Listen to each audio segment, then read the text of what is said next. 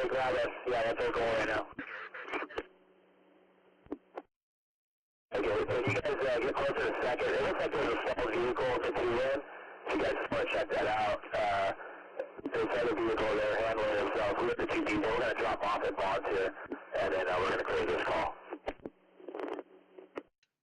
Copy, be advised, the battalion chiefs are aware there's a couple occupants we did pick up that are now stationed in the back lot of Station 1, getting assistance.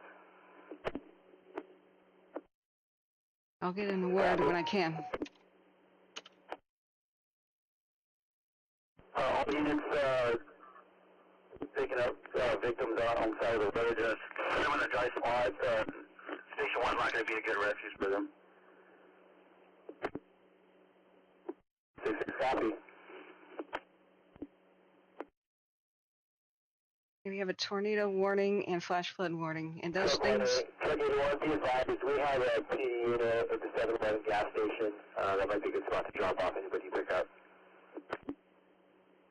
Yeah, we're dropping them off here at Vaughn. This is drive, the parking lot drive one.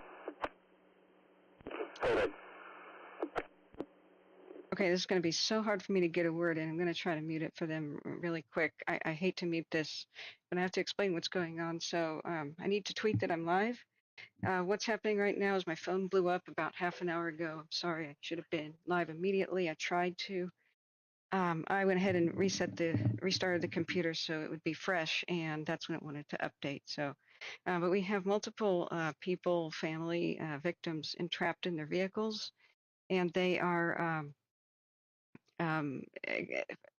experiencing torrential rain right now, and flash floods are in progress. They are happening everywhere around the Oxnard area and Ventura area. I was hoping that Waze right here would start showing some of the roads that are closed.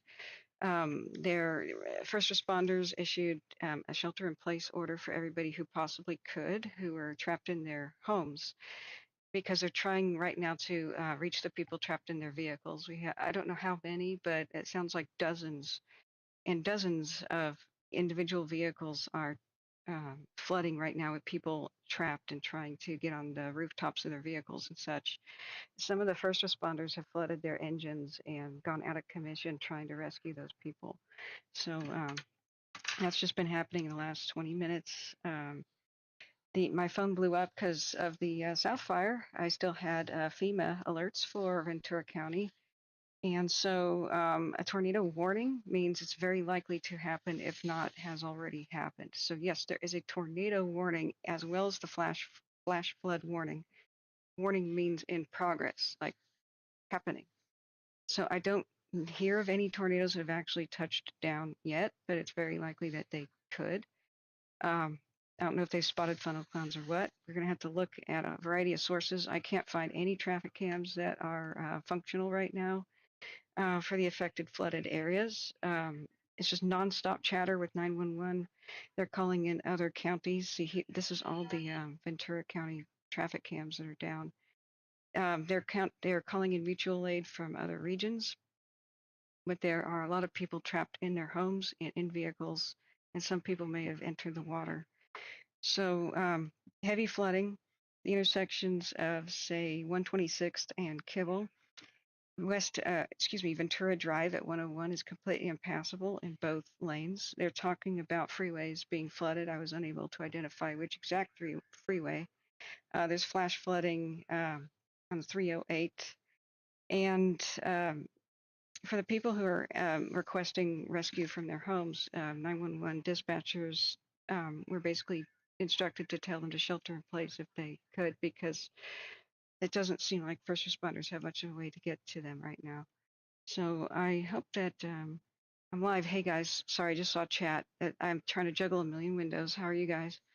Yeah, this is some pretty serious stuff. So I'm going to turn the radio back on right now. I have to get a drink and some food. I haven't had any food. So I'm going to turn on dispatch, and please help me interpret what's being said, because a lot of it's really fuzzy. So I'll be right back. Anything, or you need anything from us? Channel 1, you recovered by tones, repeat. It is only right audio for the most part.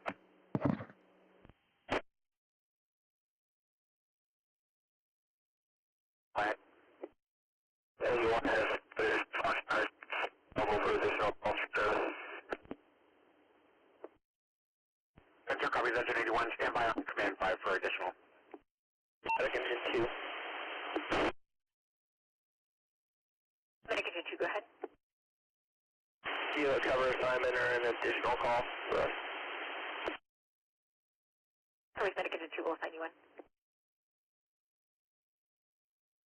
So we're going to assess if the 151 with the one additional engine that's here in case that it could handle you cancel the remainder of the balance.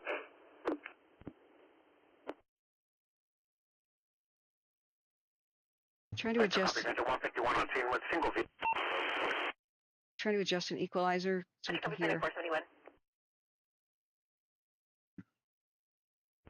And medic engine 3 can handle additional response with water on the gimbal cancel.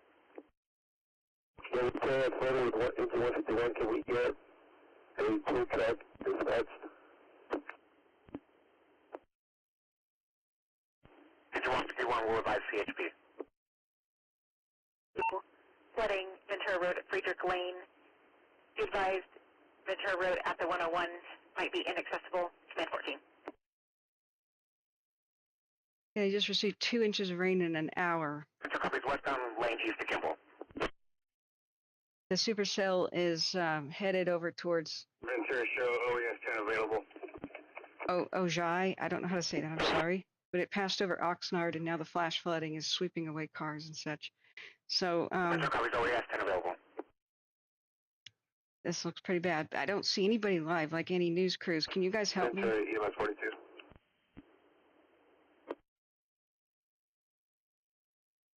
Maybe this one? Ventura County. So a flood warning is in effect there until about 12:30 in the morning. So if you're viewing from that area, there can be some flash flooding issued by the National Weather Service about an hour ago. Now, as we head down to the east, we're still getting rain. Not a lot of snow, but if you get up around 7,500, 8,000 feet, we are seeing snow at the very highest elevations. As we go down into OC, only a few scattered showers, but earlier. Okay, that's not relevant. I'm turning back. That's live, it says, but it's got to be a repeat of just some random stuff because there's some insane stuff going on right now with the live water rescues and the people trapped. It sounds like hundreds of people are trapped between vehicles and homes right now. Some people have been trapped in elevators too. Holy crap. Rescue for the Devon incident, 1325 Devonshire Drive. Okay, let me look back at chat, friends. Sorry. Yeah, hi, Express Van Extra says, Mark, good to see you. SB Kathy, Saddle Tramp. I got a tweet that I'm live. It's just been absolutely riveting. I don't know what's going to happen to these people. Station 51.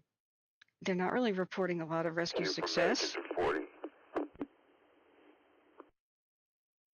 Go 42. So are you on Grimes or are you on LA? I'm on LA, approximately 1 mile. 68 investigation.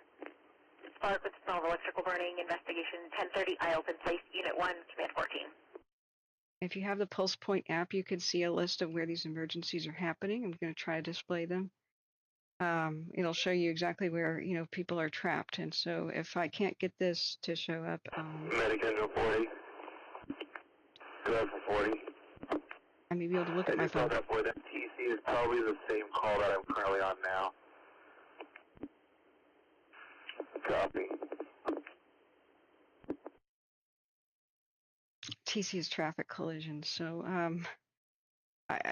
there's still regular emergencies happening. Agency sign in. I don't think it shows on the website what's going on. Ventura.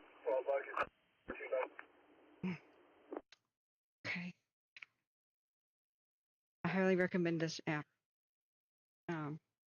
This is one of the ways that I 12, go ahead for Ventura. found out how bad it was. Ventura, Crew 12, we have a major flooding between Vineyard and Patterson Road. Any way we can get a swift water team to this location to double... 42, medic 452, cancel. See, dispatch is going to talk over fire. medical will. They said something in Patterson Road, major flooding, but really major flooding is what they've been saying about everywhere right now. So there's multiple water rescues going on. People's Ventura copy is Crew 12. We'll attempt to get a swiftwater team into the area. yeah, they're getting Crew 12, can you confirm the cross streets? boats to the area. It sounds like water team rescues, airboats perhaps. Crew 12, can you confirm the cross streets? Yeah, we're going to go Channel Islands, Ventura Road, and Patterson Road. Okay. So then we got our Ventura answer. copy. Channel Island Road, Ventura Road, Patterson Road. Major flooding. Also the intersection of Highway 101 and Ventura Drive.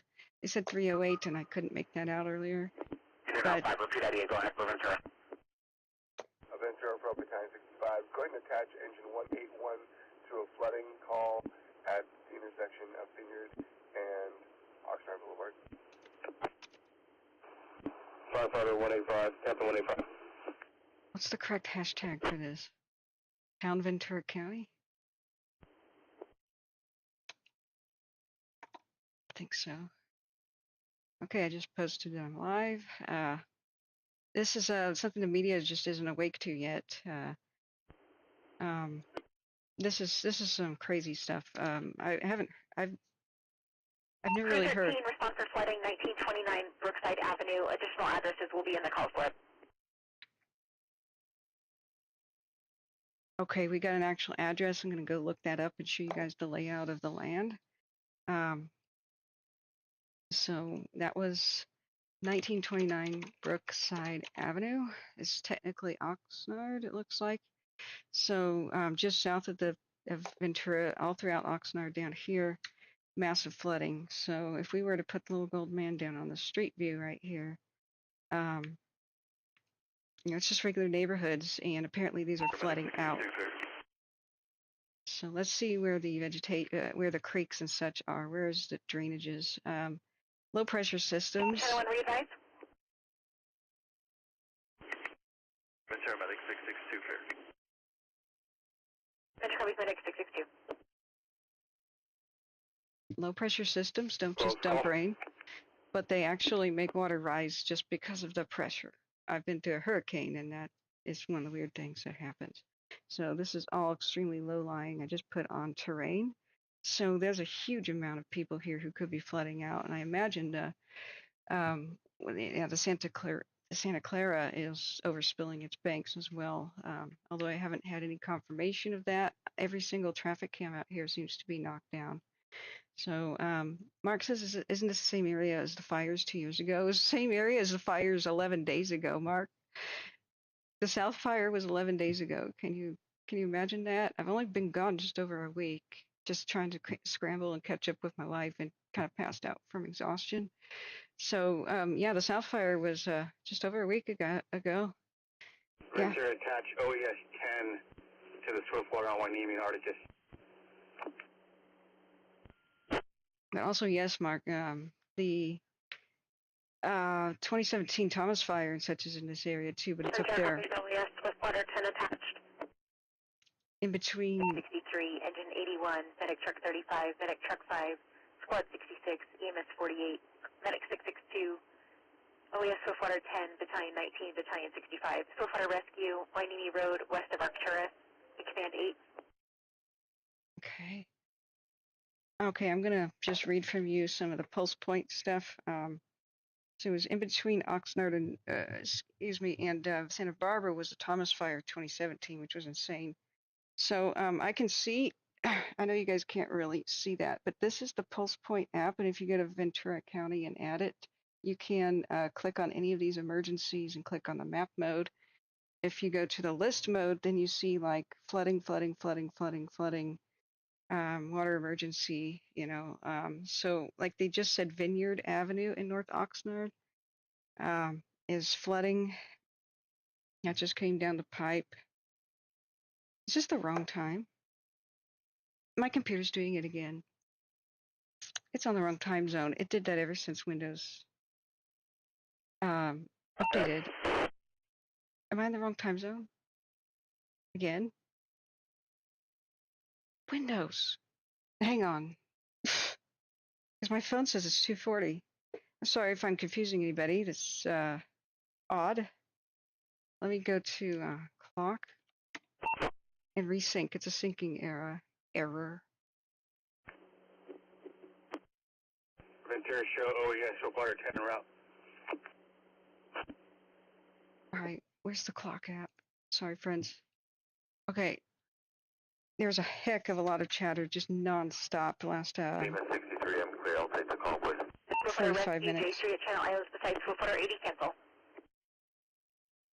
Okay, they're canceling a water rescue near the Channel Islands. Floodwater 10, we'll show you en route. Hot unit handling in place of EMS 48, readvise ready. What actual time is it? What actual time is it? Express Van Exorcist says viewing weather radar on the weather underground showing a bulk of this weather that causes problem interiors.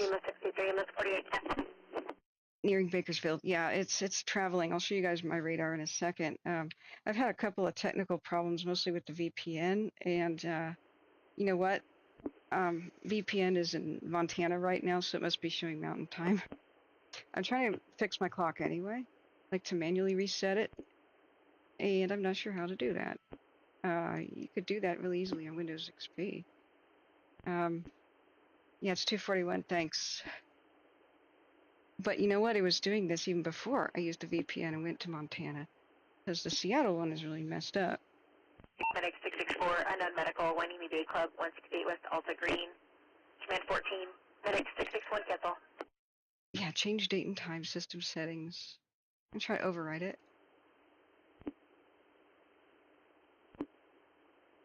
Yeah. Pacific time. Hey, it is on Pacific time. I just did it. Sync now. There. 661 is clear. Got it. Sorry, friends. You're in Oregon right now, Mark? Where at? You want to go to the Waffle House? It's open 24 hours. Ticket to 2 Medic 661, ill person at the Chevron at Seabridge Marketplace, 1121 South Victoria Avenue, Command 14. Okay, so back to business. Water rescue in place, South J Street and West Channel Islands Boulevard. There's a huge amount of medics and others trying to reach that area. We have flooding reported in so many places. Hemlock Street, Brookside, Opal Avenue, Bottle Brush, Alta Green. Many of the water rescues are vehicular in nature. 911 has instructed people to shelter in place. I was hoping that eventually, here's Ventura County Sheriff's. Ambulance 50, ill person, 830 West Woolley Road, Department 6, Command 14. Okay, they're still having normal kinds of emergencies. Squad 68, we're going to divert you from the investigation to a ill person off Woolley. Okay. In general, on the map, this entire area is flooding right here. Most of Oxnard. The water. Especially right around here, east of these Channel Islands areas by Oxnard shores. 2019. This is the Arcturus incident, 9270 Denver Street. Here it makes sense. There's a canal or something right here. So we know that Highway 101. 101's impassable. Can you show us on scene of a call at the intersection of Patterson and Hemlock, assisting patients off of the top of their vehicles? Okay, what happened? Sound. What happened to sound? What's going on with the sound? Okay, did we lose sound? Vector copies, Crew 14. We have several flooding calls in the area. We'll attach you. I think it crashed again. Can you guys actually hear me? I'm getting angry at this update. 1985, flooding, 200 South E Street, Command 14. Now, it's either I did lose sound, can you guys actually hear me? Or I lost the ability to see the bouncing bars on the software. The audio is good? Okay, I've lost the ability to see it, this happened last stream too. I was really hoping they'd have a update that would fix these problems, but we'll just have to wing it. Do please let me know if there's any actual issues with sound, something too loud you can hear. Okay. Level Anchorage says no flooding, but thunder has been intense. Where are you at, Level Anchorage? Oh, you're in a hotel in Ojai? Hope I can leave Friday morning trying to get to the Bay Area. I don't know about that. Remember, there's a tornado warning. And 53 medic 665. I'll show you the area where. 665 medic engine. I don't know that I'd sleep tonight. Medic engine 53 medic 665. We see that you cleared from call on the CAD. Are you still on scene? No, we just cleared. You go ahead and cancel. There's no need. Medic 665 copy is canceled. Okay. Medic rescue engine 31, rescue ambulance 30, medic 441, TC, northbound 101 freeway, south of Moore Park. Command 5. Yeah, something's coming right for Ojai. There's a lot of lightning over there. 31, go ahead. They may have canceled the tornado warning. Let's see. I would highly suggest downloading the FEMA app right now if you're in the area. Behind you over there on San Juan Boulevard, I'm in front of you. The patient's there on the center divide. One patient in the vehicle. You can just stop traffic over there on that side, and we'll wait for SWIFT to come in and get the guy out. They may have just canceled the tornado warning. You guys think about 83 to 81, where the Channel Islands in Ventura are obstructed by flooding. Yeah, first responders at Channel Island in Ventura are obstructed by flooding and cannot reach the entrapped victims in that area. So a lot of people are being told to shelter in place by 911. At least that started to go out an hour ago. 19 medic engine 63 is on scene. Okay. It's you down the corner. Vehicle will be on your right, but it's pretty flat down there, so I want them to come over here towards me to your left. Yeah, a lot of first responders can't pass. Those that tried to got stuck in a couple of, at least one, of 81 on command 5. vehicles out of commission due to engine flooding. So this is a hairy situation. I don't see any aircraft, maybe because the storm's too severe. So this is a current radar, and so it's running due north. 5, repeat ID and go ahead for Ventura. Ventura engine 81 is available for additional call for service. Ventura copies in. Standby break. Truck 81, we've attached you to on Bottle Brush Circle, several calls in the area. Yeah. There's too many to talk about. We have a few other resources heading your way as well. Chevron 1121 South Victoria Avenue. Okay, so sir, I'll get in on board when I can. Truck 180, standby. Like Ventura Company's Truck 81, if you could just check those two cul-de-sacs off Bottle Brush and advise on status. I did see a bit of red on the radar heading toward Ojai and lightning. There's significant lightning. So we have water in the cul-de-sacs up to car door handles.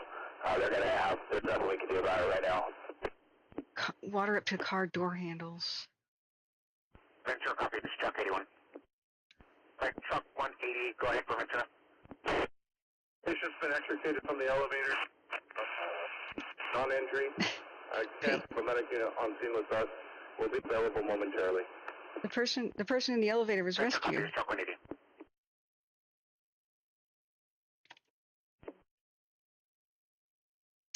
Yeah, this kind of flash flooding and crazy storms are typical for El Nino. Medic 663 is clear and available. El Nino doesn't come around all the time, so hold on to your butts. It's usually a wetter situation for Southern California during El Nino, but it's a coin toss about whether it'll be drier and like fiery during El Nino for Southern California, or it'll be hugely wet with flash flooding and landslides and that kind of thing, or the double whammy El Nino, which is both. late fire season, and well, we just saw that a couple weeks ago with the South Fire hitting this exact region here, and now we've got the floods. So we may be in the unfortunate double whammy, worst case scenario of El Niños. Knock on wood. Hopefully not. Center engine 55. What can you do? Let's look back at Twitter. Can you guys still hear dispatch? Yeah, go ahead. Engine 55. We've communicated with Medic Engine 51. They're back in service. We're returning to 55 seconds. We seem to have hundreds of people trapped in cars. Engine 55 negative. Continue into 51 for staging for future calls. And homes. 55 copy. Yeah, the 8 minutes ago, flash flood warning, National Weather Service, blah, blah, LA, Oxnard, blah, blah. It's for southwestern Ventura County and southwestern California until 3:45 a.m., which should be an hour from now. And just before 2 p.m., Doppler radar and automatic. 13, engine 66 on 5, on. J Street, just south of Pleasant Valley, command 14. I won't be able to read this. There's 3 inches in an hour almost of rain. So if you're living on a slope or hillside, be very aware of that right now, that might be an incredibly dangerous situation. If you can get to a very, non-landsliding sort of place safely, you might consider it. If not, shelter in place is what 911 has been telling people to do. But most people die in floods in their cars. Please don't go into your car, especially in the dark like this, unless you really have to. 3 from 19. Plaza 501 with Channel Islands Boulevard, command 14.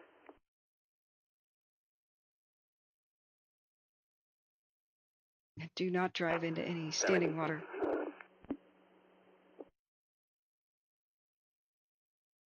I've seen a lot of red, like torrential rain over by Santa Paula, and it's heading toward Ajay. 31, or 30 on 2. Go ahead. Traffic should have returned number 1 and number 2 lane. We got 1 patient out right now. I'm checking for any entrapment. Yeah, water rescues are still in place. Yeah, I got the updated location. Looks like northbound, south of Rancho. Is that correct? Northbound, just south of Rancho. That's correct. Rancho off-ramp. Ranchero off-ramp. Okay, let me look back at Pulse Point and get some actual. It's frustrating we don't have any visual on this. Hilly saved big on a blue.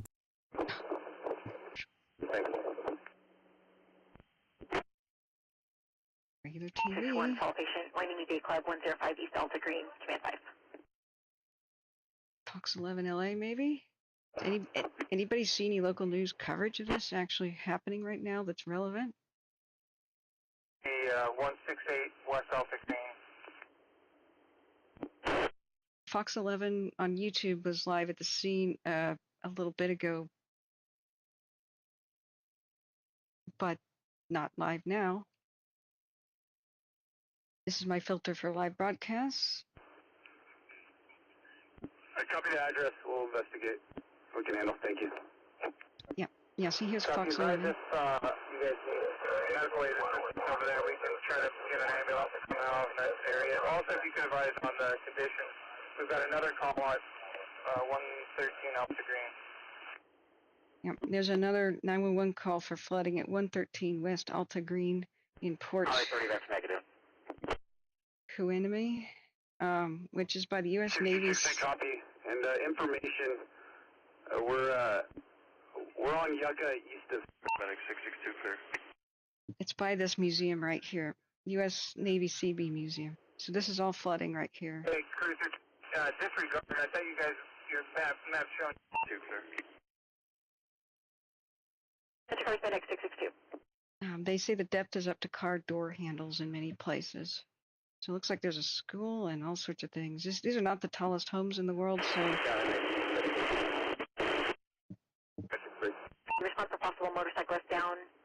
South Victoria Avenue. You could get on your roof here, but there's lightning. Engine 4. Engine 4, go ahead. If you're fit to get on your roof. We're clear a call. You can clear that call on 9220 Denver and pending also. You also have wagon. Engine 4, confirming you've cleared the call or you're responding to the call? We've cleared the call. That was the next door neighbor at 9220. You can clear that call. That was a pending. Okay. They say Highway 1. Here at Ventura Road and 101, it's completely impassable. So It's flooded about 4 or 5 feet up right now. 4 to 5 feet flooded. Vector copy. It's Chuck 81. We'll clear out those calls. Okay. Sorry, it's really hard to get a moment in here, but this Ventura Road at 101 is impassable, so I don't know if they're completely cut off from getting to the town of Ventura from Oxnard. It sounds like it, though. It sounds like nobody can get on 101. The first responders report this area as being blocked, and many have tried to find other alternate routes. But there could be hundreds and hundreds of people trapped in their homes here. It sounds like it from all the chatter of the last hour and a half, and dozens in their vehicles. So as I'm scrolling through water rescue, flooding. Go ahead. We made contact with the RP. We're going to clear. The motorcycle was for sale. There's no motorcyclist victim or patient. This is how much flooding. All of this are the flooding calls, 90% of them in water rescues, and it just keeps going and going and going. And if you see the colored words, those are medics and engines that are actually there. You can't read this, I know, but the white underneath the title are engines and ambulances and stuff that have been released from the calls. So you can see that many are just going and going. So I'm glad the people in the elevator got rescued. They've extracted many people. They've tried to drive into floodwaters, and they've drowned the engines of some of their vehicles already. But the major freeways are flooding too, up to car door handles, and just the report that up in this area by 101 in Ventura that somebody just said 4 to 5 feet of floodwaters. So, wow. Oh, I said I was going to go get something to drink, and I better. I was hoping Twitter would have something going on. Here, this person says it's coming down in buckets. I'm sorry, I did not mean for that to actually have a horrible sound. The tornado warning is over.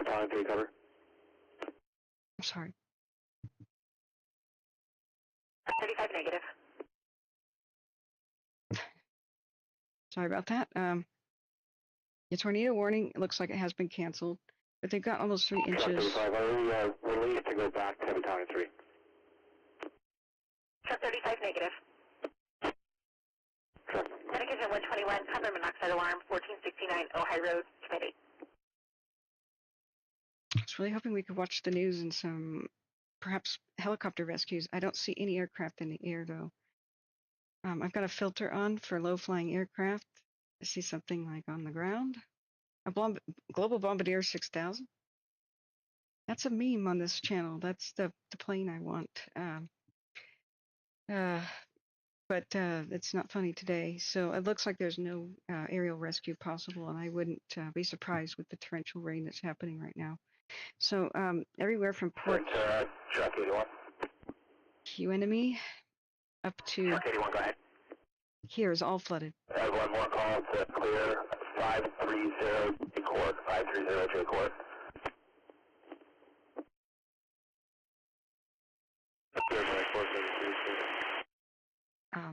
The wildfire cams don't really show anything. Medic 473. Medic 661, go ahead. They're just so Unable general. to access due to flooding. Trying to find alternate route.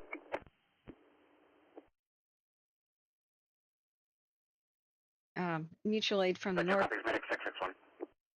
Mutual aid from the north has been incredibly difficult because of 101. I think this bridge is out. 156. Flooding Gonzales just west of Ventura Road, command 14. Not like destroyed, but the on-ramps are flooded. At 101 and crossing the Santa Truck 180. Clarita. Truck 180, go ahead. I'm just going to get a drink. Just went through the intersection of Ventura Road and Woolley. We have that. Ventura engine 62 is available. Additionally, you can clear the smoke investigation call and save yours and help.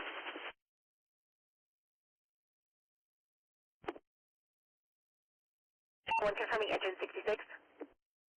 Engine 62. Check out engine 62. Looks like it's time for coffee, friends. 661. Yeah, it's like 3 feet deep here. You're not going to make it. Just go ahead and stage there. We're going to try and make access. Ventura engine 185 clear. Check out engine 185.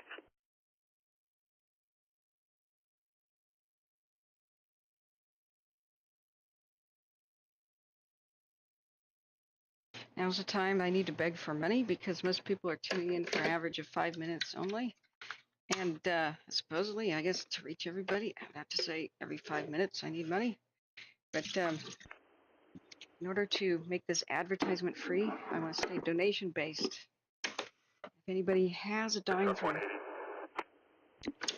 a super chat, I'd be quite grateful. We've got several vehicles that are abandoned along Woolley Road from 5 Points to Ventura Road, as well as southbound Ventura Road to Hemlock. No vehicle is occupied. These are just abandoned vehicles that people have left in the roadway. That was the description as needed. 85 flooding, Surfside Motel, 615 East Port Wayne Road, command 14.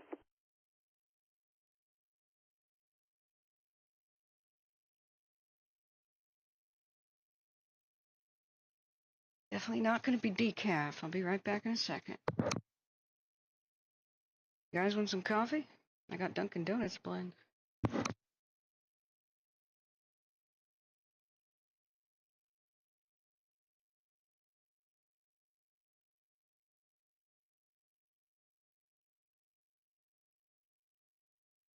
Some ASMR sounds here of it's kind of like a plastic Dunkin' Donuts thing. That's my metallic coffee spoon going in. Lid snap shut. Ventura Division 14 on command 8. Division 14, go ahead. An update, Wyoming Bay Club currently is under about 40 feet of water. We're sheltering in place. If anything changes, we'll update you. Ventura Truck 35. Truck 35, go ahead. Show Truck 54 in quarters. You have updated cover assignment for us. Truck 35, stand by 1. How you doing, Mark? You all right? You want to meet up? You're in Oregon, eh? Been worried about you. Okay, I've got to change my sweater. The coffee's making. I'll be right back. 66181. 661. Yeah, we're going to need to transport this patient. We're going to work on figuring. Fire alarm, IMT Wood Ranch, 645 Country Club Drive, Unit 828, command 2.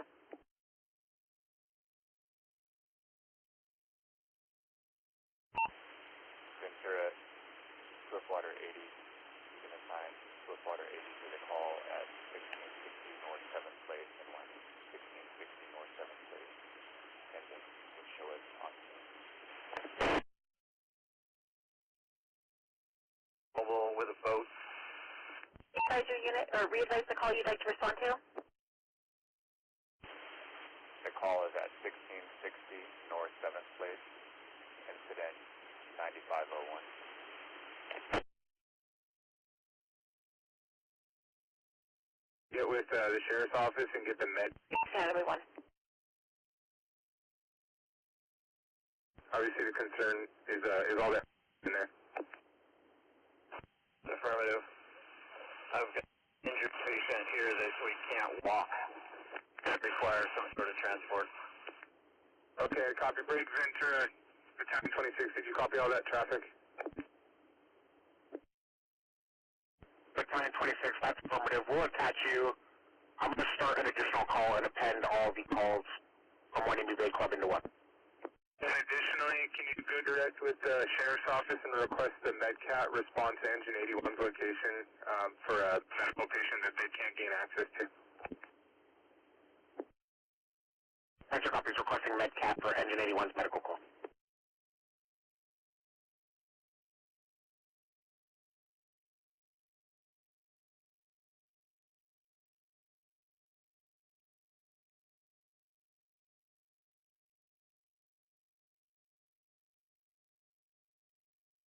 Ventura, truck 180.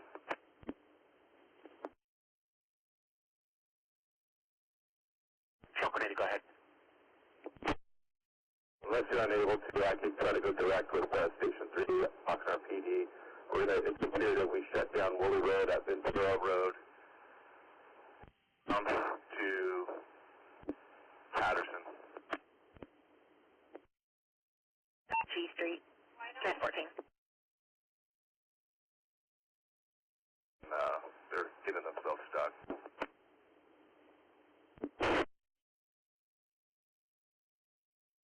Ventura copies will attempt to get a shutdown.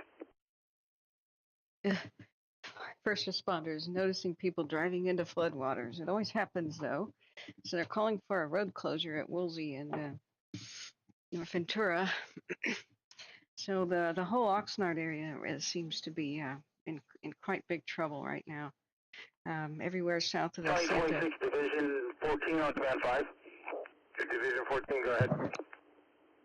Copy your request for the MedCat. Can you advise 81? It's going to be a delayed response.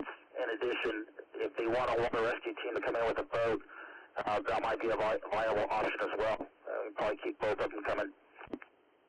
Okay, copy. Yeah, we'll continue with that. Break Ventura, can you start the closest water rescue team to Engine 81's location? Ventura copies requesting a water rescue team.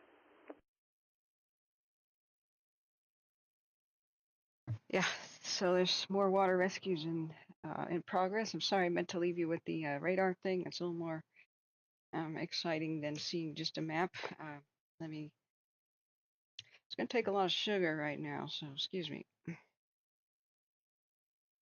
And I apologize that I'm red or peachy or something. This light 66181. helps my migraines.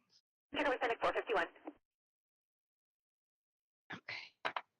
You're on Ukiah in Channel Islands.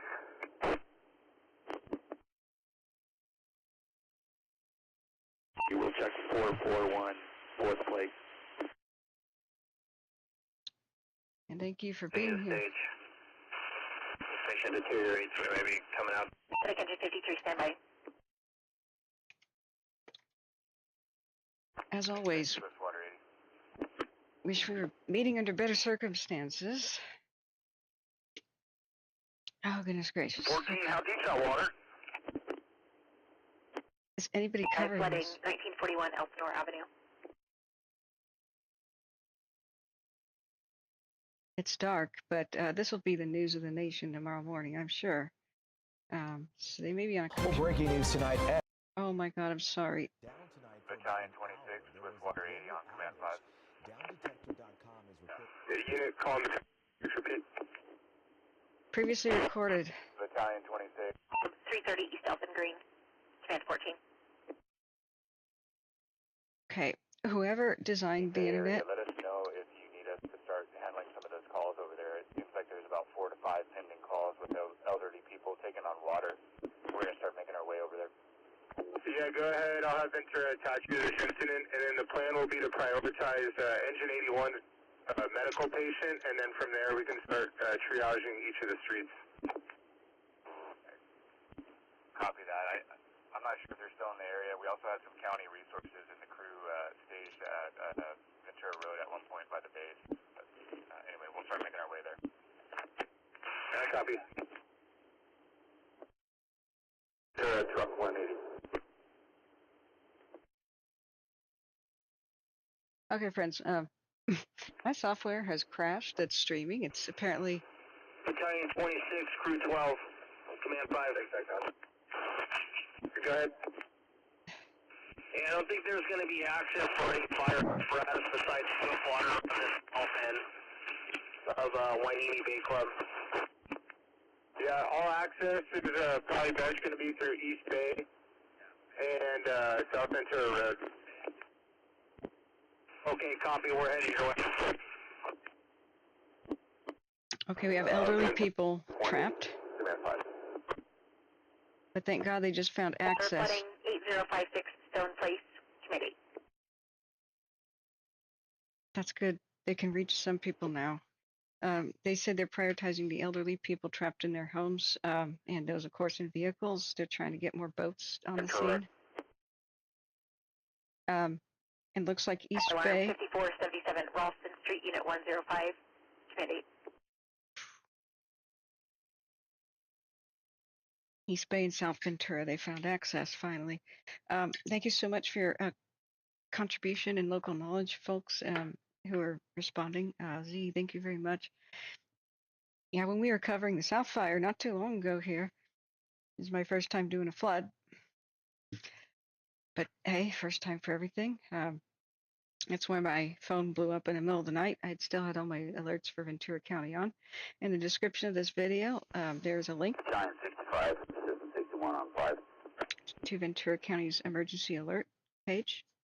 Do press it if you're in the region. Do download the FEMA app, FEMA, Android and available on iOS too. And put in your location. This is going to be actually amazing. That's what alerted me.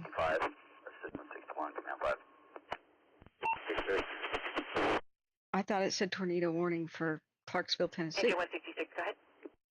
No, it was Ventura. Passage to the call 1831 Bernadette Street. 1831 Bernadette Street. Ventura by the Kitchen 53, you can clear 441, fourth place point. More 911 calls. Okay, so let me look at chat, friends, and do tell me if anybody's covering this live or if there's something to watch video. Thank you so much, Lady Bird, for your kind donation. Everything makes a difference right now. The YouTube algorithm went insane, and the channel just doesn't get views anymore. YouTube now wants me to pay to promote my own channel. I want everybody to do that. I'm sure the rich people can do that, and that's why popular channels are getting more popular, but the rest of us are on food stamps practically. It's everything has changed for the last couple of years. It's incredibly difficult to make a living here. They're following the pay-for-play Facebook model, and YouTube itself lost a bunch of money, and so they're desperately doing a whole bunch of things, raising the cost of YouTube Premium, limiting, 4K and whatnot to people who pay. They're putting ads. Alarm and Consolidated Precision Products. Blocking people who use ad blockers, putting excessive amount of ads. They've taken away our ability to choose when ads happen in our own videos. So they'll just do it for you, and that's because they want to cram as many on there as possible. Not that I've ever been ad-based, but it's that's the number one way people make a living on YouTube. So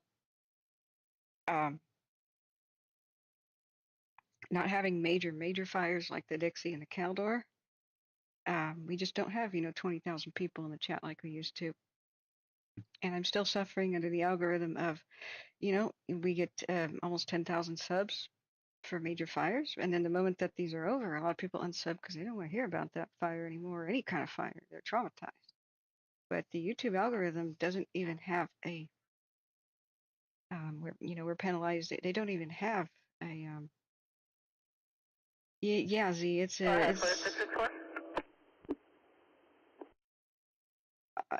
terrible. I mean, I don't want to make, Medic 664, all Wainini Bay Club incidents will be handled on Command 5. 664 copies, Command 5. sorry, I don't want to make it about me right now whining. No, I'm trying to help the public and trying to stay alive financially while doing so. Flooding in the back house at 643 Collins Street, Command 14. But they don't have a category for what I do. Battalion 26. So I'm under the entertainment algorithm. If a lot of people unsub, they think I offended people and I should be canceled, basically. You know, like it's not a person thinking about this. It's, are my videos rising? Battalion 26. Battalion 26. Take command. We'll call this the Bay incident. Wells Road, Command 8.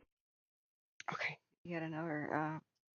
When there's multiple. AIC floodwater, they were on approaching from Ventura Bay. We'll be switching to tax. Okay, more mutual aid is coming. That was very faint. I don't know if you heard it. A lot of the mutual aid, they did a shuffle just a little bit ago, where other towns. D6, Patrol 27, in your command. Are coming to help, and then other towns are coming to help the other towns that already came to help. So it's been masterful. This has been really on the ball and very coordinated. Medic 51 flooding 646 East Ruby Street, Command 14. Yeah, I'm surprised we don't see a lot more red on the radar, Exorcist, because this has been almost 3 inches of rain in an hour. So when that hits on the hills, it all has to go somewhere and drains down. So we still have active lightning right now headed over Medic truck Ajay. 5, fire alarm 5225 Ralston Street, Command 8. I'm sure there's a lot of power outages already. Maybe we could get a map of that. But Battalion 26, utility 43 on command 5. 43, go ahead. I'll look at Twitter Do you to want see us to respond to incident or handle other incidents? Hazard investigation, Villa Capri Mobile Home Park, 1300 East Pleasant Valley Road, space 99, Command 5. mobile home parks always get it, don't they? It's cheap rent because it's in flood zones much of the time. So Truck 180. I can't believe the major news aren't out there covering it. Okay, we've cleared the vehicle at Ventura Road and 2nd Street. Patient is self-extricated and safe. We're available. We can go ahead and put the call at Little Farms Road. You can show us on scene. Sorry if this is. I'm sorry, every time I hit play on a video, it's going to be loud. Sorry about this. I'm looking at the live broadcast of Fox 11. Spill of gas, 438 North G Street, Unit A, Command 5. They are on commercial. They were on the scene 3 hours ago, so. Oh, here it is. Let's look. 66 and 66. Are they going to cover it? Where'd they go?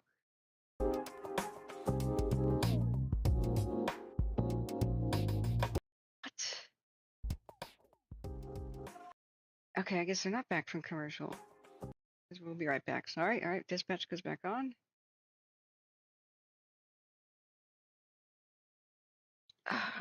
This will be the big story of tomorrow as soon as day breaks. When is dawn? 4 hours from now? Isn't it about 7:45 in the morning? Let me go back to chat. Sorry, friends, I don't have my third monitor. I found it. I found all the hookup for it, and then I realized something. My new video card that I had to buy during the height of the video card shortage for like $800 of your guys' donation money when its MSRP was like $425. It only has display ports and only one HDMI, so I have one adapter. The third monitor would give me the ability to, see chat all the time. Right now, I have to kind of duck back behind windows and juggle. So, do let me know if there's any problems if I forget to resize windows or anything of the sort. And I do apologize every time I try to play some of the news. It starts at maximum volume and it's 3 in the morning. I understand, but I think whoever designed that about the internet just needs to be dragged out to the street and in the stocks, with the rotten cabbage thing. But hey, that's just me. See, this is about Twitter outage. This is not live. This CBS LA. This is just like previously recorded junk here, even though it says live TV. How about unlive TV? maybe that should be the headline. I almost feel clickbaited here. So if we go to the quote live video, this is just more weather crap. Eyewitness 7, this is just pre-recorded when to expect heavy rain. And, like I hit the live. There's nothing live. So Fox 11 was on YouTube, and baked potato buns. That's our headline. Baked potato buns, guys. I think this must have taken people by surprise. I'm surprised. I mean, I have Ventura County on my FEMA alert thing, and I saw heavy rain, sort of a thing. But I don't.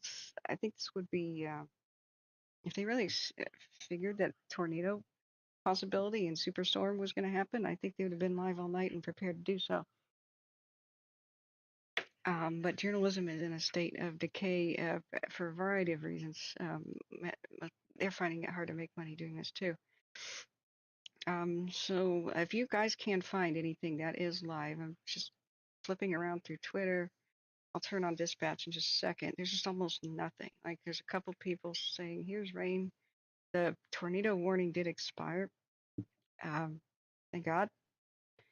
But I'm now worried about mudslides and things, and this kind of rain is insane. So it's just, it's comics and stuff. This is what hashtag Ventura County is about right now. So, maybe hashtag flash flood warning. Weather Nation, that's New Jersey. There's other states experiencing some crazy stuff lately. So I think Ventura County hashtag is a thing to stay on. Let me turn back on the dispatch because, they're talking again. Excuse me. I'm at the corner of Patterson and Hemlock, West Hemlock. We got 2 cars completely submerged underwater. Oh my God. Okay, is it south of Hemlock or is it both sides? Holy crap. Factory at Woolley, Command 5. We can gain access. The 2 cars Okay, completely. Keith, for right now we'll keep the Bay Club a separate incident, and if you need to establish another incident up there, go ahead. Oh yeah. It's about 7 o'clock. Thanks, Tucker. Christopher. Yeah, you got Ventura County is having a fun time, isn't it? Crew 13, Crew 14, Command 5. And thanks for coming back to see us. And anybody subscribe before you fall asleep. North Surfside Drive, Command 14. Oxnard Police. We're coming on the other way up Hemlock. We've already cleared all the vehicles, rescued all those people off. Good. Okay, nobody's dead in the vehicles then. God. Hi, copy. You need any assistance on the east end? And additionally, any need to clear any of the residences? Was it Lane? Yeah, switch over to crew net and I'll get a hold of you. Okay, so when that just occurred. That's Ventura proper? Or is it Oxnard? Sure, truck 180. Truck 180, go ahead. We cleared Little Farms, Ventura Road. We're available. Ventura engine 166. I can find out. Engine 166, go ahead. 166 will respond, 3406 Fairmont. Hundreds of people have been trapped and or rescued and or are Read the address. awaiting rescue. 3406 Fairmont Lane. 3406. Yeah, so West Hemlock Street in Dunsmuir in Oxnard. It must be what they were talking about. So, American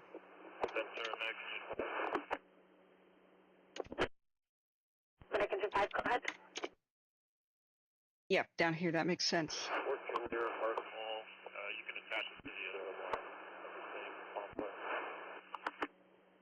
one. You're prioritizing the elderly people trapped in their homes. Medic engine 5, advise the call you want to be attached to. The rest are shelter in place. The one medic truck 5 is attached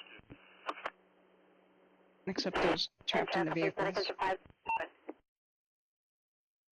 So from this entire region, as far as we can tell, is under, in many streets at least, in the low-lying areas, is at least 3 feet deep from Port Hugh, how do I see this? Hueneme, all the way up to the river, Medic truck 5, cancel. the Santa Clarita, this entire Horn area, you know. Especially by these canals, especially by the Channel Islands area. Massive problems trying to reach the people here by Patterson and Hemlock. This is 10509 Los Gatos, unit 101. cars completely submerged here. So we have impassable roads. I don't know if you, I don't think this bridge is in use right now, the 101 across the Santa Clarita, because the on-ramps seem to be submerged with 5 feet of water depth here. So there's just too many 911 calls to even mention too many different streets involved. So like, for example, currently going on is a water rescue at South J Street and West Channel Islands Boulevard. They've cleared that one. Okay, that's medic 471, medical alarm 612 via Arroyo. Committee. We've got flooding. We've still got an engine at 1921 Brookside Avenue in Oxnard. Ventura, engine 185 clear. Check engine 185. Let's go back to the radar.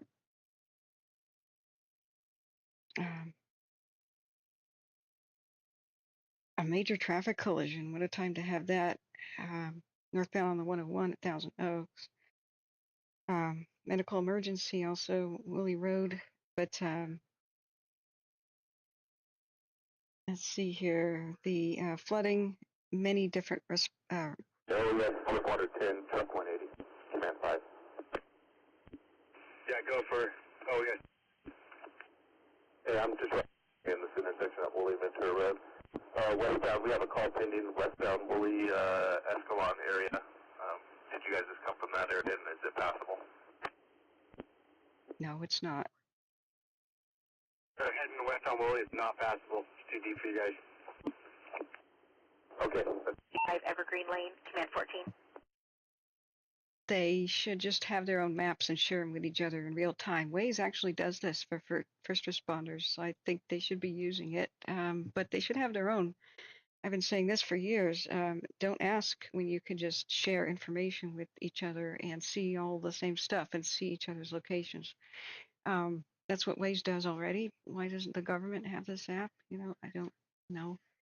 But this is not up to date because, of course, it should show that all this wagon, 53 flooding, 130 North Surfside Drive, command 5. all the on-ramps to 101 here are underwater. So at North Ventura and 101, they... Medic engine 6. Medic is when you're clear off the call, we have another call pending for you. So many neighborhoods are Medical involved. alarm 5495 Halling Street, committee.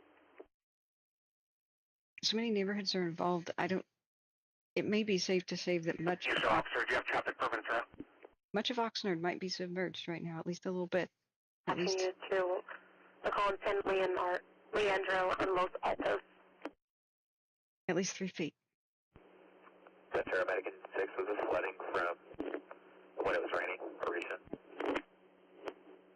Here's an example of somebody explaining that roads are closed over here on... Medic engine 6, call was put in at 02W1, the flooding at the intersection. Location?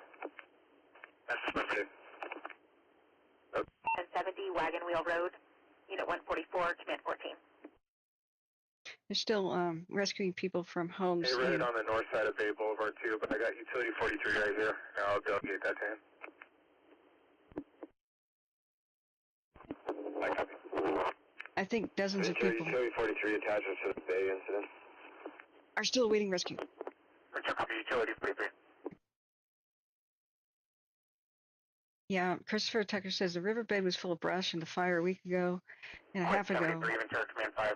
We responded due to electrical hazard. Center Port Mall. Electrical hazard, yeah, there's got to be power lines down and such.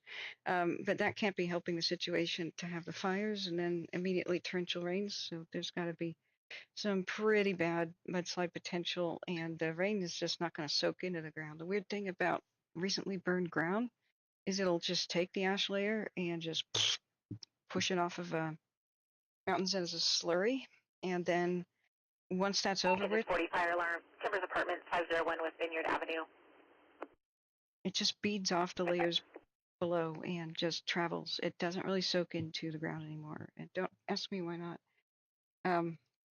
Let's look back at our current radar situation, and I'm going to continue to look for anything compelling. Like, I don't know that the news crews will come out till dawn.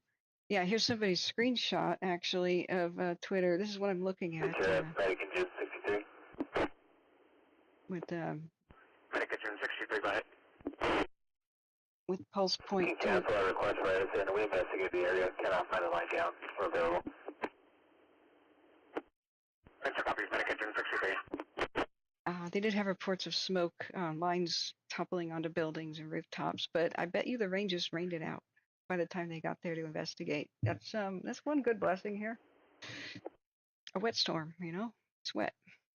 965 engine 166. Can you go to tax 6?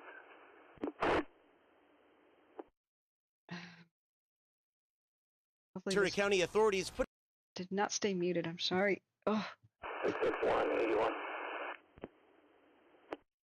Really? This is what Number they're... 661.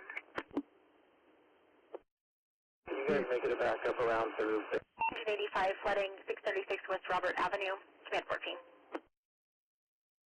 There's just some B-roll, you know? 661 copy. Is this live? No, it's previously recorded. Yeah, it's interviewing people with umbrellas. There's some of the most exciting water rescues I've ever heard. Swiftwater 80 on Command 5. Swiftwater 80, go ahead. You made contact at unit 160, Alta Green. Patient does have a minor cut and would like to go to the hospital. Our crew is walking out to maybe the crew 12 vehicle to see if we can get up there and then take them into the crew vehicle to the closest ambulance. With us, on Command 5. I would like to have... I wonder how many refugees are just pounding on their neighbor's doors saying, you have a second floor house, let me in. That happens.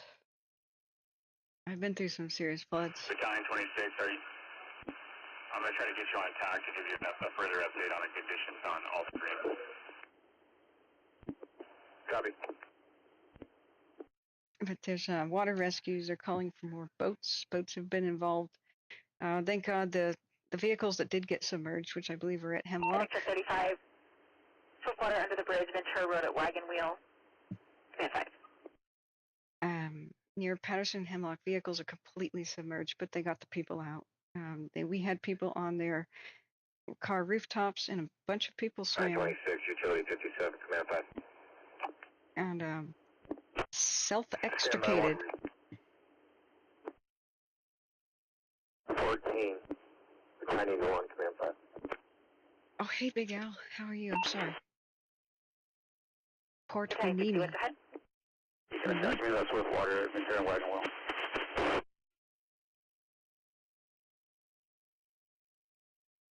Battalion 61, you've been attached. Thank you for being here, Ella.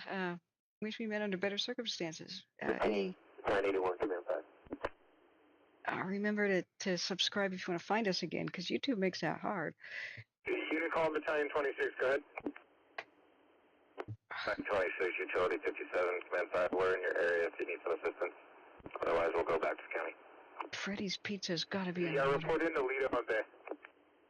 Lido on Bay. Ventura attached, utility 57. Okay. Truck 180. This intersection has cars submerged completely. 3 to 5 feet of water Go ahead. elsewhere. Ventura Road and Wagon Wheel. Let's go and start a swift water team to that incident. Okay. They're calling it an incident because there's so many Battalion 61. 911 calls. Ventura dash 10 to the swift water. Fire alarm, River Ridge Golf Course, 2401 West Vineyard, command 14. Ventura, truck 180, command 5. Truck 180, go ahead. We cleared our call. We're available 9th and Ventura Road area. Are we going to be closer to the medic truck 5 to the swift water call?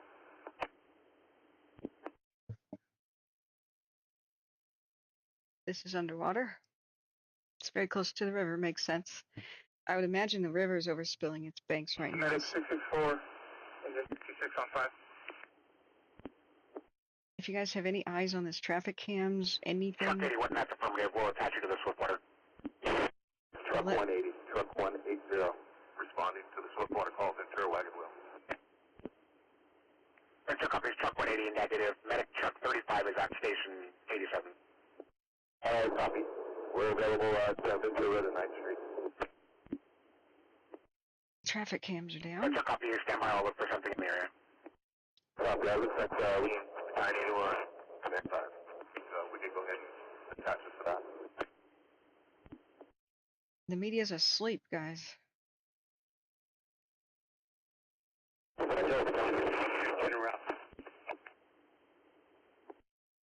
Does anybody know if anybody covering this actually live? Unit route, repeat ID. Oh, yeah, swift water 10. Ventura copies, Mike battalion 61, go ahead. Let's go and start truck 180 coming up from the south side of this incident since we have truck 35 coming up from the north. It's going to be some access issues getting there. This is the story of tonight. Your next closest will be truck 81. We'll attach them from the south. 961 copies. The first responders have flooded out some of their engines trying to reach people and sort of learned their lessons, so they're getting creative with access. But meanwhile, 166. many victims had to swim. 166, would you like to be attached to the swift water? Just make sure that the close use of resources, yes. This might be live. Last-minute supplies at the grocery store, hours before a flood advisory was slated to end in Santa Barbara County. So far, no flooding in the coastal communities, though heavy rain. Flooding, 47 Stanford Avenue, command 14. Nope, that's not live. See what I mean? I just read. That was the news at 10. This took everybody by surprise. That's why nobody's covering it. Okay, friends, if you can spare a dime for super chat. 43 BIC. I'm trying to remain Can you switch to 6? ad free. Don't worry if you can. Oh, yes, you can. Bill.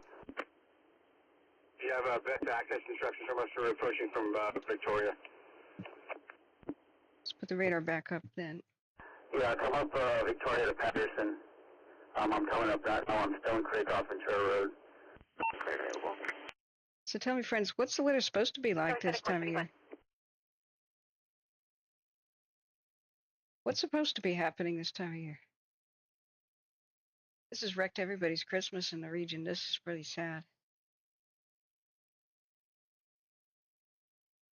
This low spinning off California and affecting California for the most part has saved Oregon from flooding. We were really looking pretty bad with back-to-back pineapple storms, and that's part of the reason I was gone. I was helping other people prepare, and we really looked like we could be flooding near Portland, and it just got really lucky that we got enough breaks in the weather. It really matters if it's... 664, engine 66. It matters if it stops raining for a few hours.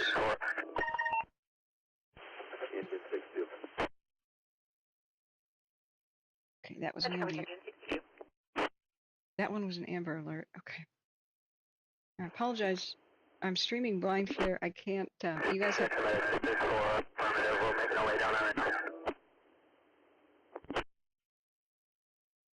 sorry guys, I'm streaming blind here. My software crashed and it says we've been live for 0 hours, 0 minutes, and it won't show me any volumes. So if volumes get out of hand, too low, too high, you have to tell me because my little bouncing bars are gone. The software is still doing that. Engine 62 flooding, homeless encampment 1301 West Channel Islands Boulevard, command 14. Oh God. Imagine being homeless and then getting flooded and losing everything around you. Hey, Strange Reverend, thank you so much for the PayPal link. I was about to do that, and you guys beat me to it. I had just copied it. You are wonderful. I have to do this because there's a heart in front of my own PayPal link. Like, apparently you can react to videos like by pressing hearts in the chat or like ha ha ha funny moment reactions, which are cute. But that went right in front of my pinned message thing. So YouTube takes 30% of all the super chats and super thanks, but PayPal takes nothing really. So I just got I got Zelle set up too. Here's my email for Zelle, or if you want to share photos. The vehicle will get access now. That's a copy. Engine 66 on scene with two occupants on top of vehicle. Yeah, 2 people. 63. People are stuck in their cars right now. Hundreds of them, at least, have been. 63, go ahead with additional. Within the last 2 hours. Disregard from 63. Enter copy. Command 14. This is a series of rescues affecting hundreds of people. Some Crew 14 were unable to access. Enter copy. Engine 35. entire neighborhoods seem to be submerged. Battalion 61, go ahead. Okay, we can handle here with engine 166. There's 2 occupants. They've been loaded onto the engine. You can cancel the remainder of the balance. 2 people on top of the vehicle. Battalion 61, engine 166 can handle OES with water 10 cancel. Ventura show OES with water 10 available. Enter. The storm was headed for Bakersfield, but I don't see any terrible heavy rain at Bakersfield unless Sector 35 3/4, advise unavailable for sector. But the flash floods are ongoing and lots of lightning up at Ashai or Ahai. I don't know how to say this. Let me go back to the chat. Oh, I forgot to eat food. Okay. Oh, thank you so much, photos. You're wonderful. Thanks everybody who has donated. It's harder than ever to make a YouTube living. Plus, you know, the economy just dried up a lot of people's extra funds. So YouTube's just not helping with the. We're not gonna, even if people are like searching for their info right now, like Ventura County information, emergency live. I put all the keywords I possibly could. My channel is not going to show up at the top unless I pay them, unless I pay for play. So that's one of the new ways that YouTube is wrecking us creators. Many, even wildly successful people with millions of views are trying to figure out how to stay alive. Well, not millions, but you know, the people who are less than millions. One of my favorite streamers has 30,000 subs, and he's like, another available unit closer. We're cut off from water. We're going to have to back up and go around a few miles to get to that call. Is there somebody closer that's available? oh man, the first responders can't make Truck 81, access. we can pull you off it and hold it for someone else. Oh my gosh, Copy. the bash. We're heading southbound back on Ventura Road. There's another call near us that way. We'll head that way. Islands Boulevard, command 5. Big Al, you're still with us. You're in Bakersfield. Thank you, friends. That is really, really matters. Trouble me, go ahead. Alarm 1200, you are now placed, command 5. Latina on channel 1, you recovered, repeat. Engine 185, clear available. Engine 185. There is a boat water rescue going on. Copy, is truck 180. We have crew 14 in the area Handling and recall on Hemlock. Copy. We're available. A water rescue's going on. Oh, where did I lose the map? Where did my map go? 62 flooding. Right here, where Wagon Wheel is. There's a water rescue in a boat on this street. 62 disregard. It's maybe backwards, but maybe you can see it. I don't think you can. It may not. There you go. See, this is Wagon Wheel and 101 crossing the Santa Clarita, and it shows the boat. 180, 981 on command 5. On this street. Go ahead. It's 10. Wagon Wheel. Okay. 150 West Esplanade, command 5.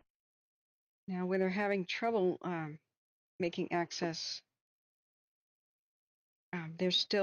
it's really deep flooding over by the CB Museum at the Hemlock, North Ventura area, Patterson. That's all at least under 5 feet of water in many different intersections.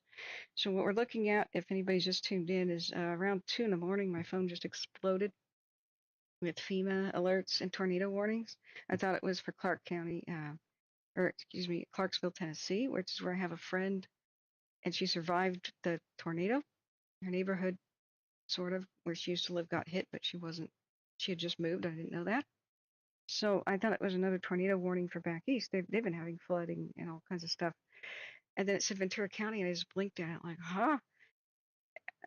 Just a little bit sleepy. And I had a really big nap today, and that's why I'm alert today, but I've got to remember to eat. Remind me in a minute. So what is underwater?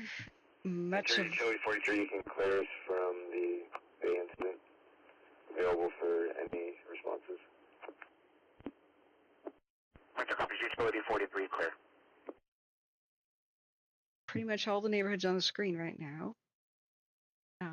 Many of them are at least in 3 feet deep of water. Some intersections have it worse. The Channel Islands, Patterson, Woolley is really bad. 57 clear bay. But so is the Santa Clarita by 101. So utility 57. if I pull back, actually,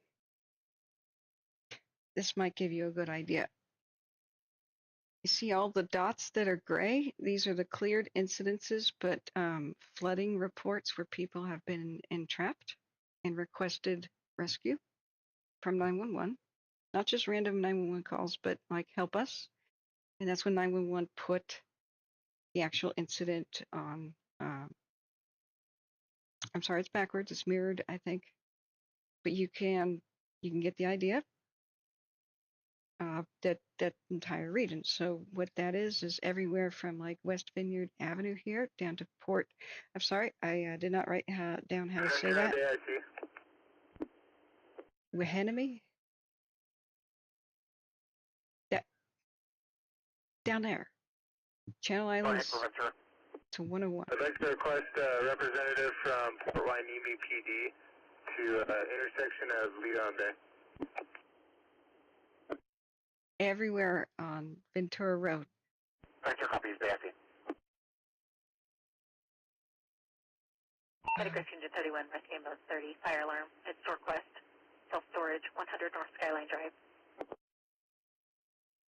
It is especially bad between the Navy CB Museum area down around the Channel Islands Boulevard, which is completely underwater, up to the Oxnard Airport. This area is drenched, and they had elderly people requesting water rescue from their homes that they prioritized. They were trying to get boats from the Channel Islands up into the neighborhoods this deep. So that was one of the best ways they could get access, was through boats on the Channel Islands. The other especially bad place right now where there's ongoing rescues is there is a boat going down Wagon Wheel Road, as far as I can tell. That came in probably off the Santa Clara. I was saying Santa Clarita. Sorry, I meant Santa Clara. 4 in the morning. And I'm sorry, my clock was wrong earlier. If people are going back, it was some. Medic into 3, engine 166, medic truck 5, medic 471. Respond to CHP en route. TC southbound 101, south of Victoria. Okay, that's traffic collision. But as soon as 2 in the morning hit, and this seems to have taken everybody by surprise, just dozens and dozens and dozens of 911 calls came in all at the same time, and it just went all over the map. Just as new incidences of people being trapped in their vehicles. A lot of people swam to higher ground, self-extracted. They called that self-rescued. Okay, Port Wainimi. Oh my God! Why can't they just spell it like it's Wainimi? Okay, I'm writing this down. Port Wainimi. And there's no K, right? Like you. Medic 664, crew 12. Hang on. Go to TAC 6. A lot of them have gone to tactical channels, but the 911 dispatch is still explaining what's going on. It was a chaos. I wasn't able to get a word in earlier. Oh, thanks, Big Al. Sangaman says, greetings from Channel Islands Harbor. I hope you're safe. Had rolling power outages around 9 p.m., hoping the flooding subsides. I need to get the wife to St. John's Hospital at 8 in the morning so she can deliver our first baby. Mama Mia. When it rains, it pours, right? Unless, I'm afraid of the copyright stuff right now. Behind the scenes, I've been battling that, which has been fun. But if I just play little snippets of songs like "It Never Rains in California, but girl, don't they warn ya? It pours, man, it pours." Yes, I suck at singing, especially that my throat is sore. But I have to sing that because if I actually just played that, I'd lose. What they would do is put ads all over my videos. Like if you playing that much of a song means that the owner of the copyright of the song claims the entire video. These often go beyond 12 hours or up to 12 hours. Then I usually restart the stream. Yeah, I've done 72-hour streams. It's fun. Whenever there's a crisis with wildfire, now I'm doing floods. Because thank you, El Nino. Squad 68, truck 180, command 5. The point is the entire. We're just down the street from you guys. Do you need assistance? They'll put ads on my entire 12-hour video as much as they want. And they make the money. They don't give me anything. Ventura engine 35. So yeah, I hope I'm helping a little bit. I was trying to keep track of where the roads were closed. I think Waze and other emergency apps should change so people like us, citizen volunteers, can get on Waze here and. Ventura engine 35, command 5. Mark which roads are closed by listening. We're unable to locate this address, 241 West Channel Islands Boulevard. Address for us.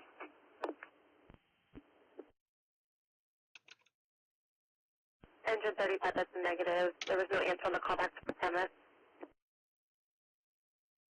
It's by the dispensary. Copy. We'll investigate the area, but there's no flooding in this area. Good. Ventura copies engine 35. Look at these eucalyptus though. Boo. Just like a 4-alarm fire ready to happen. Is that a big canal? Captain 81, engine 66. Maybe it's doing its job. 66181. What's your location?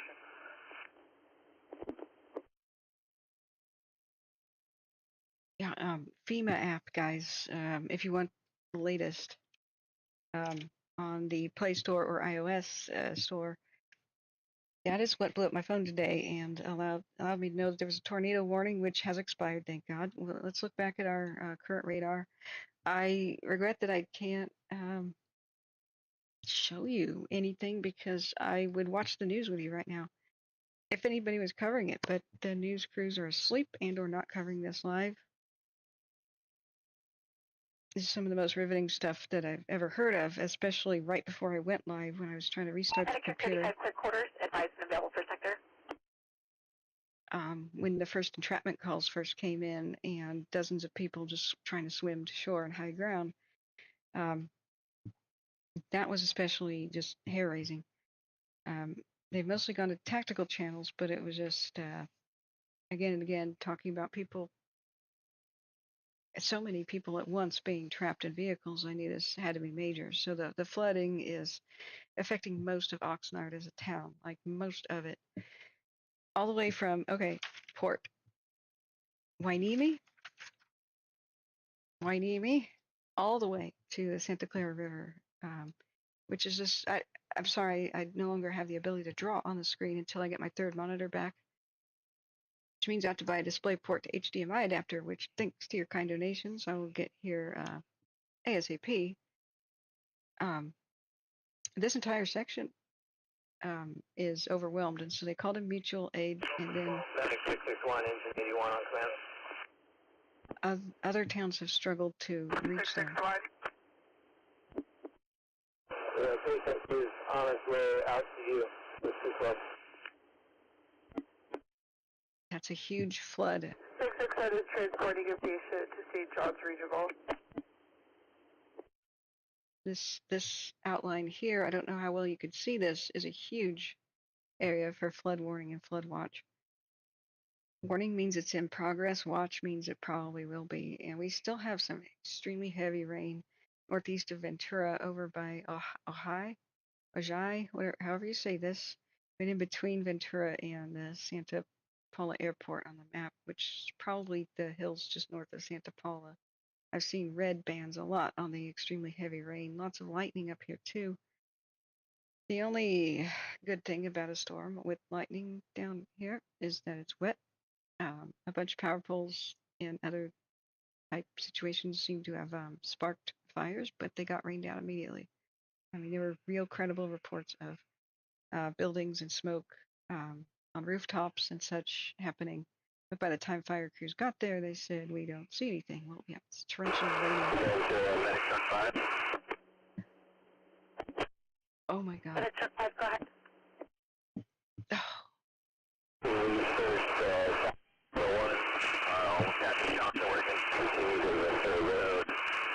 Nothing found just outside the anything particular. Oh my God, my ears. There's only a couple guys on the radio that sound as bad as that. I'm sorry, that hurts me as much as you. Medic truck 5, all the information's in the call slip. It's between Victoria and Johnson, Black Trail Blazer, off the roadway. Occupants are out near the railroad tracks. Wait, was that a vehicle that flooded, or was that a car accident? I'm still stunned by that horrible.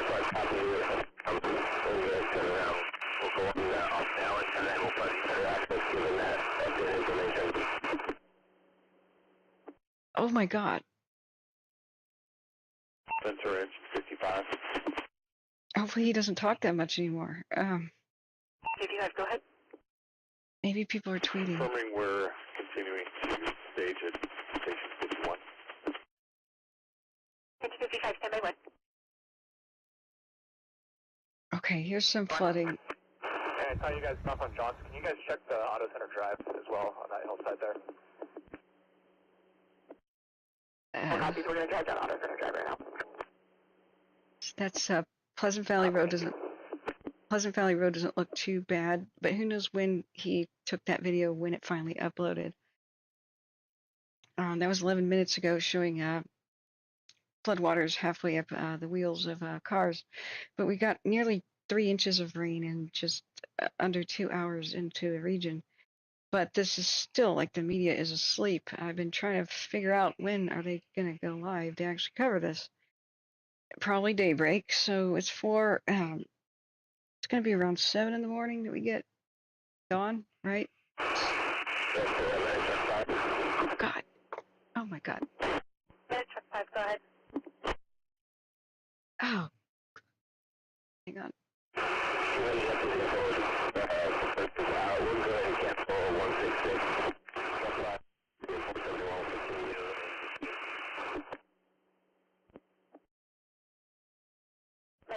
your traffic was static. You confirming engine 166 can't re-advise the rest of your traffic.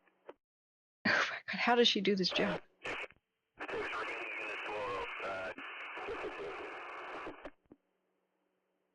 See, you look at me, I'm manually lowering the volume.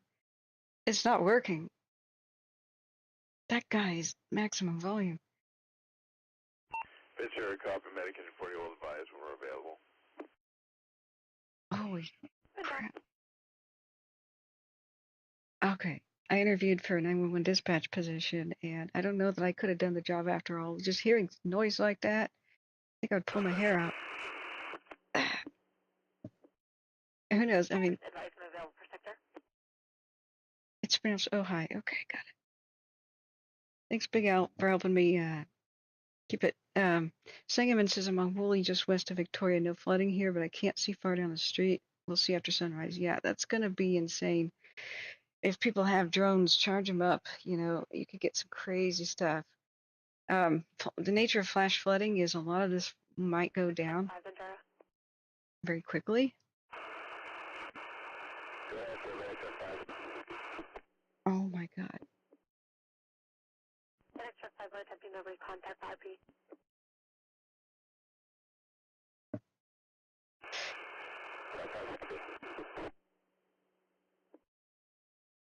Okay.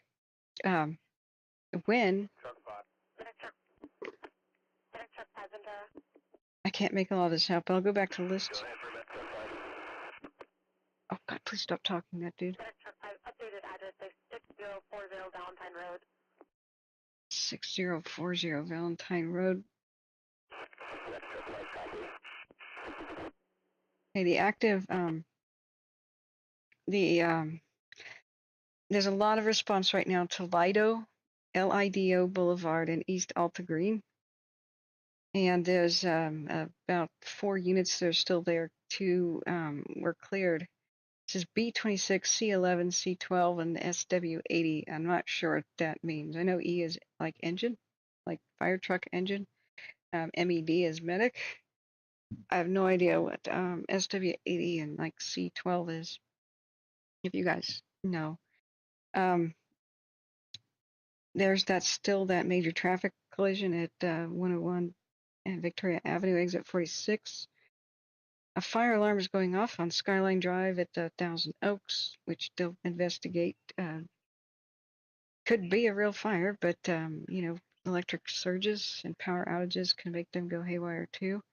But the big flooding rescue is at Lido Boulevard and East Alta Green. 451, call patient at HRLS Postus, 24 East Los Postus Road, room 147, command 2. Let's go take a look. Okay, so we've got East Alta Green. Oh, right here.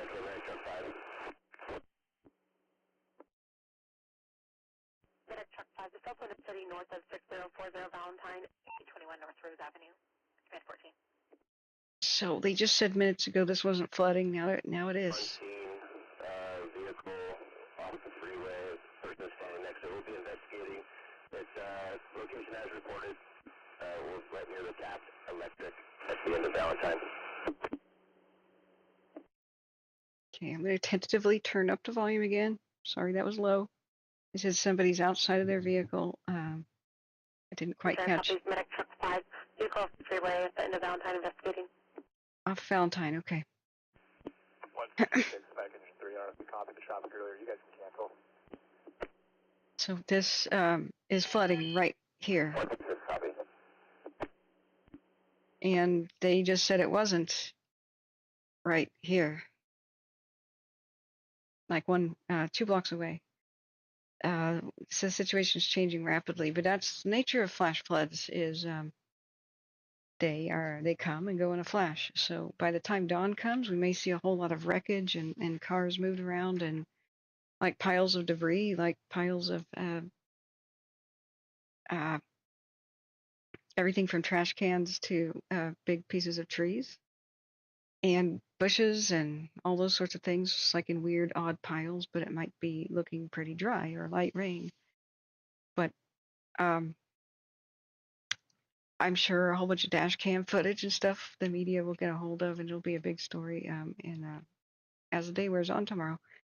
So yeah, thank you so much to Bashwood for your kind support. You are like #1 supporter right now. You and Larry Green are keeping us alive. Everybody who's even donated $1 or $2, that has mattered too. Really, really, really appreciate it. So we're trying to remain Ventura medic truck 5. ad free. Anybody? Truck 5, go ahead. Hang on. It's a single occupant with minor injuries. We're evaluating now. You can continue the ambulance to scene and cancel 3 and 166. Ventura copies medic truck 5, single occupant, continue medic 471, medic engine 3, you could cancel. Okay, at that same Alta Green place, there's a medical emergency as well as the flooding call. So it looks like I think that's what they just said. They've got under control. But there's more than one medical emergency that was called in on Alta Green. So I don't know what that means. If more than one person had an injury. Yeah, I see from Superintendent 11, we got a resident, non-ambulatory, requesting transport to the hospital. Address is 171 West Channel Islands Boulevard, requesting an ambulance to rendezvous with us, intersection of Lido and Channel Islands Boulevard. I copy Blake Ventura. Did you copy that request and reporting location for an ambulance? Right next door here. Ventura copies, requesting an ambulance to 171 West Channel Islands Boulevard. Speak of the devil, that's the other. It's got to be the other. It's either this. Additionally, can I request one additional ambulance to Bay and Lido? Okay, there's possibly 3 medical emergencies on this block. So here we go. The nature of flash flooding can be like somebody's in a car trapped, but then a floating car comes by and bashes into the one they're in and, crushes people's legs in between cars. That kind of stuff can happen. I'm not saying it did, but that's, you get a mix of people just needing to be rescued and people actually injured by the flooding. There can be all sorts of stuff in the floodwaters and in the debris that you can't see. Like, for example, there could be a completely submerged car, and then somebody drives into the flooded intersection and then rams into a car that's submerged. It's dark, Don't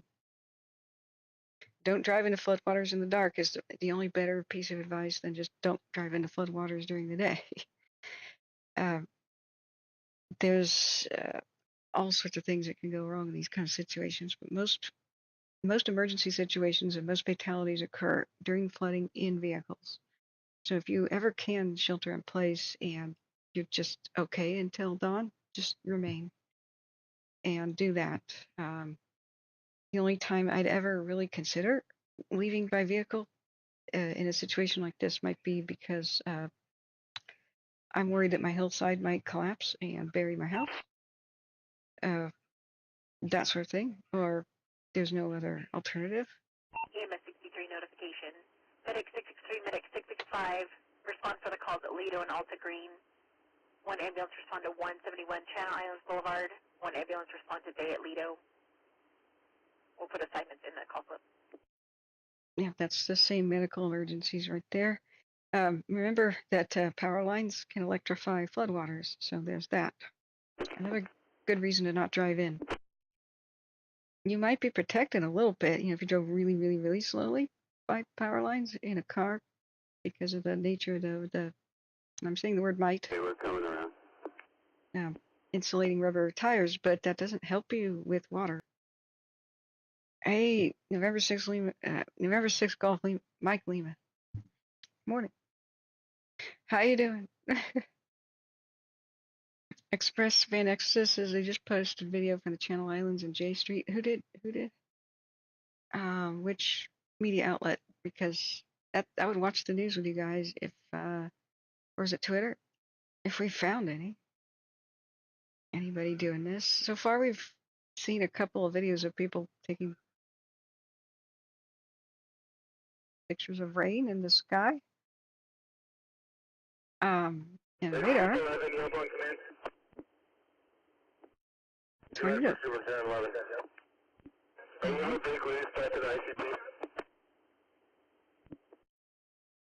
Firm, stand by 1. Commercial fire. 3-alarm commercial fire in Moreno Valley. What's this? Yeah, it says the flash flooding until 3:45 a.m. Like it just stopped. No, it didn't stop.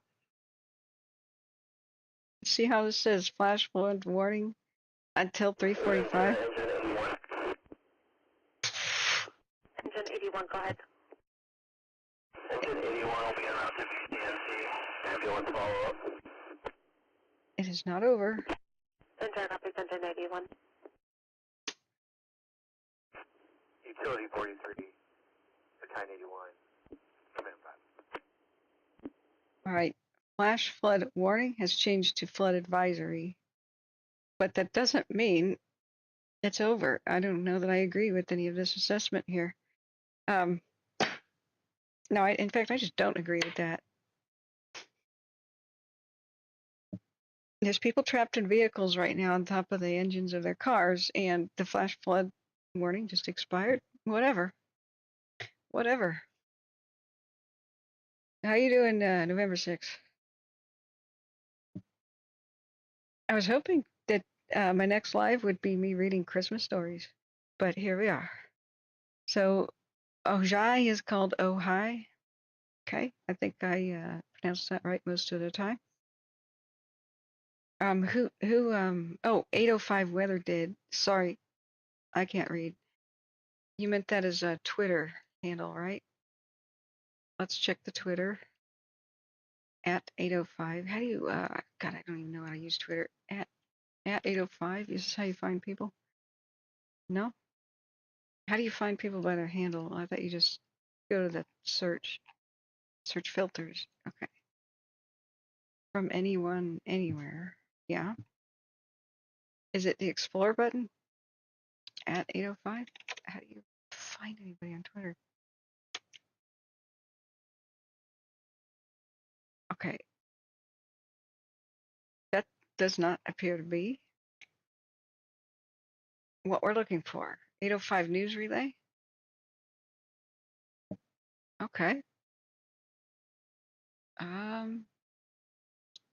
January 25th. That does not seem timely. So what's the Twitter handle here? DB says you're doing an excellent job covering this. Thanks. I'm doing the best I can. Sorry. I have not eaten yet. Wish the media was, and I would just watch it with you guys. Now, Fox 11 was out 30 quick orders. 3 hours before this happened, but whoops, that's cannabis. Nope, I don't want to be flashing that. Get demonetized real fast. So it should be pound Ventura County.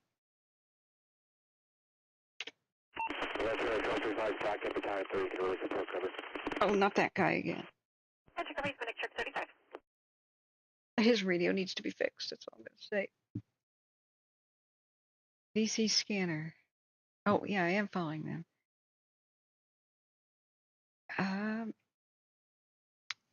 Okay. Yeah, I found it. 805 weather. Follow them too. Holy mackerel. I can't show you this without permission though. Let me ask for permission. 3043, time 81, command 5.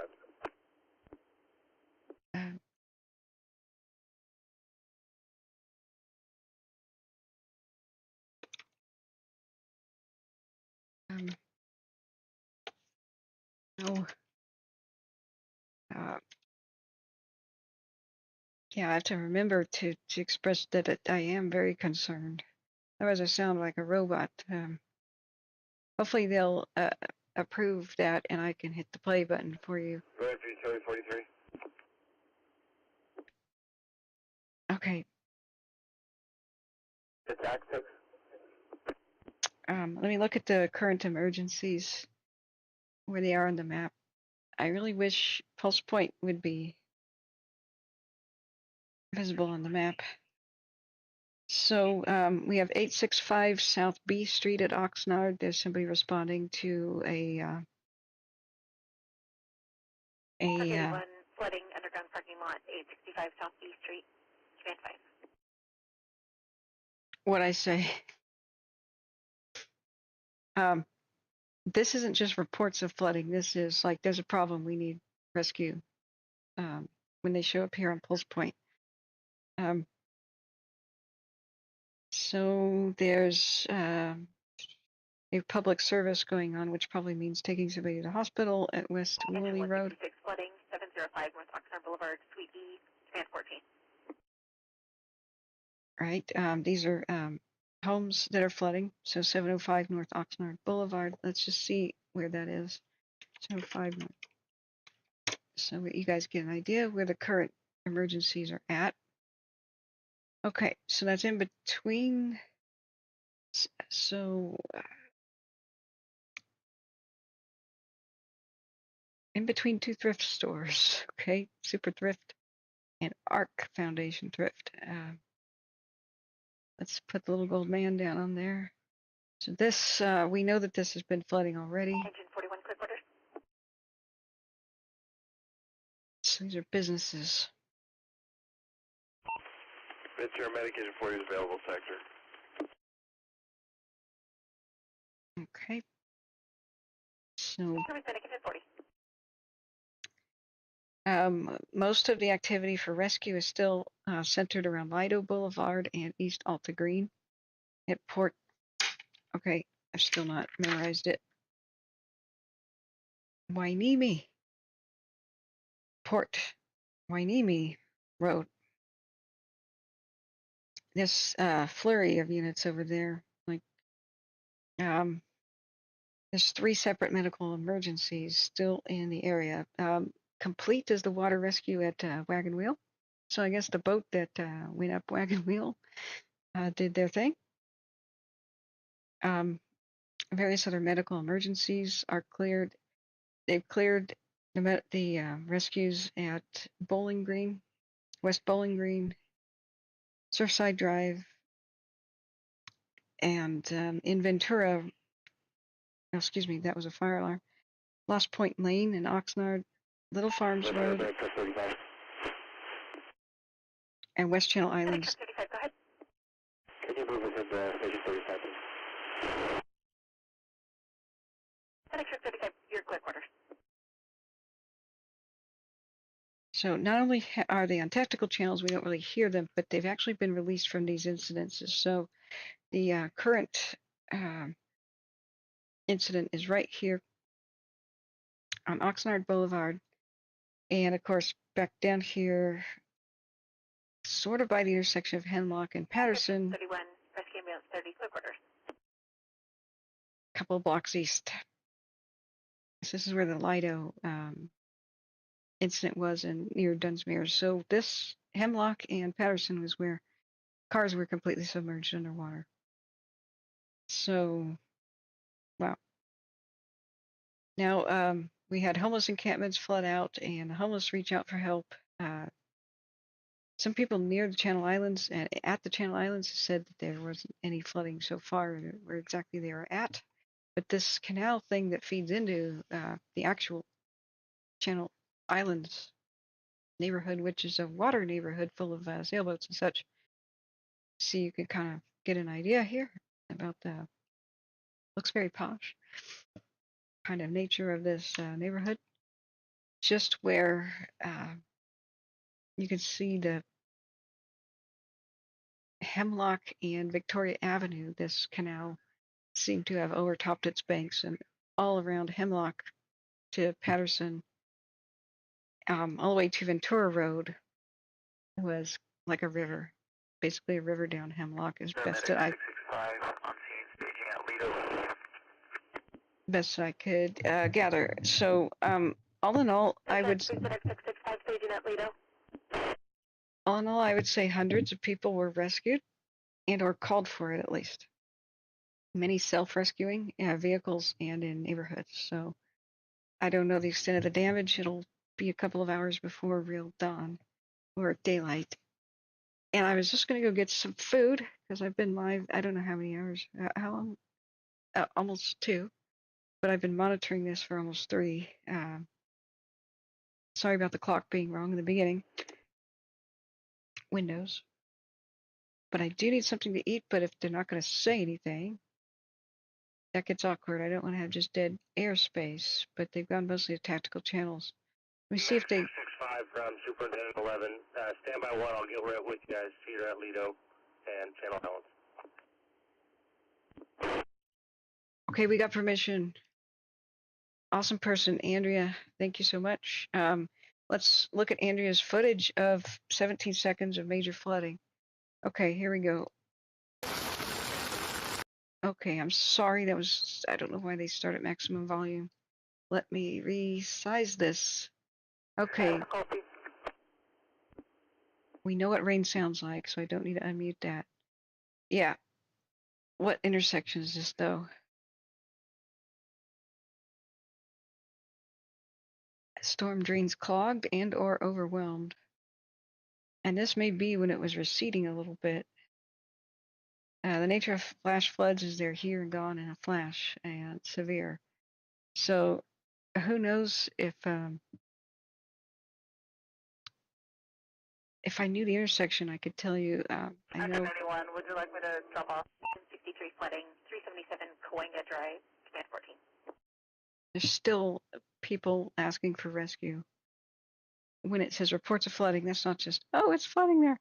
It's somebody needs help there. So this is dispatch talking to units, assigning them. It's not like FYI. So I do see lights on, you know, at least some parts of the town. But unfortunately, I just can't. Oh my God, just pausing it, unmuted it. I'm so sorry. Command 5. Oh, 81, go ahead. Channel Islands and J Street, duh. Let's go ahead and clear Medical 63 off the Cahuenga call. I'll go ahead and research that, and then I'll call if we need more resources. We clear them available. I'm tired, guys. Okay. Channel Islands. Correction. Medic 54, truck 54, rescue note 50, medic 452. TC, Amazon Distribution Center, 3001 Mission Oaks Boulevard. You have command 2. All right, that's this intersection. Wow. It's a lot of water. It's, the footage, I'll replay it again in a second. Was somebody at 31, fire alarm at Storquest Self Storage, 100 North Skyline Drive. Was somebody filming it from the roof? Oh man, it looks bad down there. Could be out the window, could be from the roof. Medic 663, Troop 7, Command 5. Head for Medic 663. Hey, can you roll over to TAC 6? Tactical Channel 6. Okay, so I believe it was actually taken from this corner. Ventura DR Hwy. See this little thing? See the little power box? Go ahead. Can you clear engine 66 from the head bridge and reattach them to this incident, please?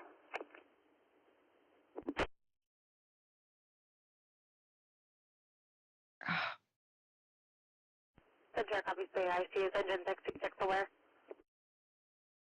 Yes, that's affirmative. Additionally, VTSO MedCat is on scene. Ventura copies the AIC. Okay, I forgot to redo the window. Excuse me. So, yeah, when I get my 3 monitors set up, I'll be able to see everything at once, but I need to buy that adapter for DisplayPort to HDMI in order to set that up again. So, unfortunately, that house, you know, just got flooded. So this was probably taken from an apartment window or maybe a balcony. But you can see that this house got flooded and any cars were parked right here. This was the view from this complex over there. So goodness gracious,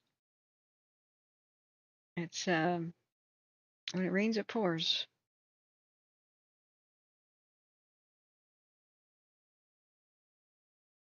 Now, typical weather is supposed to be pretty warm, pretty warm. You know, a lot of people come down to this area from Northern California to enjoy a warmer, more pleasant Christmas.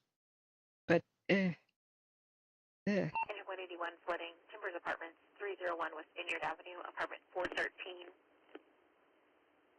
and 14. I'm going to link this video in the chat. Thank you so much for allowing us to view this, Andrea. And I hope you're safe, and I hope that neighborhood can come out all right. It's floods are just awful. And Medicated 3, hazard investigation, mud, 677 Corte de Charco, Andy. mud hazard. That doesn't sound like much, but mud slides and such could be in progress. Also, mud like flowing can pick up boulders and stuff in it and beat down doors and stuff. So I never thought about mud being much of a hazard until after some of the wildfires, where a couple of years ago, where it looked like it didn't look real. It looked like a gingerbread house being covered in chocolate syrup, but it was real, all the way up to the roof. And I guess if the people in units responding to the TC updated location will be North Dawson, cross of Mission Oaks, PCSOs on scene. I'm retweeting this. At K Wildfires is my Twitter. You can tell I don't know how to use this very well, but people told me that I should be on Twitter or X or whatever it is now. So let me see. Goodness, reply goodness. Hope you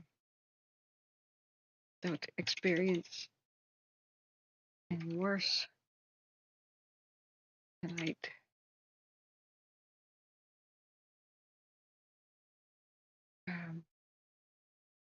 Yeah, this is one of the few things one of the few glimpses that we've actually had of some of the severity here. I'm sure a lot of people don't have power, and maybe they're taking some footage. And let's see, was that tagged at Ventura County? Because it didn't really show up. If I knew how to use Twitter a lot better, I could find stuff. Yeah, #Oxnard. It's got to be one of those things. Oxnard. Do let me know if there's anything else we should look at. City of Oxnard sounds official. And I don't want @ I want #. You know, like, see how I don't know how to use this? All right. Like, this is the city. Do they have any emergency info? Nope. Santa is coming, though, to the community tonight was their last post. You know, officials are asleep, I guess. And or maybe they're just not paid to tweet during emergencies. I don't know.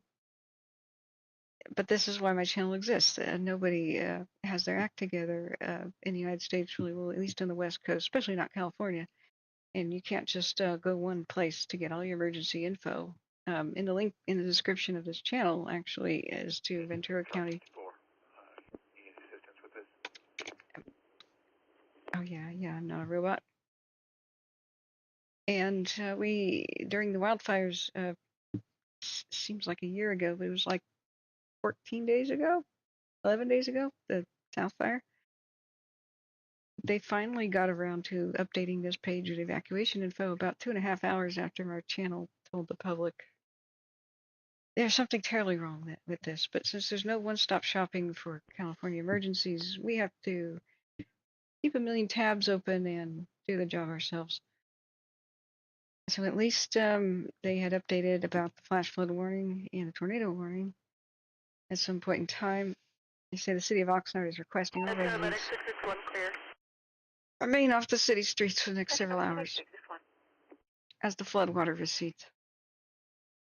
Many streets and intersections are heavily impacted by standing water, causing vehicles to stall, become trapped in the floodwater. Please remain indoors until the situation resolves. Yeah. Right. You know, there was that shelter in place, but they're not explaining where.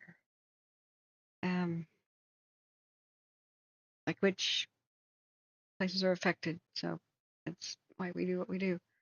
Let's go back to Ventura County then. Okay, looking back at the chat. We got room in here for you to turn in front of us, slide in. Oh, I'd love some of your biscuits and gravy's photo. Except gravy I found has a lot of onion ingredients in it. So gravy isn't safe for me. Strange Reverend says get some food. Fine, I'll go get some food. All right, let me put it on the radar. Okay, so you at least have something to look at.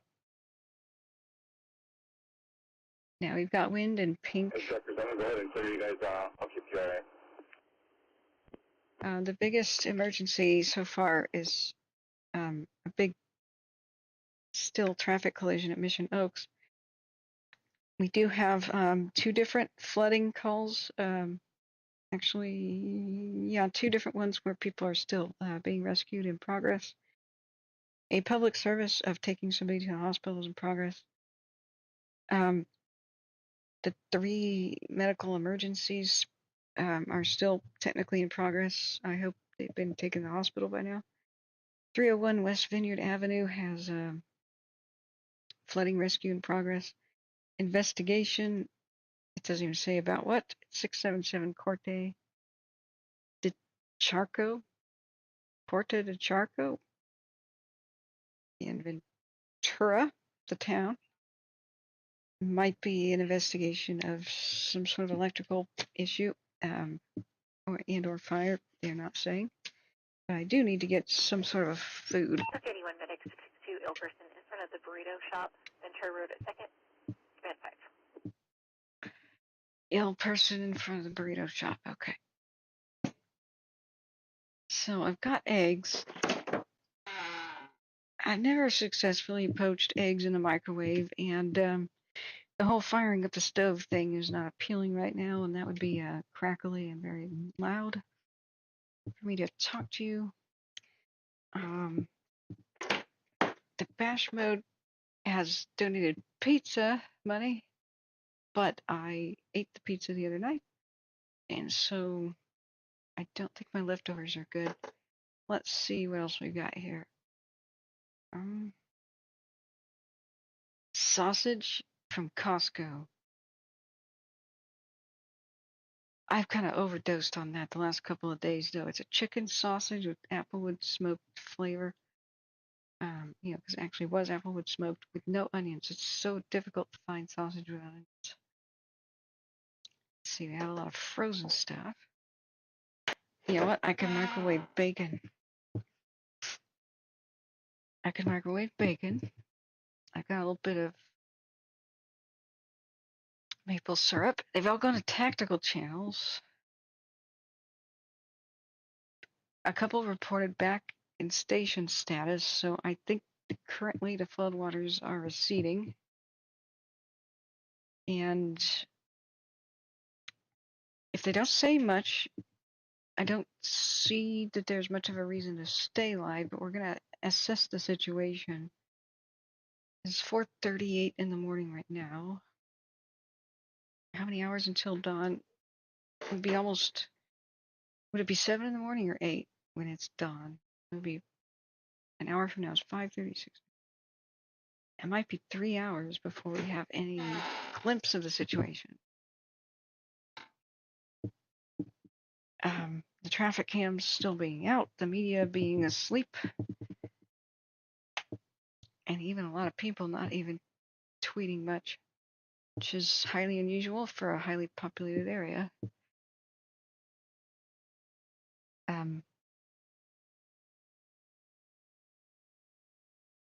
These statistics, I think, are going to be pretty nuts. They're 34 minute 445. Chastain University Village, Mountain View, 34 to 80, Streamside Lane, room 123. I've noticed that, and it's a real thing. When emergency, stressful situations happen, that does trigger heart attacks. Some of them just tend to be turn out to be anxiety. So that's helped me to deal with listening to scanner radio, just as an average person, not with any training. When I did get very high in the list for people to be hired as a 911 operator, so I got a lot of one-on-one with those doing the hiring, and I said, I am pretty nervous that if I was hired, how do I deal with this? You know, like as a caring person, constantly hearing about people in hideous situations, and they said we have a lot of training for that and a lot of support. Like all of your coworkers know what you're going through. All of them are ready to step up and take your place, you know, should you get a really bad call. And there's tons of, you know, therapists and such that come along for you with the job, but mostly the camaraderie and everybody knowing what you're going through is a big help. Plus, the good calls, the ones with really good outcomes, super outweigh the bad ones. Most people have generally a good outcome, and you'll feel so good about those that you'll still want to, you know, return to the job. But mostly, there's a lot of psychological training too, and when you know what to expect, you're not shocked so hard, you know. And that was very. 445, confirm response. Let's see, what kind of food have I got? That was very comforting, but I did not get hired because there were about 830 people also gunning for the same job, and I did not speak Spanish. They really loved that I could type about 95 words a minute and just quickly bang out, you know, an address. Well, I didn't speak Spanish. Confirm response. Yeah, I'm gonna microwave some bacon. Medic 445, confirm response. Medic, confirm your response. So, what the heck was I talking about? Medic 445, confirm response. Come on, medic. You're interrupting what I'm saying. A story, bro.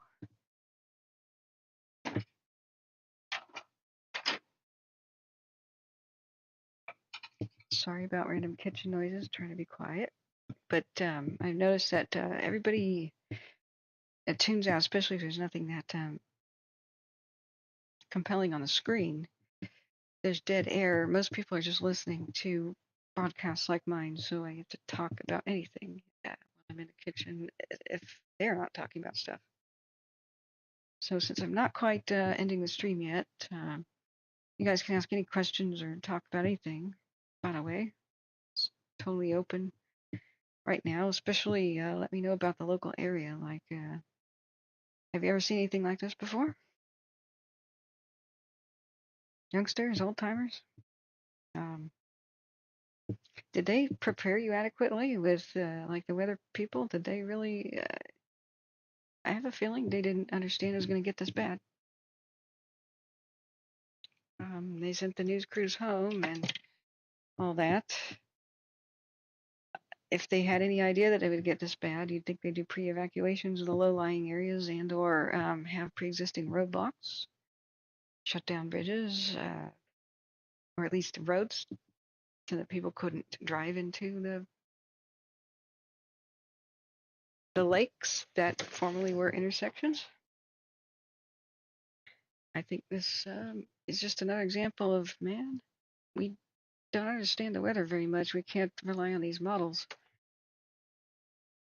It's just like that last storm. Remember the big one that was going to impact Southern California? It was like a cyclone, and they said it was going to go hit Southern California first, and then go up to Vegas, and it was going to go up to Eastern Oregon and Idaho, and then circle back around towards Portland and Seattle, and it might do that. Or it might just strike California and break apart, and they were calling it the cyclone. Remember? Hang on, I'm going to mute myself a moment.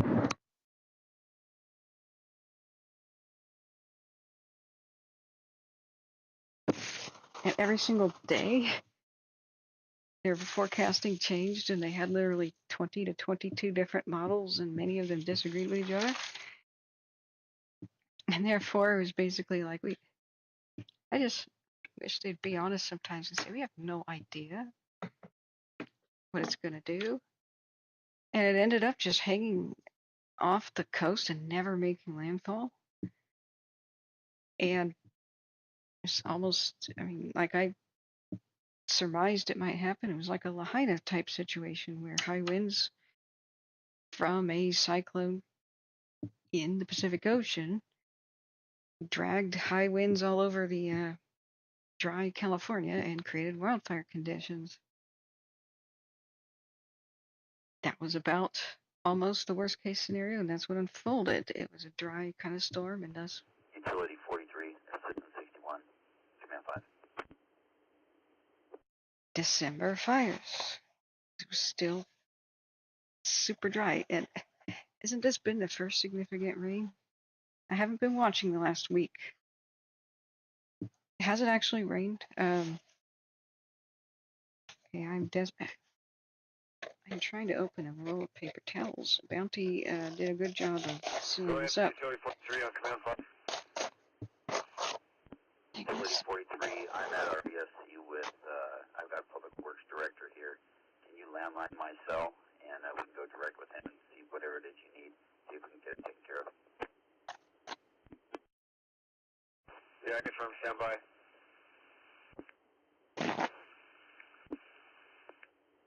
Okay, I was hoping they'd say something else so I could, from Floodwater 80.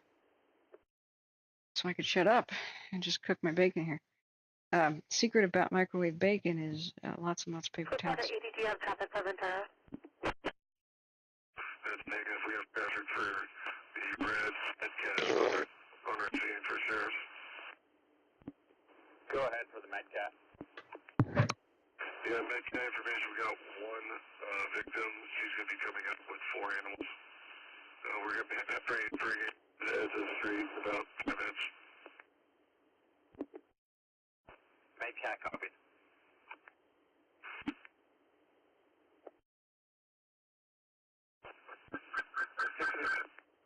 Did he say mad cat? System 61, go ahead with your number.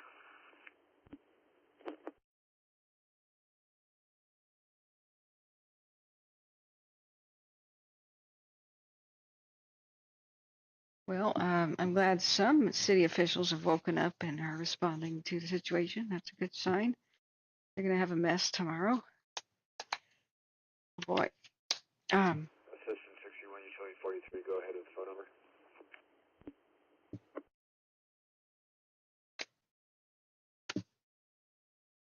Paramedic 451 clear.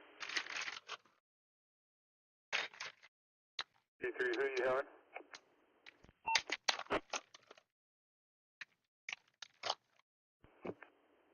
Alright, copy, disagree. 471. 3 pieces of microwave bacon, guys. Ventura utility 43 confirming it was assistant 61 hailing utility 43.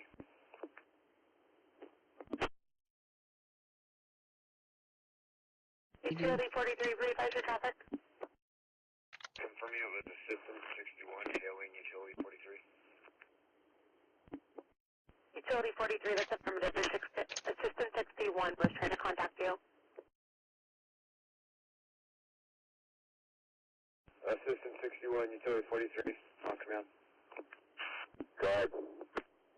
You have the phone number for me? Yeah, it's in the call slip. Also, be advised, I just got off with Battalion 82. He's aware of your request. He's already passed that on to our EOC as well. Okay, copy. The waters are receding the area. It's pretty significant flooding at the time of request. Multiple homes have flooded. We just have 2 drains at the intersection of Woolly Escalon that needed to be attended to. Copy that. Engine 81, Ventura. Ventura 81. Engine 81, confirming your clear call. Affirmative. Ventura, copies, Engine 81. Okay. The bacon's in the microwave, guys. It's actually good this way. Trust me. You just put paper towels all over a plate, depending on the wattage of your microwave. 1 minute per slice. So I've got it on power level 9 instead of 10, which is the max. You gotta watch it like a hawk because it's kind of a fire danger situation. The very center of the paper towels could first darken before igniting, you know, and brown and all that. So you don't want it maximum power. And you don't want to leave this unattended. So I'm hanging out in the kitchen a little bit longer. It's nitrate free. Applewood smoked bacon. And I think I'm going to go grab the authentic Canadian maple syrup, Safeway brand. Yeah, grade A. For amber color enriched taste. Sure. Oh, that was loud. Make sure we're not on fire.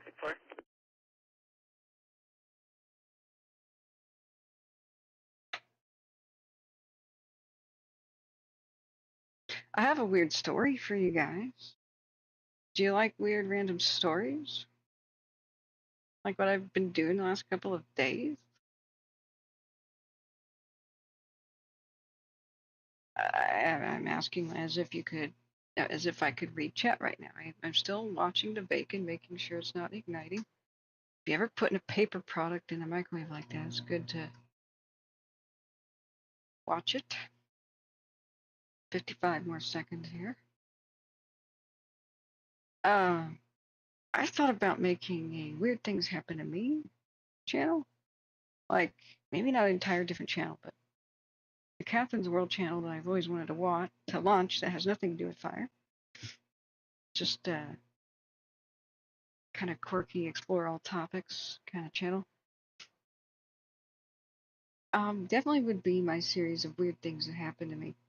Stories that are just true but bizarre and occur with regularity.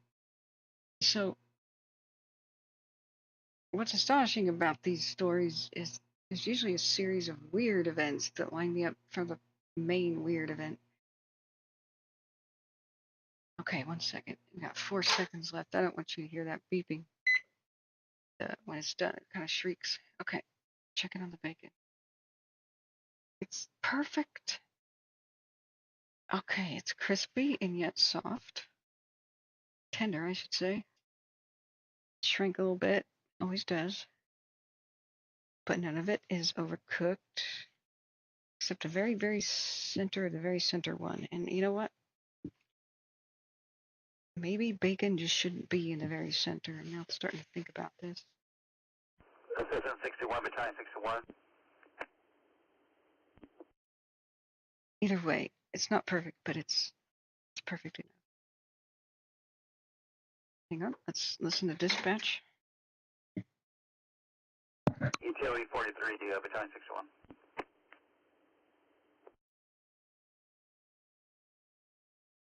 And 61, 81 on command center. Stand by.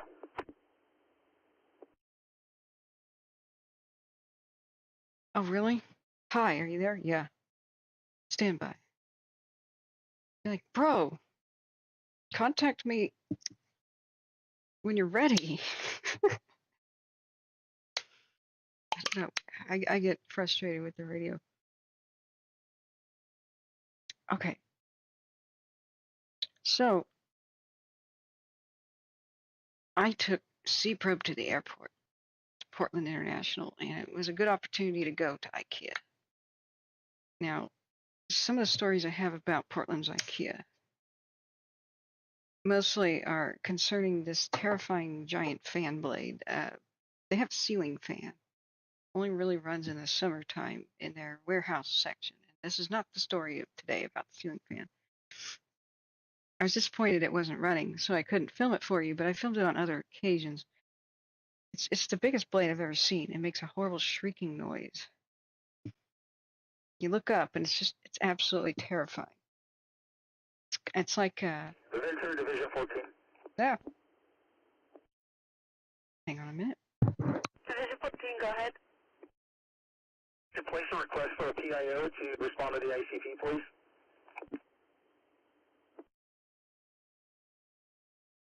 PIO is a public information officer, so the media have finally. Requesting PIO, respond to the ICP. The media have finally stirred out of their slumber. And they'll. Charlie 43, side 81. Charlie 43.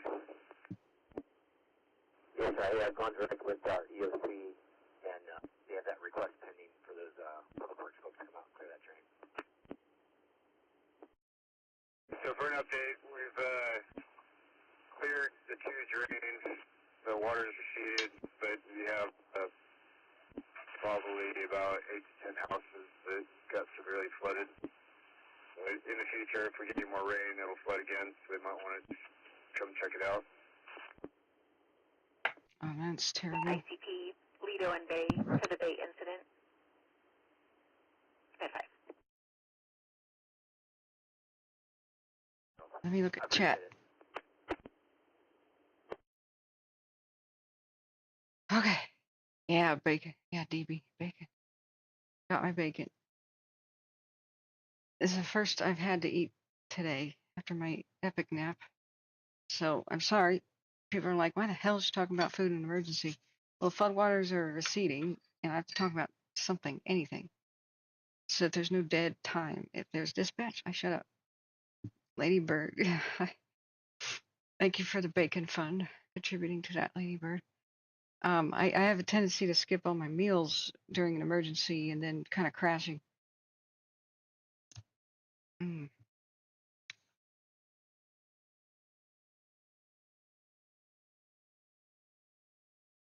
You don't know you're that hungry sometimes until you smell good food.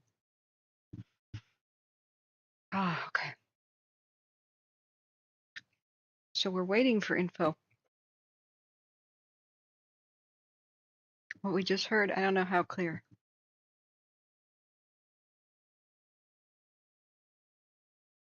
I'm sorry, I shouldn't talk with my mouth full. What we just heard, unfortunately, they said there's 8 to 10 houses with severe flooding damage. And the people were safe, but they presume that the homes will flood again if there's more rain. And I don't know if this storm is going to kick more out. I mean, this seemed to be pretty much a surprise, or at least the result of flash flooding seems to be a bit of a surprise, judging by the cheery 10 o'clock news weatherman that we just saw a little bit earlier, trying to find live coverage of this.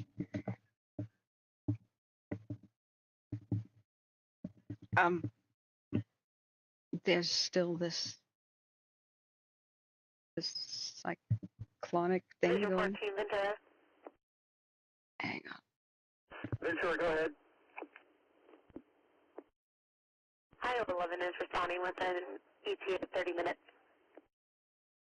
Division 14 copies.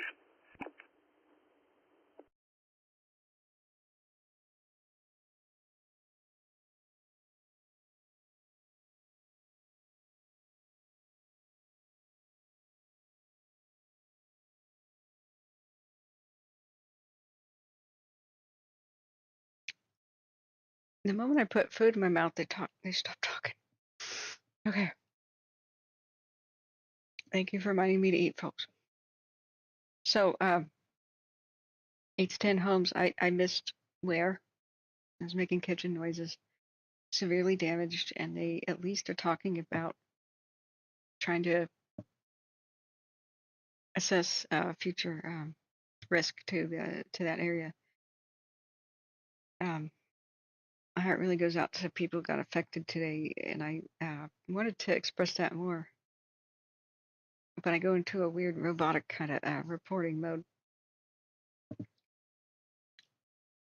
and kind of assume people know I care. That's why I'm here. But then again, some people might assume I'm some sort of reporter or something.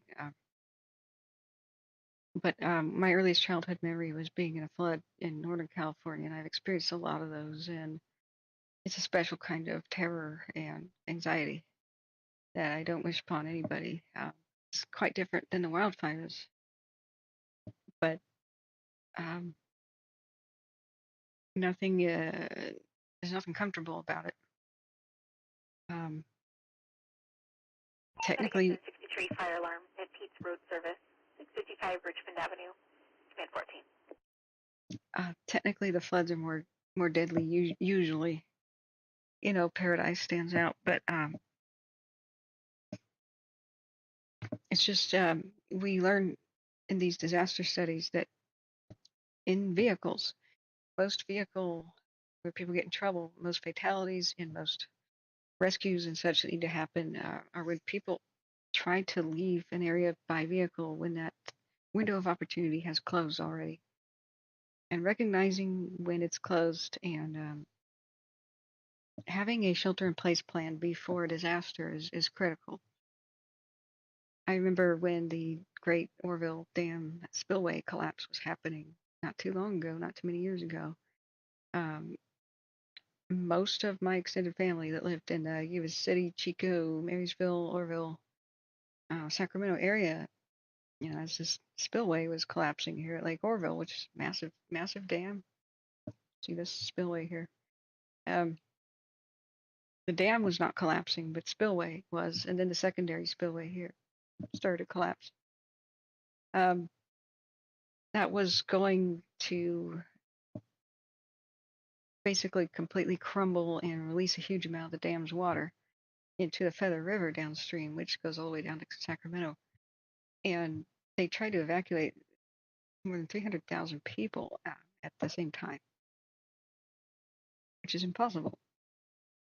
And so most of my extended family was stuck in traffic, as I called them one by one. Could reach some, couldn't reach others. And I was very, very frustrated. Like people who were in Marysville, for example, I said, why are you in your car at all? It's obvious your car's not going to be moving for many hours, and midnight, the clock is ticking towards midnight when they figured the spillway would collapse unless the Army Corps of Engineers could shore it up in time with helicopter drops of boulders, giant bags of boulders. And they weren't sure if they were going to make it. And so I said, just think about it, especially when I called my father, who's elderly. What are you doing in your car? You could literally walk to a much safer high ground. Even elderly or with a walker, to places of safety. Sitting in your car is not a good plan. And if you do have to abandon your vehicle, please leave the keys in it. So, if somebody else finds your vehicle, they can either move it out of the side of the road or use it to escape if necessary. Like, don't take your keys. But I said, listen, Marysville has very high buildings. You could walk to Marysville and then get into one of the 10-story buildings. That is a much better plan than just sitting waiting for floodwaters to overtake you in a car. You just have to think about, if car's not an option, what next? A lot of people don't get past that point. The best way to make a shelter-in-place plan is before any disaster, and just think about a fire or flood, especially for California. It's the two big disasters. Earthquakes are, it's more of a what do you do afterwards? Like, where would you meet your family if all the cell phones stopped working? You know, you just have a meeting place where you would just go and wait for your other family to arrive, other family members. But for fires and floods, Medic Engine 63, this is a false alarm for the premise. okay. For fires and floods, okay, car's not an option anymore. What now? So it's very simple with both situations. You just look at maps. So if you take off here, like my radar, you go and you just the best thing you do is you get on Google Maps, turn on terrain. And for fires, your best places of shelter are bridges and culverts, big box stores. Flip from terrain to satellite. These two layers are the most important. And along your evacuation route, you would see wherever a body of water, where a road crosses a body of water, like a stream, river, there's either a bridge or a culvert there. Culvert's a pipe, you know. Investigate those along your evacuation routes. Your top three fastest roads in 3 different directions from your home. Which streets have a culvert or a ditch or a canal or whatever?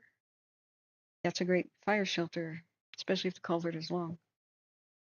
And it's really simple. Don't drive into an unknown place that could be blocked or could be hazardous.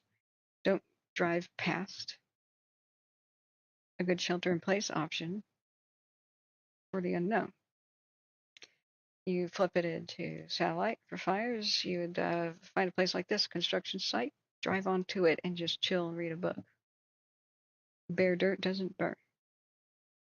Golf courses don't burn. Green lawns don't burn. Big box store parking lots don't burn. See what I'm saying? You know, airport parking lots, such don't burn.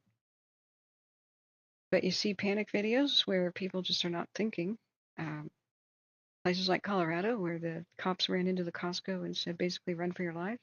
Not criticizing the police, but they told everybody to like get on the highway, and they created a traffic jam. When everybody in Costco should have just gotten into their cars and waited in the parking lot. It was a perfect place of shelter already. Do not be a lemming. Do not go just because everybody else is going. Think for yourself and think what really is the best option.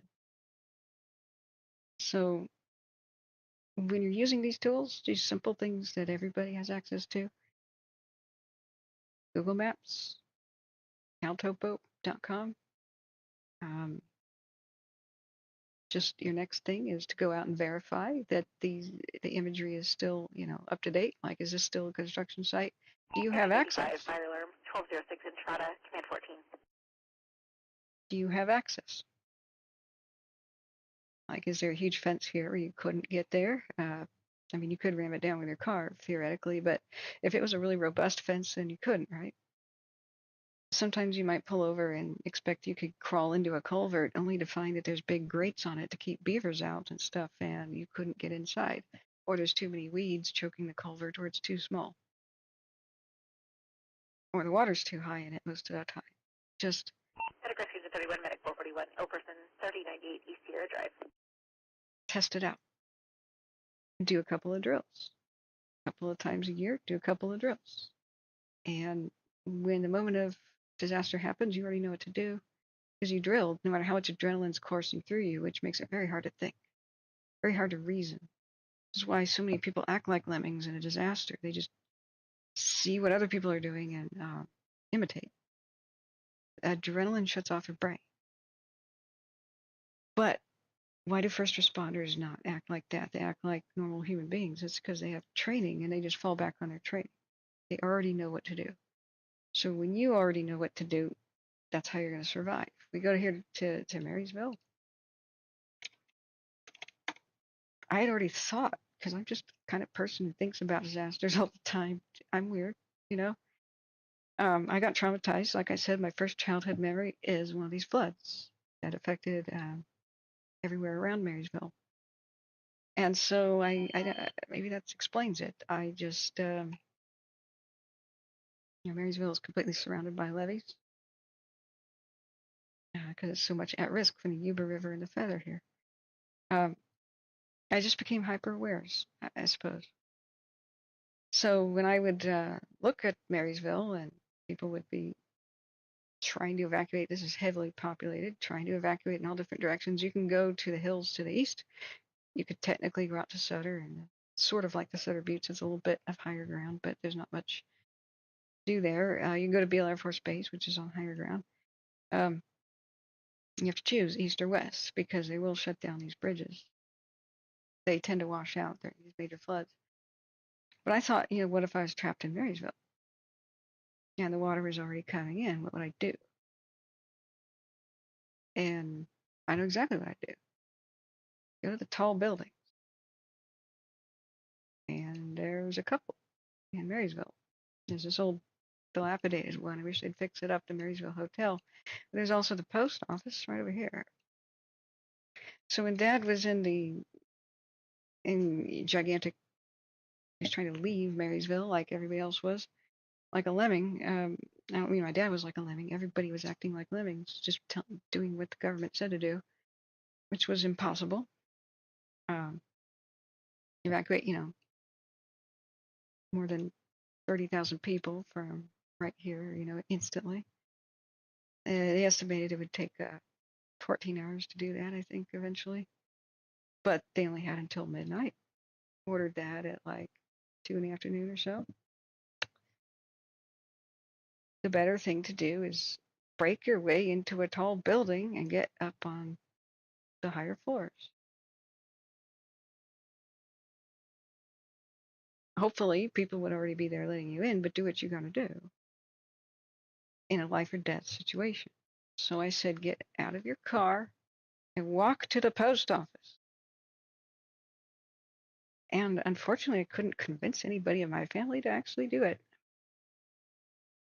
So if that dam spillway had collapsed, they saved it at the nick of time. If it had collapsed, majority of my extended family probably would have died that day, along with thousands of people just in their cars in the epic traffic jams. The entire area from Oroville to Sacramento. You could have had 6,000 to 10,000 fatalities. That really was a true scenario that could have occurred not too long ago, not too many years ago. I'll never forget how I joked about it, though, the day I saw the spillway rooster tailing the water. Everybody who lived in this region thought that it was safe. That common sense dictates you put spillways on bedrock. You don't design spillways. Their entire nature is emergency. You don't build them on top of dirt, which can then erode and then the spillways collapse. But nevertheless, that was done. Dam wasn't built that long ago. It was in the 50s. They completed it or started it, and maybe they completed it in the 60s. But I still think somebody should be in prison for that. There was one specific guy who testified in court under oath that the spillway was built on bedrock, and I don't know why that person's not in prison.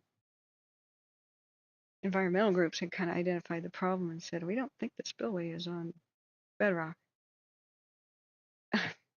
He gets under oath and goes, yeah, it is. And that was that. So your tax dollars at work, that I don't know how many $1 million, perhaps $1 billion emergency that became with rebuilding an entire mountainside after it washed away. And rebuilding 2 different spillways at the world's largest earthen dam. if people don't understand how big it was, like the Oroville Dam spillway, people have no idea how big this is until you put some things in scale. Like here at the wiki, this should be a copyright-free image. You know, this is the spillway collapsing and eroding all the ground underneath it, and since the dam was full, they were letting out as much water as they could with a tiny little tunnel that generated electricity out of the dam, which is to the right. This is the spillway. This is not the dam. When California has meltwater, they need to open these spillways for a reason. It's a lot of water they need to let out. So one tiny little rooster tailing section of on day one, it was just a tiny section of concrete that had kind of collapsed down. Water got into that little tiny section, and this is what it started to become. And a secondary spillway is here, and you can see the water is starting to overtop it. Way up there. Let's see, can I zoom? Yeah. The secondary spillway was just a wall, like a big concrete wall. And it's like a bathtub. As soon as it gets full, the water cascades over, and it was never really designed to be used. It's just kind of unfathomable, but eventually all of this entire hillside would be washed away to the bedrock, and this has caused probably billions of dollars in damage to restore and fix. So we thought, okay, we'll just shut off the sluice gates here, and this will keep this spillway from collapsing any further, and we'll just allow secondary spillway to slowly kind of trickle the water to slowly trickle over it. But the second spillway started to collapse because it wasn't on bedrock either. So its sudden collapse of a gigantic wall is what would have killed everybody downstream and has erased towns off the map like Marysville. So Medic engine 57, medic 451, call patient 5602 La Cumbre Road, command 2. We're still listening to Ventura County, but I think the floodwaters are receding. I'll have to check and see. There still is some rescue in progress, or at least some units at the place where they're rescuing people by Alta Green and Lido Boulevard by, gosh, that intersection, which I forgot already. But other than that, most of the water rescues seem to be done. And I don't think they are acute style rescues right now. Let me go back to chat. I'm sorry, I haven't been able to see it.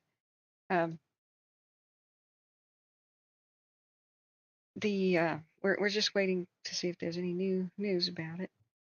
Oh, Caesar Fire says, I agree. There never should have been that type of construction approved by a politician. Yeah. Soil doesn't contain water. Water saturation of soil makes it liquid. Yeah. There's a lot of controversy, Caesar Fire, about the Oroville Dam. Whether or not it can withstand a quake now remains to be seen. I'll finish my little story about this. Then maybe we'll watch the footage of the collapse of the Auburn Coffer Dam. That's a very related story to all this. In Ventura County has already experienced a dam collapse disaster and this kind of flooding. I should have mentioned this before. Have you ever heard of the Utility 43. Utility 43, go ahead. You can clear Utility 43 from the incident. Battalion 81 is on scene.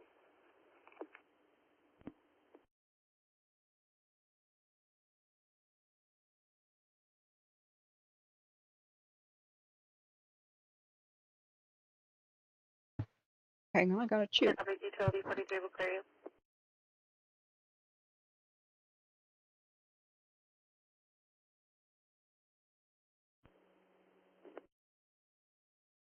Okay. If they're done talking. Moral of the story about the Oroville Dam. is I was not in a panic. I was in Oregon. I telephoned my relatives who are sitting in their cars like every other person pretty much was at the time. I was giving them practical advice, which would have been life-saving advice had this entire thing given way at once. They said this would have been like a four-story high wall of water that would have just obliterated all of the downstream levees, which are just walls of earth. And a tidal wave scenario would have flipped cars over, trapping people in a much more violent way than you think about in a typical flood. It would be the kind of thing that would just tumble around cars. Dedicated 53 fire alarm in Mar Vista Senior Apartments, 157 East Scott Street, Command 14. Some buildings, weak structures, wooden structures would probably just have wrecked and splintered like matchsticks, like they were made out of popsicle sticks. But your best course of action, if there's a complete and utter standstill of traffic, is don't just sit there in your car. There's enough time for most people to have walked to higher ground, and that is what the authorities should have called for. Start walking. Nobody get in your damn cars. Let the emergency vehicles and a bunch of buses and stuff come get the non-ambulatory people, the people in wheelchairs, the people in the hospitals. Okay, the big buses needed to come in and needed to clear a road, and everybody who could walk should have started walking. Side of the road, go now. East or west, choose. But go. Don't take luggage or anything, just go. And that would have been. 166, medic 661, stage for PD, overdose, 911 Camellia Street. Well, on one hand, it's nice to not hear more flood rescue. On the other hand, it's sad to still hear this stuff in Ventura County. But anyway, the point is, wake up in an emergency situation. If you're trapped in your car, think of a new plan. Don't just sit in your car. So the Ventura County has been traumatized by a dam collapse. Who has heard of the San Francisco? I cannot spell. Francisco Dam disaster. Probably not that many, although more YouTubers are starting to pick up on the fact that this exists. I wanted to do a what went wrong disaster kind of show where you can just learn the lessons about how to survive yourself, because a lot of these situations repeat. This wasn't the first dam collapse, wouldn't be the last. This wasn't even the first dam collapse of California, nor the last. But if you go... Medic 471, difficulty breathing at Ventura Convalescent Hospital, 4020 Loma Vista Road, room 24. This is upstream from the Santa Clara River, which is where Oxnard and whatnot is flooding right now. The last, I don't want to see the last time this flooded. Okay, there's been a lot of decades in between this disaster. I will just say the worst. Ventura Medic 452 is clear Pleasant Valley. Are we closer to that call than 451? The worst flooding was undoubtedly when this dam collapsed upstream, far upstream. And Ventura. 452 A firm will attach you. Ventura is where all this lake's floodwaters ended up. And Oxnard. If this looks like there's something terribly wrong with the situation, you are correct. Does that dam look odd to you? I mean, yeah, it had a weird construction. It's concrete, but concrete isn't necessarily safer, which is the only. It's not necessarily. 451 cancel. Medic 442, medic 443, clear quarters. It's not necessarily safer.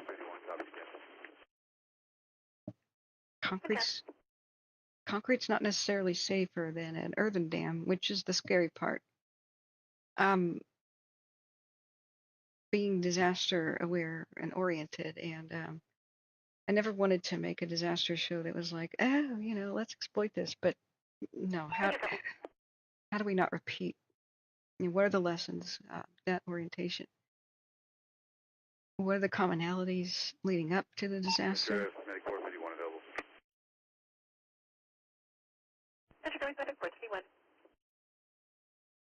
The one I would point out here is it's telegraphed. The disaster is telegraphed. Look at this. Look at this picture. The dam is weeping. That's not good. That's water. These dark stains. That's water coming through it. Other dam disasters, like in Italy, where concrete dams collapsed and erased towns downstream and killed hundreds of people like this did. There's commonality where, plain as day, the emperor does not wear any clothing right now. A child could say that is not safe, but adults will delude themselves. What they want to believe, the moment they hear it, as long as some figure of authority says it, they latch onto it because they want to go to bed feeling safe. As long as a figure of authority says this is safe, wanting to believe that makes people do the wrong thing.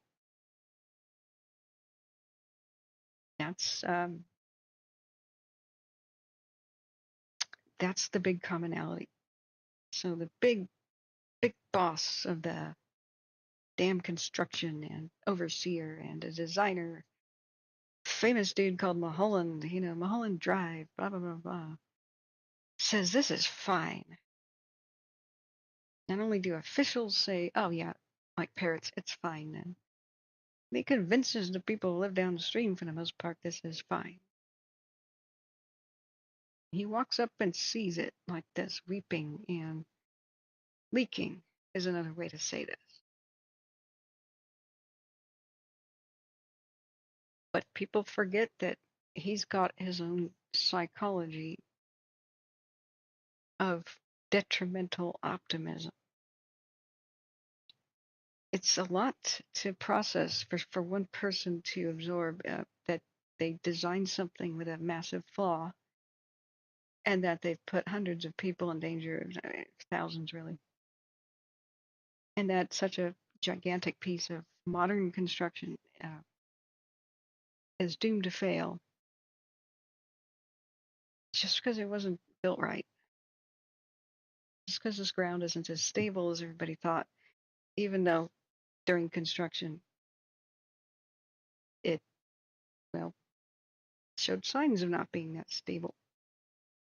They had to adjust its height a couple of times and its length a couple of times, and the more modifications they made to it. We'll just, our new modification means it'll be fine. When nothing was ever fine. And it broke at midnight and just washed away entire towns and communities downstream. And there's a lot of stories of heroism where people stayed at their posts to, make phone calls to victims and died themselves. There's a lot of parallels to this in the Peshtigo fire, the great wildfire of the Great Lakes that erased towns and had a death toll of higher than 3,000, I hear, where telegraph operators remained at their post to try to warn people, even though the fire was coming towards them, and that sort of thing. You hear about that in disasters. When this dam broke at midnight, and most people had no idea it was coming. The wall of water, the giant chunks of concrete the size of homes, the boulders this bigger than homes, and it just wiped out. Let's see where this was located. We could go to Caltopo. I track wildfires usually. And it has a better selection of topographic maps to analyze this disaster. But the old-timers, some can still remember this. Down here by Ventura, my step-grandfather remembered it, and I wish I'd recorded him talking about this disaster. But here's the river. So this is where the here where it just is flooding right now. Where the bodies and the debris and the floodwaters ended up. I don't want to talk out of my beep here and say that the people furthest downstream were the luckiest, had the most warning, because I'm sure people died the whole length of the whole thing here. If you go upstream, see if we get a good map layer. Forest Service will work actively. Engine 166, medic passenger cleared outer. We're still listening to Ventura County, and we're exploring the worst flooding, disaster total flooding that had happened. So we just go to San Francisco Canyon. I'm not spelling this correctly, am I? If we turn on the shaded relief layer,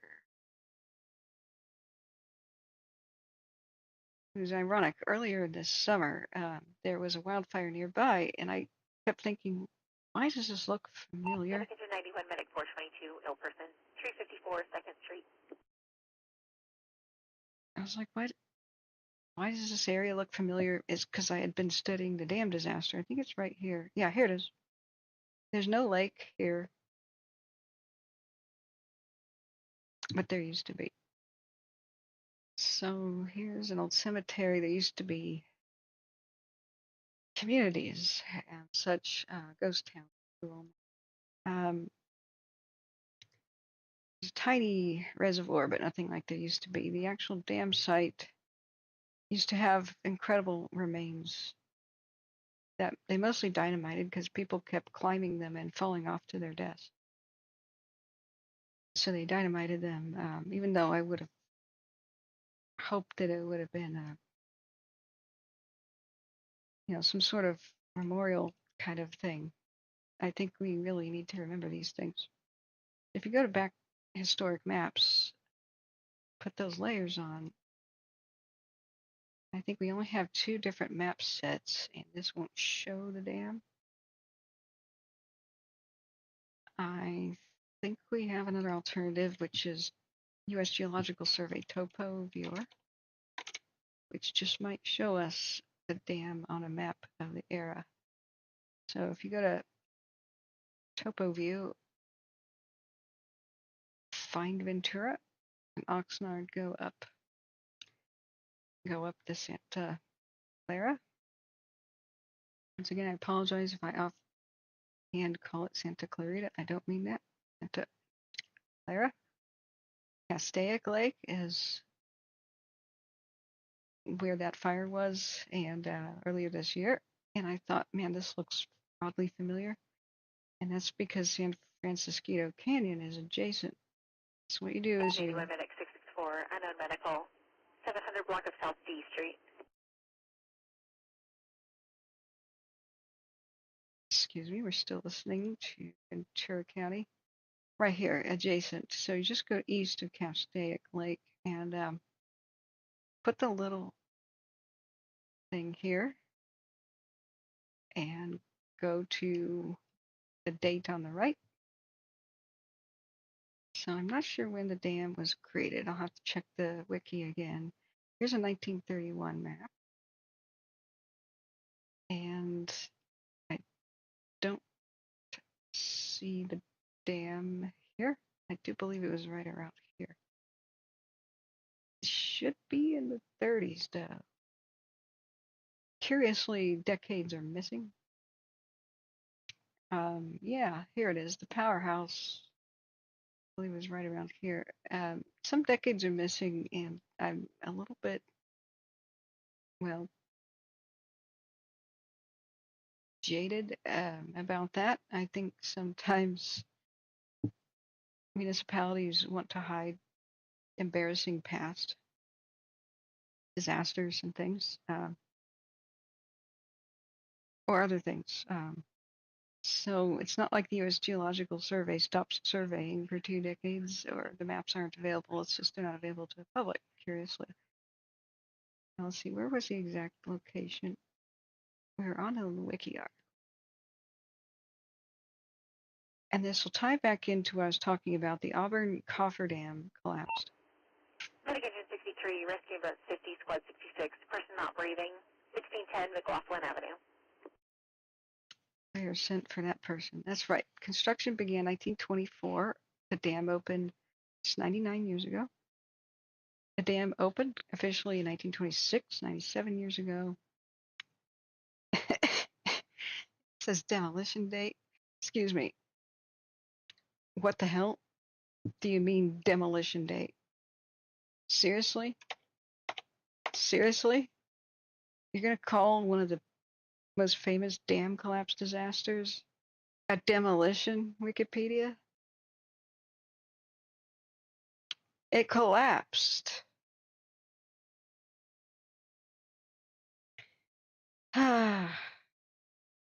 But that's, you get what you pay for with Wikipedia. Anyway, here's a giant chunk of it that was remaining, and people climbed this thing and fell off it to their deaths. So they dynamited it. I think they should have kept this bill of fence or something. You know what I mean? But The big IC, Battalion 61. isn't it curious how all the 20s are skipped? That would show the dam? Huh. 1903 maps? 1931 maps. Where's the rest? Ventura Division 14. Division 14, go ahead.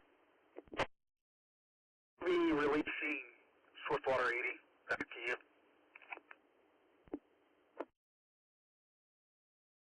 Ventura copies, Division 14. Division 14, Battalion 61. 61, go. Can you have Swiftwater 80 rendezvous at Fire Station 81? Yeah, Station 81. Swiftwater 80 copies.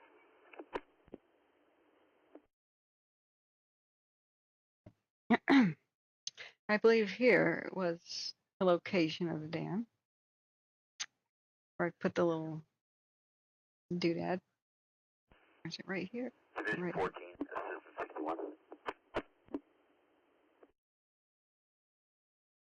Go ahead for Division 14. Division 14. Do you guys have any ambulances that you could potentially clear for cardiac arrest? A full arrest is right up the road from you. Closest ambulance is already 50 coming from Camarillo. That's affirmative. That's going to be Medic 665. Break Ventura, did you copy that traffic? Medic 665 has been released. Oh, that's sad. Copies, Medic 665 being released. We'll attach to the cardiac arrest. Paramedic 665 copies. Show us en route.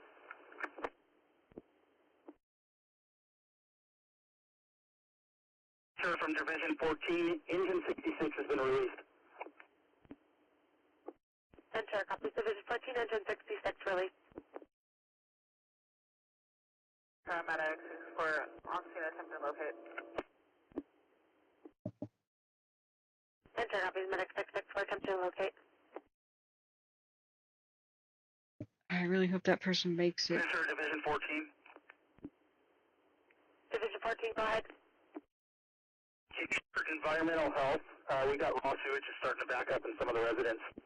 Oh, God. Ventura copies, Division 14 requesting environmental health. Yeah. 66 will be closer to that cardiac arrest and 63. Raw sewage. Dear God. Yeah, DB, I'm sorry I didn't see your post. Aren't we grateful for the Negative, Medic confirming work, sir. police and fire, medical, and first responders? Medic 664, that's affirmative. Break. Medic 665 showing closer. Yeah, there's a lot of salt that gets rubbed in the wounds of flood victims. I've got some horrible stories of when the levee did break, was my first childhood memory. And my aunt's place was flooded. She opened the corral and slapped the butts of the horses and told them to run. And they didn't make it. And then the rest of the family volunteered to try to rehabilitate the house, try to, you know, it was flooded up to the rafters basically, so all the drywall had to come out. And then black mold shows up within 5 to 6 hours after a flood, actually. So if your home has been wet today, like drywall, I should have been explaining this. What you need to do immediately is your drywall is gone. Your drywall is gone. You take whatever you have at your disposal, hammers, crowbars, and you need to pop the baseboards off. And you need to get your wet carpet the hell out of your house immediately. Like right now. And you need to get fans, as many fans as crazy, to dry out your house as fast as you possibly can. All windows open. Drying it out. And drag your carpet and drag the padding underneath outside. You need to get the floors drying. And even as you do this, you've got to mask up. N95, you've got to get, you know, kitchen rubber glove type stuff and tape it. Tape your sleeves so that you're not going to get, you know, you can just not get mold spores on you. Try to avoid them as much as possible. On your eyes, even goggles, like swim goggles. The black mold invading your house is your biggest problem. So I've been to a flood like this before. This is exactly what, if you called Serve Pro or whatever, I could tell you all the Serve Pro and all of the flood mitigators are going to be busy. You have to take care of your own house immediately to try to save it, save your belongings. You cannot have a wet carpet in there, and it's done. It's not going to be saved. You've got to just take the baseboards out, throw them in the yard, pop all of them off the floor, and the ones on the door frames, pop them off, because the water's going to soak up the door frame, and then pretty soon you won't be able to shut and open your door because it'll warp. Just the baseboards are easily replaced. Just throw them outside, and then you need to poke holes about the size of a silver dollar in the drywall along the base, everywhere that's wet. And the drywall will soak. 14, we're going to release medic 663. Division 14, releasing medic 663. If you can remove all of the drywall, it's even better. Just write it off as a loss, depending on how high the floodwaters got. But if it was like a foot or less, medic engine 63. Just take hammers, whatever you need to do, and remove it off the wall. As long as your power's off. Ventura 663 clear and available. Don't take a hammer to your wall with the power on. You can electrocute it. But when my aunts got fibromyalgia from nobody knew any better, the dangers of black mold, just trying to help my other aunt who lost her horses and lost her house to the flood, to just try to rehabilitate the house. And she got exposed to the black mold and was basically hospitalized with it, with respiratory infections, and was never the same. Just totally wrecked by it. So I should have thought about this.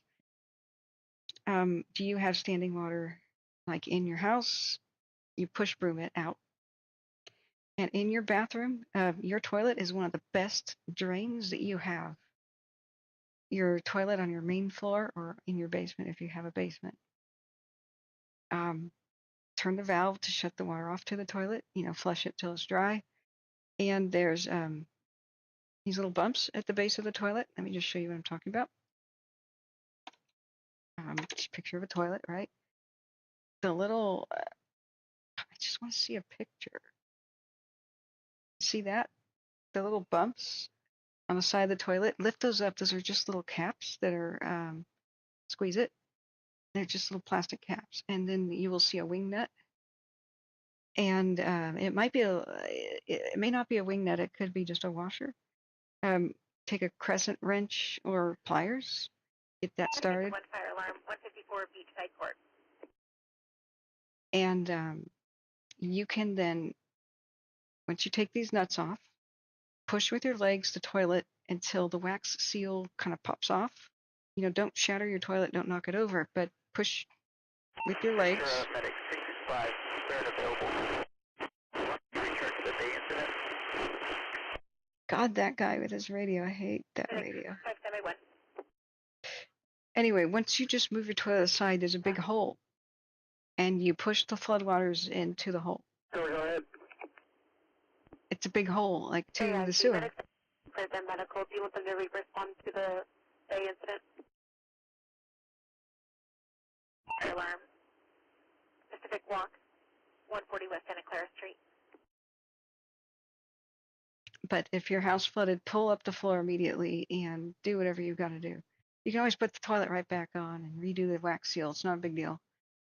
Get the water out of your house and then pull up the carpet, pull up the padding, get fans everywhere you possibly can. Station 43, fire alarm, Sage Creek, 1830 Yosemite Avenue, unit 204, bed B. You can take some old kitchen knives you don't care about, and as long as your power is off in those rooms, go 1 to 2 feet and just make a line and then cut all the drywall out, pull it out and just throw it in the yard. And then open all windows, get fans, get everything circulated, and get your house as dry as possible to prevent the mold. And water testers you'll need to figure out, you have to cut the drywall off everywhere it's been wet, it has to go. Until there's only the dry stuff remaining up there. You got to go down to the bare walls and studs, and there will be exposed wires, so please be safe and, don't tear into your walls while the electricity is on in that room. But this is what you got to do. If you just wait like 24 hours, the house is going to be hosed. You won't be able to re-inhabit it for weeks or months, like the flood that I went through. It's a long story. I, A, didn't know what to do, but B, when I called for help, I got very bad advice. So if you are not physically able to remove the drywall or don't have permission, at least poke silver dollar sized holes in the bottom that you could drywall patch repair. No landlord is going to be mad at you for doing this because that's going to allow air to circulate in behind the drywall and start drying out to prevent the mold. If your landlord's mad at you for that, they're insane. Like certifiably insane, because this will save the structure. This will help. But the baseboards are toast. Get them off. I remember as I was trying to evacuate my belongings after the flood that affected me, I saw the mold growing on the walls, like where the baseboards were. And then I would turn my back on it, and 20 minutes later, I'd turn around, and it would be just so much bigger. And I was masked up and everything because I learned a lesson about what happened to my aunt. But I shouldn't have been in there. 61, go ahead.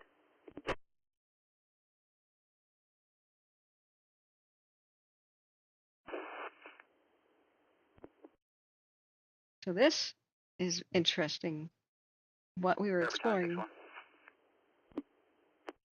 61, go ahead. Contact Ventura County Railroads and advise them they have the railroad arms down at Escalon and Woolley Road. See if anybody. 61 will contact the railroad to advise.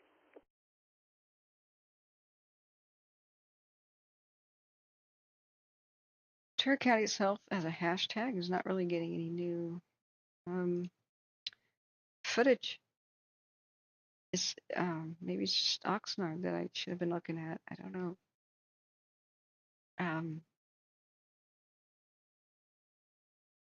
We've got some. Now here's finally an image an hour ago. Victoria Avenue near the Channel Islands Boulevard, and you can see some floodwaters. and the power on. But that's it. Kind of strange. There's somebody, unfortunately,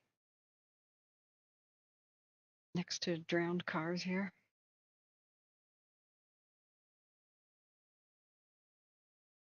But I would have expected Ventura DR images of people AIC, go ahead. on top of vehicles, you know. Text the landline number to station 66 on cell phone, please. Battalion 26.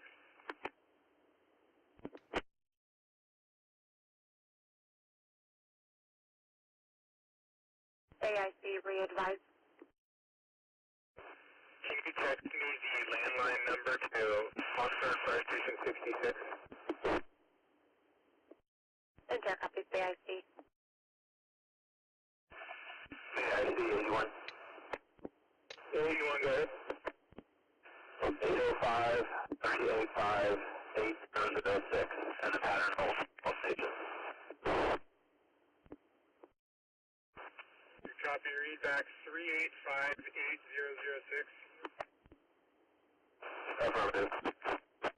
Okay, and this is where our scanner radio is ending because it's no longer concerning the floods. And that's enough stress for us to have listened to. So now we're going to wait for official word from the media, from the government, and for daylight to break.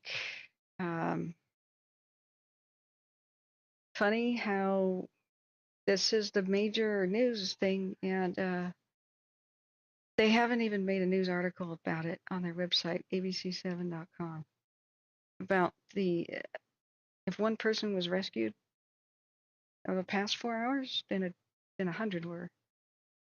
Hundreds of people were trapped in vehicles and homes. It may be one 911 call, but it was about families. And there's no... Okay, there's a tiny article here about it. It just got posted 3 minutes ago. Flooding and even a tornado warning overnight and more heavy rain. I apologize. Patel joins us live in Oxnard with the latest conditions there. It looks very wet where you are, Jaysha. Hey, good morning, Rachel. Yeah, it just started raining about 30 minutes ago. We did have a nice break in that rain, but earlier this morning that rain was really coming down, which is when we were seeing that flooding. We've been driving around all morning and looking into neighborhoods, and you can see where there was flooding about an hour and a half ago. We've seen where cars were stalled out. We've seen cones knocked over. We can So why not show us that?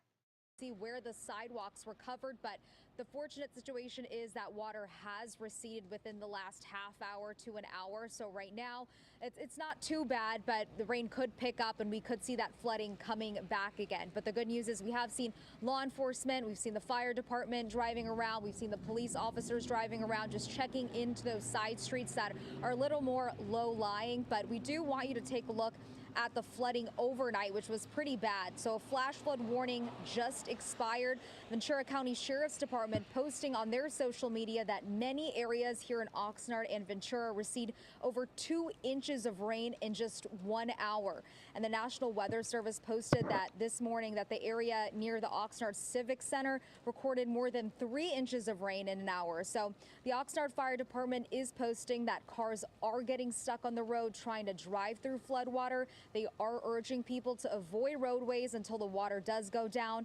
And a tornado warning was even issued earlier, like you mentioned, for Ventura and Oxnard, and that has since expired and no tornado has been reported so far. So back out here live if you can. Stay out the roads. You should. We know that more heavy rain is expected throughout the day and later this week. So there is a possibility that these areas could flood again very soon. But Okay. That was the critical info we needed. Rain. Stop autoplaying. Okay, there are 2 types of people who need to be punished for web design and just the way that the web works right now.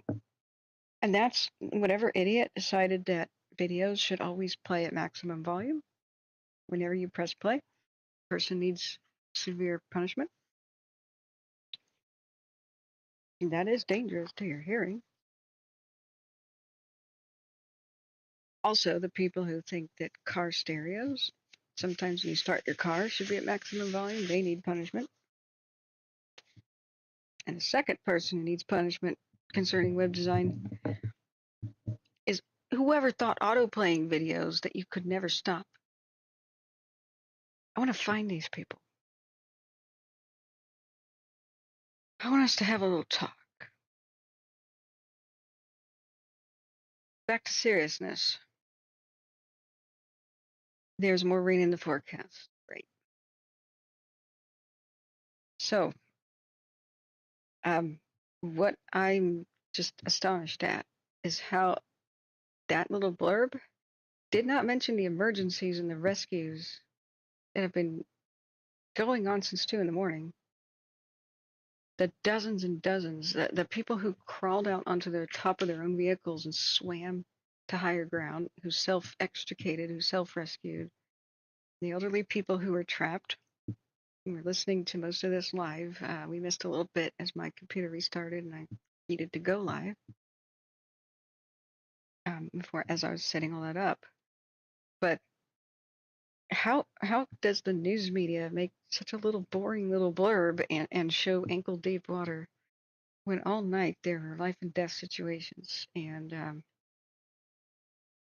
I'm just scratching my head, you know. They make cameras that see in the dark now. Check out the Sony A7S III. It sees in the dark. I've got that camera now. Just put away the giant bulky shoulder thing and then go grab the Sony and film in the dark. It's just mind-boggling that there could be so much real-life drama, and the actual headline, like when we go to the main page, is last night's 10 o'clock news, cheerful. We might get some snow over here, you know? And yet this tiny postage stamp up in the corner is about a tornado warning. And they don't even mention all the drama. Like news media, listen to Scanner Radio. That's how they get a jump on the stories, you know, and beat everybody else to the scene. I guess it's just not like that anymore.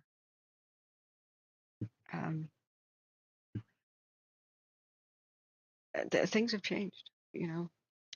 You got these really big stations. They buy or just borrow footage like Andrea's footage that we were showing. I don't want to get her name wrong. Oh my gosh. Did I? Yeah, we still have. Yeah, Andrea's footage. Apparently they asked for hers, and I guess that's kind of like what journalism is anymore. Just we'll see who posts stuff on Twitter and then ask to use their footage. Can you believe it, guys? But this is happening again and again. We see these incredible wildfire things like the fire tornadoes, and the media ignores them, like live on my stream. So if you do find that you need to take a nap or go to sleep, remember to subscribe so you can find my channel again. I haven't done floods before, but El Nino will necessitate that. And the reason I cover wildfires is because the media goes to sleep and the officials don't, well, they take their, for wildfires, they take their information officers and their hotlines and turn them off, you know, at 6 p.m. or 8 p.m., leaving everybody in the dark most of the time and every single night. So that's why my channel existed. Fill in the gaps. Or worse, they say check Facebook or something where, you know, Facebook says you have to make an account to even look at your emergency evacuation info, and that's just not right. You know, you don't want to be in your car trying to evacuate and be pecking on your phone. Facebook, when you should be at a county website with the same info, and Facebook goes, oh, you entered your password wrong. Oops, you entered your password wrong. Oops, reset your password and check your email. Those kind of evacuation delays by minutes can mean life or death. So, but here we are, picking up the slack for the media and the government. But I don't even like having to do this. I wish there was one-stop shopping. I'd organize it like this. You know, here's your county name. So like every state has a Washington County and a Lincoln County because there was a trend in the 1800s of renaming some counties after presidents, right? So it'd be like Lincoln County in such and such state .gov/emergency, and that is the one place you need to go. Find out all of your information, and it should be updated in real time by county officials, because that's what they get paid for. If you're not updating emergency info in real time, then what's the point? Not 2 hours later, like we saw Ventura County doing during the South Fire, which was just like over a week ago, guys. What, 12 days ago? Not 2.5 hours later, like now. Now. Just think about it. Your county.gov/emergency. One-stop shopping for all the information you need. Where to go, what to do, your evacuation map. And all your links to the different apps you can get, like FEMA, Code Red, whatever you need.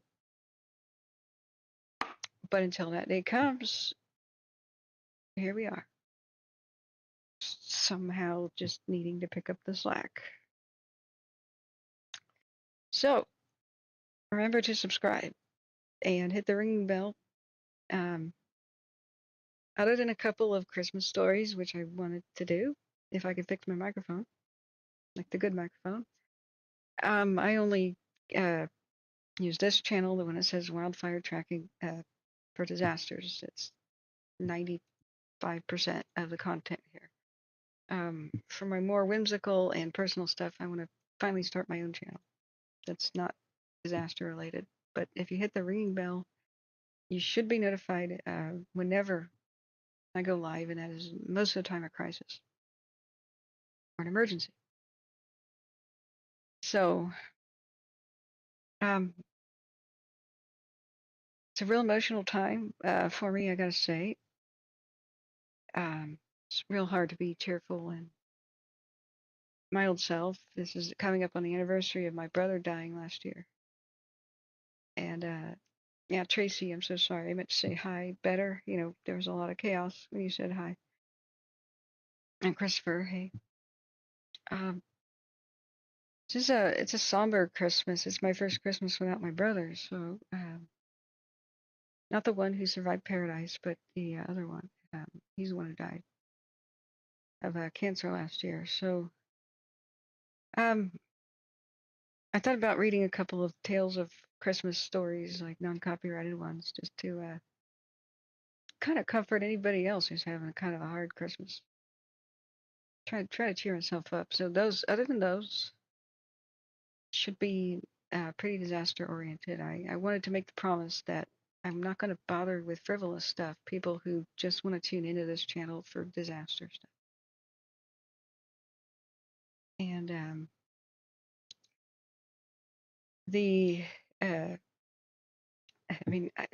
some people flat out say, I don't like you, but your information is golden. Okay. All right. Happy to help. So I would hate to be annoying people that otherwise need the life-saving information that we sometimes provide on the channel. I would hate to annoy people so much that they unsubscribe, you know. But let me work on that. I'll work on the microphone. I'm not going to log off quite yet. I wanted to explain the San Francisco Dam disaster and the Auburn Coffer Dam which was not a disaster, was actually an example of a good dam collapse.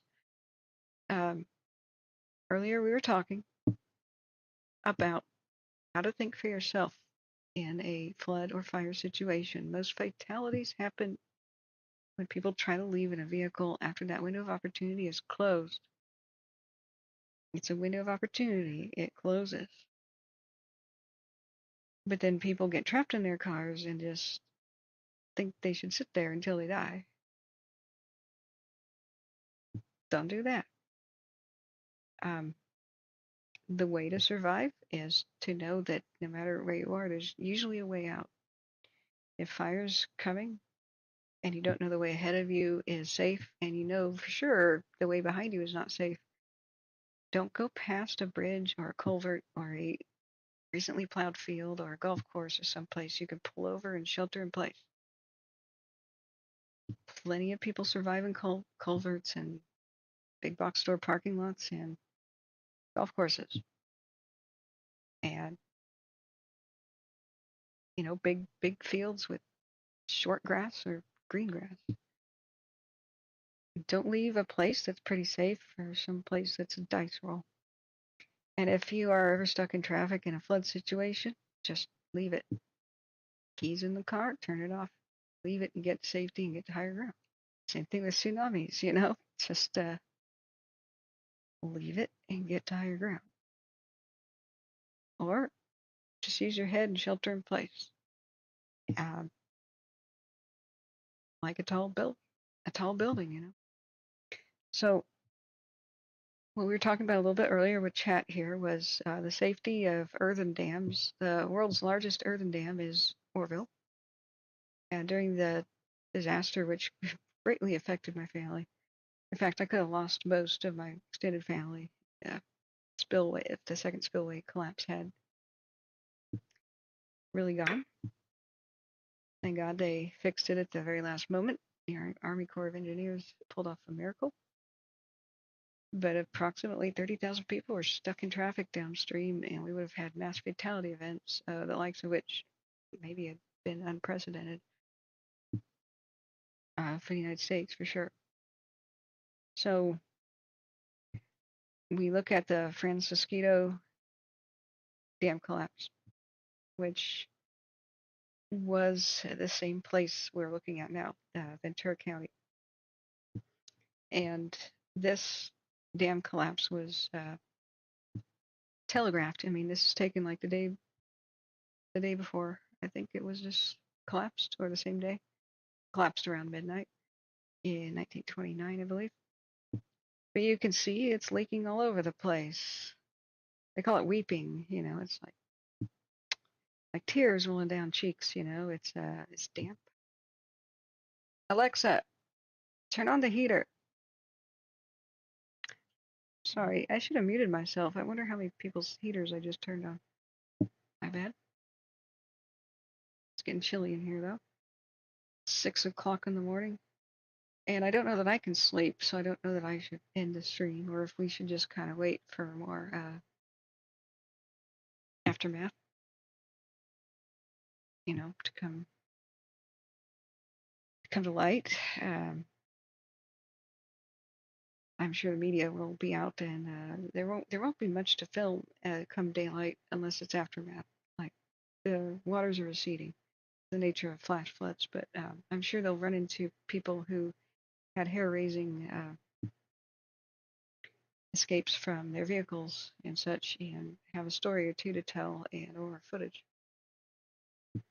But high upstream in where today flooded Oxnard and Ventura, and this massive dam collapsed, called the St. Francis Dam. It was in San Francisquito, Canyon. Earlier this summer, when we were covering a wildfire by Lake Castaic, which is adjacent, I was like, why is this so familiar to me? And that's because I had studied this dam disaster. It remains very, I would say, unknown to the public.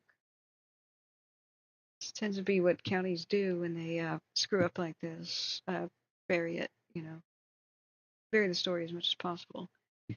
And so curiously, I wonder, is the U.S. Geological Survey just complying with the bury the story thing? Why are all these U.S. Geological Survey maps from 1903 present, and then they skip to 1931, 2 years after the dam collapsed? So we don't see the dam on Geological Survey maps, or the things that are erased, like the little towns downstream and the hundreds of people that were in the town sleeping at night when they were all washed over by, I think they said 5 to 6 story foot tall tidal wave. We don't know the body count. Plenty of bodies washed out to sea, and that's far away from the sea. As you can see, that's awful. Sorry. But imagine that tidal wave just going all the way to Ventura, to Fillmore, Santa Paula, parts of Santa Clarita probably, down the Santa Clara River. A lot of these towns you don't see existed, but they never recovered. They kind of erased off the map. So this area's seen floods before, and like I said, my step-grandfather who lived in Ventura remembered. With the generation that remembered any of this, now they would be about, children. 1929 is swiftly passing, and I would love for people to share their stories with me. Originally, my channel was going to be about preserving history before it's gone, and going to abandoned places and ghost towns, not paranormal, but history, Wild West. I'm filming these places before they're gone, but wildfire tracking, life-saving nature of that seemed a lot more important than my hobby, But I know a lot about ghost towns and dam collapse ghost towns. When I first made that classification of those towns, like there's nuclear ghost towns like Pripyat and Chernobyl, and then there's dam collapse flood ghost towns. I thought it would be a small club, that, especially in the United States. I couldn't imagine that there had been that many towns washed away by dam collapses, because you'd think, man, we're a modern nation, we have modern technology, how could this happen? But that exact attitude is why it happens.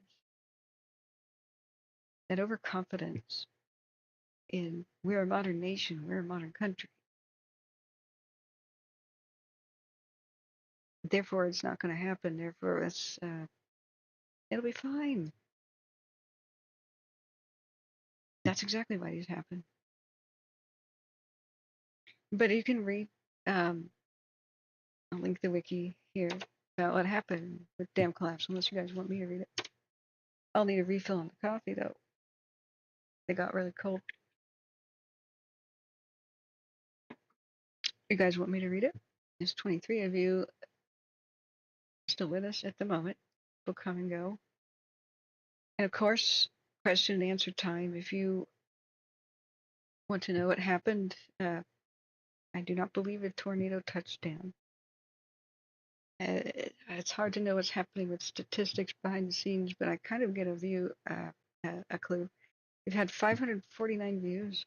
Hit the like button, guys. Forgot to say that in the entire stream. But the average view duration is 13 minutes. So that doesn't mean that most people come in here and just watch for 13 minutes. There's plenty of accidental clicks, and then where people are like here for 2 seconds. Curiosity clicks, like, huh? But, oh, that doesn't affect me, and I need to go to bed. And then people who are here for much longer, but the average is 13 minutes of view time, which is actually pretty good. Our chat rate sucks, though. Just say anything. Say hi in the chat. It'll help us. Our ratings, you guys. I try to let chat lead me. What do you guys want to know about? Do you want me to tell you about this? Because there is some footage of the collapse of the Auburn cofferdam. It's all very related. This, Orville, and Francisquito. It's like a trifecta of dam collapse lessons. I believe it's on YouTube. Say collapse of Auburn cofferdam. I'm sorry if you guys have already left who wanted to know about this. But the Auburn Dam was never built. What collapsed was the cofferdam. And I'll explain what that is in a minute. But what Chat was talking about earlier is, should Orville Dam even exist? It's earthen, and there's a little bit of controversy about it, that there may be faults nearby. Seismic activity is a danger to any kind of dam, concrete or not. And I wanted to chime in and did a little bit in between the chatter of the Ventura County, which we turned off because no more flood rescue going on. Just heroin overdoses and heart attacks and sad things. But we'll keep checking Twitter and we'll keep checking the news media to see if they've got any illuminating coverage. So far, our hero was Andrea, who shared with us a floodwater video so we could kind of understand what was going on at least one intersection. Citizen journalists. Somebody's got to do it. Oh my God, I'm going to write that down. Citizen journalists, because somebody's got to do it. This is going to be my saddest quote. Citizen journalists, because somebody's got to do it. I'll just say it again. I don't think 2020 ended. Life was somewhat normal looking right before 2020. I mean, after September 11th, it was quite drastically different. But I think 2020 never ended. We're in the twilight zone. Somewhere there's an ordinary world, but we departed that one. If you don't know what I'm talking about, the Twilight Zone was a sci-fi, sometimes pretty scary television show of the 60s, where all the characters, like ordinary people, departed the ordinary world for a different dimension, and it was always horrifying. It's a pretty dark show. So I believe we're in the Twilight Zone. That's what the dimension was called. But going back to, because one of the things I can't believe is things that you always thought would be around, like solid investigative journalistic institutions, are failing and going away. And now we're in an era of e-rumor and AI bot writing and videos you can hardly tell from reality, and deep fakes and voice generators that sound exactly like the original person. So it's getting hard to tell reality from fantasy and art, and very Twilight Zone-esque, isn't it? So what connects all these things? The Orville spillway collapse. I actually write, I just want to brag for a second about how I actually write and correct major journalistic institutions when they get the title wrong. You'd be surprised how many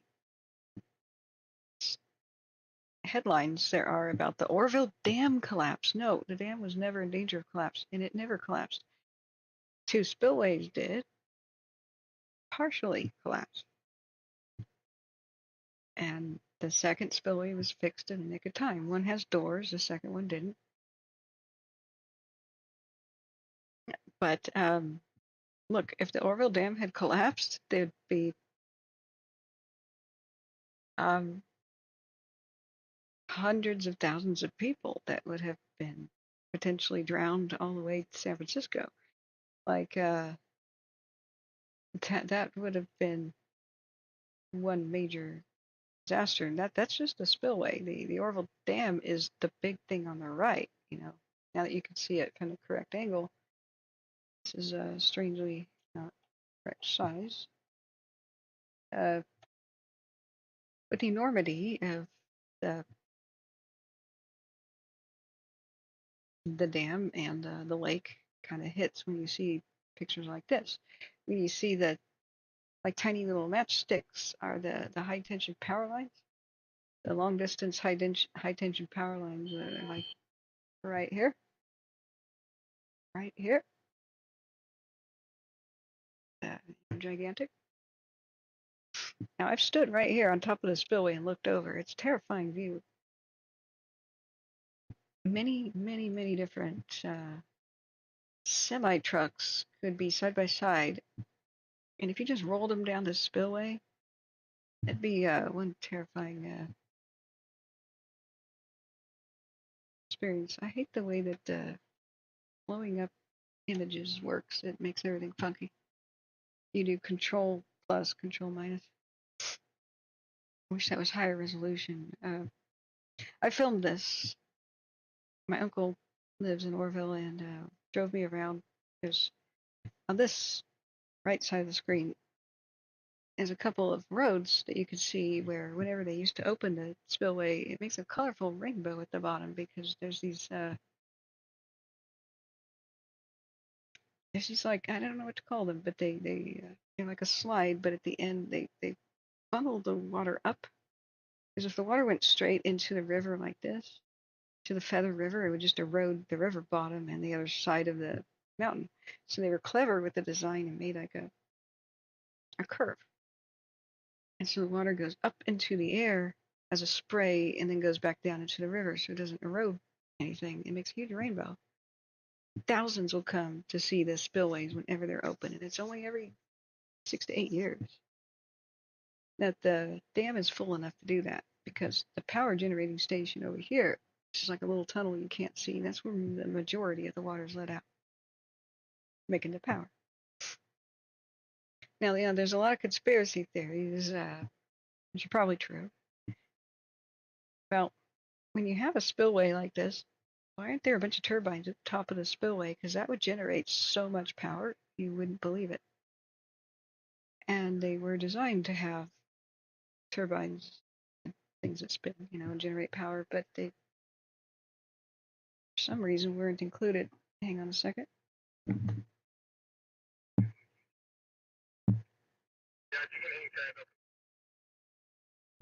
Okay, I still have scanner radio on my phone, and I wanted to verify that wasn't anything happening to Ventura County.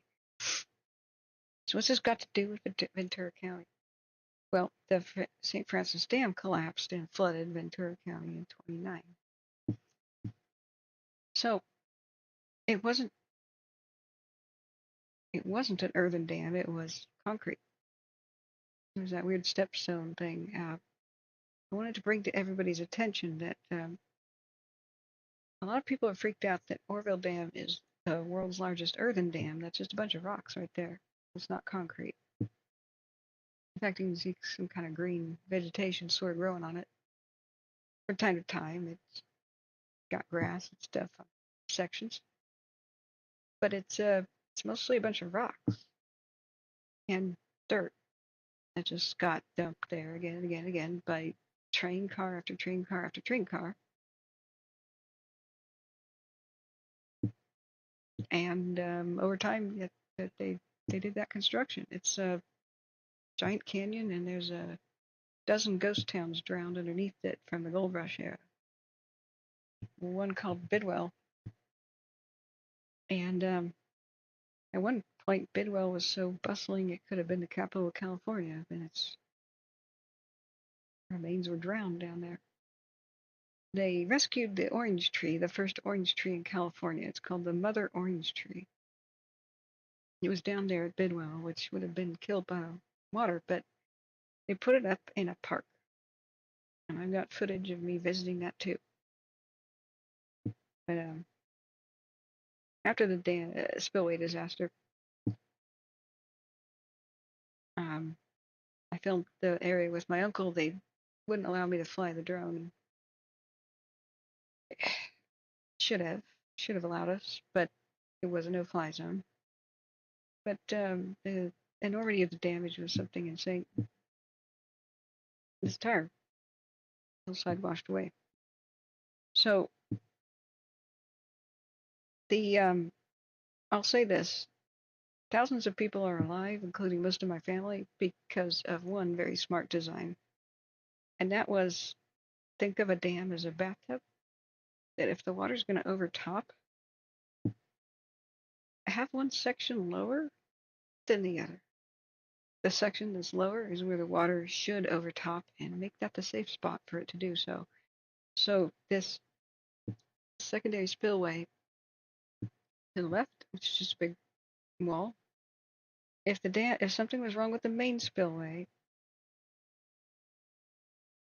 look, it's made out of earth. You'd never want the water to go over the top of the actual dam. It'll just erode and completely collapse.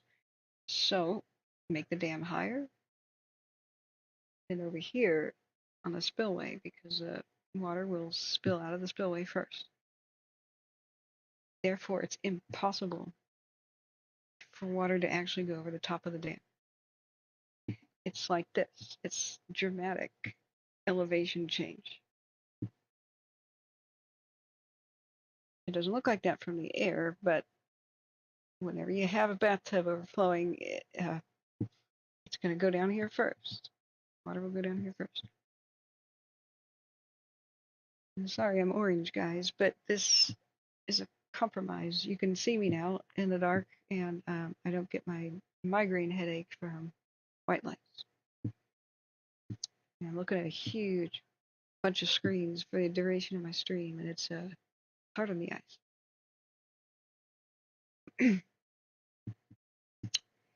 So thank God the engineers did that correctly. The engineers actually called for the spillway to be on bedrock, both of them. It was the construction process that deviated.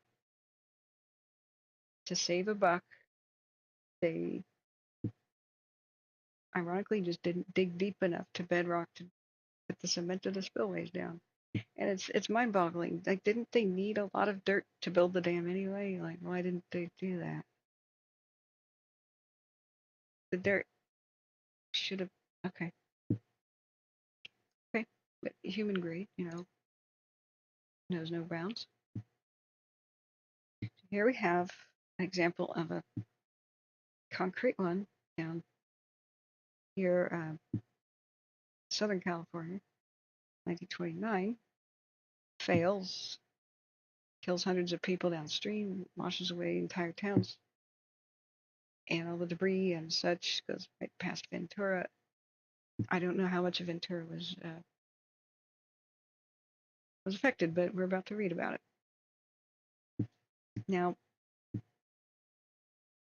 this was first the San Francisco Dam disaster and collapse. They never rebuilt it, thank God, because the soil was too unstable in the first place, and they've discovered major earthquake fault lines near it anyway. So, bad idea. The controversy right now with Oroville is, okay, so the dam can't collapse with by overtopping, like I just explained. However, what happens if there's a quake?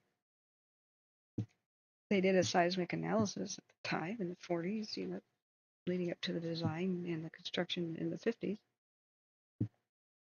But since then, some faults have been uncovered. So there's controversy about should it still be standing at all. But then you have to weigh the pros and cons. if you don't have any flood control in California, you're going to have a lot of people killed with regularity because the floods are insane. Most of the California Valley is wet. Like if there were no dams, most of the valley could become basically a giant lake. No joke. It's been that way before in 1861 to 1862 over New Year's and 1894. So there's a fine line about what we do here. The main purpose is the flood control to try to prevent entire towns from being washed away and for mass death events. When the levees do break, even with these dams in complete and in place, people still do die. My grandmother told a lot of stories about what happened in the 50s. When the levee broke by Yuba City and how there were bodies in the trees, human and animal, and a lot of cattle and cars and stuff in the orchards up in the trees. So that's even with the dams. So California has a lot of major problems. It's not unique in the world, but it's one of the worst places in the world to try to deal with natural disasters. It's a very special and unique and beautiful place. It has many blessings like fertility and beauty, but California is dangerous. So the third dam in question here between all three in the state, the Oroville Dam being the furthest in the north, San Francisco Dam, of course, down there in the south. The Auburn Dam was actually approved with a lot of controversy. And while it was under construction, they built a secondary structure called a cofferdam, which was to divert the American River. And this would be directly above Sacramento, like upstream of Sacramento. So during flooding, that thing completely collapsed and failed, as it was supposed to. It was designed to fail in a less destructive way. So I think the footage is non-copyrighted. We may be able to check it out. If it's Army Corps of Engineers or U.S. Geological Survey or something like that, we can watch it. So why does it do that? Auburn cofferdam failure. Yeah, I believe this is okay to watch. Completed before. Excuse me. Yeah, the floods of '86. Fun times. So let's watch this for just a second.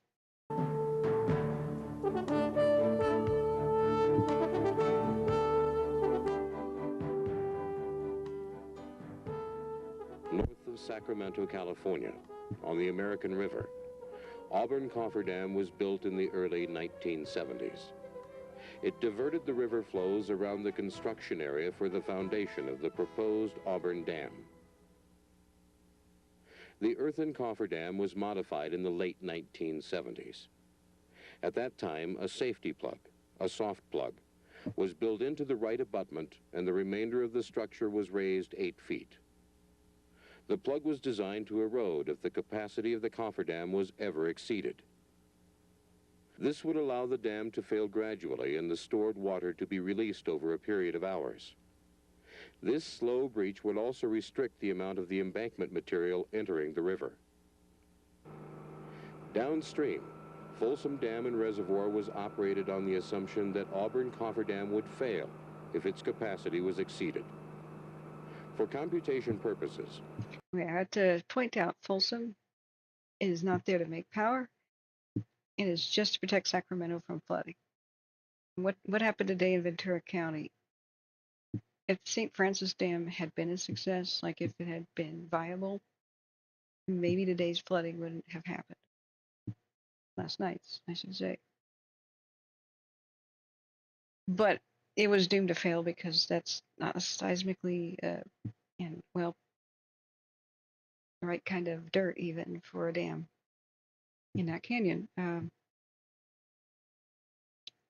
It's possible that it could have helped today, but a lot of flash flooding happened right around Oxnard and right around Ventura.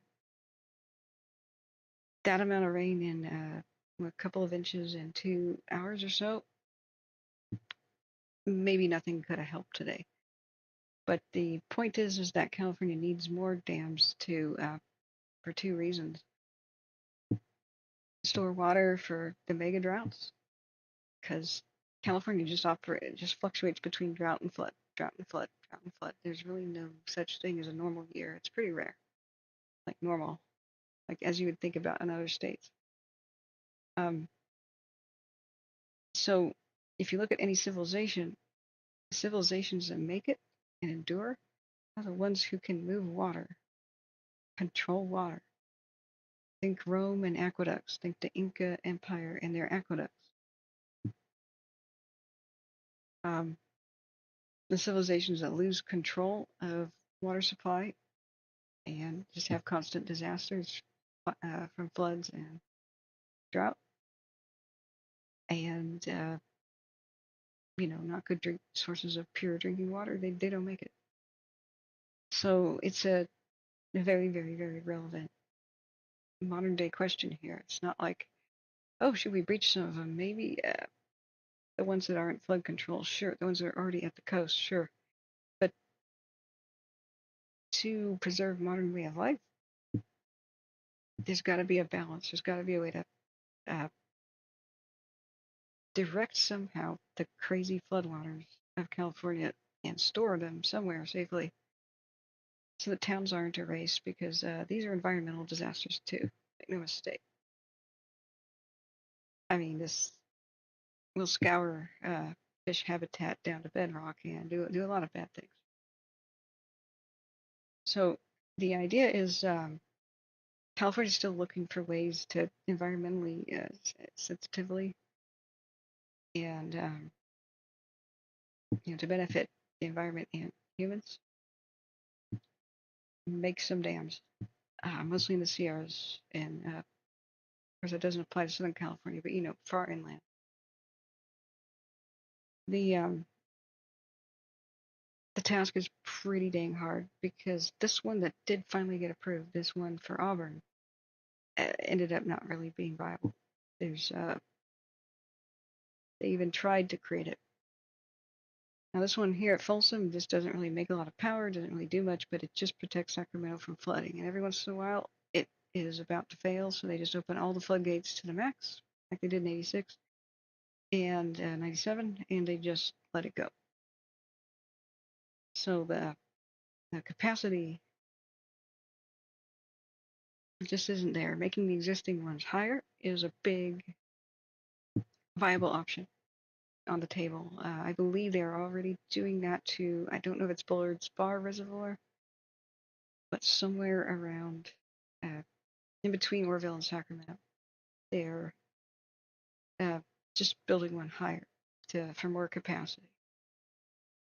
But the big problem that has persisted has gotten a little bit better, but on the worst flood years, like here, like what you're seeing, they just open all spillways and say, whoops, we lost control.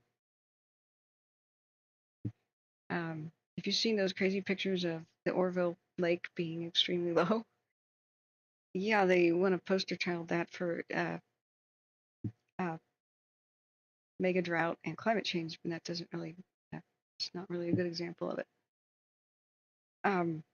The rest of the story is that the snow melt, which happens every year in the spring, sometimes overwhelms the dams, and they just say, whoops, we lost control, and have to open up all the gates.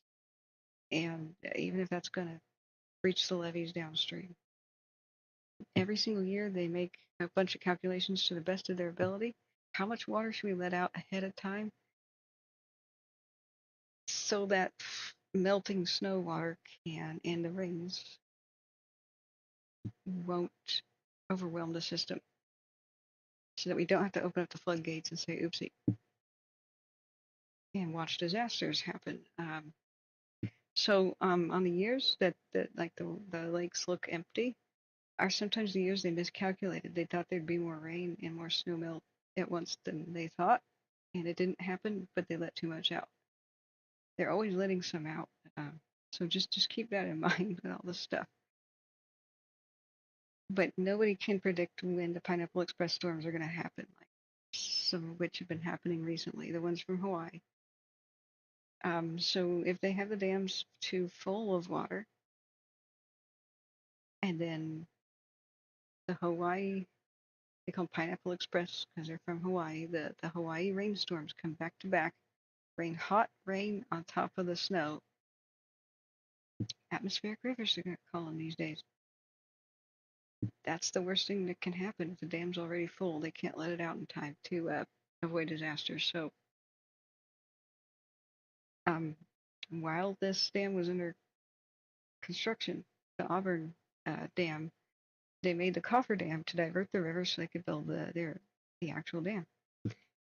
And here comes the 86 floods, some of the worst ever. So you're going to see how it fails in a second. But I just want to point out Folsom down here doesn't have all of its floodgates open. You can see the three on the right are not open, but they do open. And this is one of the situations where they said, whoops,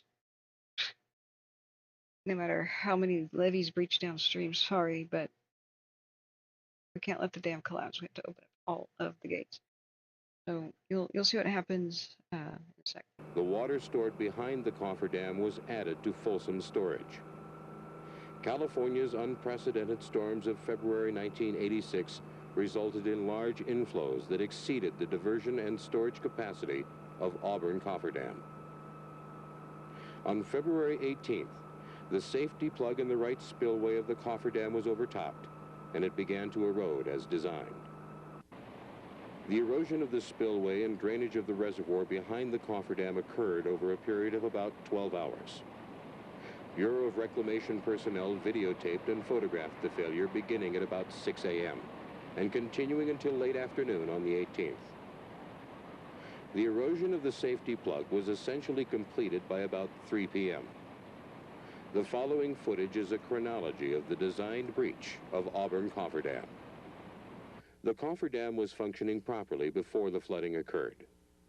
From these views, you can see some of the foundation work that had been completed before the Auburn Dam project was stopped several years ago.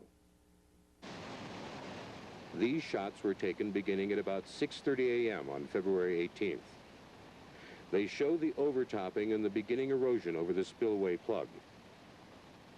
And like I was saying, I just want to point out the floods February of 86 were when there's still supposed to be snow in the mountains. But the Pineapple Express storms from Hawaii brought hot rain, tropical hot rain, onto the snow, the heavy snowpack in the Sierras, and melted it all at once. Plus dumped atmospheric rivers worth of water as rain into the mountains. So this was one of the worst flood years California's had on record. Right as they're trying to build a dam. So I'm so grateful. I'm sure Sacramento is so grateful that these engineers were smart and said, hey, should the worst happen, we're going to design this temporary earthen dam to fail gradually. And it works like clockwork. Downstream from the cofferdam, erosion is starting to take place along the edges of the spillway channel. At this time, I got to quickly add, it's probably because of the lessons of the St. Francis Dam that took out so many towns all the way to Ventura and Oxnard, all the way down to Santa Clara, Fillmore and past Fillmore and all those places. I think Fillmore was impacted hard. Well, I'll read this in a minute. But this disaster, I think, drilled into the brains of everybody that even a, quote, hydrologic genius like Mulholland himself could be the victim of his emotional thinking, of detrimental optimism, and see a weeping, creaking, leaking dam like this and say it's fine. And with this fresh mass death event, well, not that fresh, but these people, you know, it was in living memory still in the 60s when they designed Oroville and this one at Auburn. I would like to believe that this disaster made them think twice and design the other systems with a lot more care and a lot more sobriety. Because if this disaster had not happened, they may have been quite laissez-faire with the design, and maybe all my family would be dead today. Like maybe Orville dam spillways would have completely collapsed, or the dam would have. Who knows? You know. Well, let's go back to watching a little video, and you'll see how something actually goes right. How they actually planned that if the worst case scenario of a super flood happens, can the water that we held back with the American River while we're trying to build the Auburn Dam, can it collapse without completely destroying Sacramento? Some erosion of the spillway plug has probably occurred. As the time progresses, more erosion takes place. Note the elevation of the water behind the cofferdam in relation to the road on the left abutment. As the plug continues to erode, the water level behind the dam will drop. The flow is now sufficient to start erosion on the edge of the spillway canal downstream from the cofferdam. The water quality dam downstream had previously been breached for other purposes by earth-moving equipment. In the spillway, the erosion is horseshoe-shaped as it progresses upstream toward the spillway plug. A short time later, the horseshoe-shaped erosion has gained momentum. The diversion tunnel is discharging below the previously breached water quality dam. Massive erosion along the downstream edge of the spillway channel is beginning to take place. The water eats into the toe of the dam.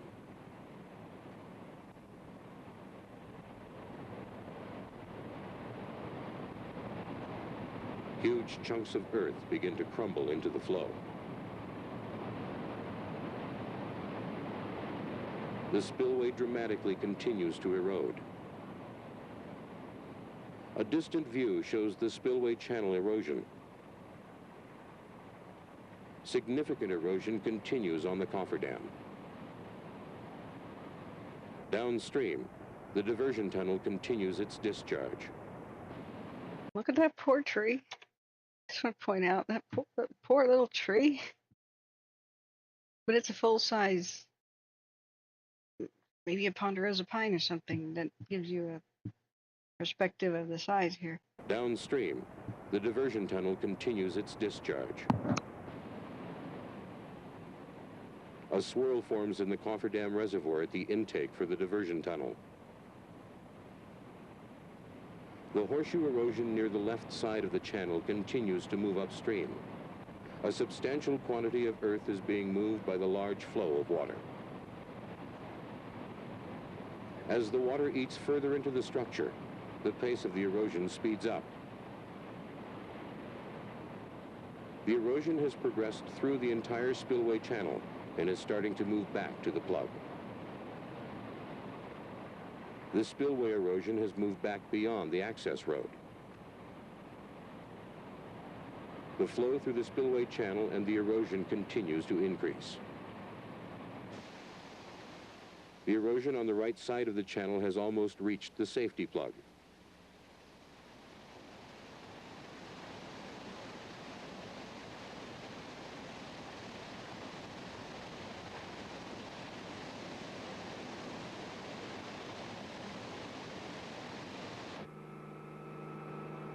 It is now noon on February 18th. From a helicopter, we get a different perspective as the erosion nears the plug. The flow is substantial, and the elevation in the reservoir is still near its maximum. Now, the first stage of erosion has reached the plug area. A second stage is moving back towards the spillway and the cofferdam. The water elevation on the downstream face of the dam is rising very rapidly. This indicates a much increased flow through the spillway. The reservoir elevation is still close to maximum. The breached water quality dam and diversion outlet as they looked from the air.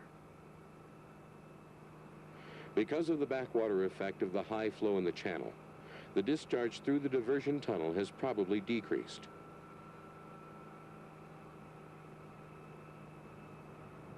The erosion in the spillway continues at a significant rate as the downstream water surface elevation continues to rise. Now it's about 2 p.m. The erosion has worked its way into the reservoir area and the water surface elevation begins to drop at a substantial rate. Upstream from the reservoir, the heavy flows have forced a log boom to break loose, and the debris in the upper part of the picture moves toward the spillway channel. The erosion continues in 2 stages. The level of the reservoir drops and the flows become greater.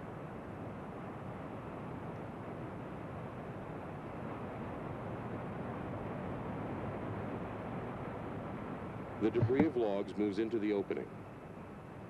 Downstream, the water elevation continues to rise, while in the reservoir, the elevation has dropped substantially. I can't imagine that the log boom failure was planned, because logs are like giant battering rams, and having that hit Folsom downstream would have sucked really hard. So I bet they panicked a little bit with that. This is the situation about 2:30 p.m. on February 18th. 30 minutes later, at approximately 3 p.m., the erosion of the safety plug was substantially completed. All of the water in the Auburn Cofferdam Reservoir flowed downstream into Folsom Reservoir. This effect had been considered prior to the Cofferdam failure, and space had been reserved in Folsom. Thank God. Here, on February 18th, the discharge through the spillway gates at Folsom was approximately 130,000 cubic feet per second. Nimbus Dam, which forms an afterbay below Folsom, was also discharging 130,000 cubic feet per second. This was 15,000 cubic feet per second greater than the design flow of the floodway downstream.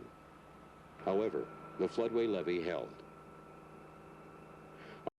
I'm sorry, this is kind of making me car sick as well.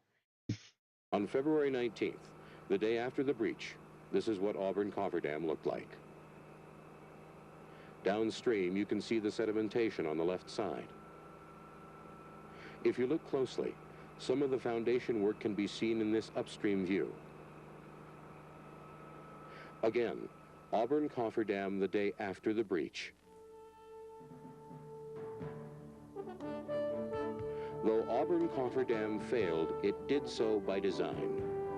The gradual breach took several hours to complete.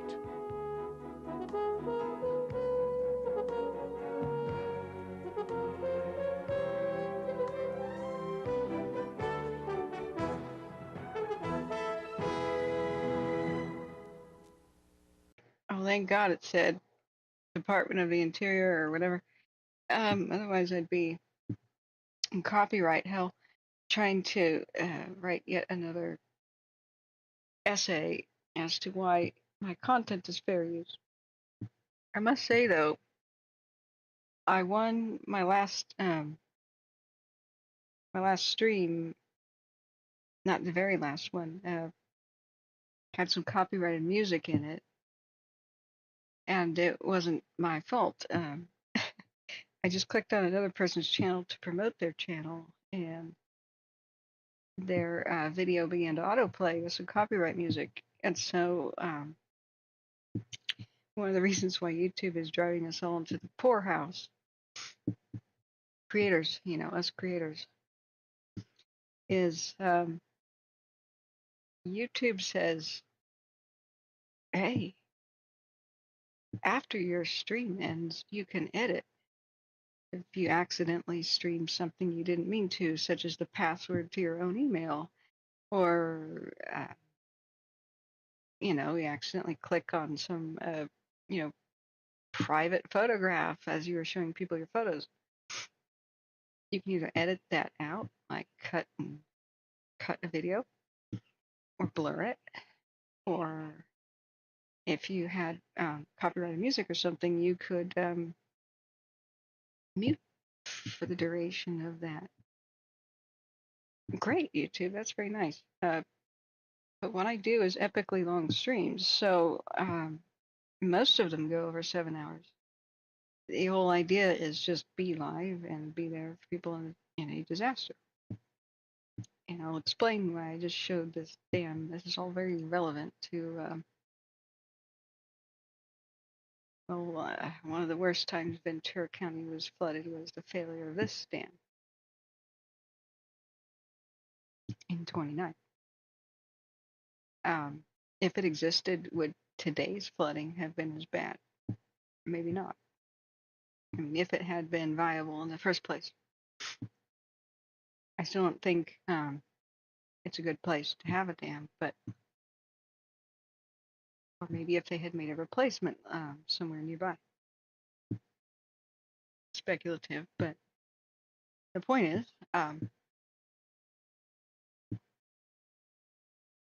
one of my last streams, real quick. Like I said, the video began auto-playing of the other person's channel, and that person was using copyrighted music. Well, automatically, my entire stream, which was 12 hours or so, 12 hours, was flagged for copyright infringement. So, hey, Jag, good morning. Larry, thank you so much for your kind donation. You and Debash Mode and a couple others today are keeping us ad-free. That's the goal I want. Anybody can spare a dime.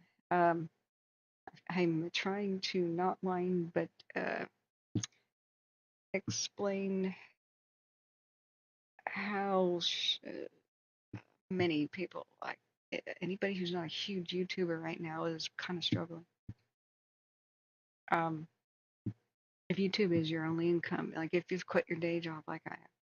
So yeah, Jag, I'll explain the crazy St. Francis Dam failure is on the, it happened in 29, and it's explaining the connection between it, the Orville Dam spillway failure that almost would have killed most of my family a couple years ago if it had completely collapsed. And I'm about to finish explaining how this dam failure that killed more than 500 people and affected Ventura County deeply in 29, how this sobered up a lot of the engineers of California to be a hell of a lot more safe with their dam designs. And so in 2 instances, I think mass death have been diverted. One, very relevant to me, with the Orville Dam spillway disaster, and the way that they designed the Auburn Dam, the temporary dam, while they were building the real one, to fail gradually, in case there was a bad flood year. And one of the worst flood years happened in '86, and thank God they accounted for it. So that video was a success story of a dam failure. I don't think this would have been a success story had not the mass fatality event that affected poor Ventura County, happened in 29. So, anyway, back to what I was talking about too, is channels like mine have been struggling because here I innocently, click on somebody else's channel, and it was called Lighthouses something, which I was happy to promote. It was a very new channel. It was about it showed drone footage of lighthouses and soothing music. And I said, guys, if you guys are fire traumatized, can't sleep, go ahead and turn on this channel. It's great. It's beautiful. It's soothing. And the point is that right after I streamed, not too long ago, not too long after, it kind of instantly hit with copyright matching. It's automatic. So way too much about YouTube is automatic. And this is partly why I am a YouTube beggar. Why so many people on YouTube are begging for the likes, subscribes, and the donations. So much is automatic that you're brutalized in the pocketbook automatically. So, for example, that stream was 12 hours of my hard work and my mods' hard work and the people who contributed hard work of trying to inform the public. I think it was about the South Fire in Ventura County. Could have been the one right before, Santa Barbara. No, I don't quite remember. Same idea, though. And when the copyright match happens, what YouTube says is the easiest, and it suggests to you, why don't you just mute it for the duration of that song? As it kind of shows you the general disposition of the copyright owner, such as, will allow you to keep the music as long as we get their revenue. Well, that's okay. Small timey productions, 20 minutes or something, and you're making a fan video. Like, I remember I made a video called Fred Astaire Dances to Modern Music. Of course, I don't own a Fred Astaire movie or modern music, but I just want to make the fan video and show people that Fred Astaire could have danced to anything, right? So I don't care if they put an advertisement on it and they make their own money. Go ahead. But however, when this is serious, like, I don't want advertisements on disaster programming. It's distasteful. I never want to interrupt this broadcast to tell you about HelloFresh or something, or VPN. I just don't. Or how to groom your nether regions, with Manscaped. I just don't want to. I do my best to keep these ads off. However, it's really easy to lose control. So if their disposition is, yeah, we'll let you keep that music on. However, we put whatever ads we want to on your video and we make 100% of the money. I have issue with that when it's 12 hours of our hard work and it's a disaster thing. It shouldn't have ads on it, period. So I've argued the fair use before, especially during parody, but I've lost most of those arguments because the big companies, the big, big record labels, some of them have really terrible reputations on YouTube for just basically being a patent troll. Heard of that term?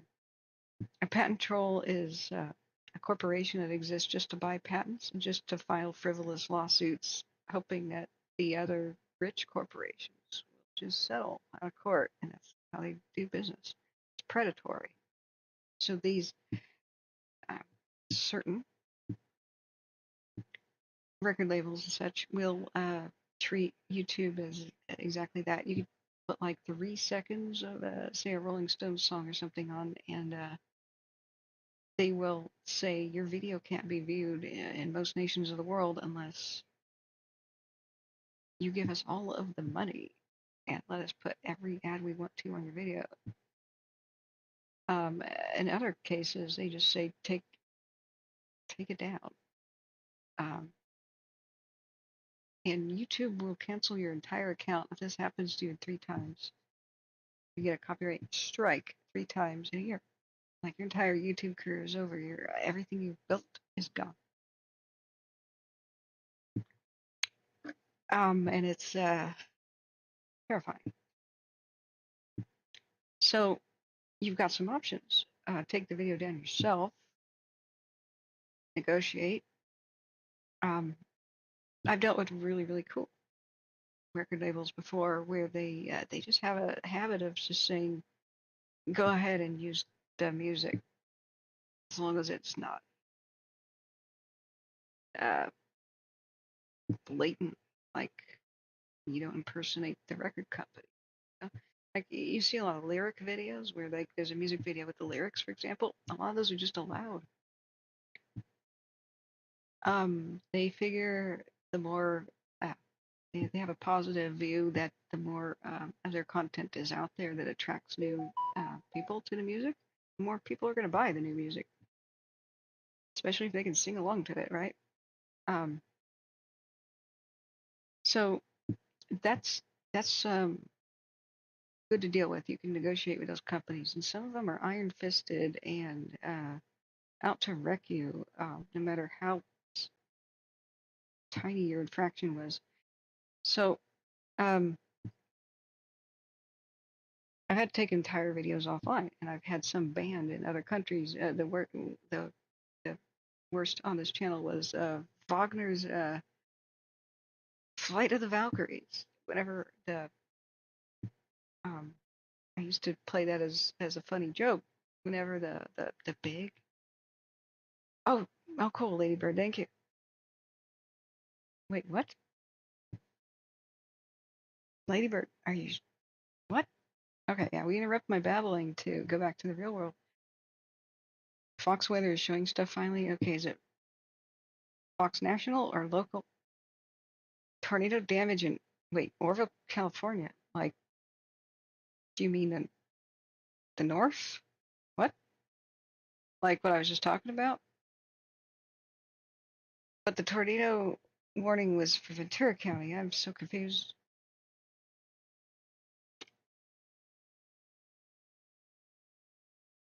I'm really confused. Okay, the big Fox network is finally, waking up as the rest of the media is to what happened in Ventura County, excuse me. East Coast stuff. And Ladybird, thank you for your donation here earlier too. I need more blood sugar to remember everything that just happened last couple of hours. I didn't think anything of the sort was happening near Orville. Do you mean Oxnard? Because I don't think one even touched down.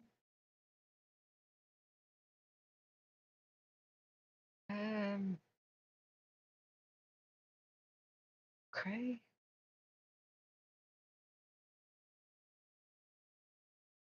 Tahoe, blah, blah. There's been winter storm warnings.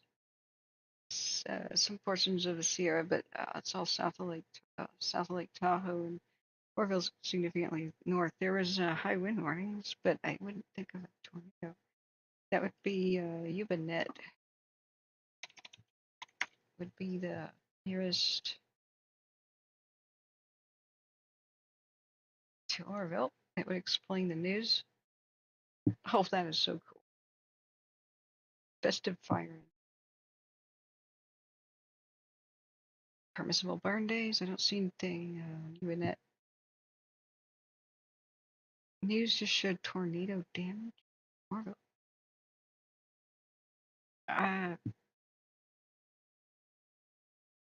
Lady Bird, I don't get it. Which news? Where? You mean East Coast had some tornadoes.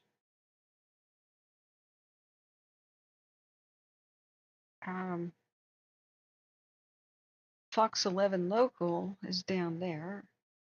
Fox 11 LA. Come on, let's refresh.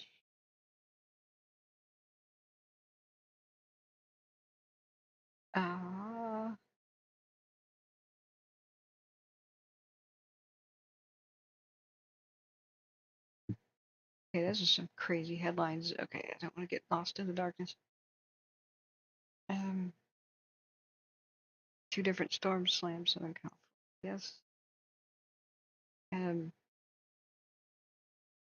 I don't want to show the individual tragedies. That's not what my channel's about. I'm not like that's what journalists do. We're here to give the public generalized emergency info and try not to show too much personal tragedy, like as it happens. That's oh my God, some of these headlines are just the news is depressing.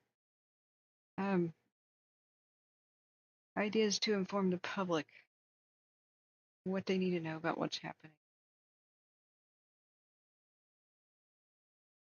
and be a bit of a sanctuary so that I don't want people to come in here like during wildfires and see their own homes burning down and focus on that. Seeing a home burn down does not tell the public what they need to know about the situation. That is just a home burning down, for example. So if we see the neighborhood and what it looks like, that's relevant.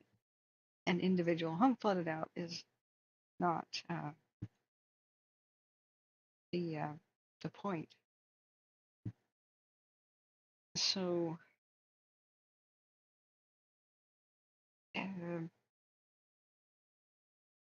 live storm coverage. Okay, tell us about the storm.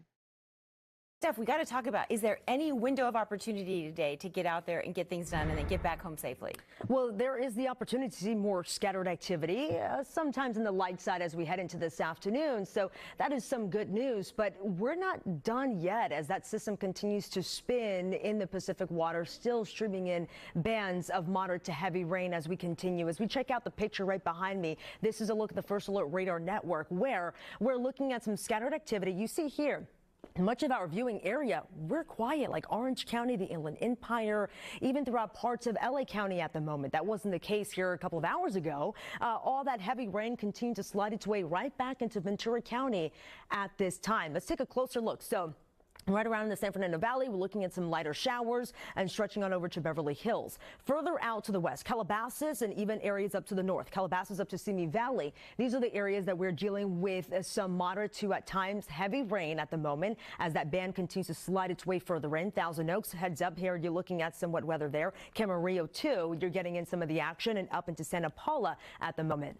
Over back into LA County and Santa Clarita, you're looking at some precipitation at the moment here too. We're looking at, especially where you see the yellows and the oranges, a good indication of moderate to at times heavy rain. So let's go over the storm timeline. As we continue this morning, our main focus is Ventura and LA counties with those bands setting up from the south and it's sliding up to the north. We have been seeing it all morning long during the overnight hours and continuing at this time. We're dealing with moderate to at times heavy rain as we continue, especially later on tonight. That area of low pressure inches its way closer and closer. Eventually that moisture starts to make its way over to Orange County and the Inland Empire late tonight and into the overnight hours here. As we head into your Friday morning, we can expect the activity to become more widespread across the region. It looks like as we head into Friday night into Saturday, the showers will start to decrease. Let's talk more about the rain impact. So slick roads, we have been seeing it all over LA County and Ventura County, especially Ventura County here. Ponding on the roadways, flooding concerns, that is a big threat. Roads, creeks, streams, we have been seeing the river water here just rise. The winds, more on the low side, but still we're still forecasting some gusty winds in some spots, especially in the mountains, gusts around 60 miles an hour. Okay. I'm still baffled as to, like, does the media not know about all the dramatic rescues that just happened in the last several hours? Flooding a concern? Yeah, it's a big concern. It was people, like, swimming to safety. Dozens, if not hundreds of people needing rescue, or at least requesting rescue from their homes and cars. Like, okay. You factor in the rain, the saturated grounds, and there's a concern for downed trees and power outages in some areas, and also concern for some isolated thunderstorms. That was an issue earlier this morning. The radar indicated some rotation in Ventura County that prompted tornado warnings. Of course, that expired at 2:30 this morning, and we're now looking at bands of moderate to heavy rain returning back to the area. Let's go over the 7-day forecast. The basin Unsettled today, also on Friday. Temperatures the mid-60s, also the mid-60s around the coastal spots. The good thing, that storm continues to work its way out of here as we head into the weekend and things start to quiet down for Christmas Eve and Christmas Day. A much better picture in the area here. The valley's unsettled here today into tomorrow. But the good thing, as we head into the holidays, we're looking at a mix of sun and clouds, a much drier pattern ahead. For the high desert, some light activity here as we continue today, also into Friday, as well as for the low desert. For the low desert, will be later on today and into Friday. Lastly, for the mountains, we're dealing with that wet weather. And eventually that's going to transition to some snow as we head into late tonight and into tomorrow. With the snow levels dropping, the temperatures are cooling down. So the good thing, we just have to do with it today and into tomorrow, unfortunately. But then we head into the holiday weekend, Robin, and it's looking much drier across the area. Yay. Okay, so Laguna treatment. Excuse me. Monday is Christmas, so this has ruined a lot of people's Christmases already. The whole their homes being flooded out thing. But at least the takeaway that I'm getting is that you don't have to fear more flash floods until Christmas. I mean, leading up to Christmas, like the new. I'm sure the pretty shocked and traumatized residents of Oxnard and nearby are kind of wondering, yeah, there never were any helicopters or anything that took flight. You're wondering, if the flooding continues, are we going to be out of our homes for Christmas? Of course, people have already been flooded out. Yeah. That's not going to be possible to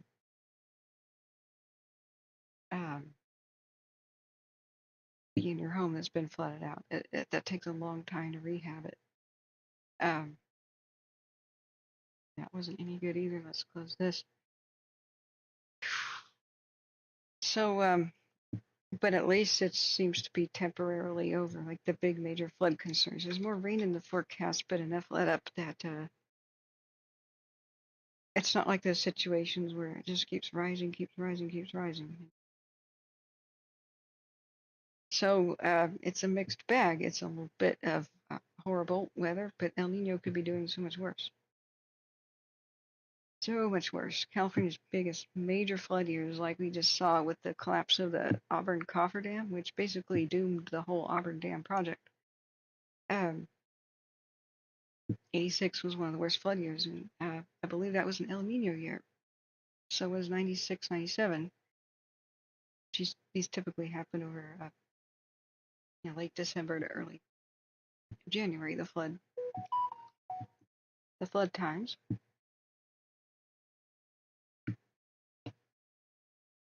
El Nino is usually California's worst flood.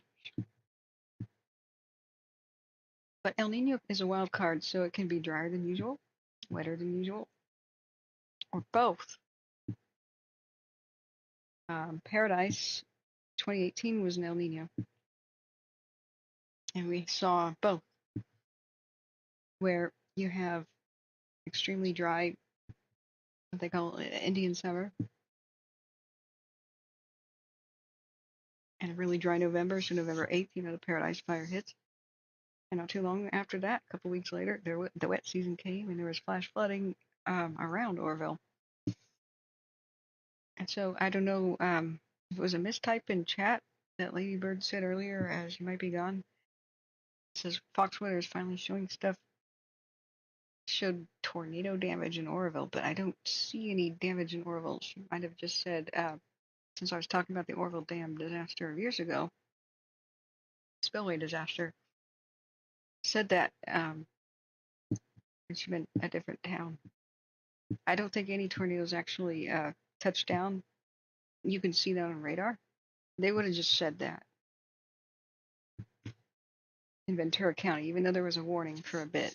There was funnel clouds, but when a funnel cloud fails to reach the ground, it's just a funnel cloud. Scary, but not as bad as it could be. So what we did while we were waiting for information for a bit, And please do tell me how you guys are doing. Are you in Ventura County? Are you in the area? What's it looking like as dawn is approaching? Let me look out the window. Dense fog in Portland. Got a dense fog advisory for a bit. It's like a beautiful, dreamy watercolor of near black and white. It's very, very film noir. Maybe there's a Portland traffic cam or something we could see. Or like a thing that would show this the fog. Or maybe the coin tower cam. Better than that. Yeah, it's kind of like the coin tower cam.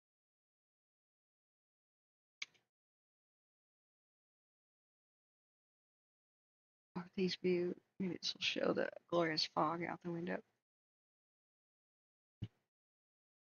I used to love doing photography. But, okay, there we go. Wow, yeah, you kind of see it. That's a live view of Portland right now. It's like a eerie watercolor painting. Why don't they have a nicer camera? The news station. This is like 480p junk here. That's something I don't understand. If that's what your bread and butter is, update your equipment. Showcase what you do. Port of Kalama is not too far away. That would show the Columbia River, theoretically. And it's also dog dirt resolution. This would be, oh, I mean, it's like a watercolor painting. It is surreal and beautiful out the window right now. Evergreen Space Museum is McMinnville, where the Spruce Goose is. Does it at least have a good camera?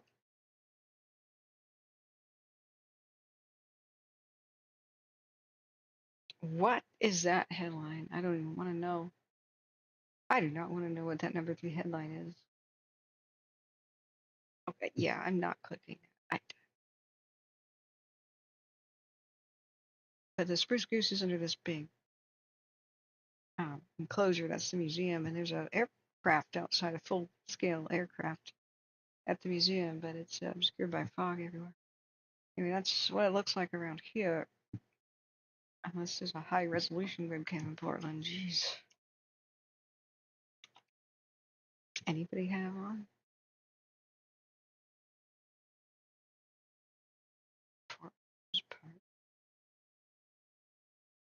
That's Maine. That's Maine. If the answer is no, I don't know what to do here. What's Timberline look like? It's been snowing.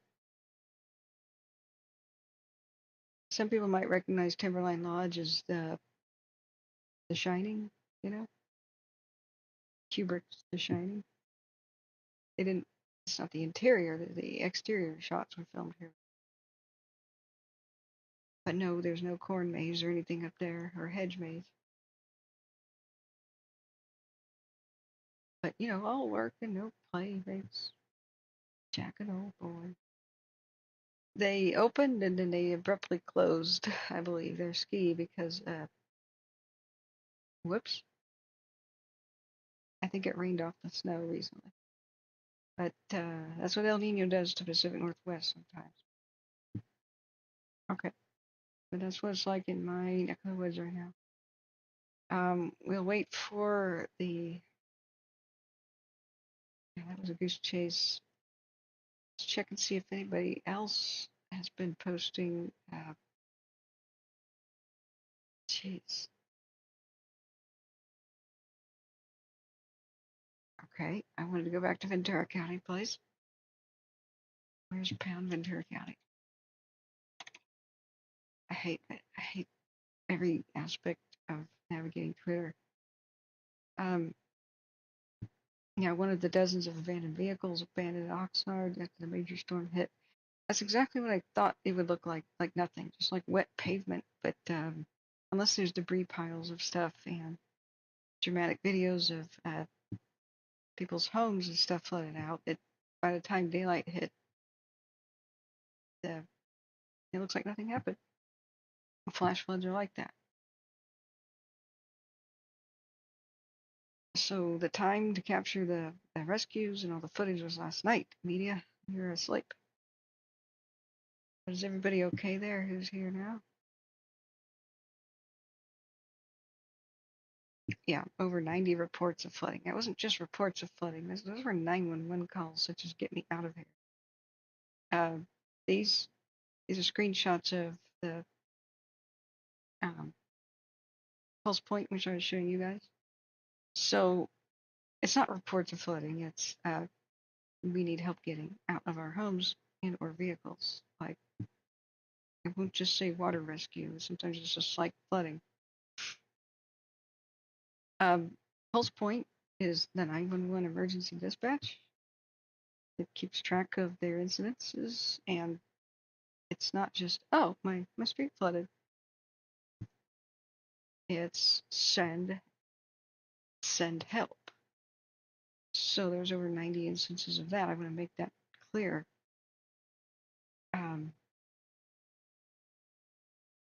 But I am surprised more dramatic video hasn't surfaced, because we heard so much on the scanner last night of people on top of their cars, on the roof of their cars completely submerged, but we extracted the victims first. People in the water, people swimming to safety, people swimming to higher ground, people self-rescuing, first responder vehicle getting stuck in the water and flooding the engine and being out of commission, first responders not being able to reach and trapped victims for more than an hour because of so many roads being blocked due to flooding, homeless encampments flooding out, cries for help by river bottoms and such. A water rescue was done on a street by a boat. There's some pretty dramatic stuff happening, and the media was asleep. And this morning, you'd think they'd at least mention it, and they're not. They're not.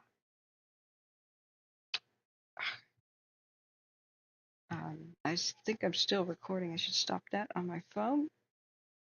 Ventura County. Let's see how long my recording is on my phone.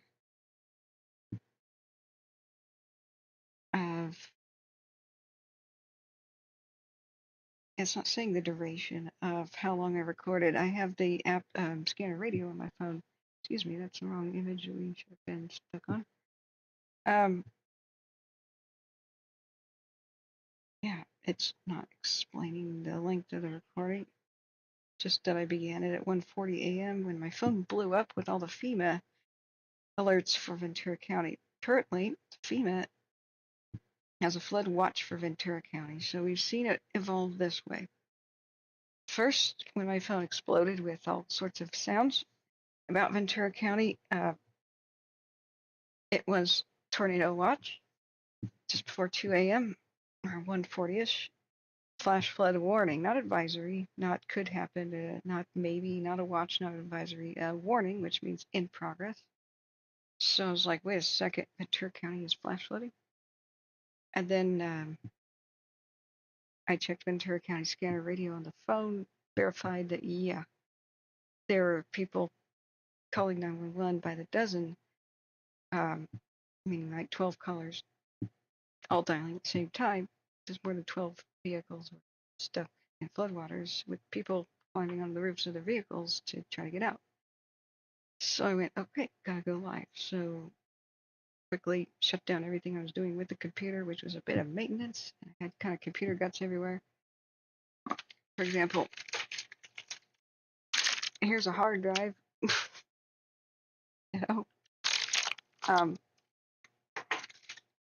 Put the computer back together, restarted, and that's when, of course, it wanted to update Windows and all that. Then got online finally. Immediately after that, the streaming software crashed like it did last time, and I was deaf, dumb, and blind to the levels of my audio. somehow uncrashed and I can see my audio bars bouncing again. Don't ask me why. However, what did successfully crash was, I don't know how long I've been live with the streaming software. It should tell me. I have to look back at YouTube's control panel. And we've been live for 4 hours and 59 minutes. Coffee.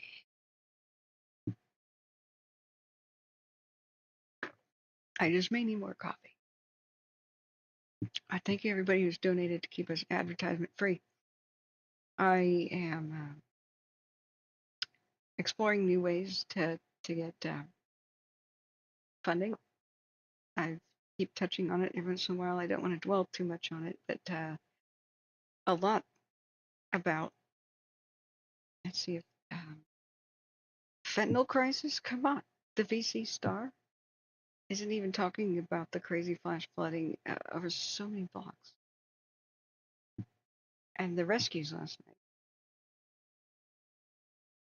That's it. The second, okay, the top story is fentanyl crisis. Second top story of the VC Star, Ventura County Star, is a manhole cover blew up after suspected methane gas explosion in the sewers of China. Okay. Okay. Maybe nobody is at the. It used to be that 24/7 news outlets operated, and always somebody was charged with listening to the scanner radio to get that what's going on first thing. I guess everything changed. They seem unaware. All of these news outlets seem unaware of the dramatic rescues that happened last night. Nobody's mentioned them yet. They're just regurgitating what the National Weather Service was talking about. Okay, at least here, Fox 11 talks about evacuation orders and warnings. But there were no evacuation orders or warnings on Ventura County's own emergency site. This is unreal. It was forecast information and evacuation warnings and advisories. Did they ever bother to update it? Because Fox 11 says there were evacuation orders.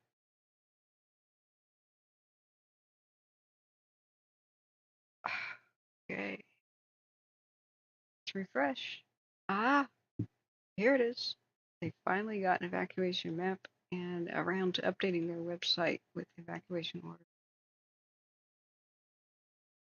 Wow. Wow, friends, wow.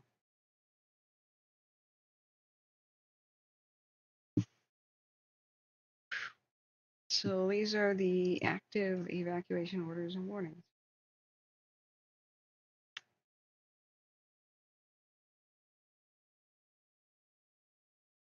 So people should go shelter at Oxnard College. Wonder why this particular spot, is it lower than the others? This is where Patterson and Hemlock had cars completely submerged. During scanner radio, during all that mess, I never heard anything like the word evacuation mentioned. So unless this hit people's cell phones, I didn't know about this until now, actually. They talked about road closure. That's crazy. Maybe it just came down the pipe. When did they? It doesn't say what exact time they updated. Let's look at Fox 11. He's been on top of it more than anybody else. And that's General Fox. When did they update this? 5:26 a.m. Okay. Wow. California Highway Patrol issued SIG alert for the closure of 2 lanes. Southbound 101 freeway. Yes, yes, yes. Law versions. I have no idea. Virginie's Road in Malibu. I just butchered that, I'm sure. Oh, that was that massive traffic collision. Okay.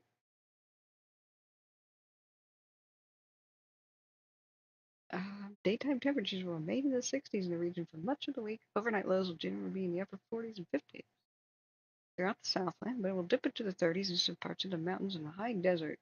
So I'm sorry to break it to you guys, there will be no white Christmas in LA. Are you terribly disappointed? All right, let's look at the radar. So here's that big cyclone storm thing. It continues to spit rain at Channel Islands and now at Santa Barbara proper. It's brushing past Oxnard, so Oxnard is currently getting sun, but most of it is now being funneled towards Lompoc and Santa Barbara. But I believe that just north of Ventura, where a lot of the thunderstorm activity was at Ojai, they had Mr. Toad's wild ride up there with the lightning strikes. I think the funnel cloud went somewhere over there. There's a lot of lightning up there. So currently for Ventura County, there's still flood warning and flood watch in some portions. According to, let me refresh here, that's according to my radar. According to FEMA, there are 2 current warnings for Ventura, flood advisory and flood watch.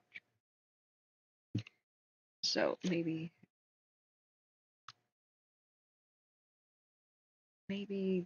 my radar will update that soon. Flood watch is too many places to list. Look, good God, how long is that? That's showing a little different communities under flood watch, and that goes all the way from Lompoc, clear past Lancaster, past Victorville, basically Yucca Valley, almost to Joshua Tree, and continues all the way to Phoenix, Arizona, and then some, and to the Mexican border, and Yuma, Arizona, too. Oh, and don't forget San Luis Obispo. What is this up here by San Francisco? Coastal flood advisory. Minor coastal flooding is expected on the San Francisco Bay shoreline and North Bay shoreline until 9 a.m. this morning. Okay. I don't see any current precipitation over there, though. Now, what do we got for the Sierras? Like Sequoia National Park and Kings Canyon, all the way towards Mammoth Lake up there. Winter storm. A warning, which means it's ongoing. There's 2.5 hours remaining for that. It's at Yosemite National Park outside of the valley, Upper San Joaquin River, Kaiser to Rogers Ridge to Kings Canyon National Park to Sequoia National Park, including the cities of Tuolumne, Meadows, Wawona, Devil's Postpile. There's a city called Devil's Postpile. Florence Lake, Lake Thomas Edison, Lake Wishone, Huntington Lake, Shaver Lake, Cedar Grove, Giant Forest, and Lodgepole. A winter storm warning remains in effect till 10 a.m. this morning. Heavy snow. Although I don't see any precipitation currently. It says additional snow accumulations of 6 to 12 inches in the Southern Sierras above 9,000 feet. Additional snowfall 3 to 6 inches in the Southern Sierras from 8,000 to 9,000 feet, with winds gusting as high as 45 miles an hour. Where the Sierra Nevada from Yosemite to Tulare County for elevations above 9,000 feet. Why is it so bright in here all of a sudden? because of dawn. I have the curtains drawn. Let me fix this, otherwise I'm gonna get a migraine.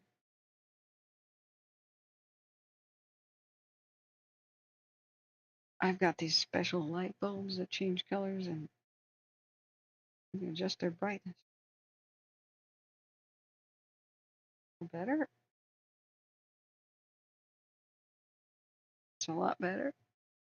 It's a little bit too dark. Hang on. A little bit too bright. Suitable. All right, let me look back at the window where I can see chat. Just zoom out real quick, show you the storm that's kind of just sitting off the coast of California.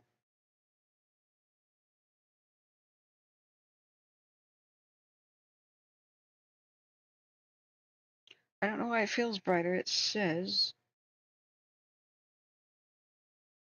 that the light bulb is on 1%. It's dim. Ah.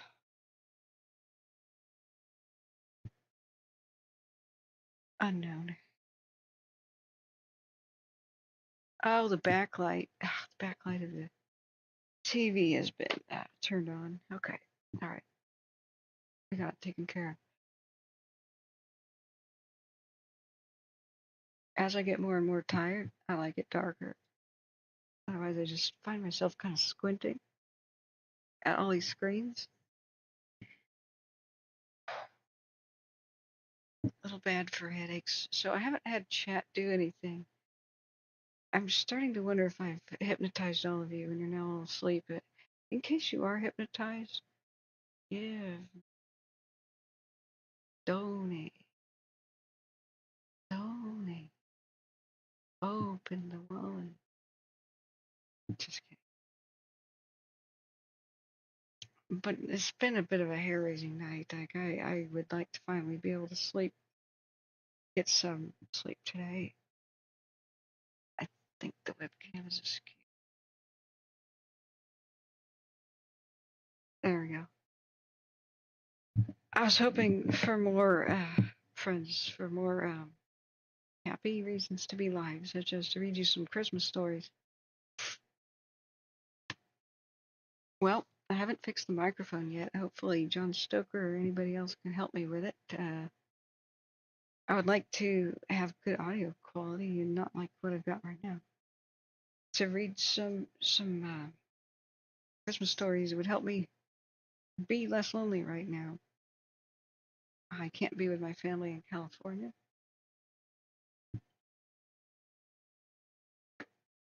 Fire season went into December, so I canceled all December plans for travel.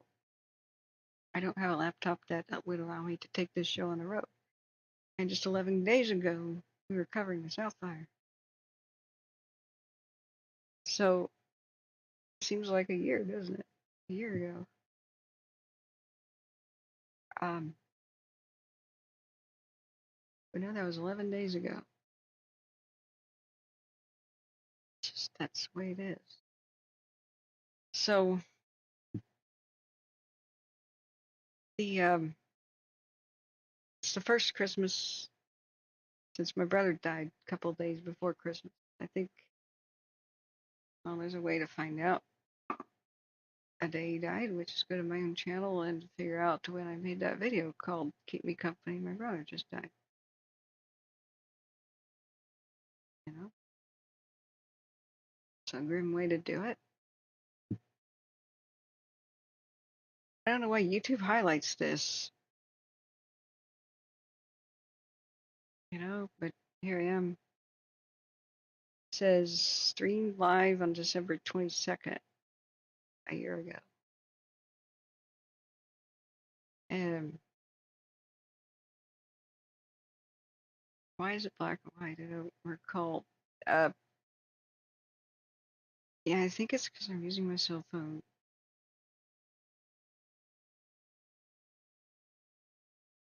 And I had that terrible chair. No, these are very flattering images. I just want to pause it Never mind, I'm getting off here. So the idea was I am feeling pretty terribly lonely and isolated and sad because of I was in shock still last Christmas. My brother had been fighting cancer for a long time,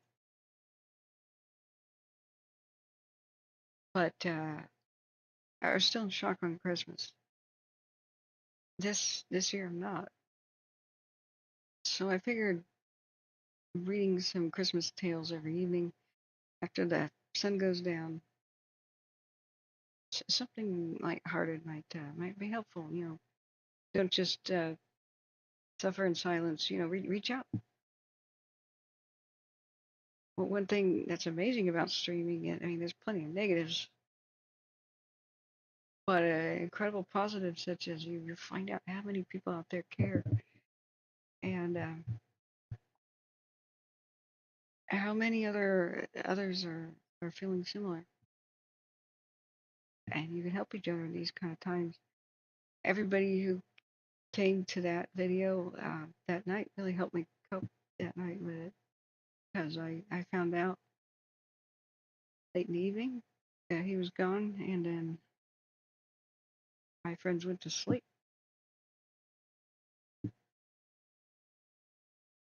And I was alone. But as soon as I went live, I was no longer alone.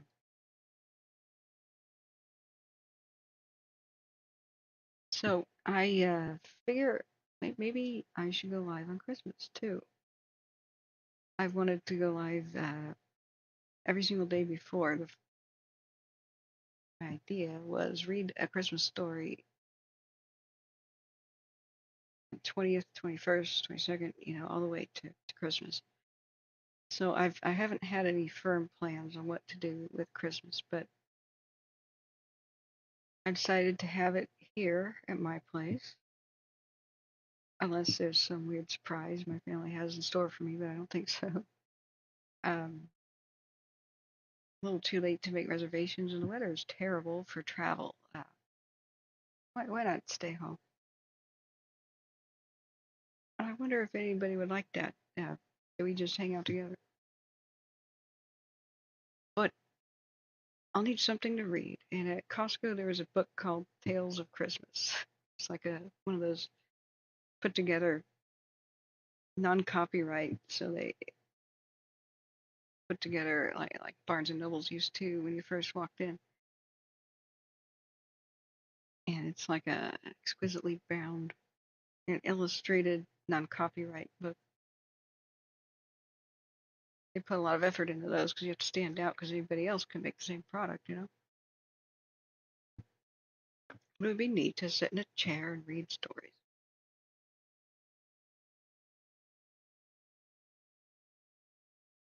Better than drinking eggnog alone. So now that chat hasn't done anything for a solid 32 minutes, I'm going to assume that I soothed you all to sleep with my soothing voice. I'm going to check on the news, Twitter one more time. Is there any update?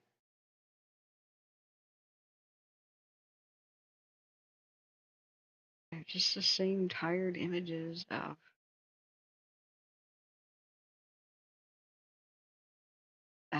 what we've already seen. Hashtag Ventura County. Now hashtag Oxnard. Santa Paula is the one I didn't look at. I saw some red bands of rain over there.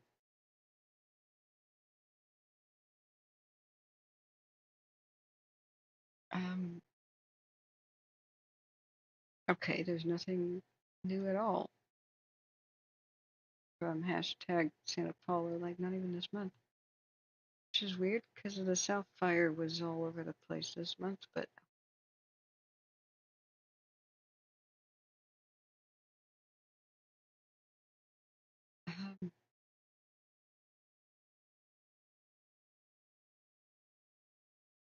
oh, Jean Blackford, good morning. How are you? I'm fighting the formation of a migraine due to looking at all the screens. There's been no news. Did you miss all the action, Jane? Have you just tuned in? What sucks is people might just start to tune in, but everything happens starting around 2 in the morning. I've been live for 5 hours and 20 minutes. Despite the, here's what's bizarre, Jane. The media seems to be unaware of the dramatic rescues of dozens of people last night, or at least many dozens of calls. And I'm sure many people were families being rescued, so it could have been somewhere near 100 or more people were rescued. And we heard a lot of this live. The first responders were so desperate to get some people trapped on their vehicle rooftops that they even ran their cars into the floodwaters, risking it, and some of them broke down and had engines flooded. Yeah, you missed everything. Holy mackerel, it was crazy. So let me do a quick bathroom break, and then I am going to recap for you the not-so events of the night. So let me put on the radar, which shows at least something animated. I'll be right back. But I'm astonished. You know, the media is not reporting dramatic rescues. Be right back.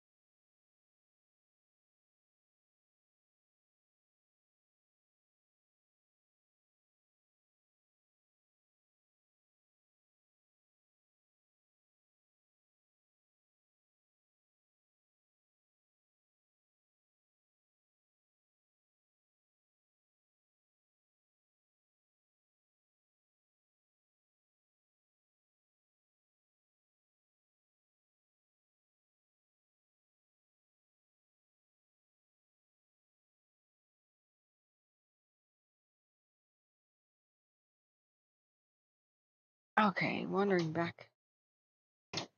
Thanks for your patience. I should have and I'll be right back sign, you know what I mean? Let me, ooh, out the window, it continues to look like a watercolor painting.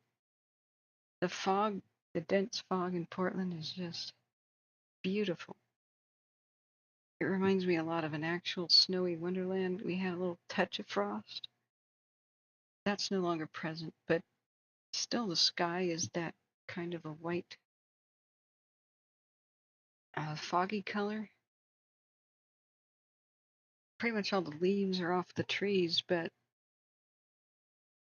couple cling to the spider-like, branches. And with the evergreen type trees, the outlines are now completely blurred, like a watercolor painting. And then you can see the actual street lights and such gleaming like jewels of various colors. And that's pretty dang beautiful. I tried to show some webcams of Portland that would show you the beauty of what I'm seeing out the window, but none of them work. They're all low resolution. Ouch. Whoops. Okay. So Jane and anybody else who's actually lurking is an affectionate term. It means people who don't chat. Like they watch, but they don't chat. So it's called lurking. Don't ask me why. I didn't make it up. Jack says, good to hear this morning. I've got COVID, so I'm glad for the reassuring voice. Oh man, Jack, I'm so sorry to hear that. And DB says, we're still here, just listening. Merry Christmas to you and yours. Thank you, DB, for being so cheerful. I hope everybody has happy holidays and Merry Christmas this year. What a year it's been.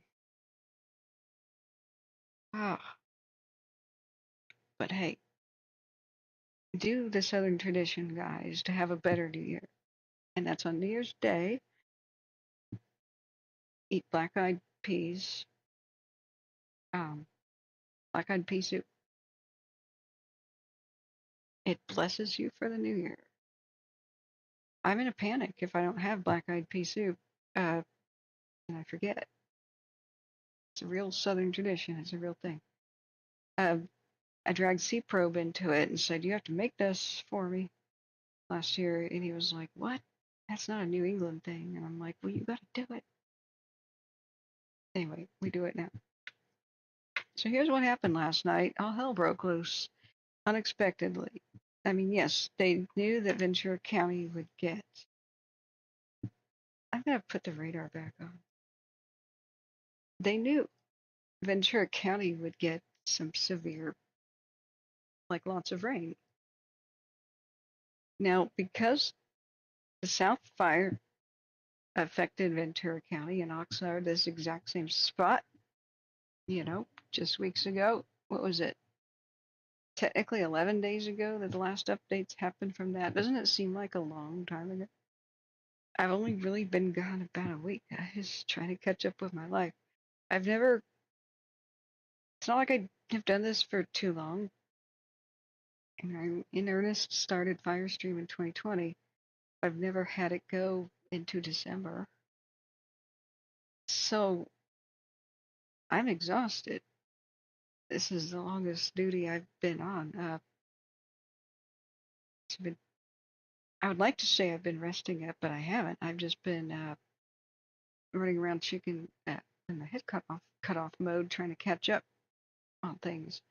I haven't even sent the Christmas card yet, so whoops. Meant to be here more often, but this is how it goes. So I still had, since the South Fire was pretty recent, still had Ventura County alerts on my phone, FEMA and otherwise. And currently now we still have for Ventura County a flood advisory and flood watch. But yesterday, I'm getting my days mixed up. Sunday, night, I had a terrible stomach pain night. Just wrecked me. So I was so worn out that it messed up the sleep schedule, which is why I was awake all night. Wait, today is Thursday? Today's Thursday, okay. So it was, yeah, Monday night that happened. No, Tuesday night. Okay, Tuesday night, terrible, terrible stomach pain, wrecks my sleep schedule. Wednesday, it's like 6 in the morning, and I had gotten just a snatch of sleep at night, and was really wanting a lot more. So I remember waking up around noon to say to somebody, "Can you just get yourself from the airport? Because I don't want to get out of bed. I've had a terrible night. Yeah, I'm supposed to get C-probe at the airport." He was like, "No problem. I'll take the electric train." So he does that, and then I wake up a full 17 hours later or something. Like it was nuts. I was that worn out. So my sleep schedule was wrecked. Yesterday, I stay up till about noon and finally go to bed, only to wake up like 6.5 hours later. So last night, I'm like, oh please, I need more sleep. This sucks. I've been through the ringer, and let me put it so I can see chat again. This is what set me up to be actually awake during all this. So here I am, just hoping I can go back to sleep. Right? I have a sort of a nervous feeling, and just as I think, okay, I can go back to sleep, it's about 1 in the morning. My phone explodes with a whole bunch of noises. I had not put it on mute yet. 1:40ish in the morning. And it says tornado warning, and that's what really got my attention, because FEMA, I have several places listed. Clarksville, Tennessee, one of my friends lived there, and that's where that tornado blitzed through days ago and wrecked the place. And I wasn't sure if she was okay. And then she reminded me that she had just moved out of the neighborhood. So I had Clarksville, Tennessee. They continue to have tornado problems out there back east and flooding. So when my phone exploded, I assumed it was Tennessee. Thank God I actually looked at it. And I said, tornado warning for Ventura County. What? And then it said several other warnings. So it was FEMA, NOAA weather, my radar, and several other going off. All saying flash floods warning, not advisory. Warning, which means it's in progress. So the tornado warning was about a funnel cloud which had been spotted, or two. And so this thunderstorm that went over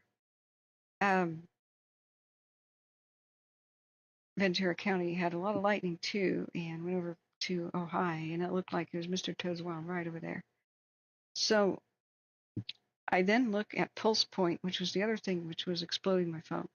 Now, if you don't know about pulse point, it's the counties that participate in it in the United States show their 911 calls on the phone as a list and then as a map. So local counties like Multnomah for Portland participate. So I can tell you like where all the emergencies are happening in Portland, and they're still out. There's still fires breaking out in Portland, like outdoor fires. Even though it's December and very, very damp here. You know, it happens every day. They just don't become big wildfires because it's December and it's very, very damp. So, pulse point for Ventura County, I'd signed up for the South Fire. And I looked at it. Did I say Ojai? Yeah. Yeah, Ojai, just north of Ventura, yeah. That's where Big Owl checked in today. we had a bunch of people show up, and awesome supporters. Let me do a quick translation of that. Buenos dias is about the only thing I know how to say in Spanish. You know, if I had learned Spanish before, I'm sure I would have been a 911 operator. That was the only reason I didn't really get hired. So, translate. Do that real quick. Yeah. Does the storm have a name? Annabelle? It's on the northern coast of California. Severe weather warning. Yep. Yep. Absolutely. So I'm recapping what happened last night and the insane things that the media is not covering. Yeah, thank you, Raul. I hope you are safe. Yeah, I think Ohio is okay. Nobody, Big Al sort of disappeared, so he was the person giving us live updates. There was a person who was, Oxnard is what got slammed with flash flooding, so I'll explain in a minute. As soon as I blinked the sleep out of my eyes, I apologize for the kind of scatterbrained stream I just had. I was supposed to be sleeping. I hadn't really eaten much. So I looked at Pulse Point, which started showing water rescue, flooding, flooding all over Oxnard and Ventura County, and mostly Oxnard, though. So I knew something was really going on. And if you get Pulse Point, which I should probably just put up there, let me switch views. Pulse Point on Android, so you guys know what I'm talking about.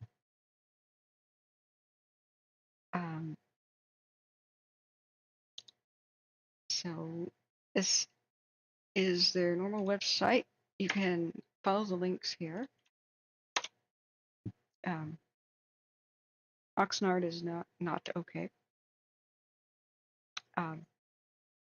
I've been waiting on news, you know, about the general situation, but the news crews have just sort of stirred, you know, and are not even reporting about the crazy stuff that happened last night. The point is that if you're on Pulse Point, you don't have to check a different app like I used to, Scanner Radio, and like Ventura County. I just pressed the button on Pulse Point, which shows all the 911 calls and active responses in a list form for that county and then in a map. And I could see that from Ventura all the way to, oh God, I've been butchering the name of this place. Hard to pronounce. Go back to my spelling. My pronunciation guide. Hueneme. From Hueneme all the way to 101, where it crosses the Santa Clara River, was pretty much flooded out. Anywhere from 3 feet to 5 feet deep to higher than cars deep. So this is Pulse Point on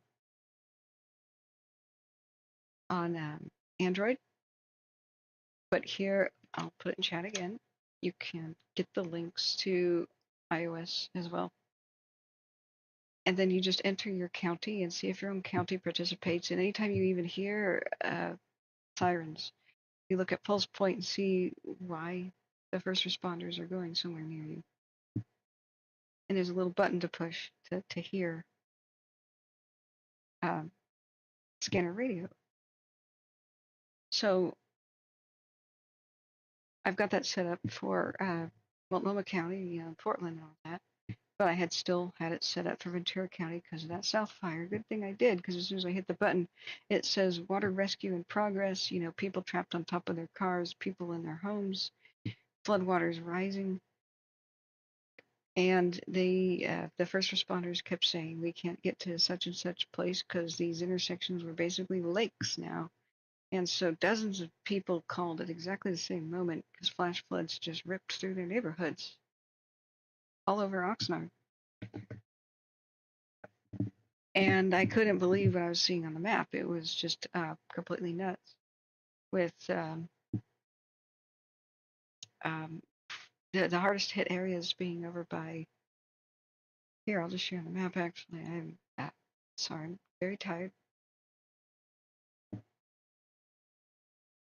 That's Long Beach. Whoops. Nope, not Solvang. Not Santa Monica. There we go. So down here, Channel Islands Beach, all the way up to River Park at 101. So they said 101 was impassable. And technically, I think the bridge was, because the on-ramps were impassable at North Ventura Road. And I knew something major was going down, but from here to here, this entire strip, I'm sorry you can't see the mouse very well. Most of what you could see on the screen from here to here was flooding hard, with at least 3 feet underwater in most of these neighborhoods. Hardest hit being this intersection of Woolley Road in South Ventura, as well as Channel Islands Boulevard at Ventura Road. All of Ventura Road, pretty much the length of it, and Oxnard Boulevard, we were underwater. And so just dozens and dozens and dozens of vehicle rescues and some neighborhood rescues were taking place. And I went, holy crap, I gotta go live. So here's the bizarre thing. We listened to that for hours. The first hour, I wasn't live. I was listening to it live, but I was trying to get the stream up because I had taken my computer down for maintenance. So I was listening to it though. And in case there was tornadoes, especially, we needed to be live. So the serious situation was at Patterson and Channel Islands Boulevard and Hemlock Street over here, where cars were completely submerged. And we were biting our fingernails off because they had called for help there. And finally, a first responder said, we have extracted the victims. So there's no dead people, in these completely submerged cars here at Hemlock and Patterson. But you can see there's like a canal thing, which would explain why that particular area flooded hard. But it wasn't a cakewalk anywhere else. So I'm still going to mispronounce that. Why need me? People have helped me with that, but that's a hard one. So yeah, Gene Blackbird, here we were biting our fingernails off. We never saw a helicopter launched because the supercell rolling by, just thunder and lightning. Some people reported somewhat light rain. Some people reported torrential, just depending on which area of the neighborhood you were in over here. And you could see on the radar it was kind of speckled and spotty.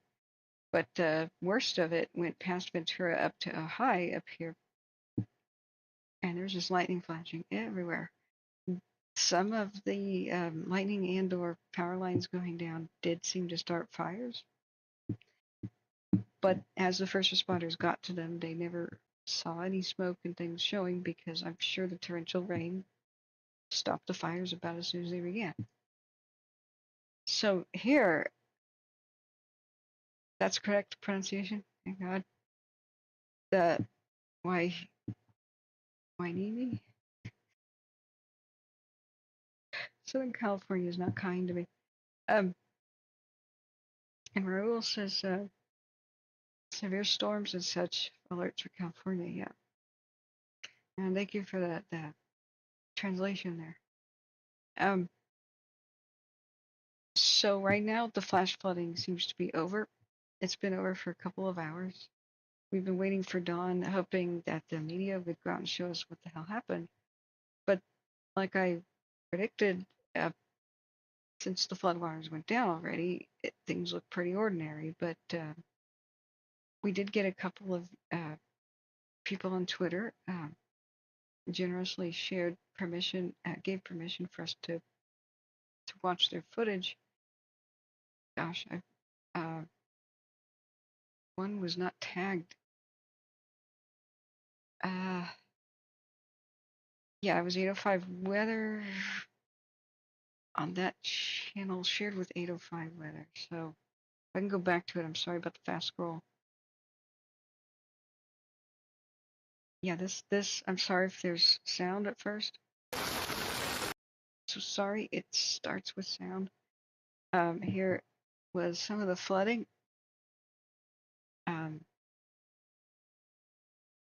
This is one of the few videos we actually had shared with us. And so you can see cars starting to be buried up to the headlights, but at some intersections was all the way to the roof. So we heard about a lot of people having to self-rescue because some of the first responders were so desperate to get to them, even though they couldn't. They drowned their own vehicles and were out of commission, with giving it the best try they could, but flooding their engines, literally. So there were huge delays. Sometimes first responders couldn't get to flooding victims within an hour. We heard their first priority was to extract elderly people and the immobile from their homes. We had rescues from homes as well as vehicles. And water rescues from boats. They kept saying we need more boats. Had mutual aid coming in from other counties and other nearby cities. And then mutual aid from other cities nearby those cities coming to cover the other cities. And it seemed like a very good coordinated effort, where coordination wasn't the problem, but lack of boats, mainly the problem. But a lot of people swam to higher ground. There's got to be hundreds of cars that were just totally wrecked, and we know that there's many neighborhoods that were wrecked. And then raw sewage spilled out somewhere. I was unable to identify where, but here I am thinking that the news media would go live, or at least put some updates on their articles. And even this morning's like Good Morning 7 o'clock news, they're just talking about how there was some heavy rain last night, and some cars got wet, basically. And I'm like, what? I don't know what's wrong with journalism anymore, but they seem completely unaware about the dramatic life and death rescues that happened. We never saw any of them live. I'm thinking some people must have filmed their own rescues, or dash cam stuff will come out today. But way to not cover what is going on, I thought the news media, really got off to the disaster, like really covered it.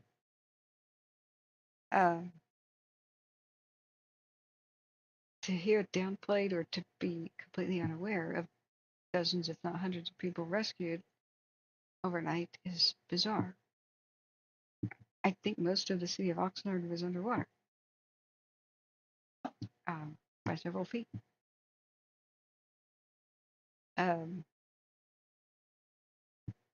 But okay, okay. So far the coverage has been, here we are at a intersection that we think flooded last night. Back to you, Bob, Okay. So I can't play a whole lot of videos, but a lot of people, filmed out their windows and only kind of caught their backyards. But I'm just praying. A lot of people just lost a lot of what they own, and their homes are wrecked for Christmas. So we do have people sheltering and evacuated to Oxnard College, and there is an evacuation order for this area. This is Ventura County Sheriff's Office. So this is Bowling Green, Bulker Drive, Alta Green, First Avenue to Hemlock off of Patterson. We saw heard a lot of dramatic rescuing happening around here. So like I said, Hemlock and Patterson was where cars were completely submerged. So yeah, Jane Blackburn, that's what happened in the middle of the night.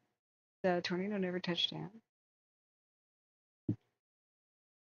Yeah, typical mainstream media anymore, but that's not typical for them. Like dramatic life and death stuff used to be the bread and butter of the media. They used to just pounce on that, even over exaggerate it. to downplay it or be unaware is bizarre. Look, there's nothing patented, copyrighted about scanner radio. There's nothing that stops the media from just turning it on like I do and people listening live to live rescue. Plenty of people started having heart attacks during this stressful time, which happens a lot. Some of which I'm sure were panic attacks. But they didn't mention any of these evacuations on the media at all, like this morning. And as this stuff was unfolding from the 2 o'clock hour to 3 to 4, they had live buttons on their, web pages. And so we hit that. We went to, did everything I could. I don't know local media, but CBS LA were like, oh, let's hit the live TV button.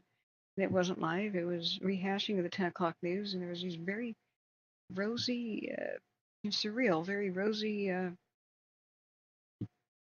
jokes about, are we going to have a white Christmas? And, oh, we'll get some rain, but they really seem to not understand that it would be life and death situations, flash flooding. So I think this took everybody by surprise. But as we hit the live buttons on these big major broadcaster channels, we couldn't find anybody who was actually live.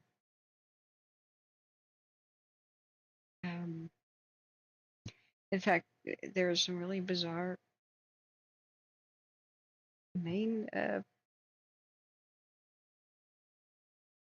headlines. Like here, the advertisement is bigger than the actual headlines. Like, is there something wrong with this website? Now I'm on 100% Zoom. They wonder why people use ad blockers. Like the advertisement is bigger than the news.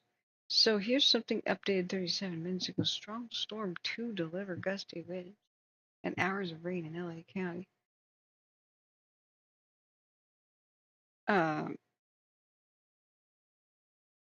Bueller published an hour ago and updated 24 minutes ago. Yeah, I think we already saw that. Like, I don't know.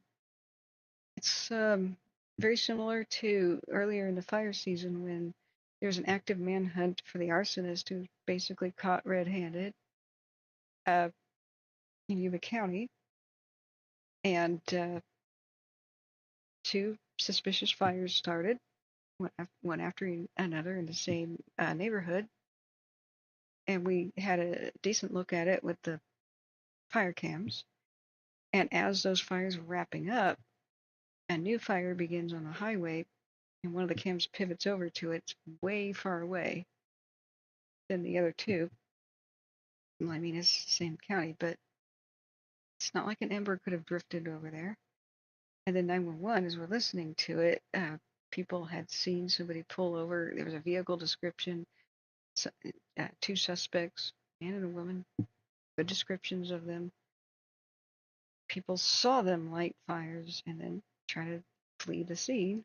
There's a roadblock and manhunt for the arsonist, quote, suspected arsonist, I have to say that. One of the most dramatic things we've ever heard on the channel. I wrote the Appeal Democrat that night after my stream ended with a link to my own broadcast and said, whoa, what's going on in Yuba County? Like, there's been a lot of suspicious fires over the past 2 years. The locals are terrified. Many people have their own suspicions on who's doing this. While I was in Tahoe last year, we saw one of those big suspicious fires break out, and people in my channel, came in and said, there's people who've moved into this county, into these neighborhoods, and they're no good. So I even said, go to the timestamp where the manhunt begins, and I guess the roadblocks didn't work and the people got away. But bizarre stuff happened which we couldn't figure out. Like somebody went into cardiac arrest and there was a fist fight of some sort where CAL FIRE, which is not local fire, had to peel away from the actual fire incident because they knew CPR, had to go revive somebody who was in cardiac arrest. And it wasn't clear whether or not citizens had tried to apprehend who they thought was the arsonist. Somebody went into cardiac arrest, or if that was a completely separate incident. Can you please clarify what the hell's going on in Yuba County? I got no reply from the local newspaper, and to my astonishment, the next day, they ran a short story just quoting this information officer who said the fire was not suspicious. Which one? Like all three of them?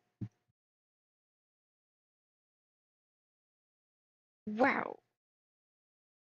That's what they ran with, the official story that, oh, you know what? If some people got confused, was the official story.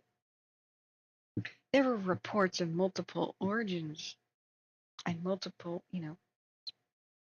points that separate fires began. But you know what? It could have been somebody driving around dragging a chain. That's when I spit my drink out. What the hell is journalism anymore? Like, did you not click on my link and just click on my link and listen to the manhunt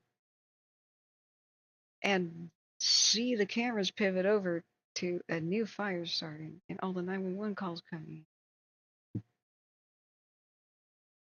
There is something definitely wrong with journalism these days, especially in California. Hey, Boo, the artist formerly known as Derek. How is Scotland? California is insane, and the weather's insane, and journalism here is insane, and as usual. As usual.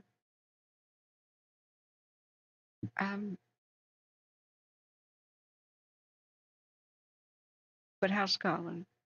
I understand Scotland had some terrible weather too recently, but I haven't been able to catch up on it. I've been desperately trying to catch up with my life because since May, I've basically been doing Firestream.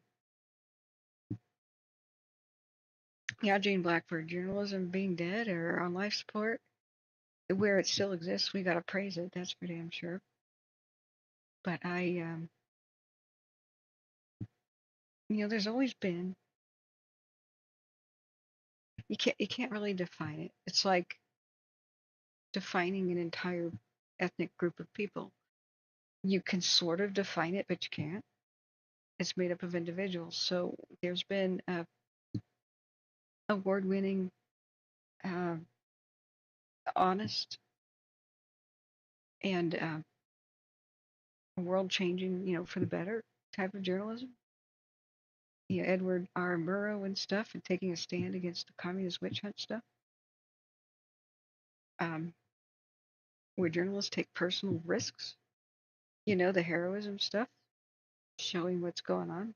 The battlefield, entering the battlefield with nothing but a microphone.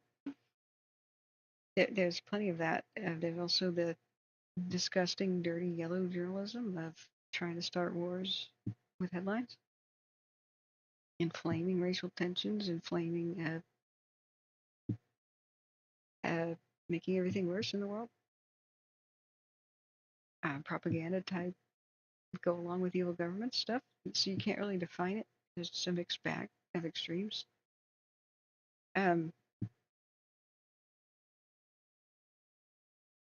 There's always been some cooperation with governments, especially in times of emergency. Whoops, this is the wrong thing I clicked on again. Sorry. Meant to have the radar or something relevant to Ventura County up. Oh, okay. There's still can't see anything. Okay, it's dawn, so the cameras are in color mode. But all night this wasn't helpful. You just saw a storm rolling through. Sorry about that. This is perhaps flashing light warning seizures. Sorry. That one was stuttering. Remember how we were watching wildfires about 11 days ago? When was my last broadcast about the South Fire? That 11 days ago? I've lost all track of time, all sense of it. I'm sorry, still flashing light warnings. It's just the nature of black and white nighttime time lapse. These are the same cameras where we were watching the South Fire. So we did have a quote mud emergency last night, which I take to mean probably something akin to a mudslide. The wildfire definitely has produced a lot of mud runoff, especially around South Mountain. It was unspecified though where the mud emergency was.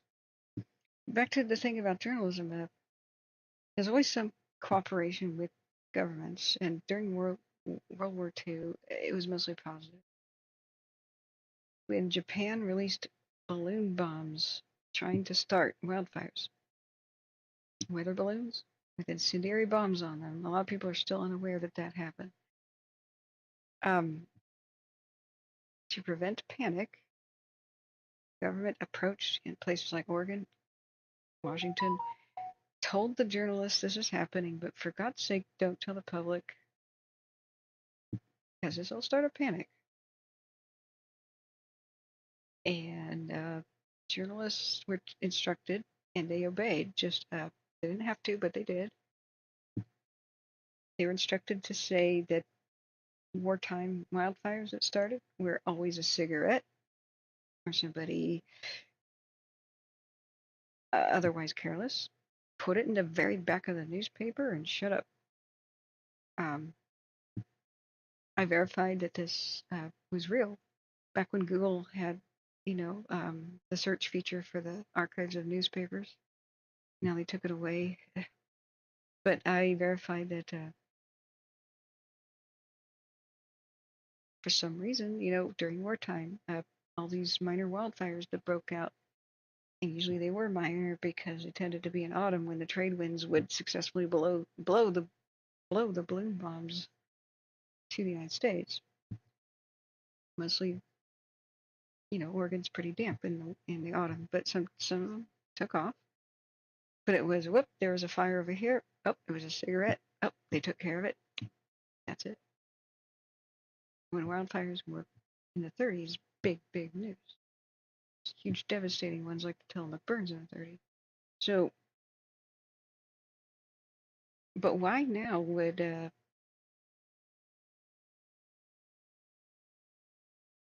something this dramatic be happening in a place like Yuba County and local small newspapers downplay that? Active manhunts and witnesses and cameras seeing people start fires and go along with the official story that, somebody must have dragged a chain. You know what? That would have started fires like in the same 20-minute span, not over the course of the 5 hours or whatever we were looking at. It's just total BS. So there's a variety of explanations. Money being a huge factor. Can they even staff well enough to tell, I don't want to say the word truth, but to tell the facts anymore? Tell the public the facts. Are they completely unaware of the amount of water rescues last night because everybody went home for the evening at the newsroom? Possibly.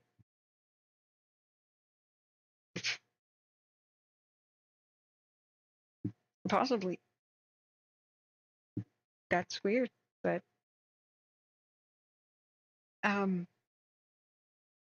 when the newspapers and such kind of went offline, and now there's a lot of people who can't afford cable and have cut the cords. Everybody wants to say, oh, it's because of trends, and younger generation just doesn't want TV. It's younger generation can't afford it, or cars.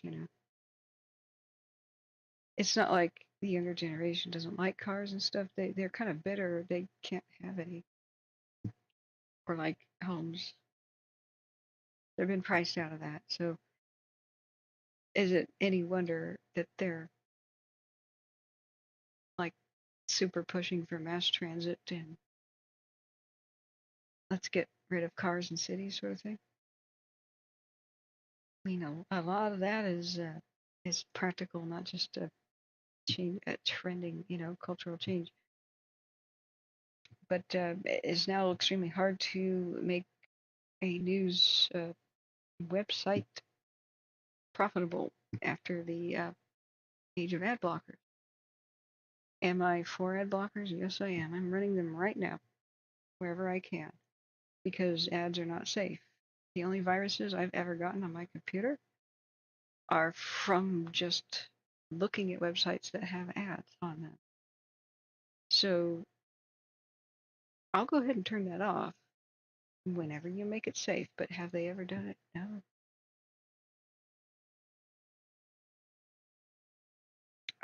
So as a computer tech person, whenever I have a client and I deworm their machine and strip all the viruses off of it, I say, please just get an ad blocker for God's sake.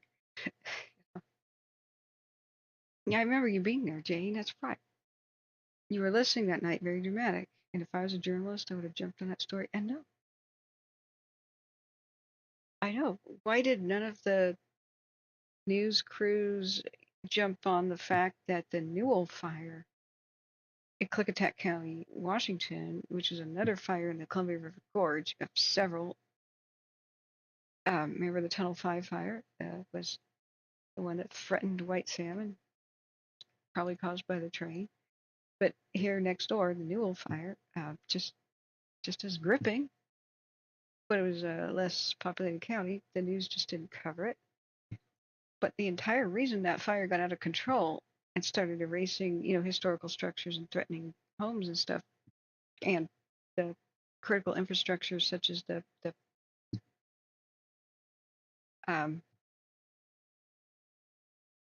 whoops, what did I just do?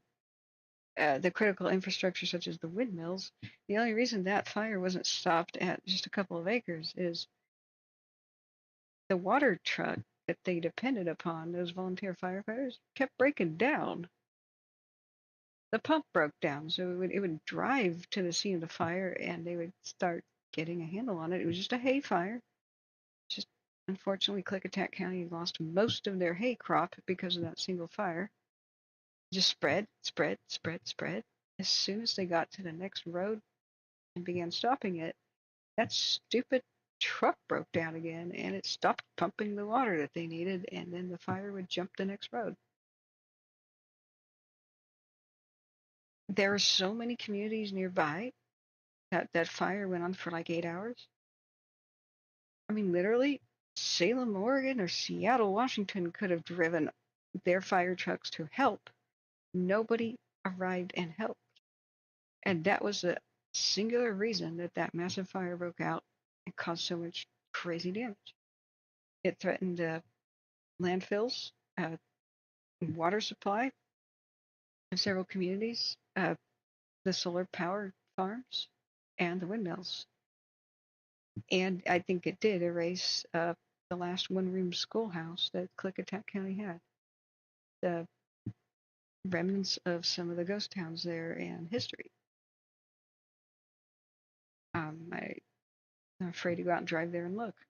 And that's because with all these other cities nearby, the Dalles, white salmon, major cities. I had firefighters come in our channel and say, we're ready to roll and go and help, and we're not. Okay, that's a story. That's a story. One water truck pump failure results in massive devastating wildfire that should have been a couple of acres. And it spread for days and days and days. It was one of Washington's biggest problems. But nobody told that story. In fact, the only story told about it said it was global warming. Oh my God. I guess they don't know how hay and alfalfa works.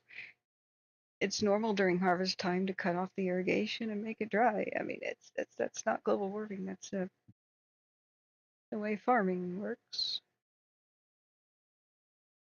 Everything got overshadowed. At least they covered at least a little bit the deadly fires over when the same hay crop kind of ignited in northeastern Washington with the horrible. Oh God, what was the name of these fires? I'm so tired, guys.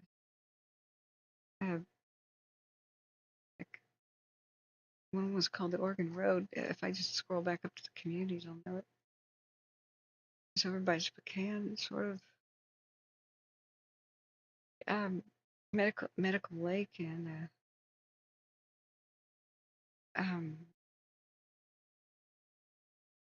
didn't they get blasted? Was it medical lake?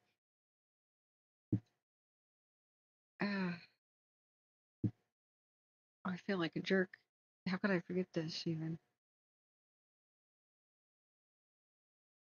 I think so. And another nearby fire that affected, it was called the Oregon Road Fire. Well, maybe if I just turn back on watch duty, they'll have the historical fire perimeter already for that one.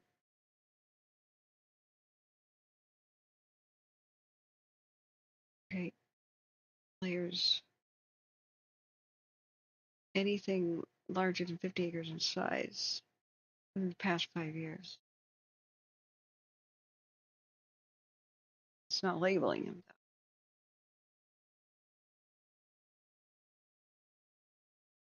though. Okay, let's look at Caltopo then. Where's Caltopo?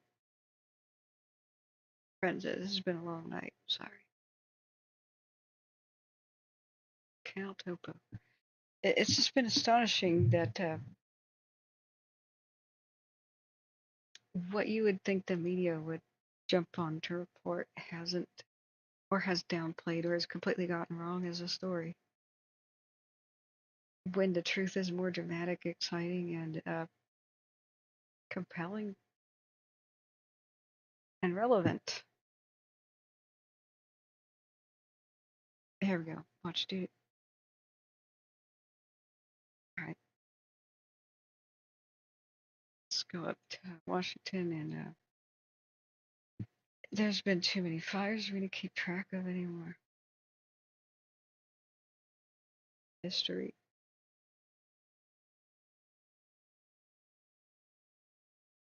Oh yeah, when they're layered like this, it's just so difficult to figure out the.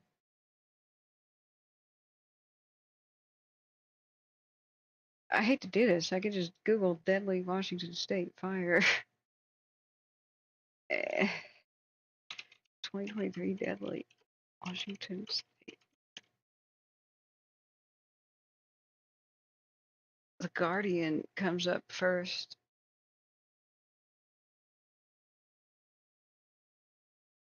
It's more than one person dead.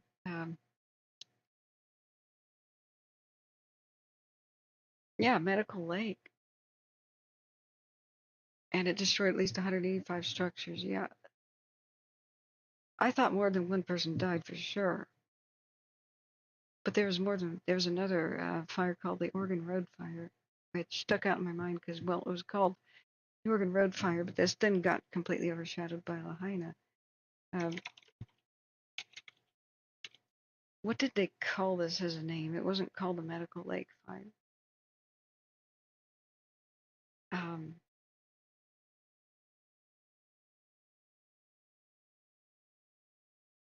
Let's see, Lakeland Village. Yeah, people told to shelter in place because the first responders couldn't get to them. Yeah, I guess they're just calling it the Oregon Fire now, which was in Washington. Which, yeah, great job naming everything. That was also in Spokane County. Really broke out on the same day, I believe, August 18th. Red flag warning. Yeah. Level 3 evacuations. That one burned 384 structures, 126 were primary residences, and 1 person died. Wait a second.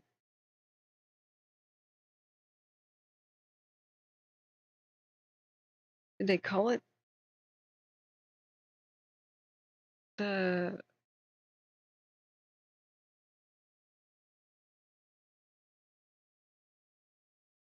okay, the media may have gotten both of these confused. He said on August 21st, the remnants of that Hurricane Hillary, which I didn't cover in LA because I knew the media would be doing that, but I was really sick at the time, brought cooler temperatures and rainfall to the northwest, and that severely moderated the fire behavior and allowed the crews to make large gains on it. And by August 29th, the evacuation was lifted. But it was on August 18th, yeah, the red flag, and I think they're still investigating it. Yeah, human cause. And but what about the other ones at Spokane County? Yeah, in response to the Oregon fire and 2 others. Yeah, which ones? The Spokane County Board of Commissioners issued a countywide state of emergency declaration and allowed federal assistance, blah, blah, blah. Governor also issued a state of emergency for the fires, blah, blah, blah. Washington National Guard came in to assist. And then they called in FEMA. Yes. What were the other 2 fires? Yeah, 2 dead and many structures lost. Here's an actual. Some of these pictures were unreal, but it was in the hay fields right before harvest. Yeah, Oregon Road fire. The Gray fire. That was it. Hideous. Those were bad. So, yeah. Regina Corbin says the fire in Medical Lake was called the Great. Thank you. I'm sorry. You knew it, and I should have looked at chat. Thank you, Regina. So, was it the Golden? The Golden Fire was that one that really upset me. Where that one was down by Bonanza, Oregon, in the south, almost the border with California. Yeah, the Golden Fire was one where neighborhoods were burning down and nobody knew about it. And here I was trying to cover it live. Nobody was saying anything. And that county really dropped the ball. In fact, they had trouble communicating amongst themselves because their communications were dependent upon the power lines, which got eaten up by the fires, and so they couldn't even talk to each other, let alone talk to the people whose job it was to update the county's emergency website. So the county's emergency website just sat there, everything looking hunky-dory. It looked somewhat bad on distant cameras. Maybe there's a Wikipedia page for it already. Yeah, Klamath County. And yeah, it was 11 miles north of Bonanza. Now there's 2 Bonanza, Oregons. This is the town, not the mine. Burned dozens of homes, caused the area residents to lose 911 service. So they had no backup for their 911 service, which makes me extremely upset because that's what happened with Paradise. And we should have learned that lesson in 2018. Have backups so that your emergency first responders could talk to each other and people could call 911.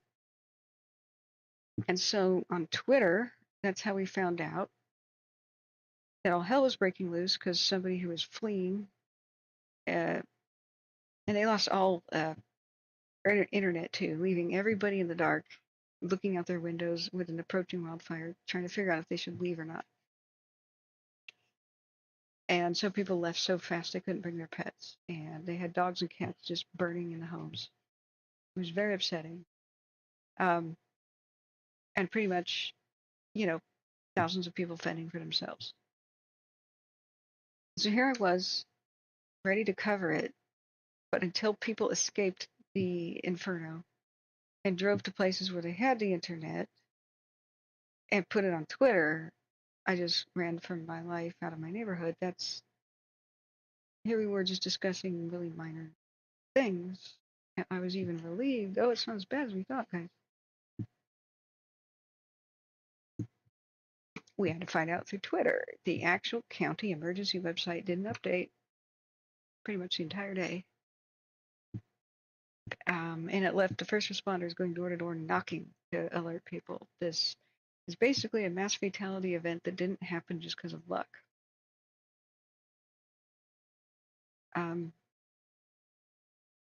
So this is also under investigation, cause unknown, and it was not the marijuana thing. For some reason, that rumor is making the rounds again on the Wikipedia. Because according to initial info, the blaze may have started on a private property being used to grow marijuana illegally. That was shut down as a stupid theory immediately.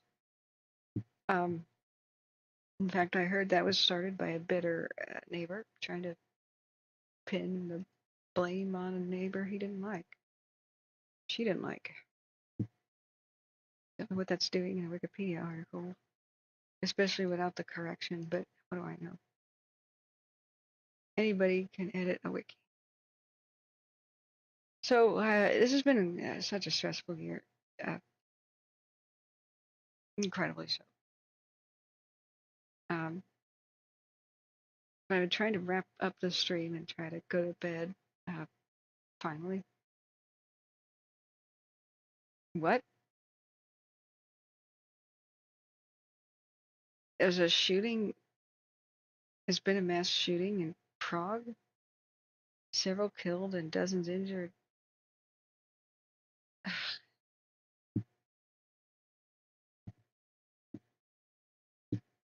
Okay. Okay, so that's breaking news.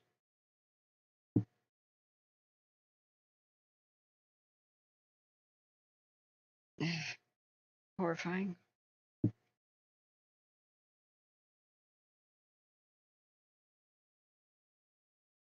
Wow. Well, The Guardian had the news article about one of the fires, so now we're in Europe's news. But John Sater says, morning cat, just woke up, had to fight with the pillow to let go, coffee time, happy winter solstice. Is it the winter solstice? Hey, John, good to see you. And good morning, anybody who's just woken up. I guess I'll have to keep having to recap why I'm complaining about the media. I'm not really complaining, I'm dismayed. Because I'm as worried about it as anybody else about why the media is not covering what happened last night. There were dozens and dozens of people rescued from their vehicles, like crawling on top of their vehicles from Oxnard last night. And the media not only didn't cover that live, but it's daybreak and they're still not mentioning it on their morning news. They're like, a little bit of flooding happened, and in reality, pretty much gigantic swathes of Oxnard were under 3 to 5 to even deeper feet of water, with hundreds of people needing rescue from their homes and vehicles. And some intersections having vehicles completely 100% submerged. We were biting our fingernails off last night as we heard this, because they would say there's many people trapped there in the intersection, and the first responders would arrive and report that vehicles are completely submerged and floating around. And then, thank goodness, another first responder said, yeah, but we got the people out. Oh, there were elderly people in their home trapped, and the first responders made them the priority to rescue after the vehicle rescues, and told everybody else to shelter in place because nobody can reach you. I've got the timestamps for when that happened. Sorry if you go back to the early part of my broadcast, I was on mountain time again because Windows is insane. That bug was not fixed even though there's been 2 updates since. And I got very confused about what time it was. So Ventura Drive at Highway 101, which is up here by the bridge, was shut down by 2:15 a.m. And they actually ran a boat up here, Wagon Wheel Road, to rescue people. And that caused mutual aid from other towns to not be able to reach the area and drive as far as 10 miles out of their way to cross rivers and get across, well, rivers that were formerly roads. 2:18 a.m., all 911 callers were instructed to tell new callers to shelter in place. The people who wanted to be rescued from their homes. Only the elderly and immobile were they tried to reach. At 3:21 a.m., at least one fire truck and or first responder vehicle tried to enter floodwaters to rescue people and flooded out their own engine and went out of service. They were pretty desperate.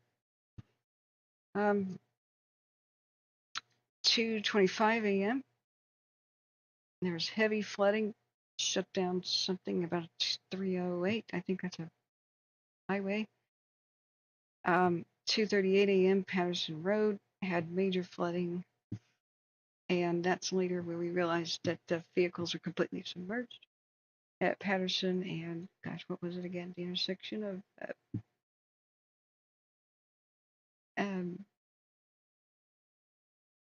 Henderson, right? This isn't the good map.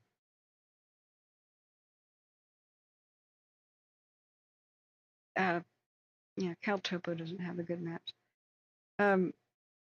Patterson, West Channel Islands, and Hemlock. Hemlock and Patterson was where the vehicles went completely underwater. Thank God they had gotten the people out, but some people had to swim to safety and self-extract, is their wording.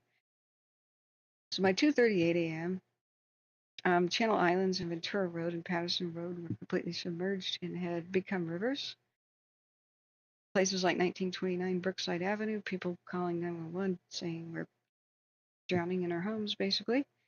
2:46 a.m., Channel Islands and Ventura Road, all the first responders coming there could not pass it, reported it as non-passable. Please seek another way to the entrapped victims. 3:10 a.m., East Bay and South Ventura was located as a place that still had access. They rerouted all the rescue vehicles there.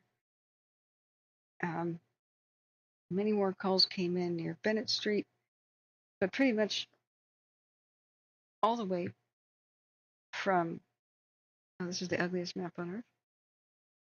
Let's go back to Google Maps.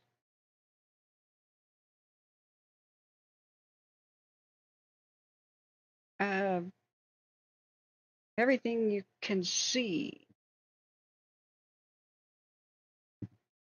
on your screen right now was pretty much underwater in many of the roads, especially the major ones, especially the ones with the canals and stuff.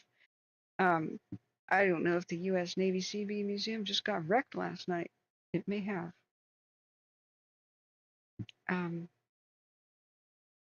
Yeah, so it looks like Google Maps has 20 minutes ago marked a lot of places as flooding. This should have been done live, but should have. So around 3:22 in the morning, I stopped taking notes because my wrist was getting tired, but it was pretty insane. So we were marking on Reflect the Sun. Thank you for your kind donation. Thank you. Is it the winter solstice? Oh, not that you could see that in Oregon. It's a thick blanket of fog. Reflect the Sun says, hi, Kathryn. Just want to pop in and wish you happy holidays. Thanks for all the info you provide. Thank you so much for your kind donation. We've gotten some tonight. We'll survive another week being ad-free. If any of you could spare a dime, super chat, super thanks, and the PayPal link is in the link, the chat area, the pinned comment.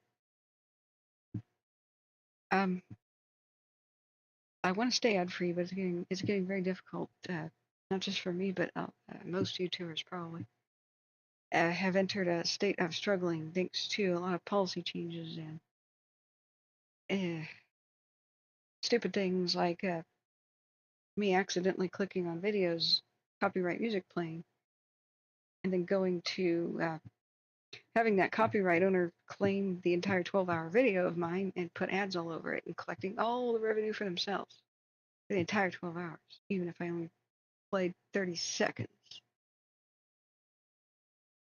And not even in one go of a copyrighted song. Like that keeps happening.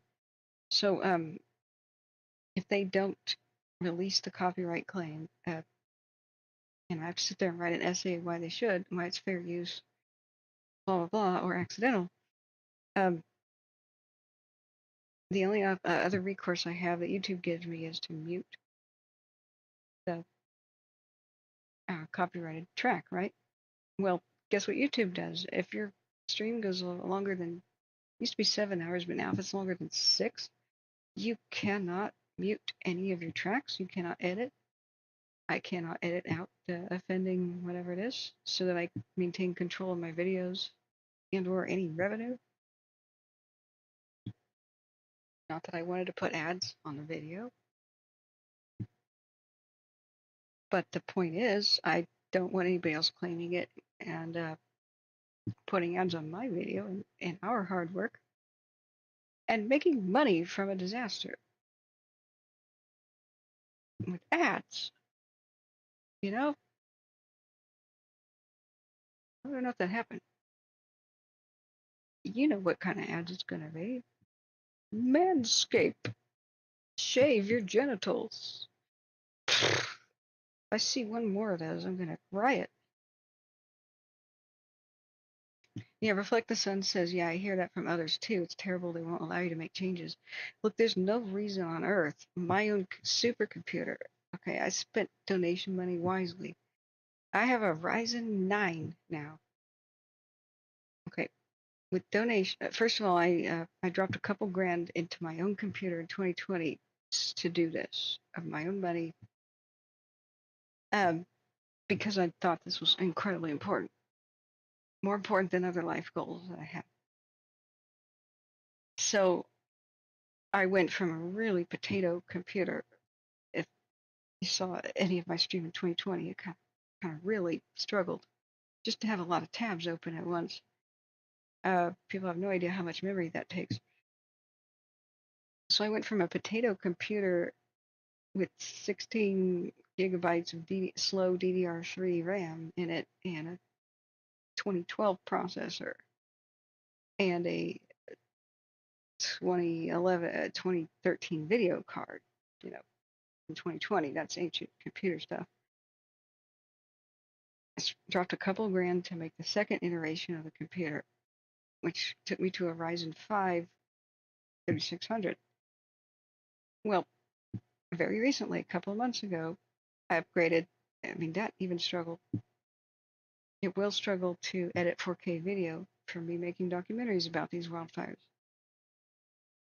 So I upgraded to 32 gigs of RAM, DDR4 RAM. And I dropped into this motherboard, which was like $300, a Ryzen 9 5900X, which is so hot. It's so powerful, it's so hot that it heats up my room and like requires air conditioning. When usually in Oregon we don't need that. But it requires a radiator, like a car, to stay cool. And not just a radiator, a extra large one considering computers. It's water cooled. I have a water pump circulating water through the radiator to cool this Ryzen 9 5900X. It's one of the most powerful CPUs you could buy right now for the civilian use.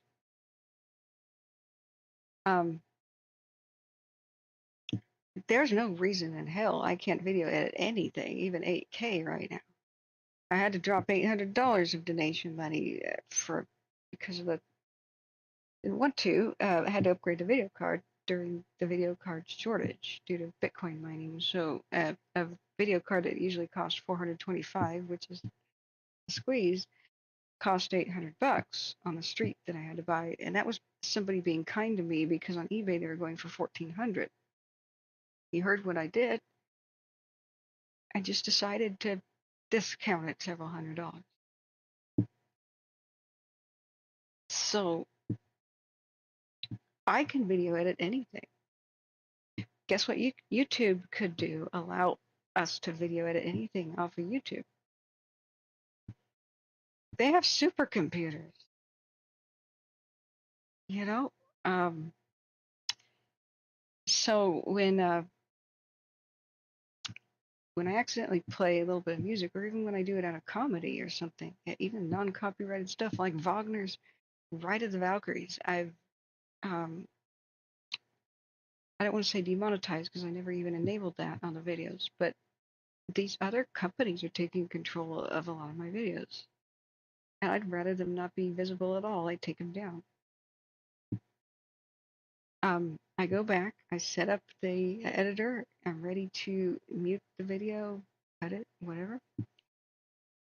And YouTube says, no, we don't want you to. Your video went over 6 hours, and so YouTube destroys my own ability to potentially make any money off of my own work. So it's one of those reasons why YouTubers are like internet beggars now. You can sit there and do 12 hours of grueling hard work or longer. I mean, you know me, I've done 72-hour streams because that's how long crisis can last. And every 12 hours, so that I have to cut the stream and restart it. That dumps all of the viewers, and people have to find their way back to the stream. Puts you at the bottom of the pile for the algorithm. And as the only way I can keep the footage on the channel so that people can come back and view it later, and we can prove stuff like this even happened. Because what we were just discussing is the media is getting stories wrong, and time again, just, you know, altering history. When there's obvious arsonists running around. And here's a good illustration of just a snapshot of some of the emergencies last night. All the ones that show a house with a little triangle of exclamation mark. These are people being rescued from their homes. The smaller gray ones are various other emergencies. Here's a boat rescue over here. But there's a boat rescue on 101 too. Right over here. See if I can make that bigger. It's awesome that somebody screenshotted that. I should have thought about that. I can't make this bigger. Oh, it makes all the icons bigger. That's as big as I can get it. Yeah, much of Oxnard, I mean, hundreds of people were potentially rescued last night. Many rescued themselves.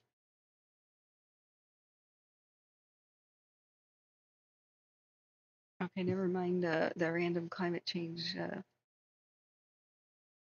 parrot stuff. El Nino has nothing to do with climate change. California is not a good example of climate change. It's a terrible one.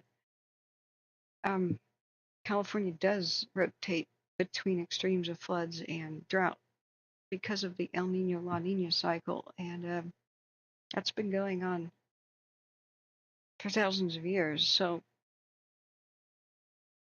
there is no normal California weather, but people from out of state think that there should be in California. By all means, point to real climate change examples, the missing glaciers,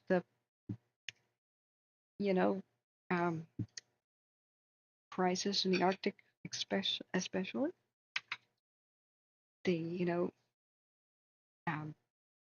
places that are hit the most by climate change, the Arctic and the Antarctic.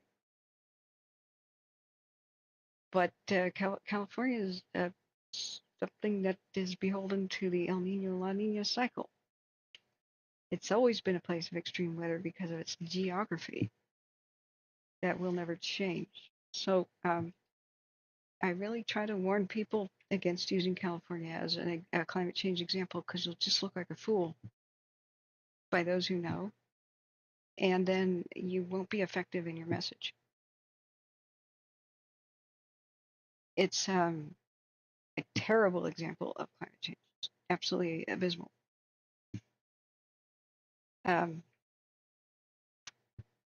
Sure, it's being affected, but not as much as everybody makes it out to be. It is a place of extremes, and there's no amount of, like, say, CO2 modification that will ever change California from vacillating in between extremes. I'm trying to be helpful, but unfortunately, everything gets that label immediately. And anybody, like we just saw, I was trying to show the pulse point and show the flood rescues, who says this is, quote, not normal. It's El Nino year. El Ninos are by definition not normal. An El Nino year means you get strap on your seatbelt and hold on to your butts. It's going to be a bumpy ride. California's most extreme weather happens in El Nino years, and that's, you have to prepare for that. There's nothing we can do to change that unless we bulldoze the Sierra Nevada mountains and stop things like Santa Ana winds. I just need to caution people about that. There's a video that's amazing where somebody finally explains the El Nino La Nina cycle and how that affects California weather. And I breathed a sigh of relief. It's like, oh, God, finally somebody explained it. Because you really can't take something where Spanish missionaries in the 1500s and then Indian, oral history keeps mentioning this stuff. And since it affects greatly the weather of South America, even Inca records go back a long ways about documenting the weather extremes in these cycles. They didn't, of course, know what El Nino and La Nina was. They didn't go out to the middle of the Pacific and measure the Pacific water temperature. But they knew about cycles. It doesn't take a rocket scientist to figure out, and there's general patterns.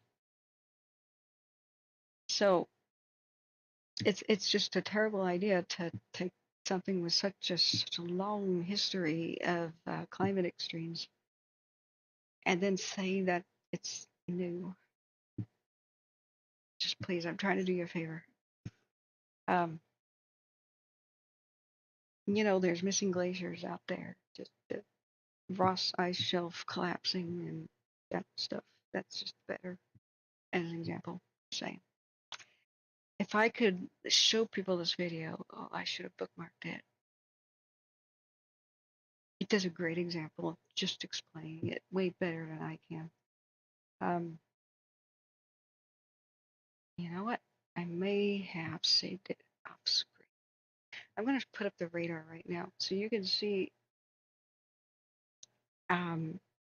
what is happening. Santa Barbara, San Luis Obispo is getting the majority of the action now. Thank God Oxnard and Ventura are getting a slight break. Oh God, there's actually still significant rain. I take that back. I didn't zoom in enough, guys. So while they've gotten a bit of a respite, see how it stopped raining for a minute? It's raining again. This is our live radar. Ugh. Ugh.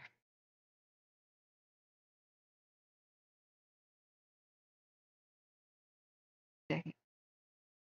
Sorry, I was ready to celebrate with you, but it's not quite over. Now, I'm hoping people who had checked in last night at Ohio will check back in and let us know. It looked like Mr. Toad's Wild Ride with the crazy lightning up there and thunderstorm and rain. And some people who were up there just suddenly disappeared. I don't know if they lost power or they finally exhaustively, felt exhaustion and went to bed. But let me look real quick off screen for, did I save that video in my example tab? There it is, I did. Okay. It's called Drought to Deluge, investigating California's extreme winter of 2022 to 2023. Yes, this is one of the best videos, 16 minutes long. Just watch it and tell me what you think. This will explain. The El Nino La Nina cycle, I just put it in chat, and I don't know how much of the video we could potentially watch right now without violating copyright stuff.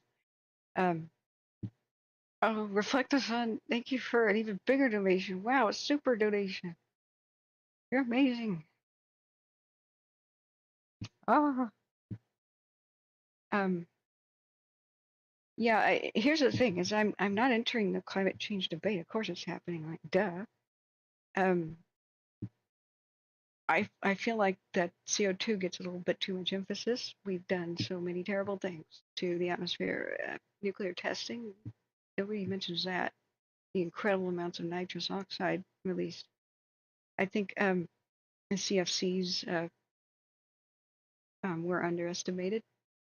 The hole in the ozone layer has not repaired. That was not true. So it turns out some nations still are using CFCs, and that may be why the ozone is not repairing. So there's still a giant ozone hole over the Antarctic, excuse me. What does that do? I don't know. Sounds bad though. As far as like melting ice, I think that CO2 is easy to tax though. So politicians focus on that, and it becomes a tap dance to them. They don't really care about the climate. They care about revenue streams. The tap dancers. There's real crusaders that care, but the tap dancers have turned it into a revenue stream game, and it's a damn shame because I want to see our environment healthy. We have to look at everything that has damaged it. Nitrous oxide emissions too. Wildfires that are crazy contribute to that. But the big screaming nightmare of the biggest greenhouse gas that we are putting in the atmosphere right now that is extremely strong, and we're doing a lot of it, is the refrigerants from people trash compacting, especially their air conditioning units. I've seen so much of that. I became aware of it, and I'm much more aware than the average person because I got into metal recycling for the planet. I meant to make a whole bunch of documentaries about that. How the average person can become much more green by recycling metal because incredible energy use of not only pillaging the earth for mining new metal, and we could be recycling a lot of it, is bad. The incredible amount of energy to smelt and refine metal is extreme.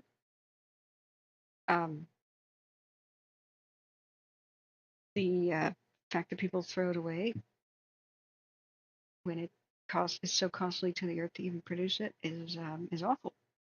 So as I dove into that, got into metal recycling, and it actually is pretty profitable too. I was very gung-ho about making this cool documentary about how the average person can really help lift themselves up out of poverty or pay off their student loans by metal recycling what people throw away, especially e-waste. I'm a big crusader about e-waste. I began to go around and just look at dumpsters and see what people were throwing away as a kind of a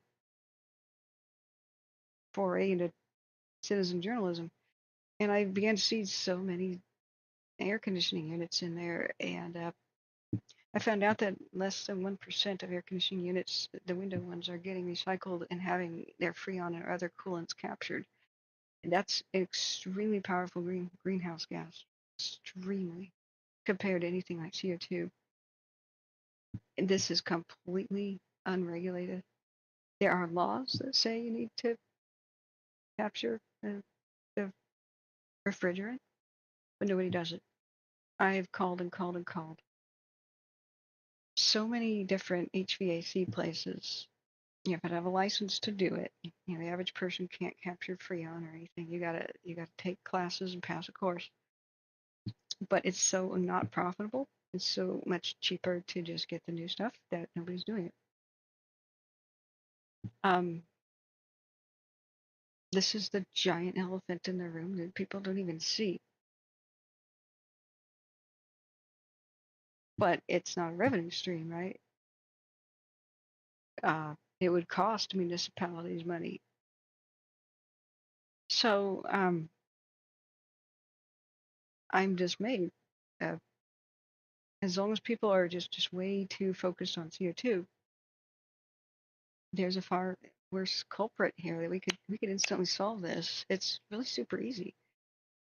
If people every time you bought an air conditioner, a freezer, refrigerator, you had to drop an extra $50. It's called a deposit. As soon as the thing breaks down or you have to abandon it or whatever you move, you you can either deliver it to a place that does the recycling responsibly, capturing the refrigerant. You get your $50 back, or 100, or whatever it would need to cost. And if you have no vehicle and you can't transport it, you call it up. You call and it just gets taken away for free for responsible recycling. That's the solution right there. You build the cost of recycling into it when people purchase it, so it's not a drain on municipalities. Nobody goes and dumps them. Like you would never, if you did that for bed mattresses too, you never see bed mattresses dumped on the side of the road. The solution is so damn simple, I don't understand why it's not in place already. And my horrible conclusion is that there's more tap dancers than crusaders on this issue. They don't care.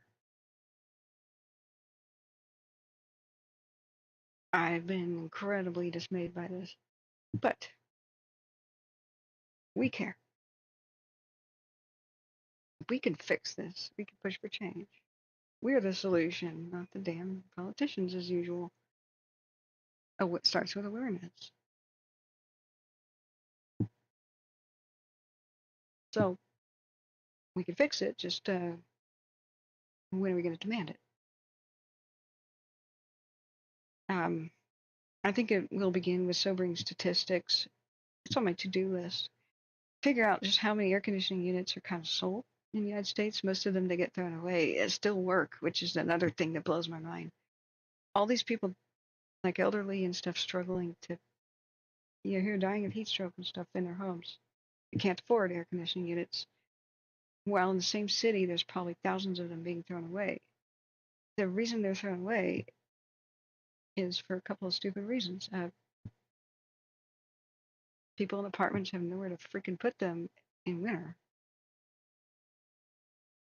And if the landlord comes around and says, hey, get it out of the window in winter, it's an eyesore or whatever. And because landlords are allowed to do that, and there's nowhere to put it inside, people throw them in the dumpster. They still work. It's just they're so cheap now that they buy a new one every year. This amount of waste is mind-boggling and, emotional. Thank you so much for keeping us alive, Reflect the Sun. You and so many others, like Larry Green and everybody. I've been very, very worried about the survival of the channel, I'll just say. I really don't want it to be like a rant, but I got a survey. We are helping the world. We are. We know this. We already have proof of that.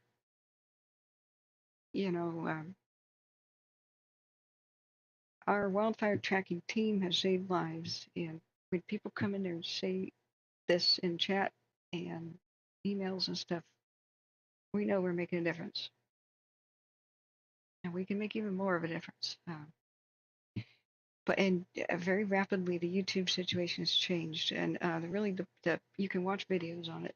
I've been trying to understand it. Like, why are they imploding? Why is YouTube imploding right now? It used to be quite profitable for Google, Alphabet, whatever.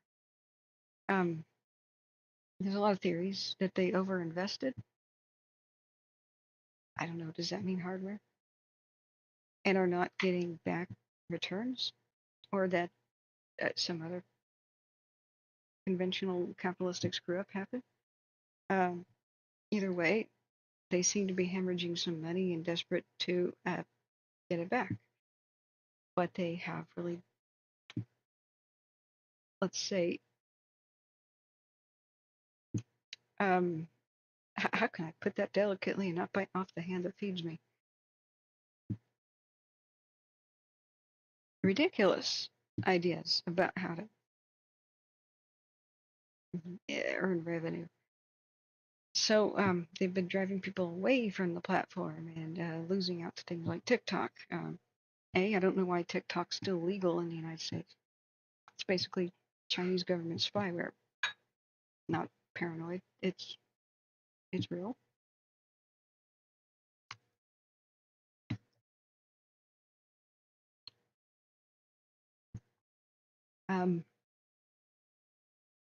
TikTok is doing a lot more on your phone than showing you videos.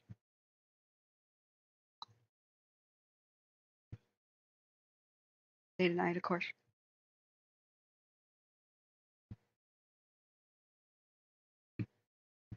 DJI, the drone company, is kind of been accused of doing the same, and some DJI bans are in the works, perhaps. I mean, they already exist for military personnel. You think about it, it's brilliant. I mean, here we invest billions into spy satellites and programs like the SR-71 Blackbird, which I know a lot about. My dad being the simulator programmer. Ask me anything, and I'll ask him anything. I keep wanting to get Dad on the show, and he's shy. He showed up a few times, but didn't stick around. He's not even sure what I do, which is funny. He goes, "Oh, I saw you on YouTube again, doing something."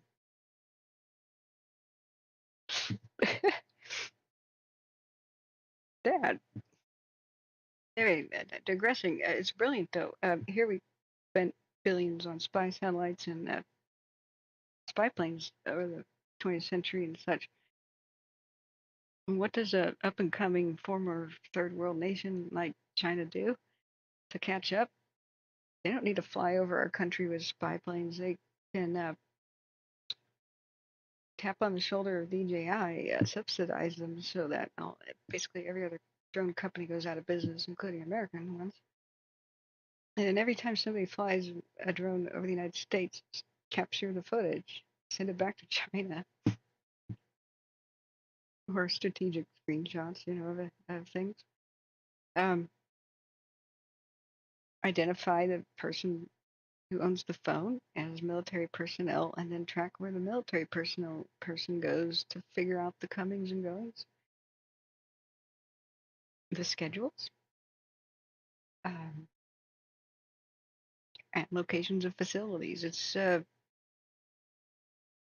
really smart, But anyway, this is why it's not conspiracy based. It's not paranoia. It's this is why Congress is upset. But I don't know what's so difficult about identifying threats like this and actually doing something about it. Who knows how many DJI drones are grounding our wildfire fighting aircraft? I mean, who knows? But let's go back let's go back to this video. I'm just linking it again. Let's watch a portion. It explains California a little bit. If you live long term in California, you will start to recognize the pattern of extremes. The extreme drought, and then suddenly it's over in 2 months with the extreme snowpack and snowfall, and you're back into floods again. So, whoops, that was what we were talking about earlier with the thing. Alexa, turn off the heater. I'm sorry. People keep telling me that when I say her name, she activates at their home, and I should probably not say that. But this explains how, especially the people who do the global warming California, blah, blah, blah, please don't do the worst thing possible, which is explain that California is just going to get more dry and more dry and more dry and more dry, or some sort of prediction like that, because you're just going to be proven wrong, and anybody who denies is going to be like, haha, we were right. California will swing in the extremes. So here it explains it. In the fall of 2022, California was expecting its worst drought in history. While the forecast in October called for exceptional drought to continue all throughout the winter, the exact opposite occurred. Unusually powerful storms repeatedly slammed into California's Pacific coast, resulting in one of the wettest winters in the state's history. And that did, as you well know, cause a bunch of climate deniers to go, "Saha, see?"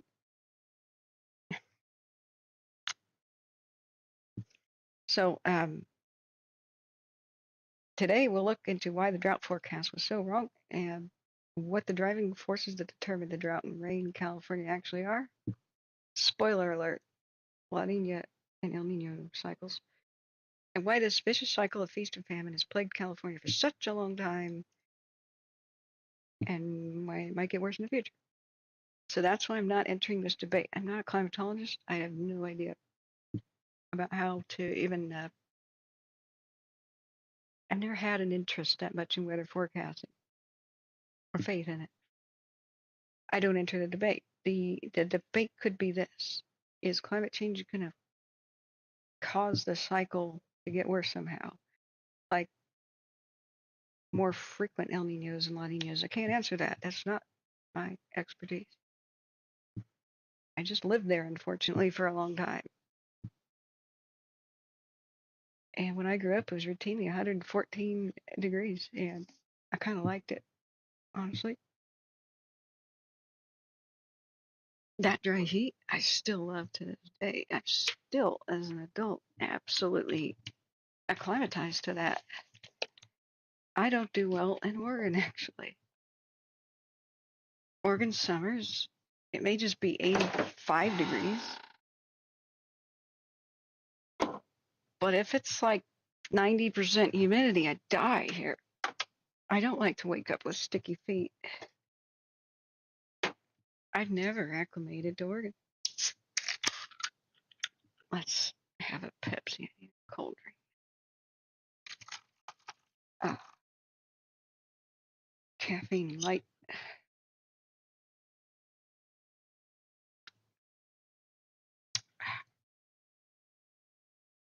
So it's 16 minutes long, but I think it does an incredible job of kind of explaining everything. Let's see if we can get to a good part of it. Yeah, this channel is called Weatherbox, by the way. 66,000 subscribers. It needs a hell of a lot more.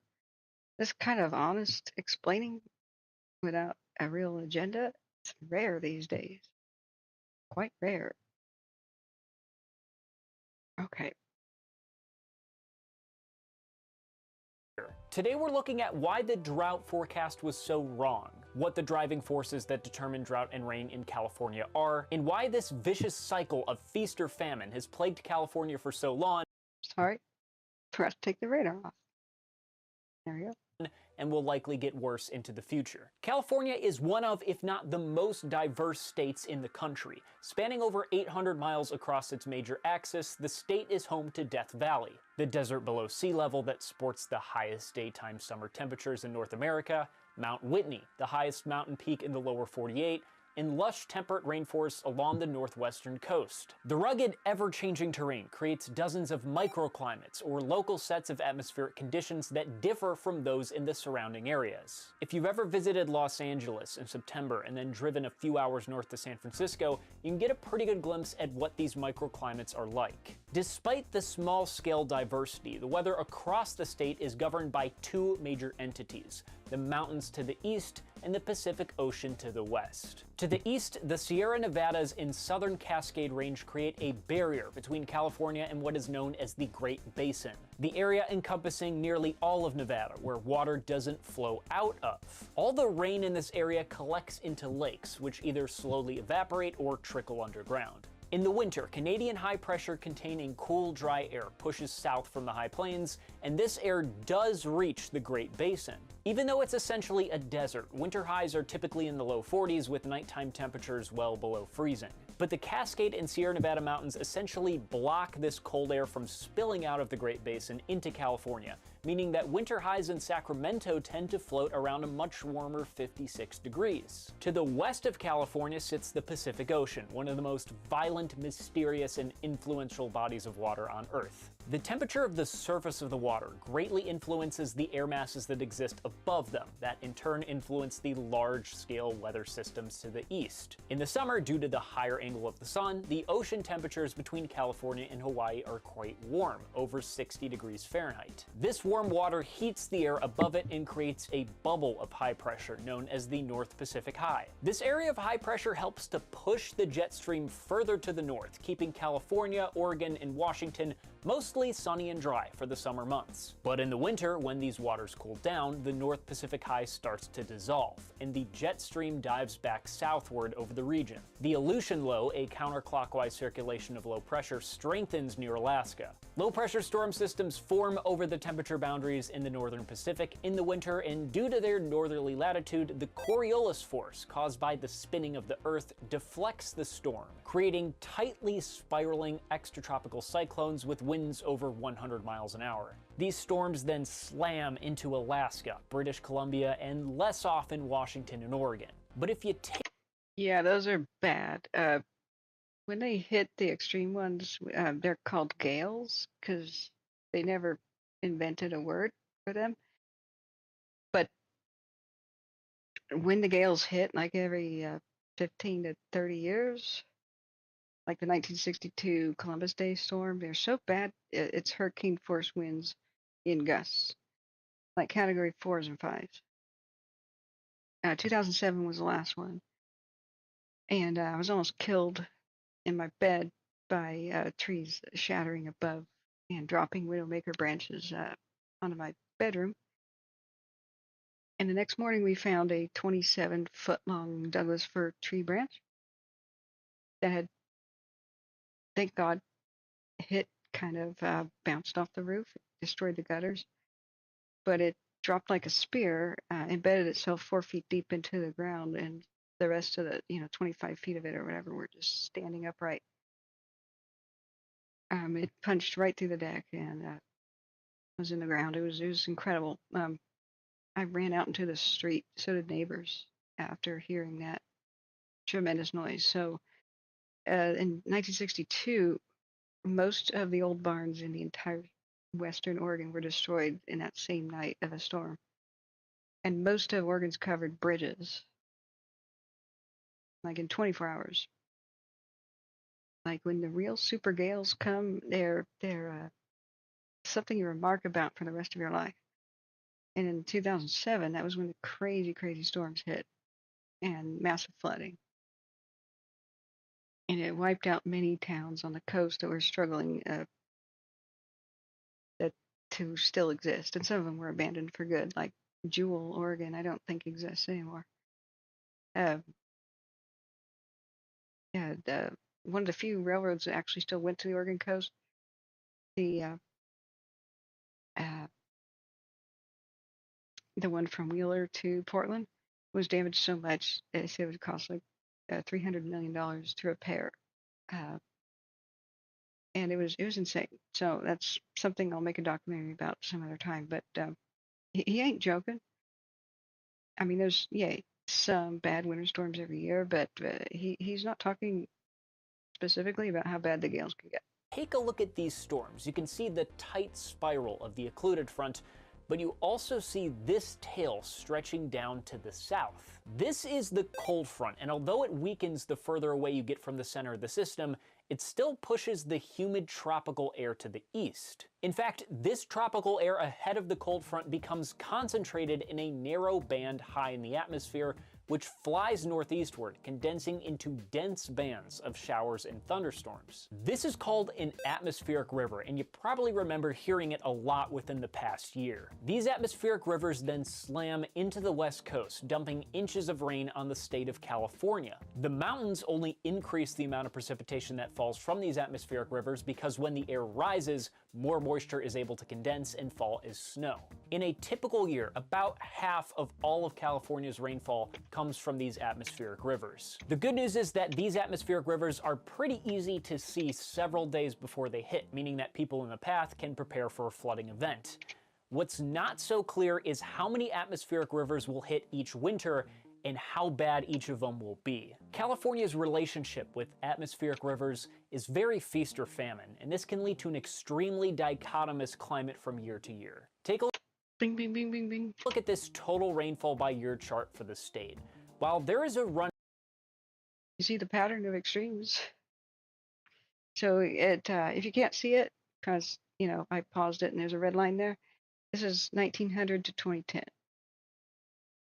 So you can see over here very recently the most ever, since 1910.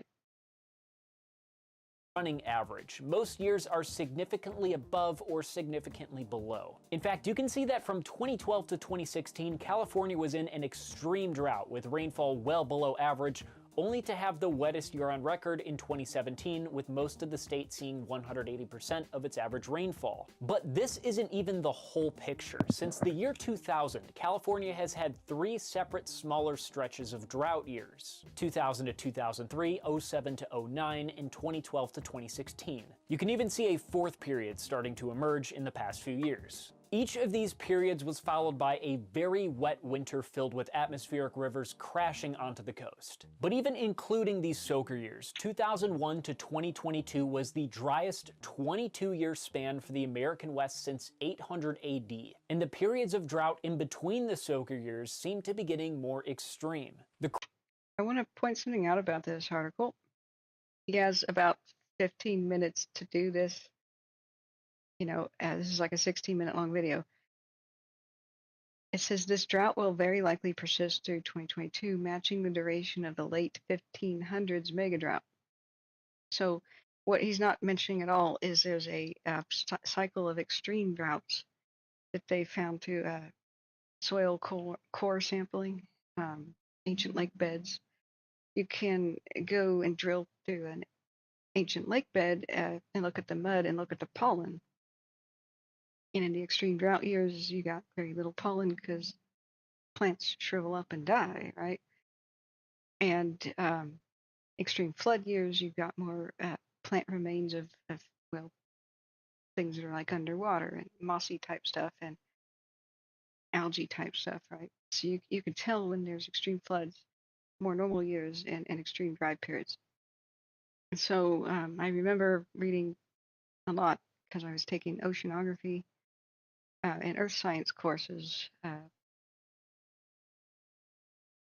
that they found that, have you ever seen the Anasazi cliff dwelling stuff?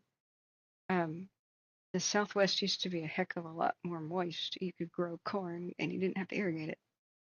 That's the Anasazi being there, and that's all the ghost towns, paleo Indian ghost towns. And they're called pre-Puebloan now, I guess, political correctness or whatever. But the point is, it was lush and green, even more than today. And there are these cycles of extreme lush and green periods, but they are a window that is a common anomaly. So when cultures take advantage of it and move in and their population booms, there's a big crisis when the lush and green period ends. You know, you can imagine the wars and mass migrations and stuff. A lot of those cliff dwellings are basically fortresses.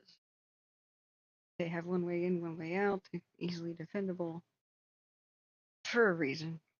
You know, that's what it came to in the end, even though a lot of that time period is very mysterious. But the mega drought cycle is something different. So every 700 years or so, there's going to be an extreme dry period. So there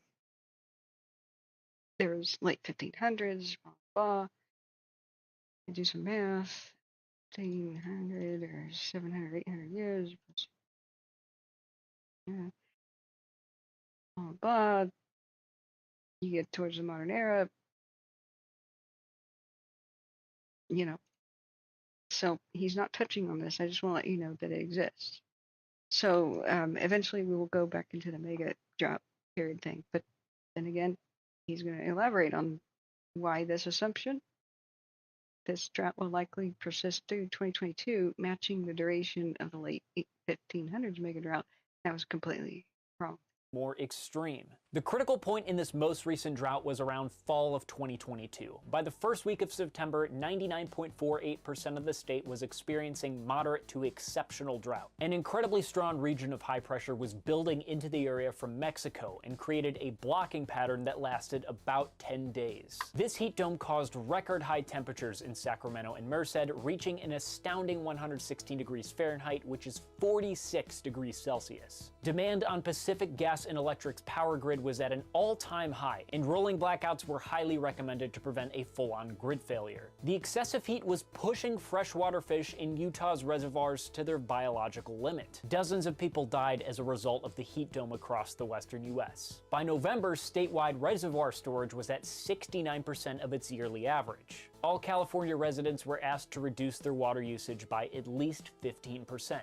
Lake Mead and Lake Powell along the Colorado River were the lowest in recorded human history. In fact, Lake Mead was 145 feet in elevation away from becoming a dead pool, where it would no longer be able to generate hydroelectric power. Due to the low level of the lake, many human remains were found, including bones in a wooden barrel, likely farm workers themselves are at the highest risk. Anxiously collected cells, which are areas of rising and sinking air in the tropics. Where the tropical air rises, you get clouds and thunderstorms, and where it sinks, you get clear conditions. The result of La Nina is a jet stream that is stronger to the west of Hawaii and weaker closer to the contiguous United States. You can really see the difference between the two in this graphic. This weaker jet allows the North Pacific high to be much larger and stronger off the west coast of the US, resulting in a much drier winter for the Golden State. But La Nina isn't the only oscillating weather pattern at work. There are much smaller other weather patterns that push and pull air masses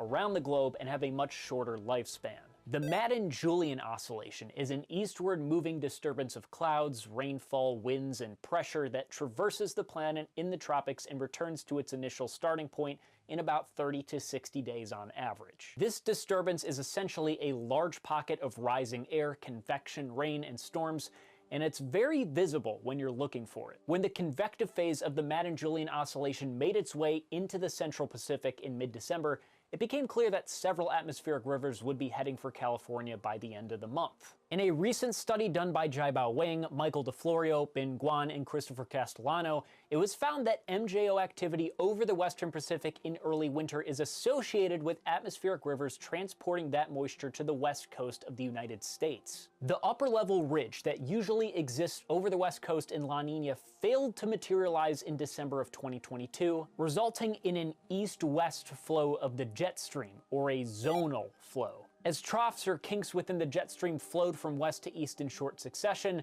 the associated surface storms essentially yanked moisture from the Madden-Julian Oscillation and flung it towards the California coast. This synchronization of several different naturally occurring phenomena meant that all bets were off for another dry winter. And while the rain and snow was welcomed with open arms at first, the optimism was very short-lived. Between December 28th and January 19th, 9 separate atmospheric rivers crashed into California, dropping trillions of gallons of water across the state. On the 31st, all 6 lanes of Highway 101 in downtown San Francisco were flooded as 5.5 inches of rain fell on a single day, the second wettest day on record. Avalanche warnings were issued around Lake Tahoe. On January 4th, a bomb cyclone, which is a low-pressure... I was in Tahoe, by the way, getting the hell out of there. System that drops at least 24 millibars in a 24-hour period rode up the coast of the Pacific Northwest, pumping another major atmospheric river onto the central coast. Winds gusted to 70 miles an hour as the cold front crashed ashore, but reached over 100 miles an hour in Tahoma. Several piers in Capitola and Seacliff were destroyed by the wind and waves. From here, things only got worse. Between January 7th and 11th, 3 more atmospheric rivers made landfall on California. Sacramento saw another 2.5 inches of rain. Much of the towns of Merced and Planeta were underwater. According to state officials, January 10th likely saw the most air rescues in a single day in state history. Many sinkholes formed along winding mountain roads across the state. The dry, crumbling dirt compacted from the multi-year drought turned into a thick mud with torrential rain, and there was serious concern for life-threatening mudslides. Over the next week, 2 additional...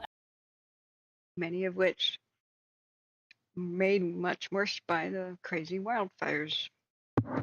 Atmospheric rivers hit central and northern California. Flood watches and warnings were in effect for 26 million people, and evacuation orders were issued. Bishop, California reached its average annual rainfall in less than 2 weeks. At Lake Tahoe, over 100 inches of snow fell before January 20th. Snowpack in the Sierra Nevadas was already reaching nearly 150% of its seasonal average. But after the 9 atmospheric rivers claimed 21 lives... You know, I had to go back to make sure that wasn't me. As I was leaving Tahoe, I was at this gas station, so I went, well, nope, that's not me, that's not my car, okay. Of its seasonal average. But after the 9 atmospheric rivers claimed 21 lives in 3 weeks, the jet stream started to lift back to the north. Over the next couple weeks, an interesting secondary pattern developed. A ridge of high pressure would build over the west coast, and then quite suddenly, a trough of low pressure would swing down over the southwest and become a cutoff low, meandering across the southern United States. These cutoff lows are deep and slow moving because they are cut off from the westerly flow of the jet stream. They don't get propelled at lightning speed across the country. When a cutoff low is particularly deep and moves into a region with contrasting temperatures, they can produce powerful storms on the eastern unstable side. Coupled with the moisture from an atmospheric river, the effects can be record-breaking. Several of these cutoff lows floated through the southwestern U.S. in February, but none was more powerful than the storm on February 22nd. As a trough of low pressure and brutally cold air dug down over the Pacific Northwest and raced to the east, a smaller cutoff low continued to dig south towards warmer Pacific Ocean waters. Beneath the column of cold air, an extratropical cyclone pulled in the equivalent of trillions of gallons of moisture from the tropics. Winter storm warnings were issued for areas above 1,500 feet in elevation, but snow was possible nearly everywhere. In the Central Coast, a trace of snow covered the beach in Santa Cruz, while Highway 19, connecting Santa Cruz to Los Gatos, was completely shut down. 65-mile-an-hour winds raced up the mountains, toppling hundreds of trees, knocking down dozens of power lines. 4.5 inches of additional rain fell in Los Angeles, as well as a rare hail and graupel storm. It looked like a November day in Cleveland. On March 10th, another cutoff low slammed into NorCal, but this time the air mass was much warmer, meaning that areas which previously saw snow now saw rain.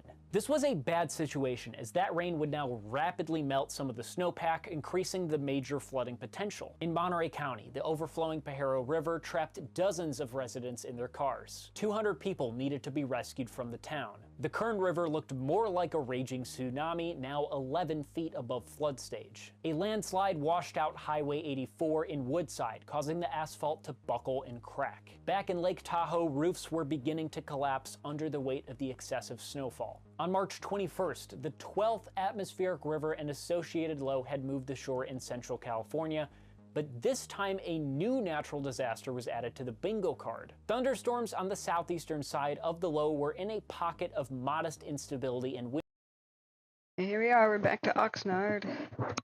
shear directly under a jet streak. Conditions were marginally unstable, and sometimes that's all it takes for a weak, short-lived tornado. This EF1 tornado just happened to drop right over the Los Angeles metro. It tore roofs off of homes and warehouses in the densely populated neighborhood. Low-end tornadoes are still extremely dangerous when they travel through cities. So yeah, there's last year's precedent for tornadoes. I bet some people laughed about a tornado warning last night, but the threat's real. Funnel clouds formed, they just didn't touch down. Get hit with a large piece of flying debris like this, it could very well be fatal. In April and beyond, the climate has somewhat settled in California as the La Nina pattern has dissolved. The 3-year drought has all but been quenched, as only 6% of the state is classified as abnormally dry as of mid-October 2023. The question now is, what should California expect for this winter? Well, since last year, we've transitioned out of La Nina and into an El Nino pattern, which means historically the West Coast should expect an average to above average rainy season. But there's been so much chaotic variability in the climate in the past few decades that it's incredibly difficult to accurately predict. One thing is true though, it's unlikely that California will see an exact repeat of last year's atmospheric river gauntlet. I hope you guys learned a thing or two about the climate of California. Okay, so the rest of the the video, I think it was also done by Weatherbox, the one where they talk about the Inca Empire records in Spanish and all that, on the oscillating El Nino La Nina cycle might be a different video. Maybe that's why this one's just 16 minutes long. But this is way better than I can explain. So this channel is awesome. What I think he could have done, just as a thing to double reinforce in people's minds, to explain that El Ninos and La Ninas are wild card years. So, like, we could say typically a El Nino does this to California, typically La Nina does that. But when we had the third year of La Nina, they expected it to behave like the previous 2 years and be pretty damn dry. Well, it wasn't. So El Ninos and La Ninas can be extreme wet, extreme dry. It doesn't matter if typically, say, an El Nino is usually wet. This will depend on different parts of California. That doesn't matter, even though that's maybe 65, 70% of the case at the time. You can't tell that that's going to happen. You just say, well, 65% of the time, like for the center of the state, El Ninos mean massive flooding, or extremely wet years, or much more wet than usual years. But it means extreme no matter what. So you could have it be the opposite and be an extremely dry year. Like 33% of El Ninos are extremely dry. And this is just remembering off the top of my head a pie chart. So, and then you could have the other, not 33 exactly, but, you know, another percentage where it doesn't do too much extreme at all. You know, like maybe 18% of the time it resembles more normal weather. But when another huge chunk of the time it starts off extremely dry with like a late Indian summer and then transitions to a massive flood. So you have 2018 we had that scenario play out, the worst scenario, both extremes, where you have, you know, a very, very dry, hot November, Paradise Fire and such breaks out, because basically the Santa Ana and Diablo winds start, but it's still super dry like it was during summer. So then you have crazy wildfires, and then they transition directly into flash floods. That's what happened in 2018. So I think he could do a little bit of better job. It's the only criticism I have here. Feedback is explaining that El Niños and La Niñas are wild cards. Just because they're the opposite of each other, like hot temperature in the ocean versus cold, that doesn't mean you can predict what it's going to do. It could still do what you'd associate with the other. So if you associate mostly El Nino with flooding, well, La Nina could do that, because look, that's exactly what he's explaining. Everybody expected another drought, but it became torrential flooding. So you can expect that El Nino will do flooding, but maybe it's extreme drought. Maybe it's both. Wild cards. But hold on to your butts and be prepared for anything is the moral of the story. Just because most of the time it does that, that's not really a consolation, right? Like if you have a, I don't know what kind of analogy. Hey, ACB, how are you? Can you guys think of a better analogy? I'm not very with it, since I'm quite sleep deprived now. All the crazy water rescues and people being rescued out of their cars and stuff happened around 2 in the morning. It wrapped up by around 4 in the morning, at 4:30. I'm very disappointed. I kept the stream on because I was hoping by daybreak they'd have exciting views of what just happened. Like somebody would have recorded some of the dramatic rescues from many homes and many. That's Oxnard police, and they're not tweeting anything. The rescues were super dramatic last night on Scanner Radio. People were trapped, people were in the water, people self-rescued, people swam to higher ground.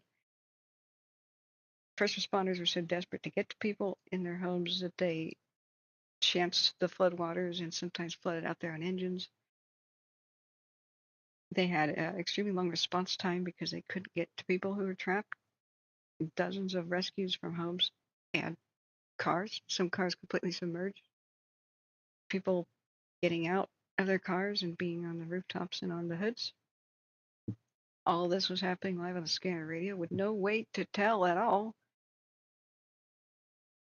what exactly was happening, with all the traffic cams down, none of the media out, no media actually live. We just heard it. And I'm astonished that this morning the media is basically not covering what happened last night.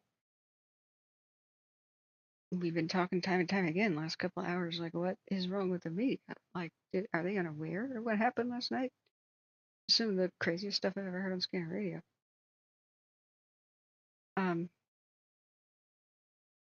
But I really like this Weatherbox channel. I'm going to explore a lot more of their content, and I can't remember which one.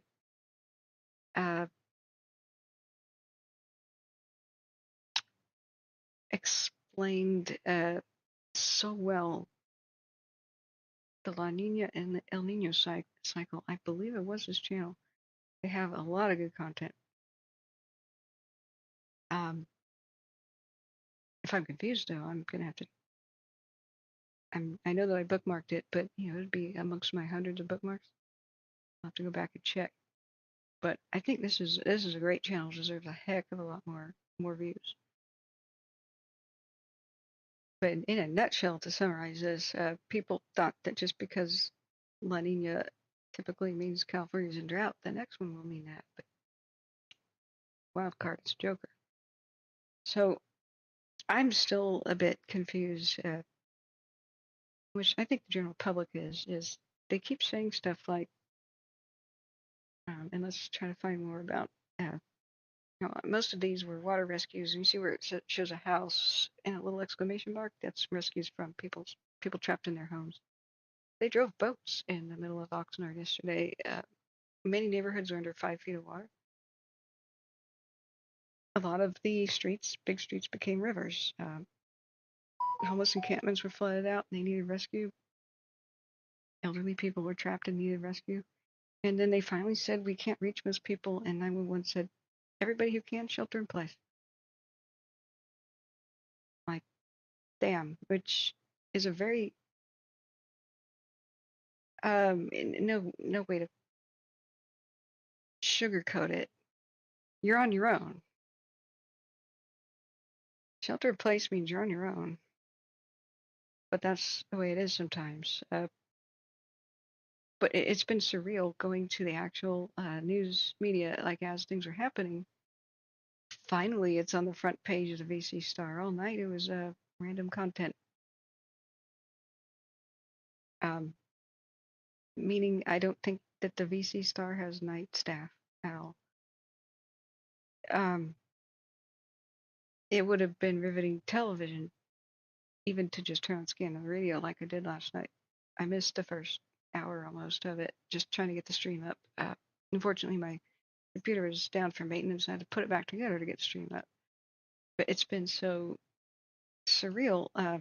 We clicked on, listen live to the news, and they just go back to the 10 o'clock news, which was so sunny and cheery that it just reinforces the fact that they did not see this disaster coming. There's a lot of people who basically just lost everything. Vehicles, pretty much all their possessions, and they have nowhere to go. There's evacuation centers at places like Oxnard University. News of the world is going to move on, though, because of a mass shooting in Prague.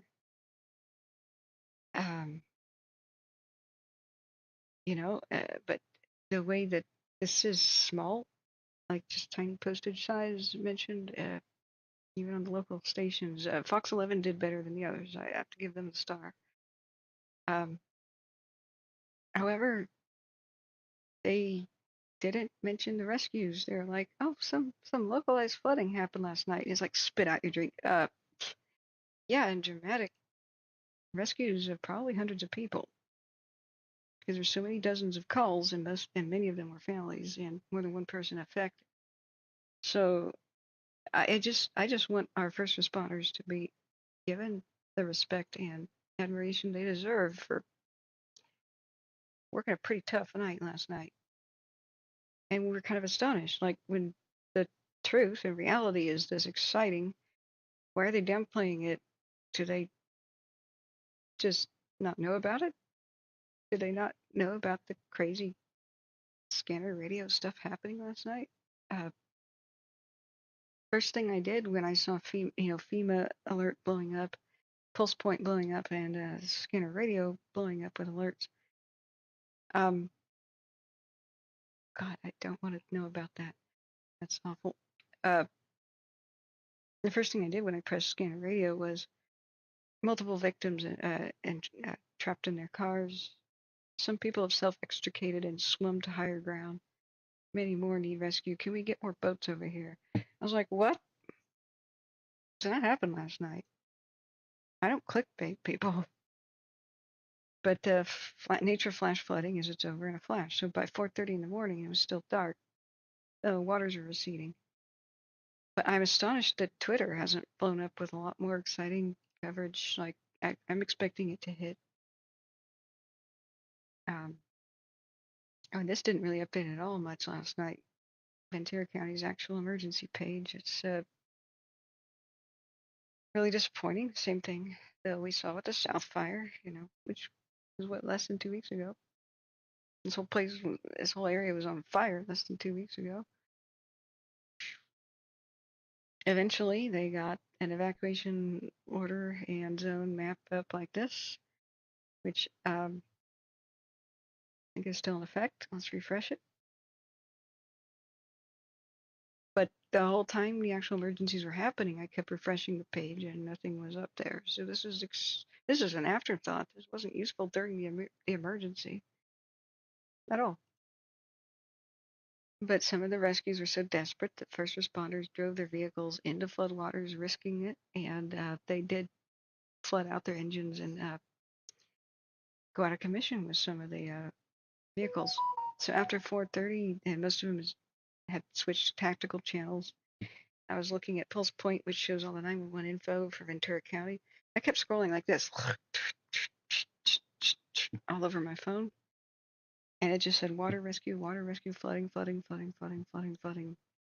Yeah, endless scroll. So if I and the tornado warning happened because there was a funnel cloud, but it didn't touch down. Shut up, phone. Sorry, I should have muted it. But being on Ventura County Dispatch still, scroll back to what happened last night. Oh, it doesn't let me. It just starts at 2:50 a.m. instead of when hell broke loose around 1:30 a.m. So,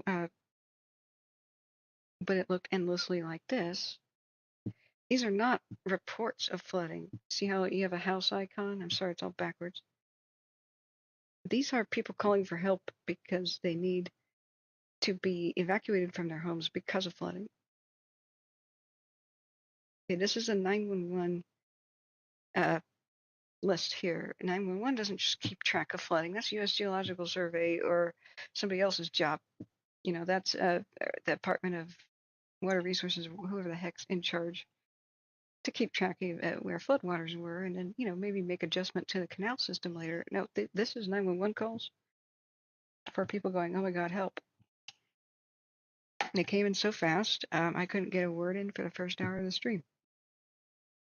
So many were multiple calls for the same neighborhoods, the ones that were low-lying and near canals and such, or near the Santa Clara River. But they're extremely dramatic. You know, reports of they've you know, people trapped in their cars, and then first responders showing up and saying, well, the cars are completely submerged now. And then other first responders, oh, we got them out though. It's like, oh, jeez, okay. You know, to go back to today's media, and they just kind of, you know, this ABC7 rain timeline, where and when to expect more heavy rains. Hundreds of people were rescued last night. Like, where is that? Where's that? Breaking news, this is new video of the major flooding in Ventura County. Look at that. This morning, cars, homes, and businesses are underwater. Emergency crews have taken dozens of calls. Oxnard and Port Hueneme were hit the hardest early this morning, and more rain is hitting right now. Some streets in the area look like lakes. A lot of cars stalled out, and some people even retreated to higher ground at an apartment complex. And some of the flooding has since receded, but heavy rain could trigger even more problems. We're also starting to get a look at some of the damage. Yeah, our Storm Track team coverage continuing right now with Jaysha Patel. She is live in Oxnard with the very latest. Jaysha. Hey, good morning, you guys. This morning, a lot of people rudely awakened, their homes flooded, their cars stalled, and also flooded on the streets. Like you said earlier, some of these streets kind of look like lakes because there's so much water. And even though that water is receding, the aftermath is still happening. Behind me, you can see that these people stalled out, and that's been a common sight we've seen all morning. People. Okay, and I knew it wouldn't be that exciting this morning. And this is before dawn. You can kind of see dawn breaking, so it was a couple hours ago. But the nature of flash flooding is the water started to recede about 4 in the morning. So today, unless they go and film debris piles of stuff that piled up, it's not going to look that dramatic. They've just got the Twitter images like we saw last night. People filming rain out of their windows, and potted plants floating around. It's like, okay.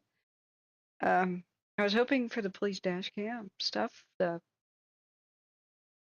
You know, maybe that'll come later. Yeah, they're probably on it right now, I hope. But I want to see the rescues. I'm a firm believer that you can only appreciate first responders if you see what they do. So the tornado warning was real, and warning means in progress. So it's because people had seen the funnel cloud that National Weather Service issued that warning me. And when I saw flash flood warning, I blinked for a bit and it didn't really register. I was kind of sleepy. That means it's flooding right now.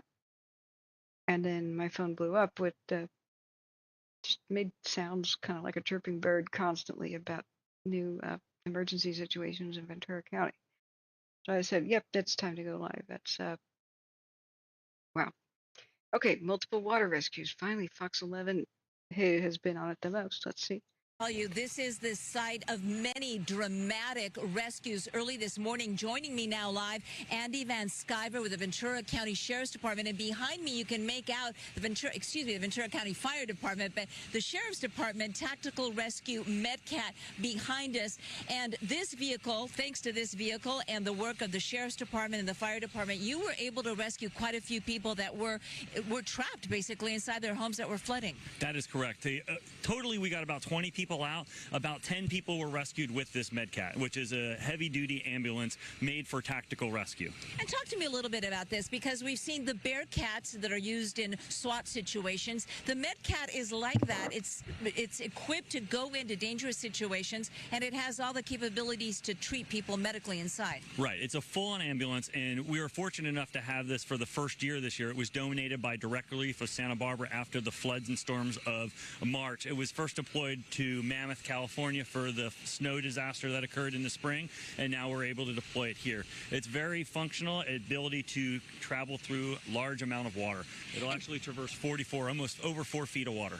And you were telling me, how high was that water in some of the homes here at the Wainimi Bay Club? So some of our first responders are saying some of the homes had up to 2 to 3 feet of water in them. 60 homes impacted by flooding? Right. We had 60 homes impacted by flooding. Some of the homes are in an evacuation order, and some are still in a warning at this point in time. I know you've seen plenty of floods, fires, disasters, but this rain, this flood was really coming down. I mean, this one's going to go down in the books. Yeah, actually, when I was responding here, I was listening to the weather, and the National Weather Service came on and said that it has probably the hardest downpour they've seen in this area in 30 to 40 years. So I heard that on the radio, heard it from the National Weather Service, so it was significant. And this flooding that occurred here was because of the storm channel that runs down Channel Islands Boulevard got overflowed and came into this community. And we have seen plenty of damage. Andy Van Sciver, thank you very much. Thanks to the men and women of the Ventura County Fire Department, and also to the men and women of the Ventura County Sheriff's Department that helped rescue all of those people. We'll have much more on this winter storm impacting Ventura County coming up on Good Day LA. For now, I'm Gigi Gracia live. We'll send it back to you. Okay, finally. Okay, the media is on it. Eventually now they've got around to it. I can't make that bigger because since they're showing the full clips, you know, fair use means, and I just put it in the chat. If you want to see it bigger and full screen it, go ahead. I don't want to take viewership away from journalists that are actually doing their job and doing a great job. It's been alarming that it's taken them this long to kind of acknowledge that they were life and death situations last night. But okay, finally they have. I wanted to praise that vehicle and whoever pulled strings, or whatever voters, whatever happened to get that vehicle. A couple of vehicles can make all the difference in emergency situations. We saw with the Newell fire, that one single water truck breaking down meant that the fire would have been back page news, but it spread to much of the county and most of Klickitat County. Well, Klickitat County lost most of their hay crop. That's big. A big problem for a agricultural community. Just because the one water truck that they had, the extra one, just kept breaking down the moment that they almost had the fire under control. So it kept jumping over roads and roads and roads. When the vote comes up, should you renew the first responder thing to have good vehicles and good radios? Yes. Cut other things, you know, if you have to, but not the first responder. what do you call that? Levies? Yeah, levies on the valley. Just give them more money, because if they don't have, we saw them try to rescue other people. Well, not saw, we heard them try to rescue people with regular vehicles, and they almost needed to rescue themselves when the vehicles flooded. So this sort of thing absolutely matters. You saw how many people probably got rescued by that one thing. And the crazy thing that also happened was the amount of medical emergencies that happened in the same areas of the flooding. When people are already in ill health, or sometimes they don't even realize it, a stressful event like this can suddenly just be the thing that causes the heart attack. They really increase during fires and floods. And when I was thinking about it, fires, of course, bad air quality plus the stress, you would naturally think about heart attacks, but flooding can cause that same amount of stress on people. It's like the worst time to have something like this happen, but they need not just like boats to rescue people, but things with medical facilities. So that I want to know more about those vehicles, and I'm super happy that they have them. Okay, let's hope this is a good feel-good story. Let's watch this one. I am with a lovely lady named Barbara. We've been in one home after another, some of the nicest people you'll ever meet, with so much damage. Take a look at Barbara's carpet. We've been doing this in the different carpets. Look at that. We're actually going to help Barbara try to get this carpet so it doesn't sit on her wood floor out of here. Barbara, you're dealing with a lot of damage in your beautiful home. I am, unfortunately, but not just me. It seems the whole neighborhood is. It is. Now, you told me that water was just rushing in? Yeah, water in the middle of the night. I got up to go to the bathroom, and I was in shock that my feet were soaking wet when I got out of the thing. And I went into the bathroom, and there was like 1.5 inches of water, and I didn't stop to think of the rain. I've been living here. It's never happened before. I called 911 and asked them, maybe, what do? I might have had a water pipe break under the house.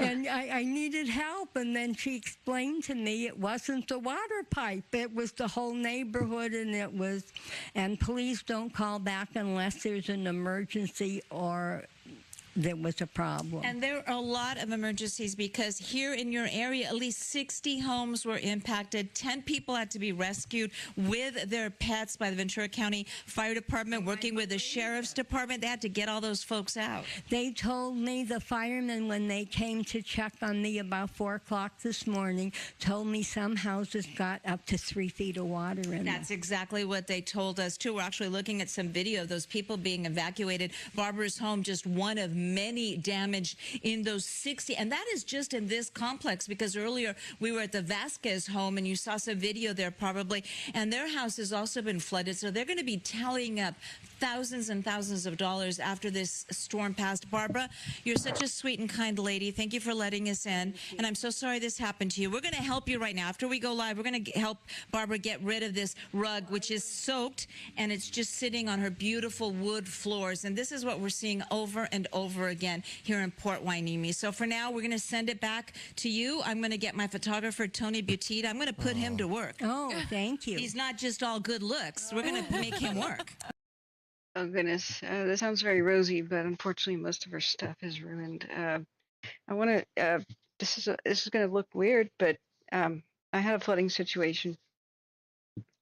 And firefighters, what they want to do, mine was a pipe break, but this can save your furniture. Just have them on hand. These are called move-alls.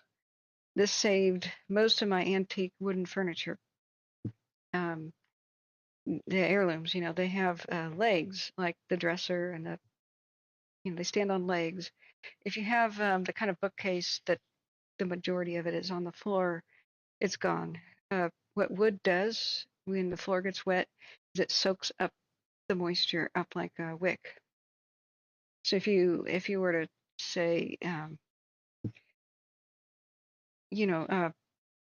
Like, you know what happens if you're standing in water, your pants get wet all the way up to the knees. It just draws the water up. It's wicking action. Even though your furniture is already wet, you can quickly take the move-alls, which is just meant to be sliders, you know? It's foam on the top, which is the black, and it's just plastic on the bottom. If the water is receded, the furniture legs go on top of the foam. And because this is plastic, the water that's on the floor still can't go up the legs of the furniture anymore, because what the wood is going to do is keep drawing up the moisture until it all is ruined. So if you do really quick action and you have, guys that are strong, get them to lift the furniture, put the legs on it, and then you take your towels or whatever you can that's dry and just get as much moisture off as you can. You open up all windows, run fans, try to dry it out as fast as possible. Drag everything like those rugs and things out immediately. She's going to have black mold start to grow in her place within hours, if not already. Take your crowbar, hammer, whatever you have, go to the baseboards and rip them right off of your walls. Your drywall is going to start wicking up the moisture off the floor too, and it's going to start ruining the drywall, and that is where the mold will really love to grow, on the inside of the walls, away from light.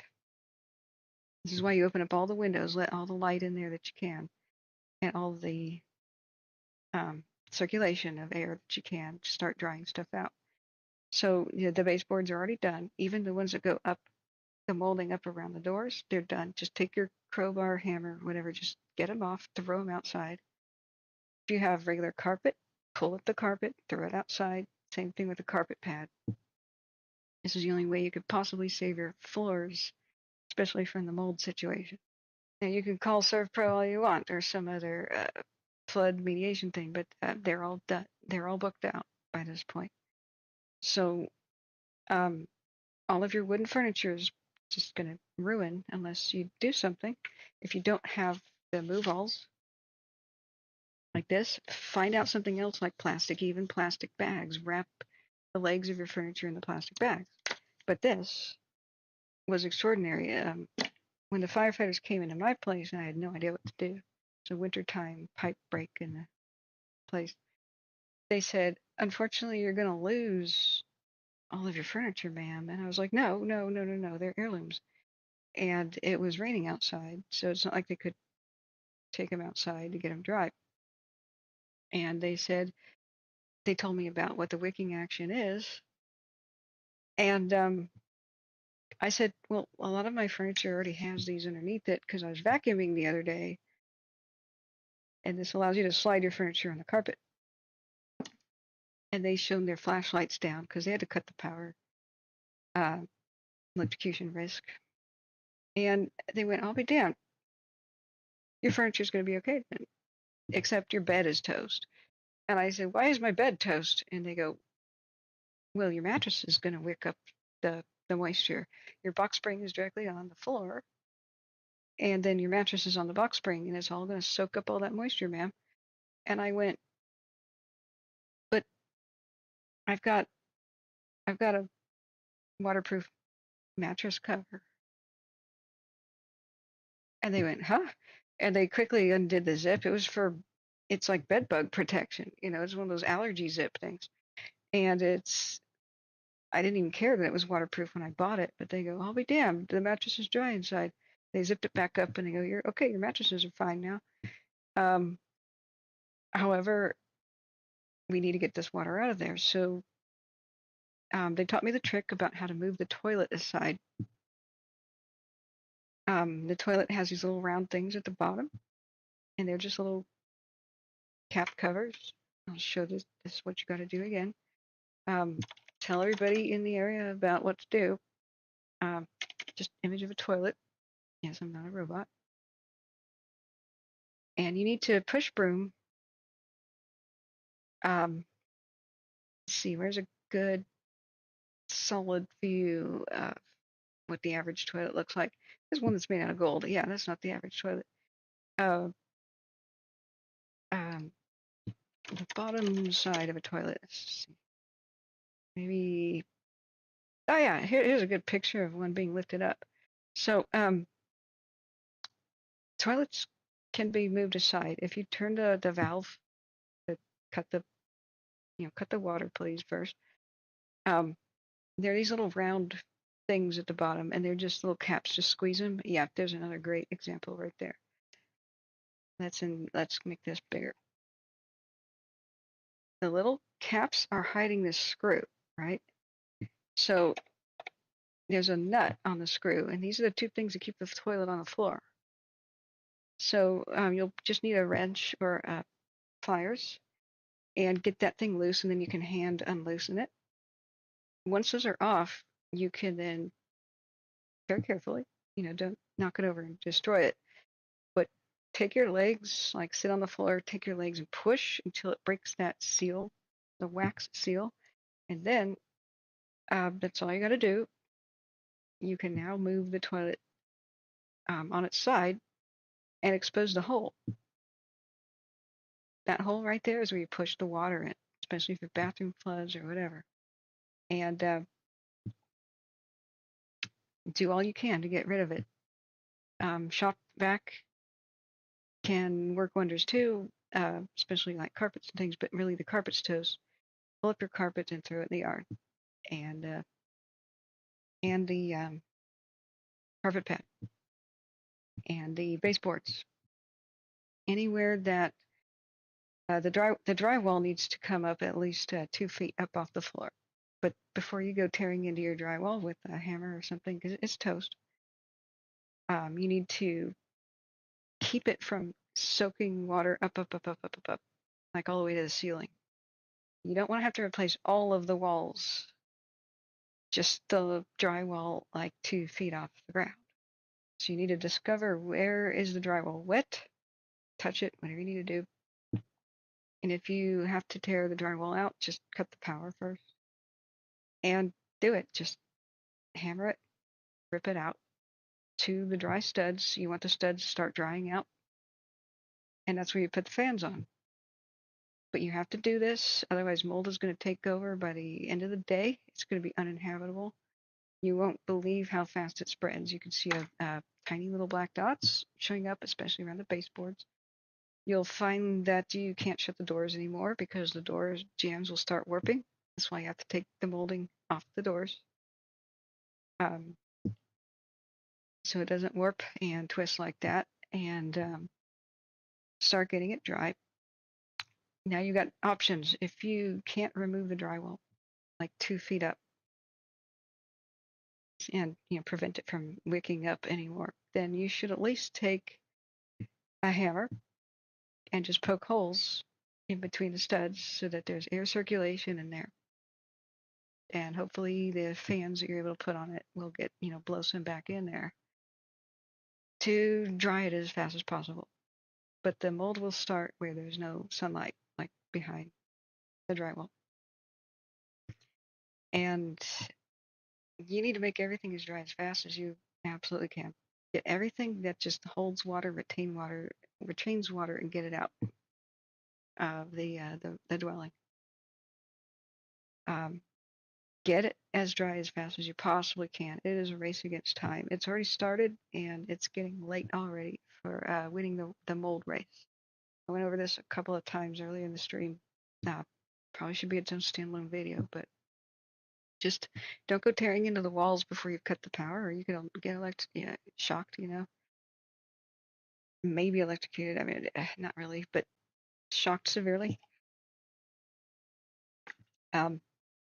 You can think about your appliances. Think about the legs, like your washer and dryer will start rusting and stuff, but they have little legs, so lift them up a little bit, get them up off the floor. If you have nothing that's plastic, just think about it. You do, even if it's just layer upon layer upon layer of garbage bags, just get all wooden legs of your furniture up off the floor. Or things like office furniture with wheels are going to be okay, but your books, You may think, oh, the books are up high, they're going to be okay. Put them in Ziploc bags immediately, all of them, because the mold is going to, the moisture of the room is going to soak into your books. They're going to get all wavy and ruined anyway. But then the mold is going to attack them because mold loves to be in books. If you ever smell books that smell weird and musty, that's an example of it. Yeah, exactly. Black dots are mushroom spores. Yeah, Abu is the black mold out here is just bad. I know all this from terrible experience. So yeah, the black mold we have here is the kind that wrecks your lungs. The kind that give you pneumonia and fibromyalgia. It can cause an allergic reaction after exposure, and you can test positive for mold exposure with your own blood. It's not a joke out here. And you can have black mold just completely invisible in your place.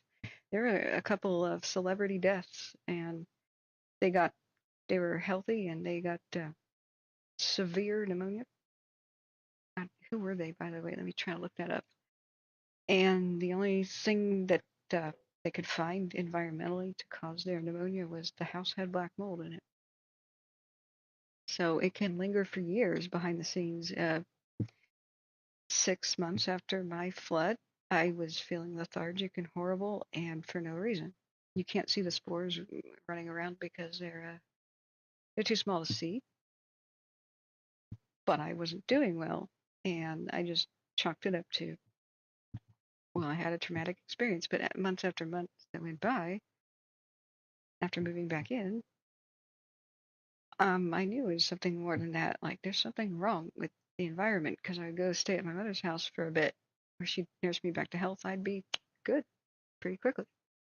So let's see, the pretty couple died in Hollywood. Yeah, Brittany Murphy and Simon Monjack. So they died less than 6 months apart, and they first said that it was the mold because they had twin cases of severe anemia and fatal pneumonia. But then the county tried to say that that was not cause of death. But there's a whole lot of bullshit, reaction to that. That it was pressure from public health department put on the coroner to change his opinion on that. But it is extremely rare. It is quoting is it is unusual to have two people die of similar circumstances with pneumonia, especially somebody very young and healthy, like Brittany Murphy was, in the prime of her life. So there's a whole lot of tampering with evidence in this case too. The contractors who had recently worked on a house that possibly introduced a mold into the home went in there and tampered with some things, and it got very messy. But I know people who have been crippled for life after one serious mold exposure after floods, after the floods in California. So, Abby says exactly my job: wet rot, dry rot, woodworm, and rising damp expertise. Well, I know I didn't have mushroom spores in my apartment, Abu. It was pretty bad. But when I started getting sick, I just couldn't really pinpoint it. And then one day I dropped a pill in my bathtub, in my bathroom, and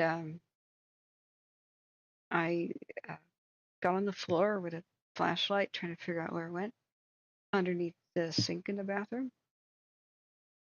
You know how they have the rubberized lining, on the furniture and the sink. Let me put it back on. Let's look back at the radar. So you guys don't look at toilets, but that's a good way to push push water out of the bathroom with a push broom down the hole.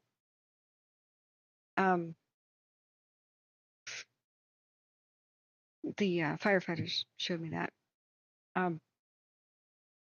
As soon as I got on the floor, I saw the rubberized thing that, like a rubberized baseboard. I know. Do you guys know what I'm talking about?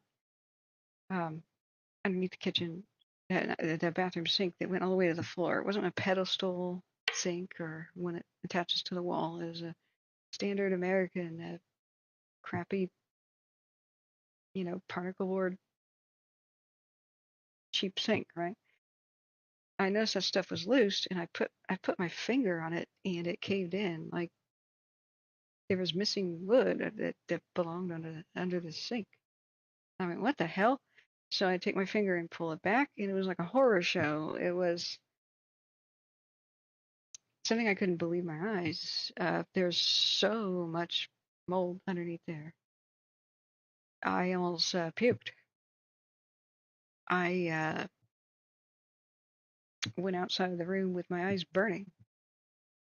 I had stirred up so much of the spores, and it felt like bees had stung my eyes. I was like, oh God, how much did I just inhale?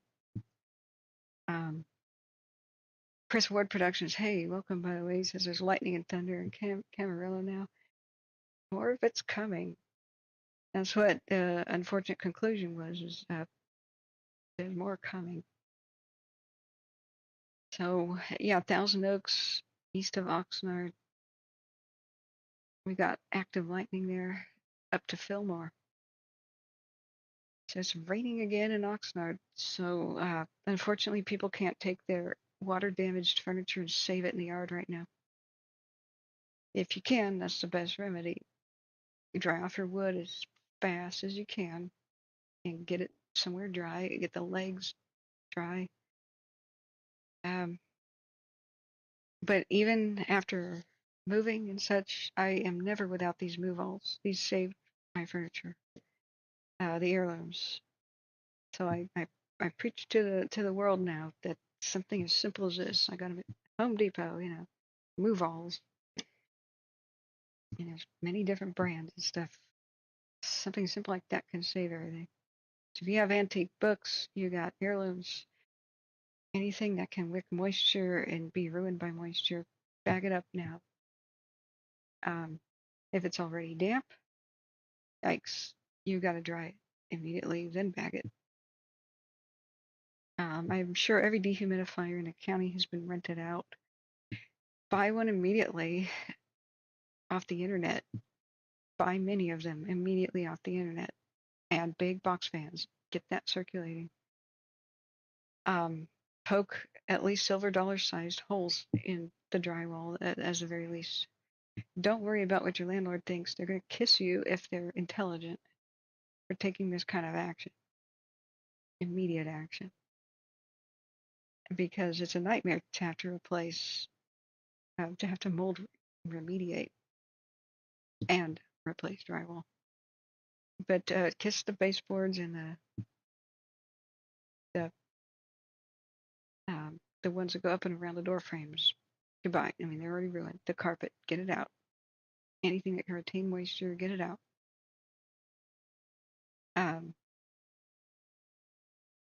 During the actual flood, I tried to contain the pipe explosion water into the bathroom and shut the door and call 911 and tried to prevent it from flooding into the bedroom and the kitchen. So I had taken the bed sheets off of my bed and plugged best I could the gap under the door, and it did keep a lot of floodwaters in the bathroom. And so when the firefighters arrived and opened it up, it was like a tidal wave that came out. And they're the ones who drained the bathroom and showed me the move the toilet aside trick.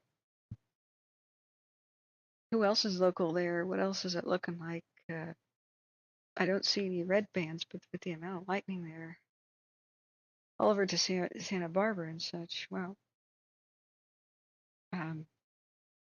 Earlier today, San Francisco Bay Area, all around the Bay Area, had a localized flooding warning, but I didn't see any actual moisture over San Francisco. And it has expired, so I was kind of scratching my head over that. But yeah, you've got to take extremely swift action and then get out of there if you can. Don't sit there in the wet environment breathing stuff. If you see a tiny bit of mold on the wall, it'll be this big in an hour. It'll be this big in another hour. It'll be a basketball. Before you know it, you just turn your back on it, look at it again, and it's bigger. So when I was evacuating my stuff, and I had to completely vacate, and I lost a lot of my stuff, lost thousands of dollars of damage. That was very traumatic. All that stuff could have been saved if I knew what to do. And had I not called the wrong people for help who told me everything was fine. It's a very long story how I went through a flood, but these lessons I learned the hard way. But strangely, most of my books were saved because the firefighters were scratching their head. They said, "Ma'am, you're about the most prepared for a flood we've ever seen a person be." And I said, "What?" And they said, "You have all of your books in Ziploc bags?" And I said, "Yeah." And they go, "Why?" Let me go show you guys. Okay, I still have an example here. They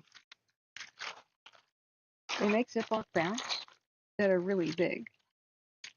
By the way, big enough to put an entire sleeping bag in. So here's an example of my bagged books. I have a desiccant packet in there. It's called Dry and Dry. You get it from Amazon. And here's a regular Ziploc bag. Yeah. This one is How to Make Good Pictures by the Eastman Kodak Company. A handbook for the everyday photographer. This is a 1945 edition or so. So of course I didn't want that ruined. But oh, and in there is a 1986 version. God, I miss Kodak. But they looked at most of my books on the shelf and they said, "Why the heck are your books in bags?" I said, "Because I had them in storage." When you put something in outside storage, your book's ruined. In Oregon, it's a wet place. You know, it's very humid. So I didn't want my books to get all wavy and ruined. I mean, why would you store them to get them ruined? And so when I moved into my place, I looked around, saw the sprinkler system, and thought, well, even if I have if the building has a fire, I think they all go off. Just the heat in the room. The point is sometimes, even if there is no fire, you can have the sprinklers go off, especially if somebody accidentally bumps them,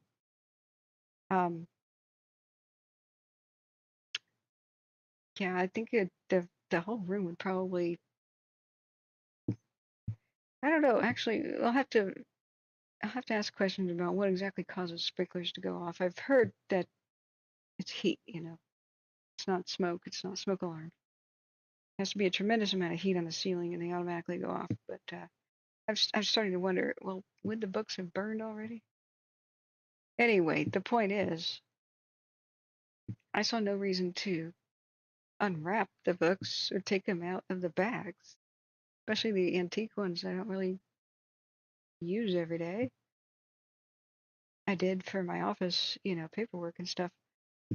But I'm glad I made that decision because I probably would have lost everything. There would have not been enough time to quickly, go to the store, get that many Ziploc bags, get Dry and Dry, and bag them. They would have been ruined by the time I kind of began.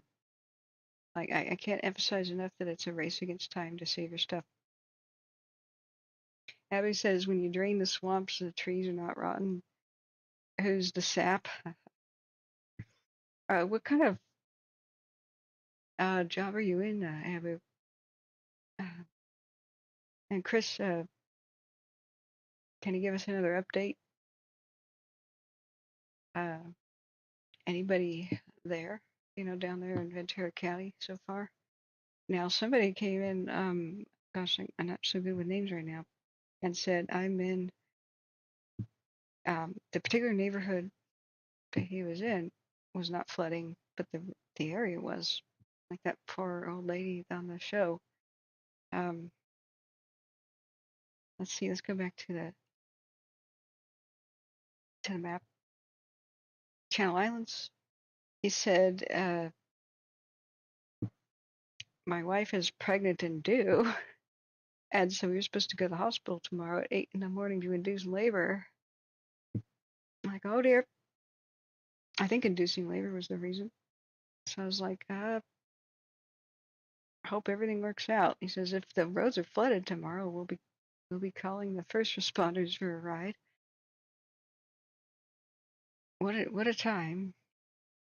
It's Christmas. Wife pregnant and due.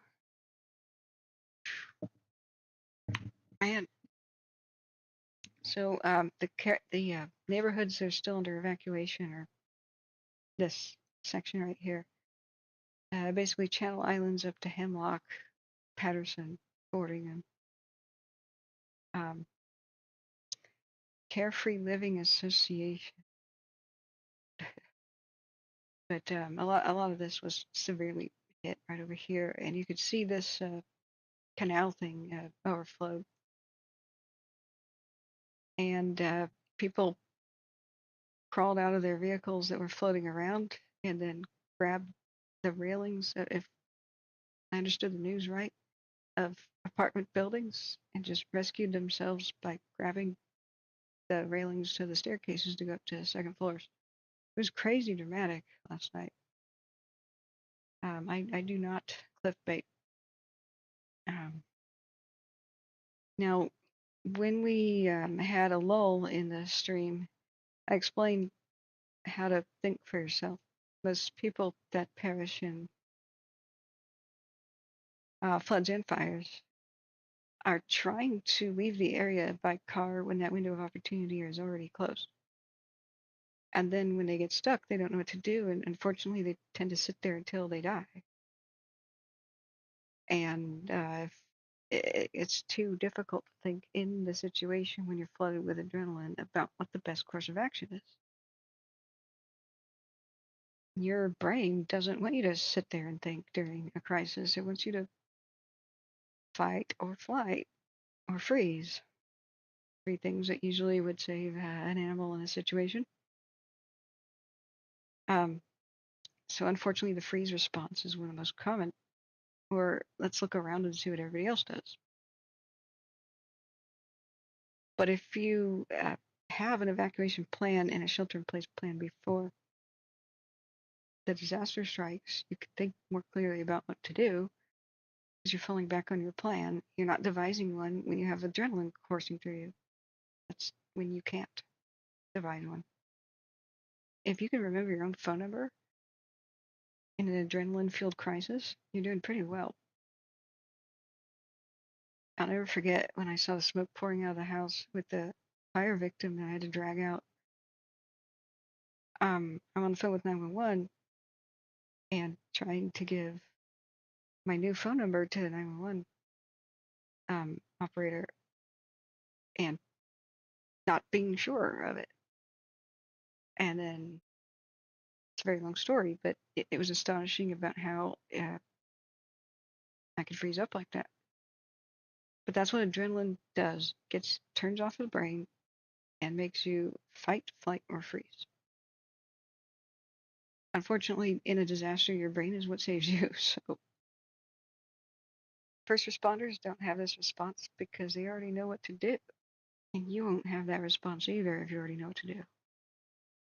So this is why the Oroville Dam crisis, I called a lot of my family who was stuck in traffic. If the spillway had fully collapsed, they probably all would have died because the entire, 30,000 plus people stuck in traffic would have probably died too. I almost wanted to scream at my relatives on the phone, get out of the car. You could walk to higher ground by midnight, but get the hell out of the car. And for those with mobility problems, I told my family, there are tall buildings nearby. Get to the tall buildings, get out of your car and walk to them. It'll take about an hour, going at a snail's pace, but you'll be at a building and not stuck in a car. I couldn't convince any of them to take my advice. They were just reacting like most humans do, doing what everybody else around them is doing. So if you think about, where do I live right now? And if there was a flood and a traffic jam, what should I do? Think about that before the crisis happens so that you just fall back on that plan.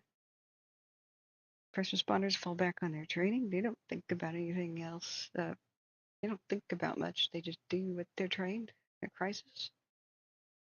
The funny thing about your subconscious mind is it's monitoring you.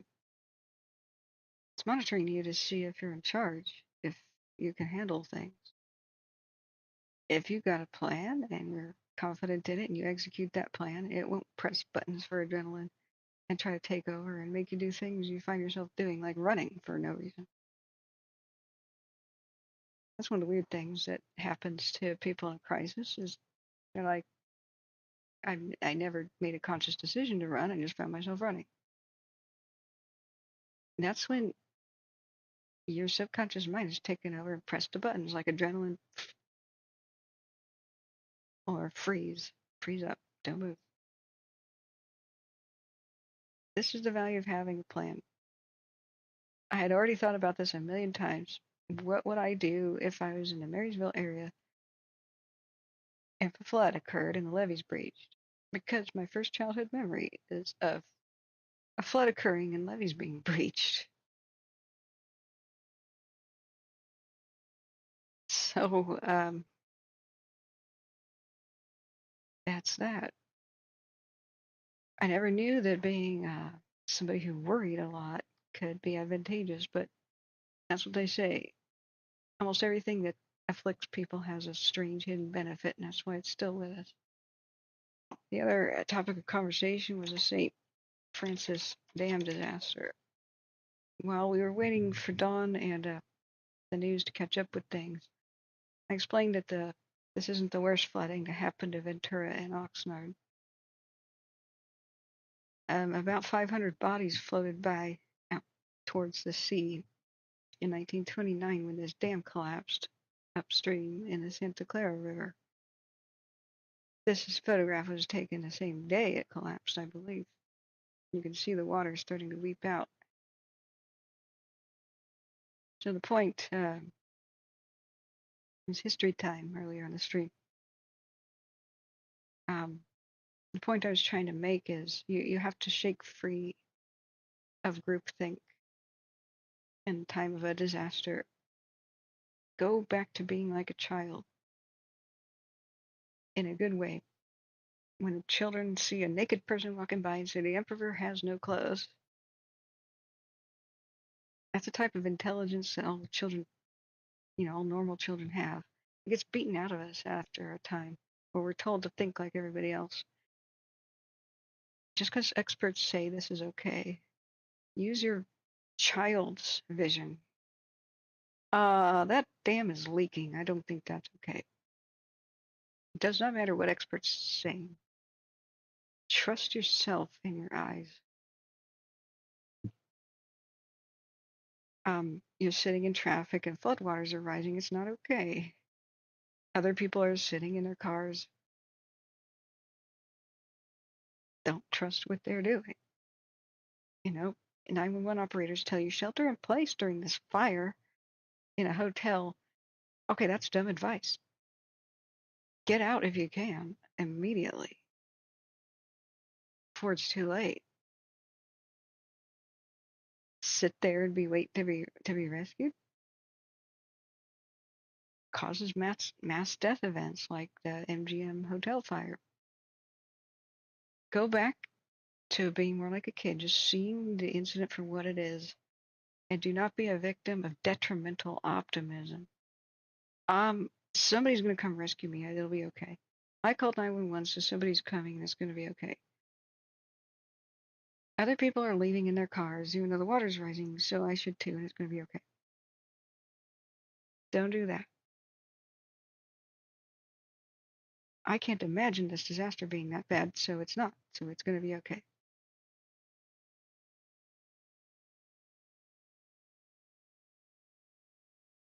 Destroy that line of thinking. Think for yourself, especially if you've already thought about the situation. Do make your own plans.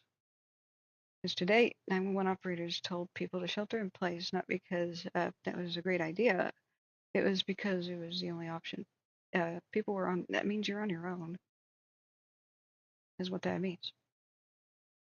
And we had pretty mild flooding today, but what if it had been different? 500 plus people lost their lives because they believed the experts. They had seen this for themselves. The experts said it was okay. The engineer who designed the dam, a certain Mulholland, who had a lot of clout, was saying it's okay. And then the county officials were saying it's okay. And it broke at midnight, washed away many different towns. And this is the worst thing to happen flood-wise to the region in the past, and it should not be forgotten. Ironically, should this have been a good place to put a dam, it was not. Maybe today's flooding would not have been so bad. Flood control is a big concern in California, but this place was not a good place to put a dam. I have a feeling that the rain would have overwhelmed the situation today. Just 3 inches in 2 hours is pretty bad, but that's about what happened last night. And so just washing off of the recent slopes that couldn't hold any moisture because of the recent wildfires. I don't think a dam upstream, and I don't think the Santa Clara River was really the big factor, but I'm going to wait to see. I mean, the people who are directly on the river, like by the 101 bridge, yeah, the river probably overtopped its banks over there. But for over by, central Oxnard, it could have just been the storm system completely overwhelmed. I also imagine that some clogged drains could have caused some of these crises. You can be a drain hero with a rake, and as soon as the rain comes down, just make sure they're clear. I never quite understood how that could make a gigantic difference until I watched Post 10 videos. Have you guys heard of him online? He's a rake hero, man. And I think that's how he went viral. He does a whole lot of cool exploration. I think he's Canadian. Let's turn off my radar for a second. Maybe we could show an example of the videos. Anyway, that's how we got talking about dams. But I wanted to end that on a more sobering but positive note, because this dam collapsed in 1929 and killed so many people.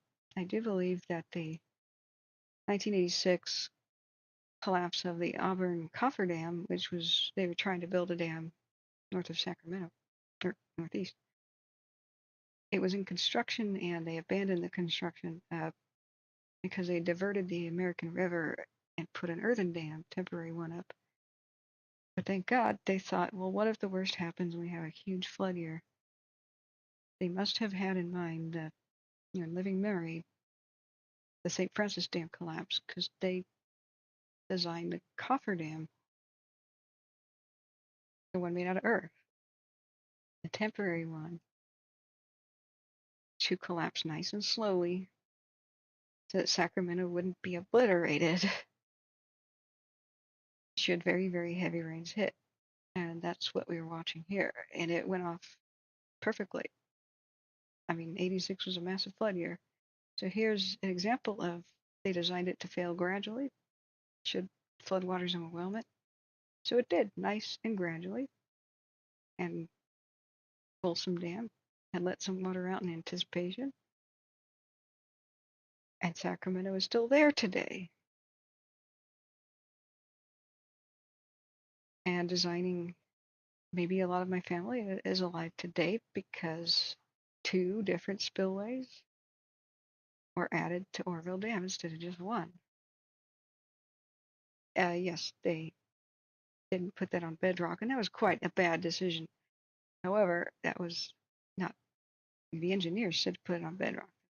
The fact that somebody decided to save a buck during construction and screwed that up, that's a different topic. But nevertheless, because 2 spillways existed, everything I know and grew up with in the valley is mostly intact today, and who knows how many thousands of lives were saved. I always like to go back to history to explain all these connections about how things that seem to have happened a long time ago and don't matter, they really do. They really, really do. So let's look back post 10, the drain unclogging. So I just want to inspire people here. He went on to make other drain clogging videos, but he saved his neighborhood, or this neighborhood.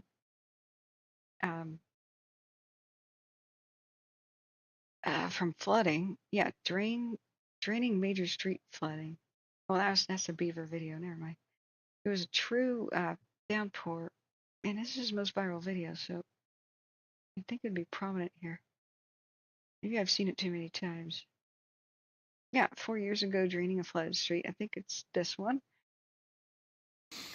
Hey everyone, today I'm out here unclogging another storm drain because it's almost across the entire road surface.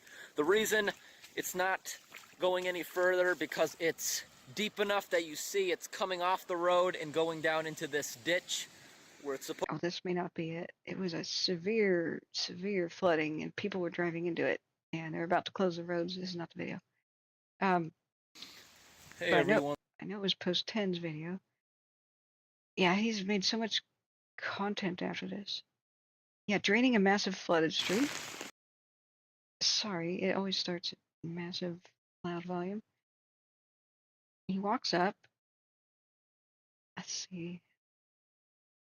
There's a lot where his camera's pointed at the ground. Yeah, you won't believe how he saves the day here. Is this the one?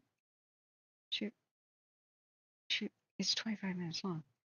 Yeah, here's the people driving into it. Far distance. There's no whirlpool to really find because it's so much water. I think it's going just into the woods. Oh, you hear that?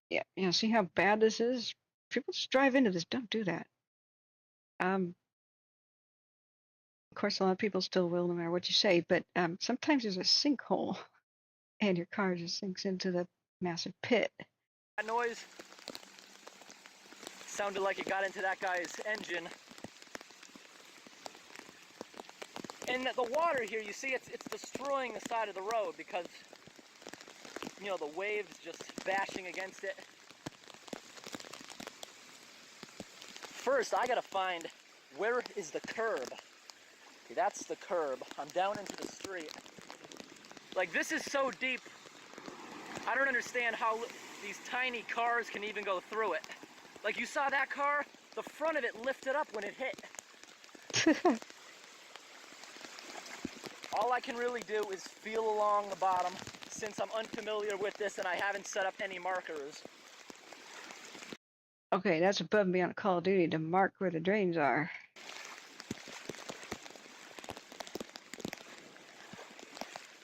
Not feeling anything. But this entire street is flooding just because there are some leaves in the drains in the sidewalk. He's searching for them with his feet. He's just got his galoshes on, takes a rake, and he goes out and saves the entire road. Just watch this. It must be back further. I think that's maybe what happened in some of the areas that were hit really hard today in Oxnard. And you can prevent this. You can go out there and save your neighborhood.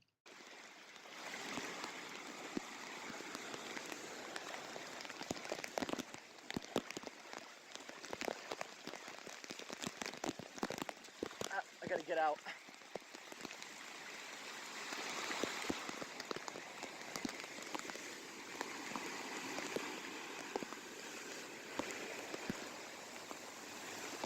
This reminds me of the ocean.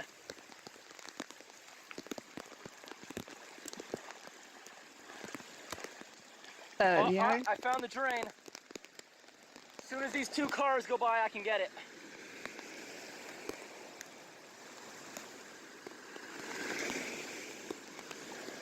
I found it because there's like a giant... Whoa, I got splashed by that. What a jerk. Why does that guy have to speed up? Got a super tall truck to deal with it.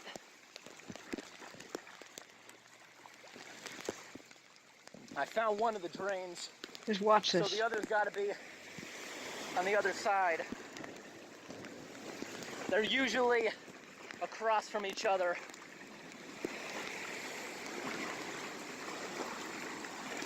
I just opened up this drain. It's going to start clearing now.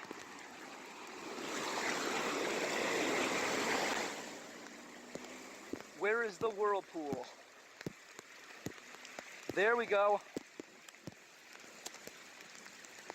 And this is so satisfying to watch. In fact, people begged him to unclog more drains, and he went viral. I believe at this video, this is 15 million views, guys.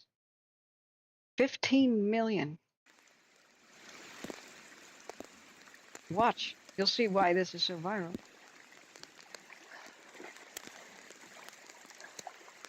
You know what I think the issue is? There's so much water, the air can't escape from the pipe, and that's what's kind of slowing it down.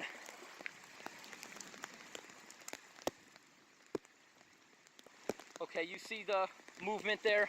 We are draining. As soon as this car goes by, I'm gonna go to the other side of the street. There's another one over there. Come to think of it, sometime last night on the scanner radio, some first responder did say something about a clogged drain and trying to relieve it. This matters. This flood, there's so much water, I can't exactly tell where the side of the street is.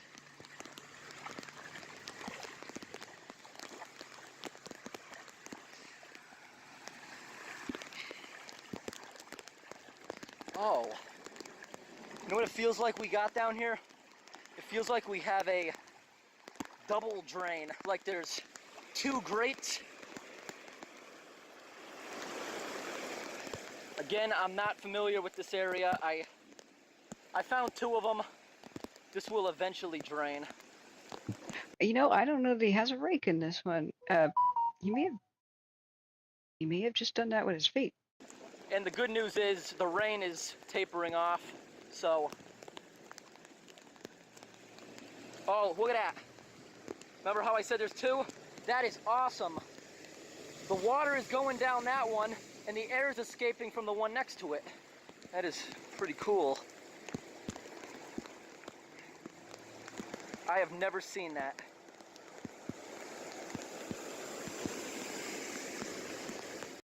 And out of 15 million views, only 219,000 people hit the like button. So yeah, hit the like button.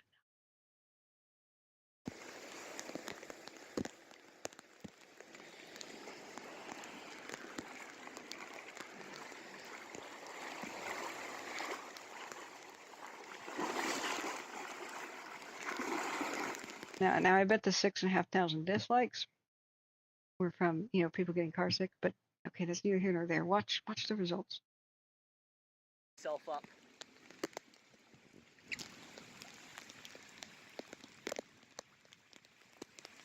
All right. That is huge.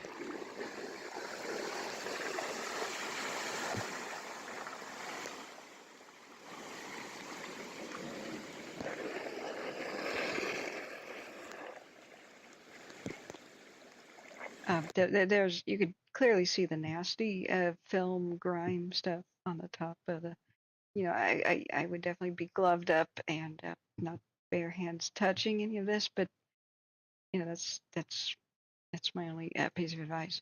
So,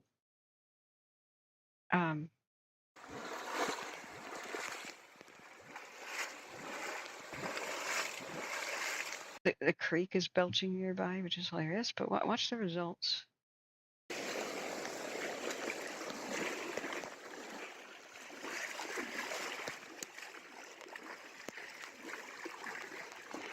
Okay. Debris in the street, unless the splashes drag more down. Looks like we're doing pretty well.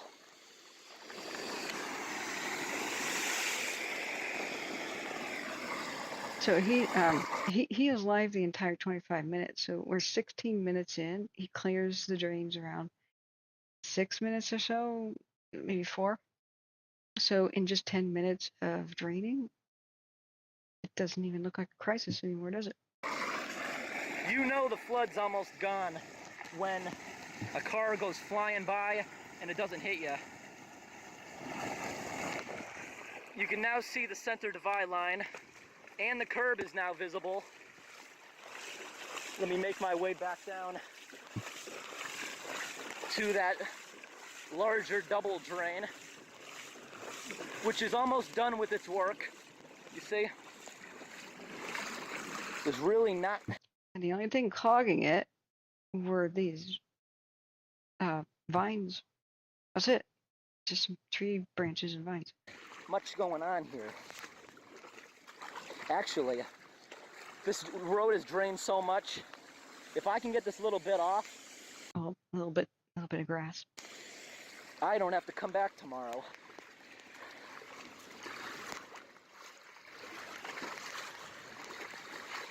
Oh, yeah, it didn't even make a difference. Like that comment I made earlier, they need longer ones. That's not exactly what I meant.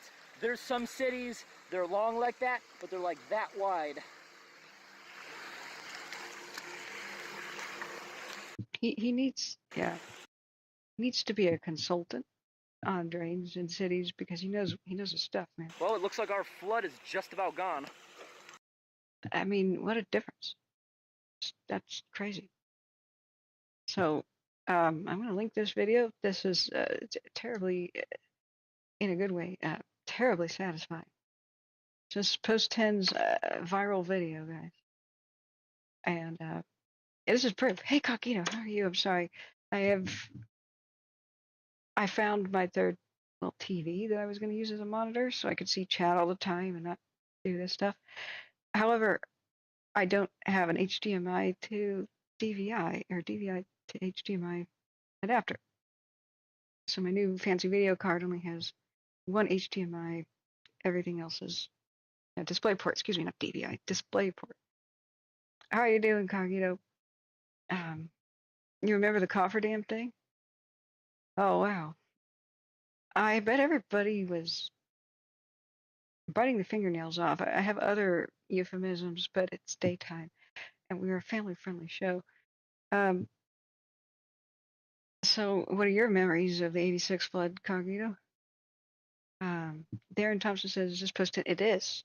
This is how I found post 10, and he really opened my eyes to being a drain hero. So I was a drain hero a couple weeks ago when our atmospheric rivers were coming in. Sort of filmed myself, although that didn't work very well because it was dark. But I saw some cars, and they're at this parking lot where I knew there was a big, okay, chair, stop. My chair likes to travel because I put super wheels on it, and the floor is uneven right here. Okay. So I saw water getting up to halfway up the wheels to these cars in this parking lot. I'm like, holy crap, they're about to start floating. So I snapped on my gloves, and I didn't have a rake or anything, so I go get a stick, fish around for the drain, and you can just take a stick and stab, and if it goes through something, you're in the drain. And got a more robust stick because it broke, and then just flicked it, and a huge amount of, it was oak branches with the oak leaves still attached. So yeah, it must have been more than a month ago. Exactly, Cogito, that's the comment I forgot to make, is when I see erosion like that, same thing with the Oroville spillway. Okay, the Sierras have nuggets that are gigantic, but they're very, very deep in the soil. It's not something you usually find in hard rock mining. You can only find it with hydraulic mining because nuggets have nothing to do with a vein. So veins go through rocks, gold veins. And until just a couple of years ago, humanity had no idea what forms a gold nugget. It was a complete and utter mystery. Somebody just figured it out, though. So it's the work of bacteria over eons. Bacteria that eat soil very slowly, but they can't digest minerals like gold. But they're digesting microbes in the mineral in the soil. So as they eat the soil, they're basically refining the gold out of it in their waste. It's like poo. They poo it out, you know. So a bacterial colony over eons can produce nuggets of an enormous size. So when they used to do hydro mining all around places like Oroville and Paradise is partially messed up because of that legacy. For example, the Dogtown nugget, it was taken out of Magalia, in between Magalia and Paradise. Both towns fight over who found the Dogtown nugget, whatever. But the Dogtown nugget weighed 55 pounds. 55 pounds of gold. Let's do some math. That was found with hydro mining, where you just wash away a mountainside. So what did we see with the cofferdam thing? Auburn is the mother lode. The only place richer than the area by Paradise in gold. So basically, when a mountain washes away for any reason in California's gold country, there's a whole bunch of people like we who know about gold are salivating, going, I need my metal detector right now. Because you could just find a nugget the size of a baseball. You could find one the size of a basketball. In the case of the Dogtown nugget, I think its size was like a microwave. Would you like a gold nugget the size of a microwave? Yes, please. They melted down the damn thing. Would have been worth more as a specimen, but hey. During the gold rush, a lot of bad things like poor choices were made, you know. So I'm sure, though, that plenty of other similar sized nuggets did wash out of the Oroville spillway, and they're probably at the bottom of the feather right there. But I'm not the only person with this idea, so I wonder how many people have secretly been diving with scuba equipment, looking for it. Darren Thompson says, Post 10 is awesome to watch. He reminds me of the crocodile guy, just how he talks through the video. Yeah. He's got a childlike way of looking at things, and he's very serious and very funny at the same time. I adore him. He's cool. He loves history too. So everybody should check him out. Oh, sorry, I did share the link. But this is, go ahead and like and subscribe to Post 10. You won't regret it. He has a war with beavers. I think he's in Canada. So the beavers love to dam a culvert and wreck roads and stuff. So he goes into personal wars with beavers, and he's like, they're crafty, and he will clear their drains to save roads and stuff. But it's so satisfying to watch. Now he has better camera gear. When he clears drains, they'll suck, and they start making sucking sounds. It's incredible. So, oh, sorry, I should put it back on the radar. But this goes to show that, look, I don't know that drain clogging was something that may have flooded out some parts of Oxnard today, but I'm sure in at least some of the neighborhoods it was. You can just get out there in the rain and fix it. As soon as it really starts coming down, the flood watches and advisories and stuff are issued. Of course, you know, if it's safe. Go out and check your drains and unclog them and make sure they're flowing free. I saved like 3 cars in the parking lot the time that I just imitated post 10. With a stick. It was just a bunch. The storm had ripped off some oak tree leaves. Branches, with the leaves still on them. It was only 3 small branches, but the way they laid on top of each other made have you ever taken a washcloth in the bathtub and it's taken by the drain, and for somehow a washcloth stops all the water from draining as it's just being sucked into the hole and gets stuck there? It was like that, but with leaves. Just, you know. It's good to see you, Cogito. Where you been? Yeah, those dang beavers. Yeah. Oh man, you don't want to be in a war with the beaver mafia. He's doomed if he doesn't start paying for protection. The beaver mafia is just something you just don't mess with. And that's the running gag on the stream, one of them. When we were on heightened alert in 2020, when so many fires were breaking out because of the crazy windstorms, and it was like Santa Ana's for the entire West Coast during the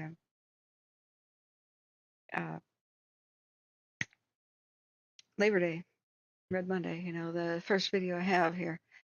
It was a relatively peaceful night, and yet a new fire broke out in the Columbia River Gorge. So we were all like, "Oh God, was it from a vehicle accident or something?" No, man, Cogito, you got to stay more often. You have to answer my question. Did you find gold by the Auburn cofferdam? Oh, you can't just leave now. Fine. You're going to talk to me about it later, though. I need to know these tales. What was I just saying? I need more blood sugar. Beaver Mafia, yes. All of a sudden, this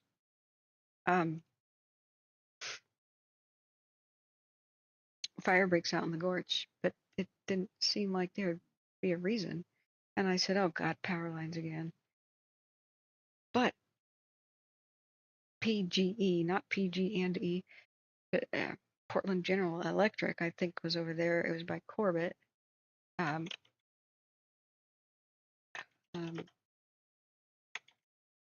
Yeah, Corbett, which is over by Troutdale. We just couldn't understand, like, why is there a new fire? And then we start thinking, is it arson? And by God, it was beavers. Tree chomping beaver starts brush fire near Multnomah Falls. Cannot make this up. I mean, the beavers don't chew on telephone poles or anything like that, or power poles, because they would just find it disgusting. But they're actually attracted to the smell of trees. They want to eat the stuff in between the bark and the wood, and not really on the log, but mostly on the branches. They want mostly the branches, and that'll be what they use for dam building. So they felled the tree, but the tree fell right on the power lines, while the east winds were blowing pretty fierce. So there's no word on if the beavers survived this. Maybe I should go talk to those guys one day and say, do you guys know if the beavers survive this? What beavers typically do when they fell a tree is run for their lives, and they get in the water real fast. They still die sometimes. What's crazy is I just saw a video where a beaver died to a barber chair. That's one of the worst things that can happen when a logger is felling a tree is instead of just going over, it hitches up and then slams back down like that. It stays upright and can just impale somebody, and then sometimes spring load and do horrible things. See the movie Sometimes a Great Notion. There's a horrible logging accident which shows a barber chair, but the beaver got killed by it. So it does happen sometimes. But in this case, it fried the tree that the beaver felled, but who knows if they survived. But this is what started the meme on the channel, the running gag. It's this is clearly the beaver mafia at work, and you better pay for protection, or you could be next. Anyway, that's, if you're new to the channel, that's what we do here. We try to have some humor, otherwise we're going to go insane. Let me look back at the chat. I must have missed some conversations. Oh, I did miss some conversations.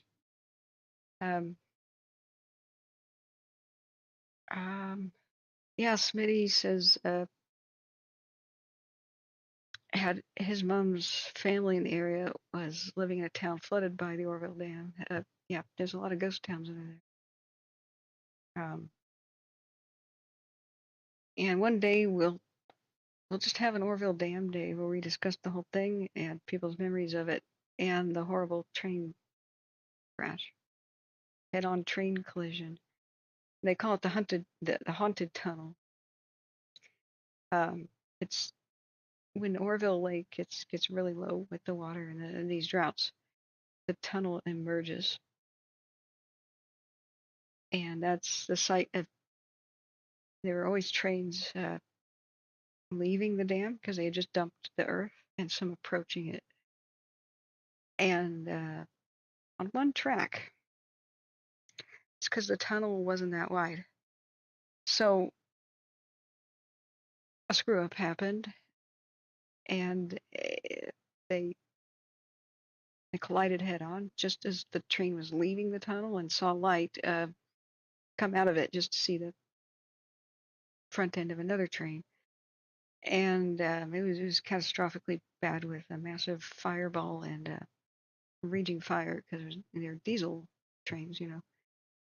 So that's why it's called the haunted tunnel. But we'll go into that sometime. That's appropriate.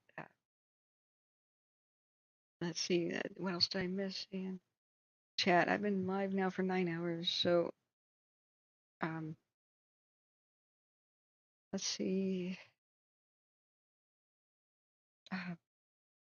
Yeah, Cogito says a lot of gold was exposed in the winter of '86. Yeah, just erosion in general. People don't realize that there's a whole lot of gold left in California. In fact, most of it is still there. If you think most of it's been mined already, nope. Nope. And most of the gold in California that was mined is still there. That's another thing people don't realize. Most gold is so time consuming to refine that by the time you got done with it, it would exceed the cost of the gold you got out of it. So when they made the hard rock mines, they would chip away at the rock and there'd be gold flakes in the rock. But if there just wasn't that many flakes or pieces of vein in the rock, they threw it outside on the ground and left it in giant piles. Gold straight up visible in the rocks sometimes, and sometimes not visible. But the point is that most gold in California that was pulled out of the mines is sitting at the entrance of the mines into big piles. They would specifically look for rocks and things that had a lot of gold in it and then set that aside and refine that, the easy gold. So Urban says, damn, now beavers are starting wildfires. Damn, now beavers are starting wildfire. Yeah, this was 2020. I was explaining the joke on the channel that it's a roundabout way how we got here, but I showed Post 10's famous viral video about him clearing a drain or two and saving a neighborhood, basically, and saving a road from massive flooding.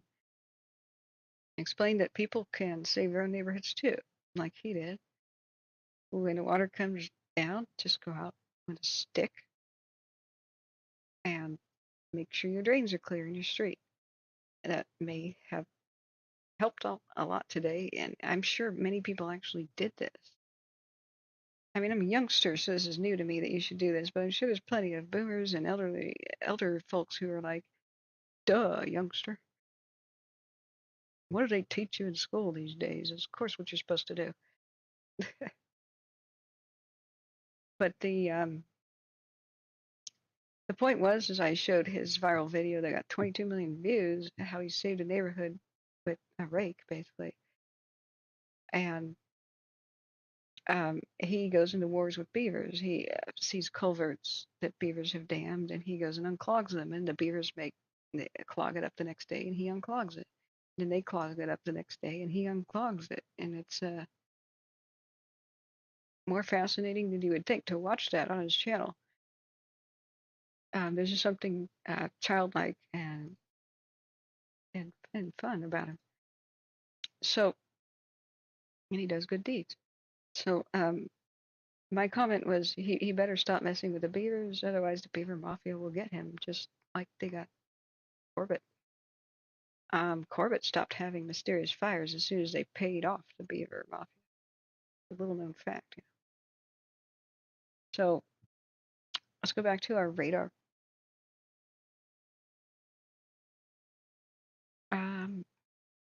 It's still coming down. I'm hoping that Oxnard will get a break, because if you zoom out, you can see it's actually even closer to shore now, or at least the tendrils of this low pressure cyclone system thing. Salinas will start getting the rain.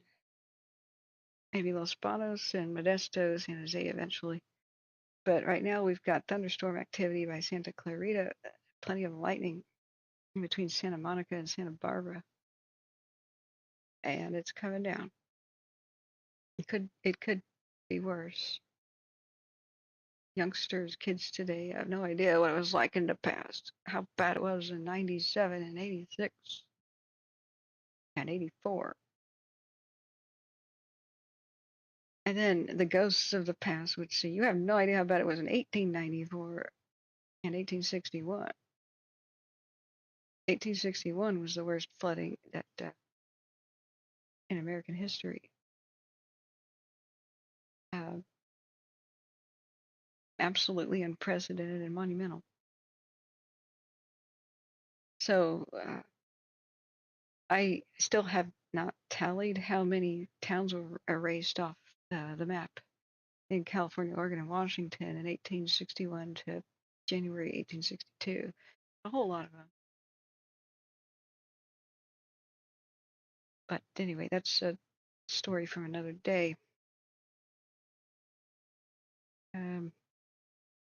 I'm kind of deliriously tired. I was trying to go to sleep right when this all broke out, about 1:40 in the morning, and all hell broke loose. I'm glad that the media is finally interviewing the first responders and giving them credit for actually doing a ton of amazing water rescues last night. But it's been surreal. Here we were. This was depressing news. Oops. Let's get away from it. We were talking about the fires and various topics while we were waiting for dawn. And just gonna close my million tabs here. waiting for news from the media because the floodwaters began to recede around 4 in the morning, but 3 to 5 feet fell in many parts of Oxnard. From Port Hueneme, all the way to where 101 meets the bridge on Santa Clara. In fact, there was a water rescue with a boat that seemed to have left the Santa Clara and went up Wagon Wheel Road to rescue people up here. So it was quite an exciting night. Oh, here's the historic layer again. Look how small Oxnard was. This is sometime between 1915 and 45.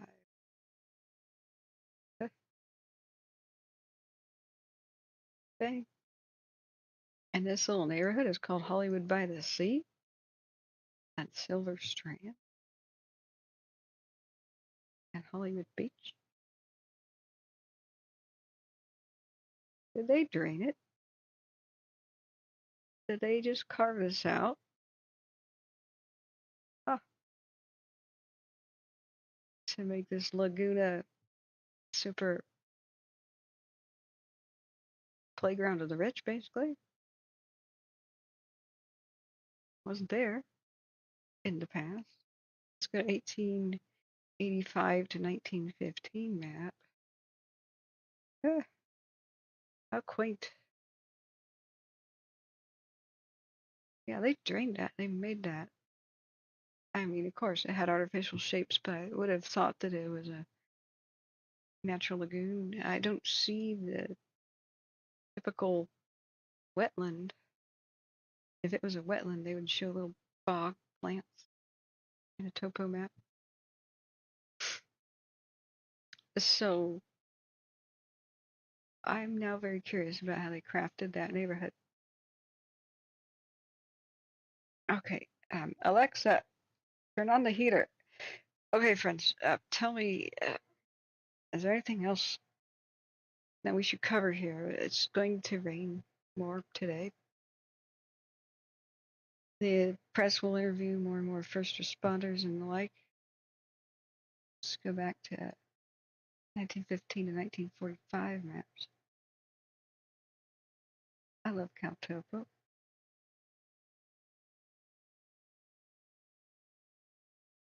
I wonder which one of these maps was still around when the St. Francis Dam was around. Curiously, they've been removed. All the 1920s maps were removed or never put on a U.S. Geological Survey website. So you can't go and see maps of the dam. But if you're going to build a dam, you bet the U.S. Geological Survey was there surveying. So it's quite suspicious. I find when I go and use Topo Viewer here, this is where the dam was. The dam that collapsed. You find these, everything that's very embarrassing to certain counties gets removed. Just decades and chunks of time are missing. So you have the 1903 maps of the region. And it skips all the way to 1931, about 2 years after the dam collapsed, and they blew up the remains of it.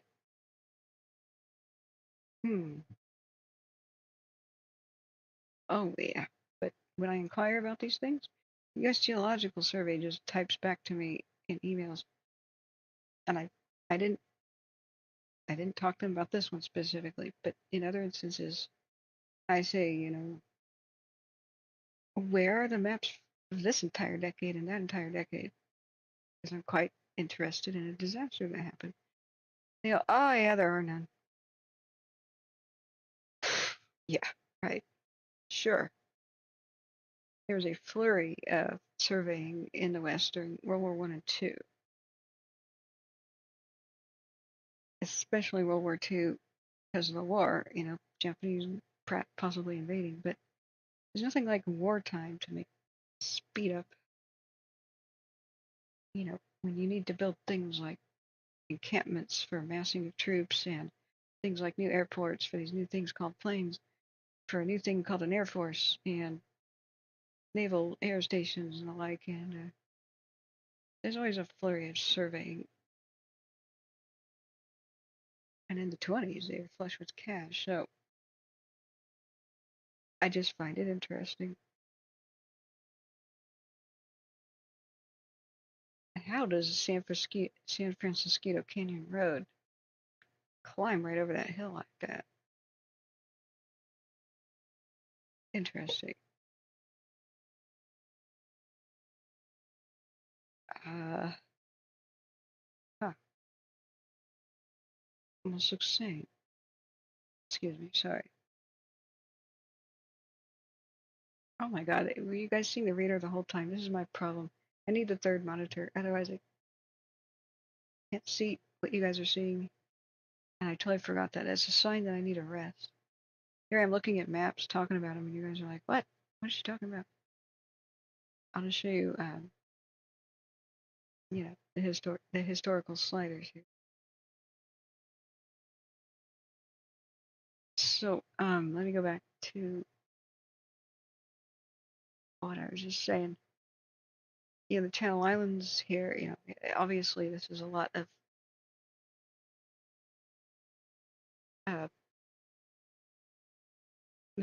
artificial shapes. Of course, they dug this out, but I thought maybe there was a wetland or a bog here before. And I do wonder if this redirecting canal thing has anything to, that's one of the things that flooded.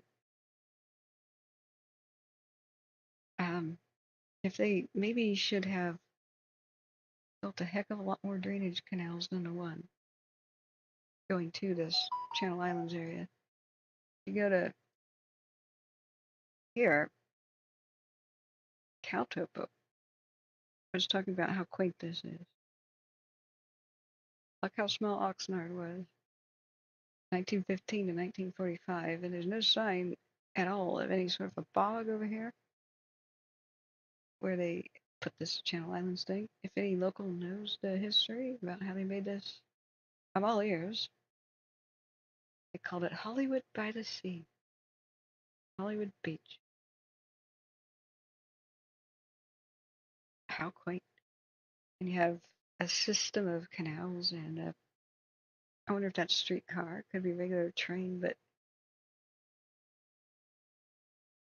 they got overwhelmed today and flooded these neighborhoods out. So I just kind of wonder, seeing this being so artificial over here, when they built these communities, they underestimated their drainage needs pretty severely. I don't know how bad Oxnard may have been affected by the collapse of the St. Francis Dam. I keep saying I was going to read about it, so let's read about it. The instability, there's a lot to read here. The collapse in the flood wave.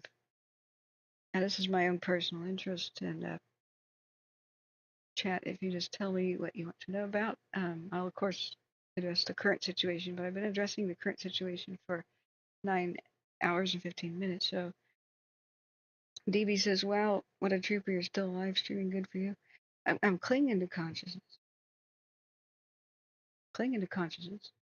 So, I mean, do say something like, can you show me this or this and this?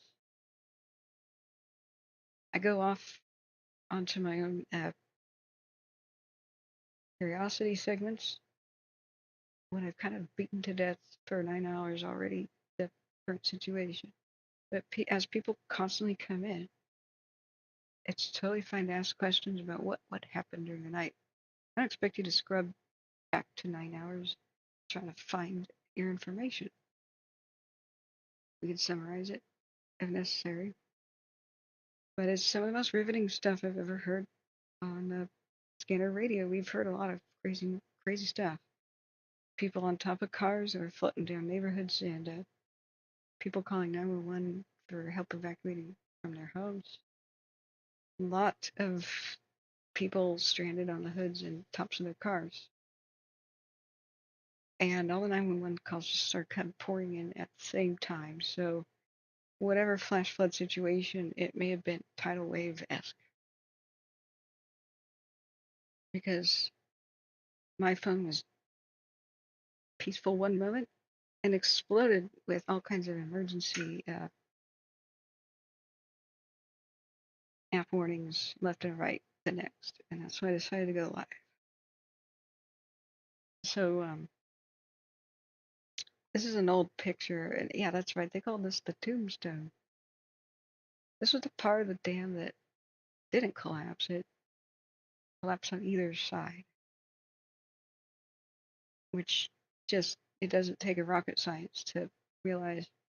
And this, that we are talking about this I believe flooded out Oxnard and Ventura, or at least Santa Clara. This is upstream. So in 1929, this collapsed. So we have to remember and honor the dead. You know, mistakes that have been made and how much worse things could possibly be. I don't think anybody died last night as a result of the floods, not directly. Could have been a totally different situation. This is mild El Nino activity, like compared to what El Nino can do. We are, despite all the tragedy of last night and people losing a lot, their homes and many of their possessions, if not all of them, last night, flood damage.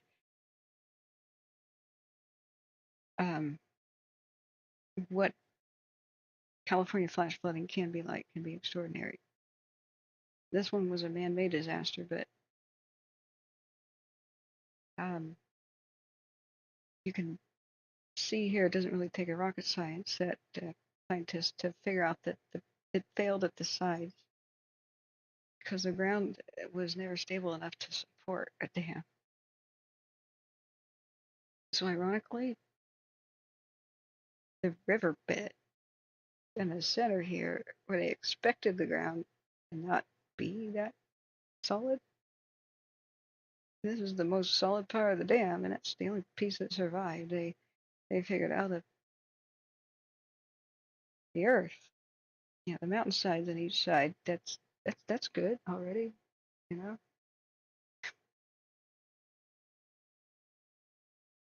But it wasn't just seismically unstable. There's other reasons that this was an unsuitable location.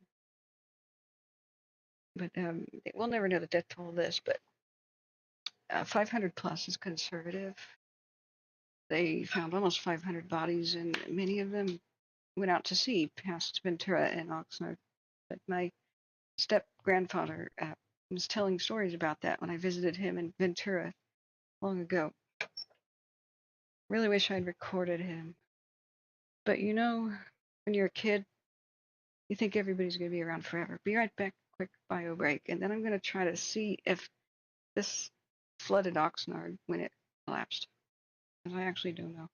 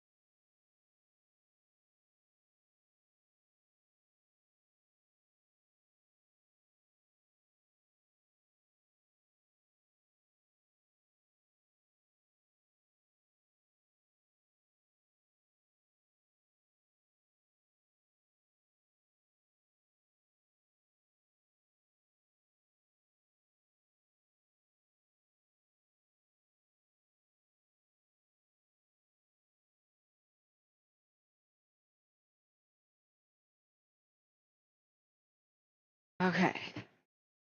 I always run the danger saying, this is the last thing I'm going to do on stream before I get well-deserved rest, blah, blah, blah, blah, blah. As soon as I say that, some new crisis unfolds. But I'm going to say that anyway. We'll continue to look back at the weather in a minute. But if I had logged off, I would be reading this by myself anyway. So if you want to know a little bit about what happened with this dam disaster, I want to see how badly, if at all, Oxnard and Ventura flooded when this whole affair collapsed.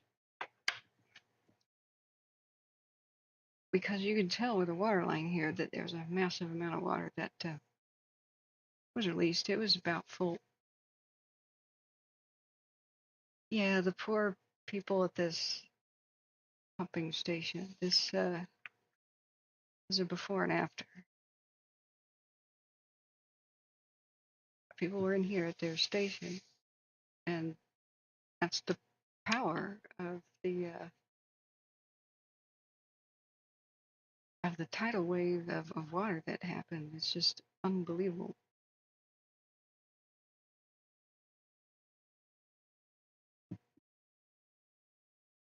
The turbines are still there. That's about it.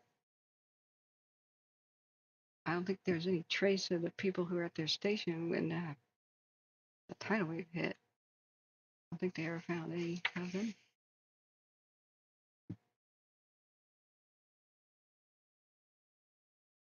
And you kind of see how high the water got because there's no trace of vegetation below that line.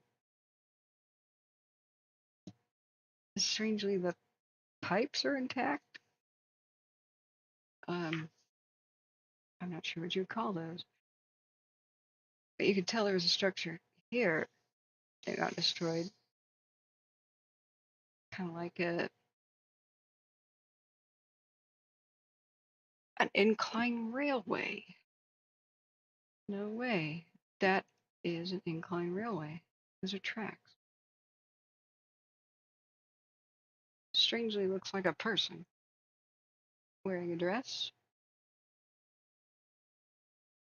I'm sure it's not a person,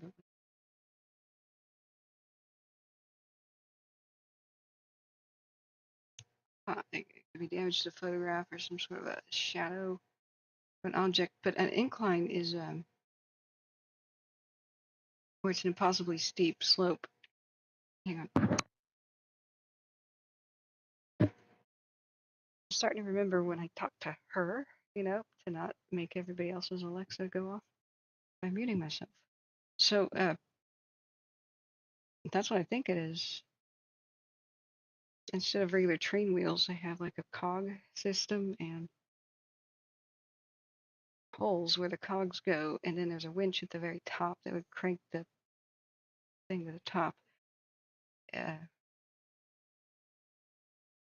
Maybe aided in the construction of this, but the scale of the engineering is insane when you see the tiny people at the bottom. Those are tiny people. When I was a kid, I couldn't imagine water knocking over a building. It just didn't register with me that water could knock over a building. I just thought water would be like a fluid, like something you poured out of a cup, but at a certain pressure,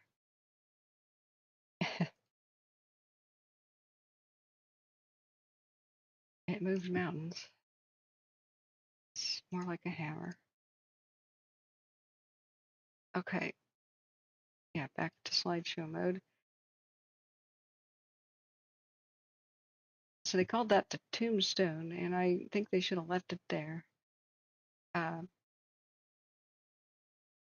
Castaic Lake, I guess that was made in '73. I don't know much about the history of any of this region,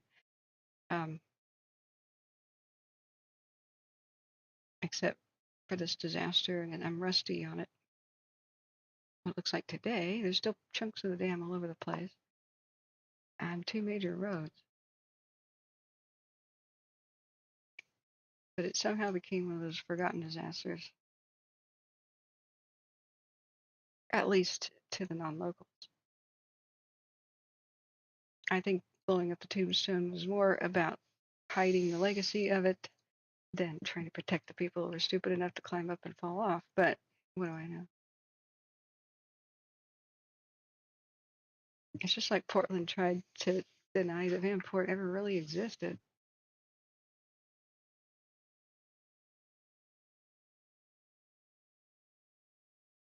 But it goes to show that just because it's made out of concrete doesn't mean it's any stronger than an earthen dam. Let's go back and read about it. Okay. Oops. That image just doesn't want to quit, does it? Okay.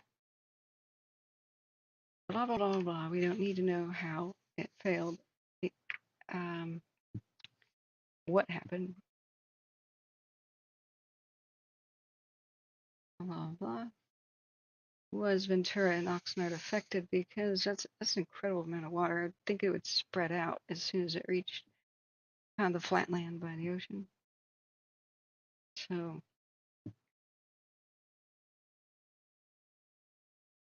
the exact number of victims remains unknown. The official death toll in August of 1928, I thought it collapsed in 29. Okay, was 385, but the remains of victims continued to be discovered every few years until the mid-1950s.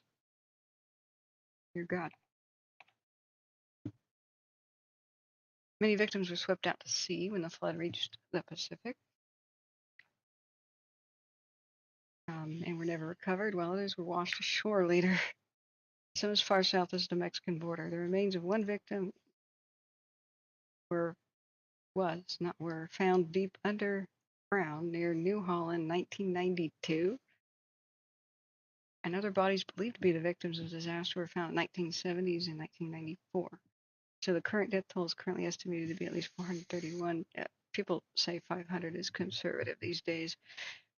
The county and stuff, they did a long history of trying to downplay this. At the coroner's inquest, the leak that Tony, what's his name, had spotted was cited as evidence that the dam was leaking the same day of the break. And both the Bureau of Waterworks and the supply, and Mulholland himself was aware of it, the architect. Mulholland told the jury he had been at the dam the day of the break due to the dam keeper's call. Yo, we got a problem. Neither he nor Van Norman had observed anything of concern, nor found any dangerous conditions. Because like I was saying earlier, Mulholland testified that leaks in dams, especially of this kind, were common. Detrimental optimism.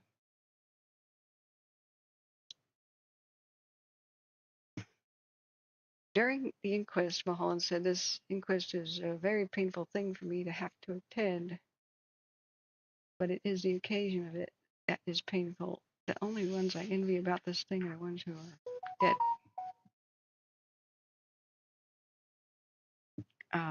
What a whiner, really. I envy the dead. Oh, make it happen, or shut up. You got more than 500 people killed. Jerk. Yeah, I don't really buy the whole, he was tortured the rest of his life and he felt bad about it. People who are narcissistic don't feel bad about getting anybody killed. They feel sorry for themselves. And he was under a lot of fire for this. His legacy was ruined. Oh, poor me. So there's just two ways to look at it. Some people see Mulholland as, and many people mindlessly say he was a victim too. He just made an honest mistake. I don't think he made an honest mistake. I think he was an arrogant jerk. He saw all the warning signs from the very start, but he was arrogant as hell. It's gonna be okay, just because I said that, and I'm the expert. Nobody else is qualified to say that this is dangerous. Just me. And I say it's not. And I'm buddies with all kinds of government officials. Speak a little louder and criticize me, and I'll ruin you, chickie baby.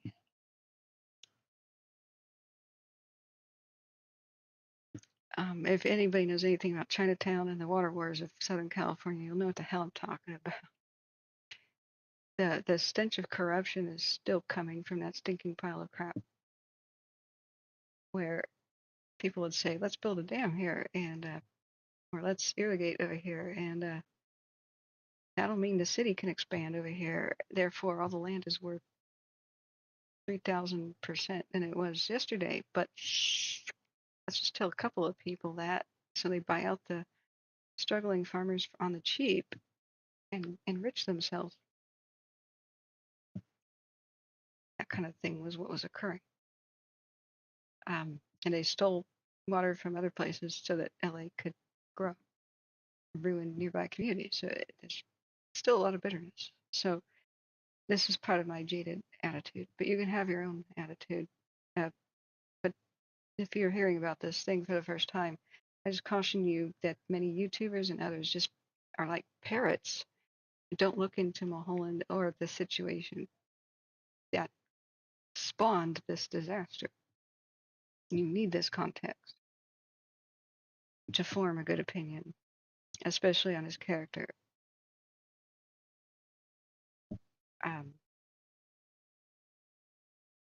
I believe in redemption. If I really thought he was truly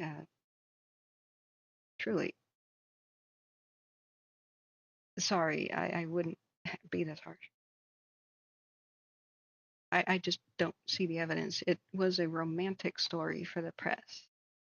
And he and the other officials had a great influence on what the press decided to print at the time. All this needs to be in consideration.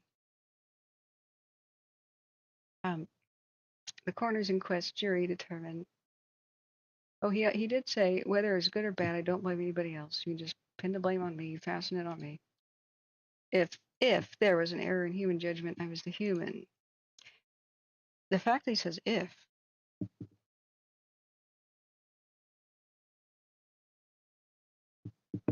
this sort of thing an attorney would say is the best thing to say.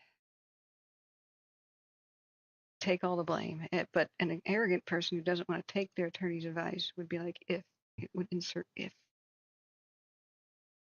Anyway, the coroner's inquest jury determined that one of the causative factors for the disaster lay in what they termed as an error in engineering judgment. You think?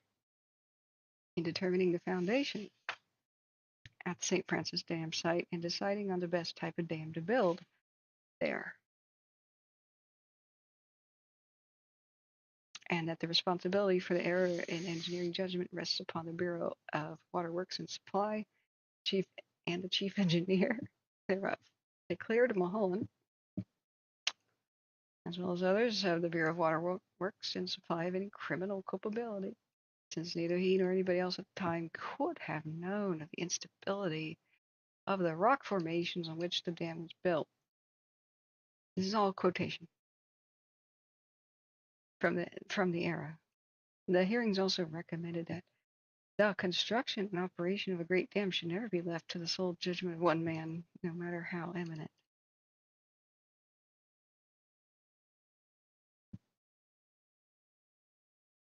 Yeah. And that was the problem, is he was worshipped. Not as a human who could make mistakes, but as somebody that couldn't. Mulholland retired from Bureau of Water Works and Supply December 1st, 1928. His assistant, Van Norman, succeeded him as the chief engineer and general manager. Mulholland was retained as chief consulting engineer with an office and received a salary of $500 a month. And in later years, he retreated into a life of semi-isolation, died in 1935 at the age of 79. Not in prison. Meanwhile, the kids that got killed in all this didn't make it to adulthood. Dam safety legislation. In response to the St. Francis Dam disaster, the California legislature created an updated dam safety program and eliminated the municipal exemption. Oh yeah, I remember that now. Municipalities being exempt from like the standards of the state, something like that. Before this was added, a municipality having its own engineering department was completely exempt from regulation. So like I was saying earlier, these choices and aftermath, it all matters. It may seem like the distant past, and it's going to soon fall out of living memory. But if you consider what happened with the Auburn cofferdam and the spillway crisis at Oroville, I do believe untold lives were saved in both of those situations where the flooding got so bad that things had to go. That the engineers, with this in mind, and of course the regulations that made them be a lot more safe, put those safety measures in place because of this disaster. And I think their lives were not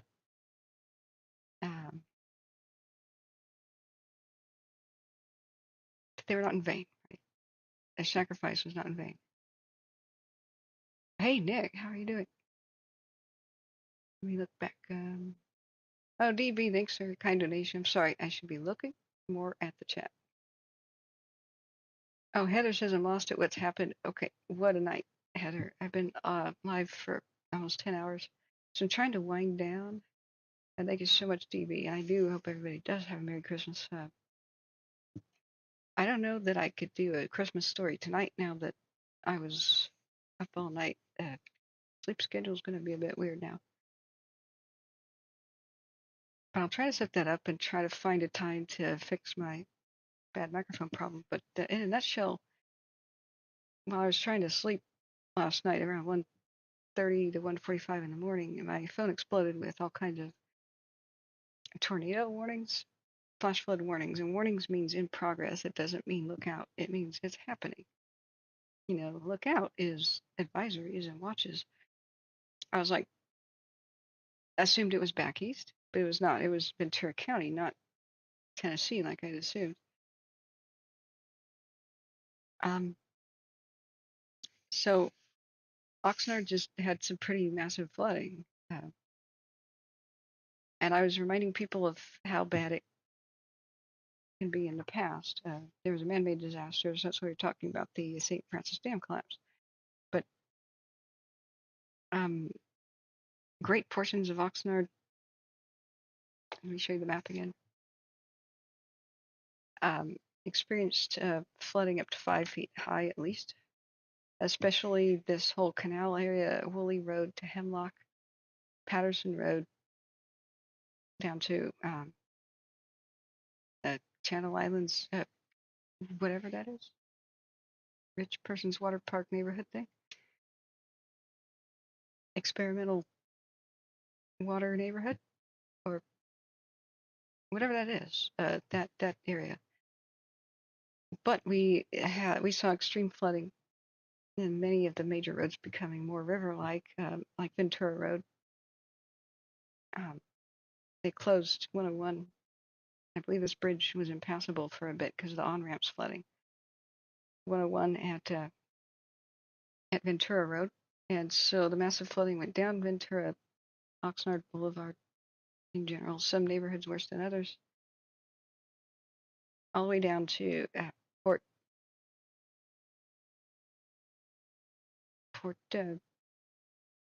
Hueneme. That's how you say that. So I don't know if the museum got it, the Navy Seabee Museum. I hope not, but in the school. But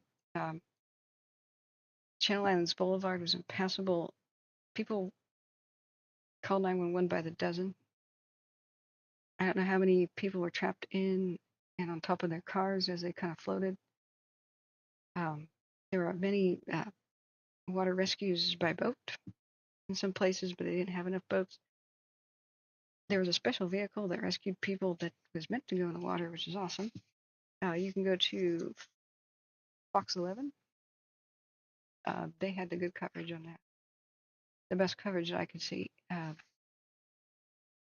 But some of the first responders were so desperate to get to people, they tried to brave the floodwaters and stalled out their vehicles. 911 operators quickly told people just shelter in place, which means you're on your own. We can't get to you. Sometimes there were delays of an hour. People desperately calling 911 saying the water's rising. I am trapped in a vehicle or trapped in a house. It took more than an hour just to find a way to get to them past floodwaters. There were a lot of power lines down, and some of them started fires, but seemed to be rained out really quickly. It's the only positive in a storm like this. There was thunder and lightning, especially up by Ojai. And a funnel cloud is what caused the tornado warning. It did not touch down, though, thank God. Remember, there was an F1 that touched down in LA last year, guys? That. So it was a hold on to your butts, but completely unexpected stream. And looking at the 10 o'clock news last night, they knew that there would be heavy rainfall, small incidents and pockets of isolated flooding. Yeah, they weren't prepared for what happened, such as much of Oxnard flooding. In some places, cars were completely submerged. I do believe that was Patterson and Hemlock intersection. So that's what's going on with Oxnard. They're drying out now. The floodwaters receded. It was all flash floods, so it may have been tidal wave-esque. I'm unsure about that. But at least one mud emergency sounded like a mud flow, but I was unable to figure out that the chatter was so fast I could barely get a word in the first hour of the stream. I think it went live sometime around 2 in the morning, 2:30. But it was really riveting, and I couldn't understand why the press wasn't live. Nobody was live covering it. I'm sure there would have been helicopter rescues, but we never saw one in the air because the storm looked pretty fierce. But once again, the official Ventura County website didn't update for a very long time, so we were just the only people on air covering this that I know of. Again, live at least. So that's the importance of our team and our channel. This is the first time I've ever really covered a flood on purpose, but I think we helped people. We've had 1,302 views. So I hope some people have subscribed. The strange thing is I've overall this year had a negative subscriber rate, which is odd considering how many disasters and fires we covered this year, and how many grateful people seem to express gratitude and become very engaged. I'm quite suspicious now about the whole negative subscriber rate and how that works. I do believe YouTube, the algorithm at least does that to just punish people like me that take breaks.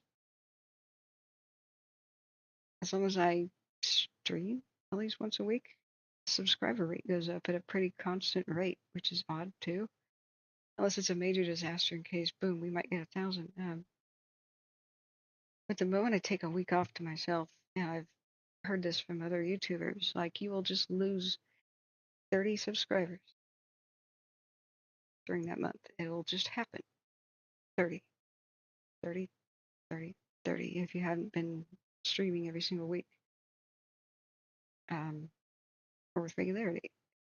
So I really don't think 30 people are deciding every month that they don't want to be a part of the stream anymore. It's just a weird, even number. So it's a head scratching, confusing kind of mess. But my statistics that YouTube talk would be fun, because whenever I look behind the scenes at the YouTube statistic thing, uh, I like the encouragement. It encourages you to check out the new features. Um, See what you can do now with YouTube, and I really like that sunny um,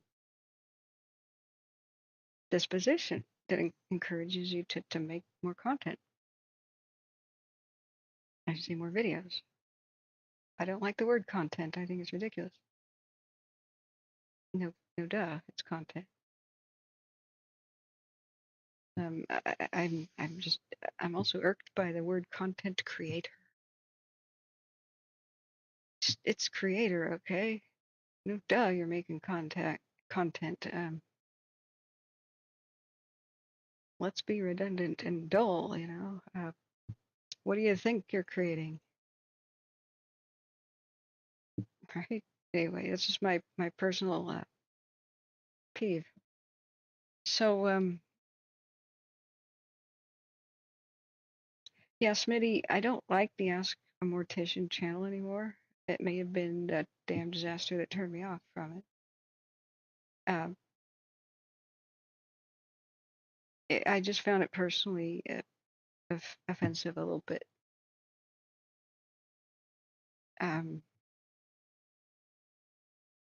So it's also breaking the rule. My own VOD's breaking the rule about not really mentioning other YouTubers, because that just makes people get curious and leave the stream and go watch the YouTubers' content, man. I'll let it go this time. No, I mean it's okay. But when it comes to respecting the dead, I think maybe she's just got too much experience working with the dead personally, where there's maybe a little bit of, I don't know, it's not criticism, it's just not something I like to watch. A little bit too comfortable with, I don't know how to describe it, but it's not solemn, right? And I'm sure you have to become very, very comfortable and casual if you are a mortician. It's a very important job. But when I want to tune in for a documentary that's sobering and tragic, I don't want an enthusiastic tone like that. It's just not my I'm uncomfortable. I'll just say that. This is just personal. There's no criticism here. Bringing any kind of attention to disasters.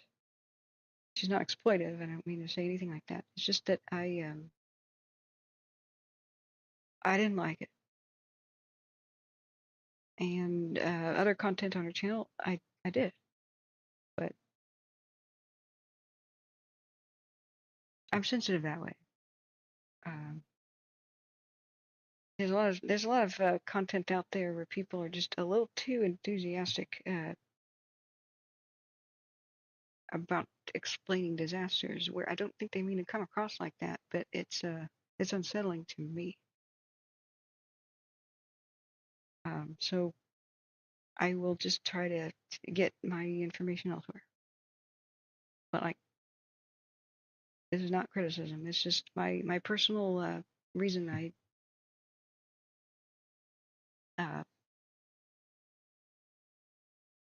haven't watched too much of that. But I'm sure I come across as a jerk sometimes. I know that. This is not like, nobody is perfect.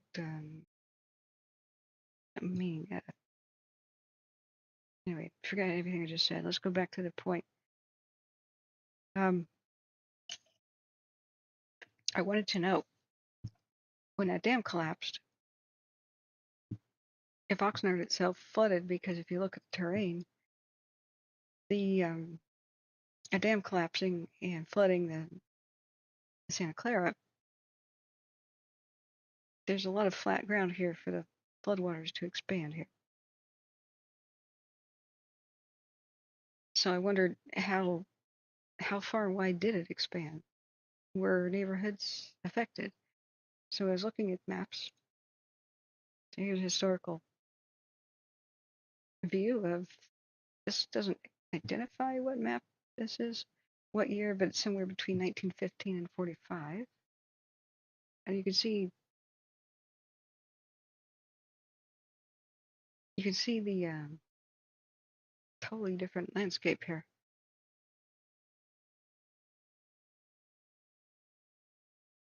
I would like to find actual maps from the 20s at the time the dam existed, but they're conspicuously absent, which I'm very suspicious about. U.S. Geological Survey should have them right here, but they skipped from 1903 to 1931. Wouldn't you know it? By the time the dam is gone, but that's where it was. Many towns down the way erased, and communities and farms and hamlets and ranches and stuff. So let's go back to reading about how I haven't looked into this disaster for a couple of years. A lot of people know I wanted to make a channel about ghost towns. Towns that have been obliterated by dam disasters are in a small but tragic club. This is how I found out about it. Not paranormal history, ghost towns, as in the town died, not people. So I skipped all the huge amount of information that the wiki has, and I'm trying to figure out, was Oxnard and Ventura directly affected? We know so many communities in between were. So I lost my place, and I expressed my fact that I don't believe that Mulholland was authentically sorry for causing the deaths of so many people. There's just many different word choices and statements that are non-apologies. Like, if there was an error in human judgment, I was the human. I won't try to fasten it on anybody else. What do you mean if? You at every step of the road, you saw the warning signs and ignored them every step of the way and shouted down anybody else with concerns. He goes and sees the dam weeping and leaking the same day, the same night it will collapse. Tells everybody downstream it's fine. What do you mean if there is an error in human judgment? But it's one of those telling quotes. But I was trying to explain, YouTubers typically will do a very shallow dive into a disaster. They're on a schedule. Video production is a extremely demanding, time-consuming thing, and oftentimes it's the research that is the thing that gets cut as far as your time constraint goes. It's going to take as long as it's going to take to film your script. It's going to take as long as it's going to take to edit and do your effects. So unfortunately, people who have a schedule on YouTube, which is what YouTube algorithm demands, you better produce on a schedule or you're just going to go down. That's what I found out the hard way. We are all very upset about the algorithm, but it's an inhuman formula, and once you deviate from the formula, you are punished. And what that formula wants is consistent, timely production of anything. That's why there's so much BS on YouTube. A lot of times, have you ever watched a YouTube video that is they repeat stuff again and again and again? Really long introductions. A lot of that's just bad writing, where people think they need to introduce a video even though the title says it all. Like, somebody with a tomato growing video says, "Today I'm going to tell you how to grow tomatoes." Well, no kidding. That's what your title says, mate. I mean, sometimes it's just like people are bad writers or thoughtless. But for the really professional things, I'll tell you right now, they're stretching out the time, because the longer your video goes, the more advertisements can be on it. So they call it advertisements in the beginning and the mid part of your video and the end. So it has to be a certain minute length in order to have the advertisement in the middle. Plus the crap that people do now, which is pause their work to just insert an ad anyway. Oh, and today's sponsor is, that crap. So you'll see, if you notice the time durations of a lot of videos, they'll be like exactly 16.5 minutes long or exactly 23.25 minutes long, etc. It's just, it's cheapened the content. But like I said, the error that a lot of disaster shows on YouTube is they get their information all from the same place. Oftentimes it's just a wiki. They don't deep dive. Like an obsessive writer or journalist, which is what I am. I'm obsessive. An obsessive writer. It means I have very, very slow production, but it's going to be super quality and it's going to blow your mind. The concept. But once a couple of these videos get made, then they repeat the errors that the first one made, or that the book made, or blah blah blah. So the biggest error that I see about this particular disaster is exonerating Mulholland as this, tortured the rest of his life about the lives he caused to die.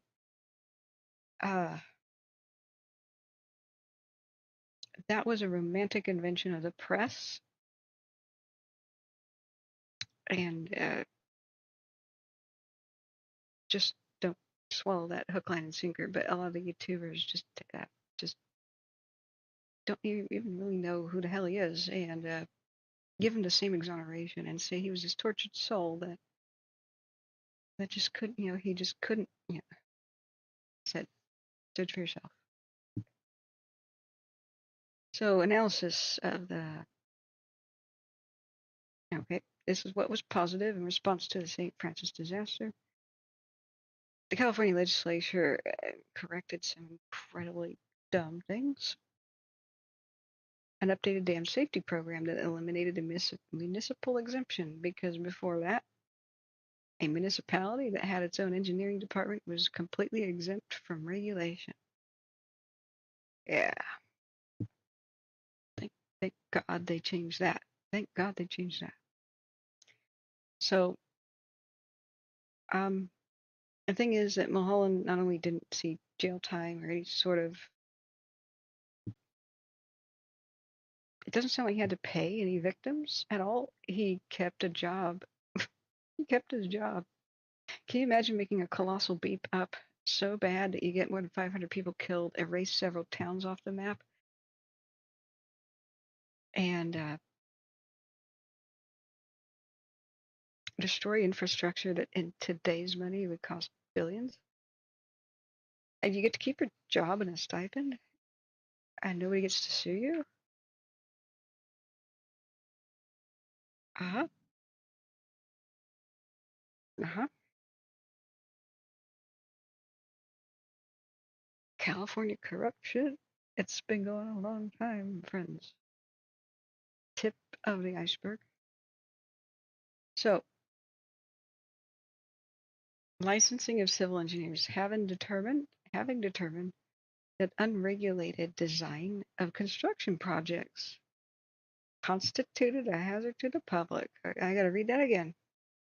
Having determined that unregulated design of construction projects constituted a hazard to the public, the California legislature passed laws to regulate civil engineering,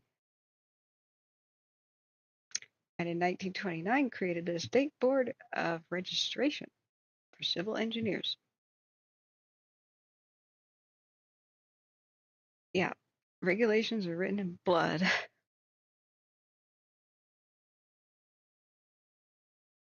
So now it's called the Board for Professional Engineers, Land Surveyors, and Geologists. But back in the day, being so unregulated, if you wanted to push a project through, which would enrich a lot of people, and somebody wanted to tell you no, well, you just hired somebody else who would tell you yes. I mean, safety, schmafety. We're not the ones downstream. Now there have to be standards. Woo. This is the 20s. This is almost 1930. This is not like the 1800s that you expect this kind of behavior in. So this is mind-blowing. And this is just the wiki. Let me look back at chat. Let me look back. Okay.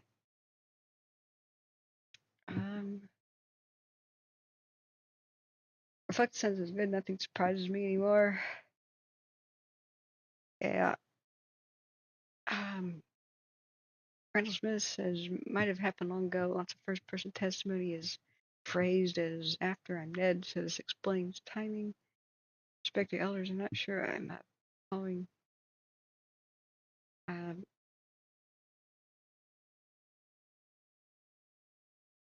Okay, so if you watch the whole thing, Randall Smith says, I know what you mean about, her demeanor, but she did her research on the dam disaster and the aftermath with first-person accounts. That's great. Like I said, I just couldn't sit through it very comfortably due to my own sensitivities. My own problems. But I try not to. Being a creator is extremely hard. Life is also extremely hard. I cut a lot of fellow creators a lot of slack. I'm only wrathfully furious at seriously bad behavior, exploitive stuff. I really wish I'd gotten into YouTube and I had the confidence to do it earlier.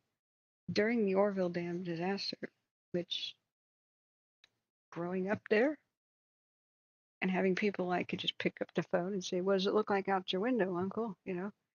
There was a guy on YouTube who was fear-mongering and getting huge views from it, from his clickbait fear-mongering title.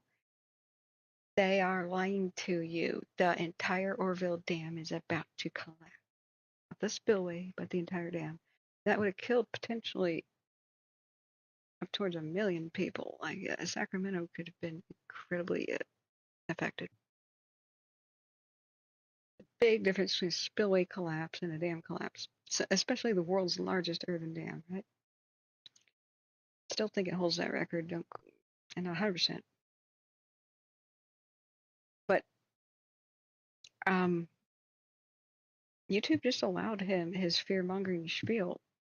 He was causing a panic, and the incredible amount of people crying in his chat was horrifying. People saying, it appears I'm about to die. Mama, I love you. Stuff like that.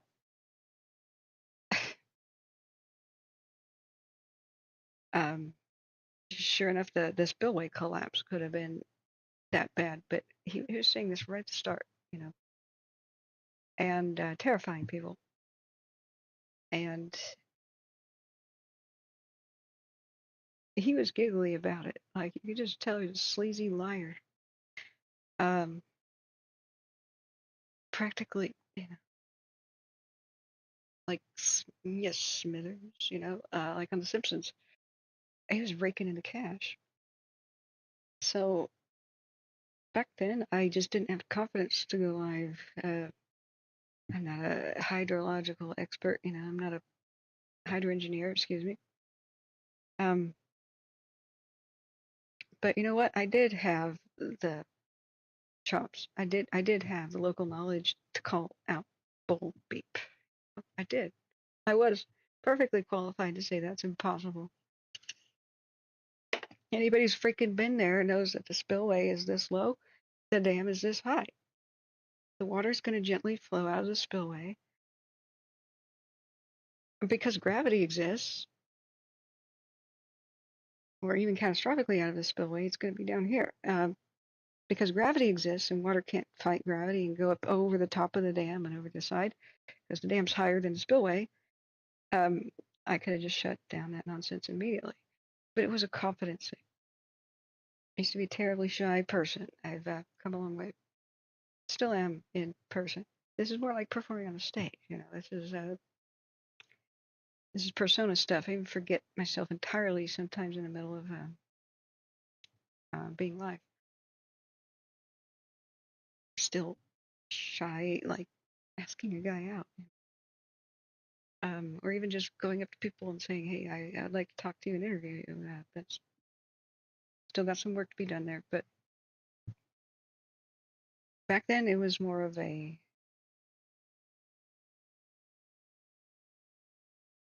I'm just a girl. What can I possibly do to help the situation? I'm so glad I overcame that.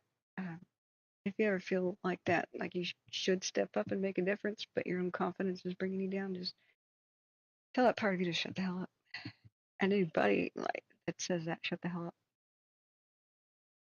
It feels great later when you realize you did make a difference. Okay, the dam. What I want to know about is, did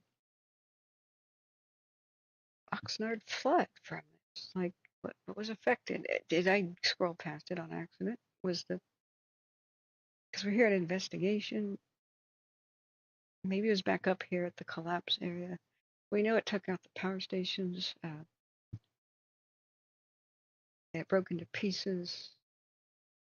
The initial wave was 140 feet high, or 43 meters.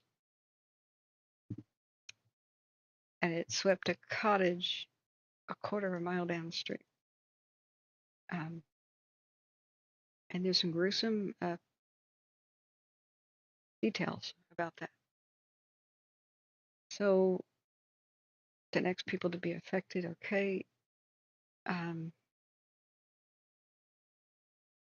the floodwater entered Santa Clara riverbed and it overflowed the river's banks, flooding parts of present-day Valencia and Newhall. Excuse me. At about 12:40 a.m., SoCal Edison's two main lines into the city were destroyed by the flooding, redarkening the areas that had earlier lost power, spreading the power outage to other areas served by SoCal Edison. Nonetheless, power to most of the areas not flooded was restored from Edison's Long Beach steam electric generating plant. I think this is important because who knows how important that was in trying to warn people downstream. Near 1 a.m., the mass of the water, which was 55 feet tall, 17 meters high, followed the riverbed west and demolished Edison's Saugus substation, or however you say that, cutting the power the entire Santa Clara River Valley and parts of Ventura and Oxnard. I bet they were like, why did the power just go out? Anybody up at 1 in the morning? At least 4 miles of the state's main north-south highway was underwater, and the town of Castaic Junction was being washed away. Okay, let's find it. Castaic Junction. I imagine that would be on the 1903 maps at least, because this is 1915, unless they rebuilt it. Let's go back to the 1903 map. Castaic Lake is a lake now. Yeah, Newhall. It would be here. So let's change our map view. There it says Castaic, and it is a railroad junction. Castaic or Castac. Maybe they forgot the letter. This is the riverbed, the correct Santa Clara riverbed, and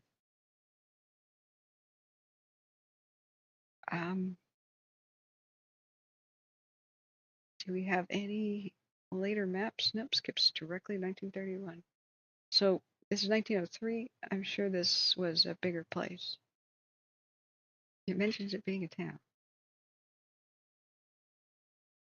Yeah, the town of Castaic Junction was being washed away by 1 a.m. So this is a collapsed. I thought collapsed right around midnight, maybe just after. They had more time to warn people than I thought. The flood entered Santa Clarita River, 12 miles an hour. Wait, is it Santa Clara? Are there two of them? Am I just confused? That's Santa Clara.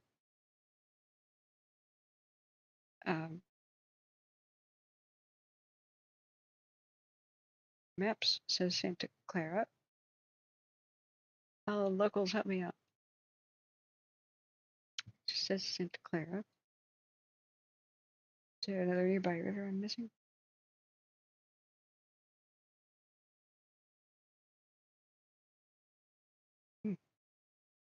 Yeah, look back at chat. Oh, hey, Rob, how are you doing? I was wondering if you'd be around. Howdy. Rob says in the flash flooding, did the Santa Clara also have flash flood flows this morning? That's what I was hoping the media would tell us about.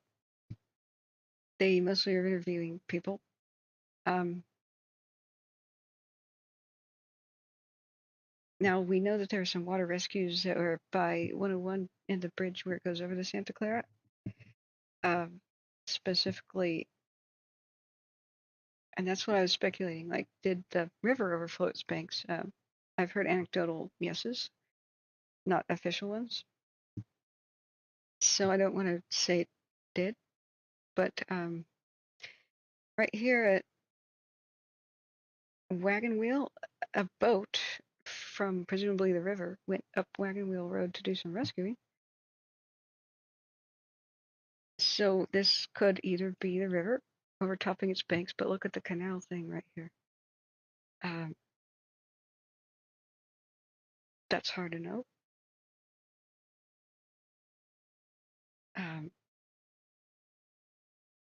I'm not sure how we would immediately find answers to that.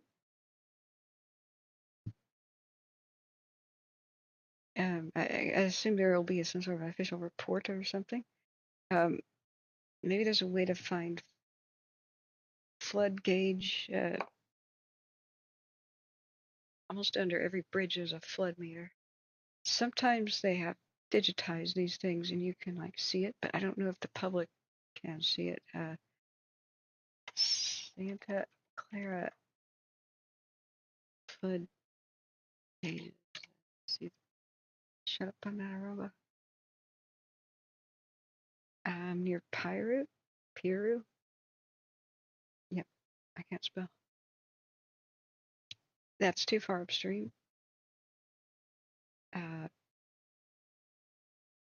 National Weather Service. Okay. I wish they had a map of the. So we can just choose the station we want to look at.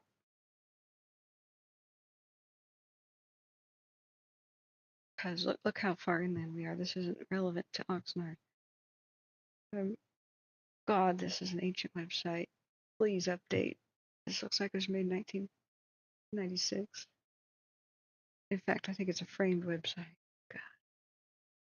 I went to school for web design, so I kind of cringe at this sort of thing.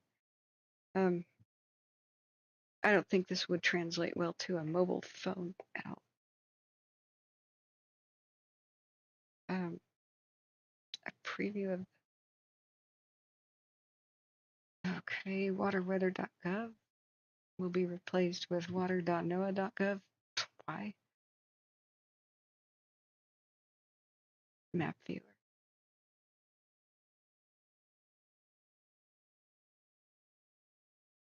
Okay. What is the map? National GIS map viewer. Okay, I'm already, this is not what we need. You'd think there would be one underneath the bridge. So like at Ventura. I'll just try to search for that. At Ventura. Where is Victoria Avenue? Is this what we want?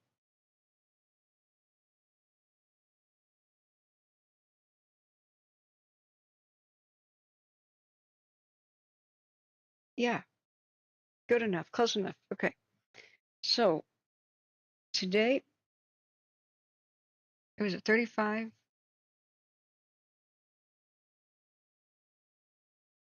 .03 feet. Oh, for God's sake. This is minute by minute. Okay. So 21st. Here's 100 hours. Okay. Here we reached the 21st. Midnight, it was at 31.95 feet. The crisis, my phone was exploding around 1:45 in the morning, 32.10 feet. And we don't see any 30, yeah, we see a 33.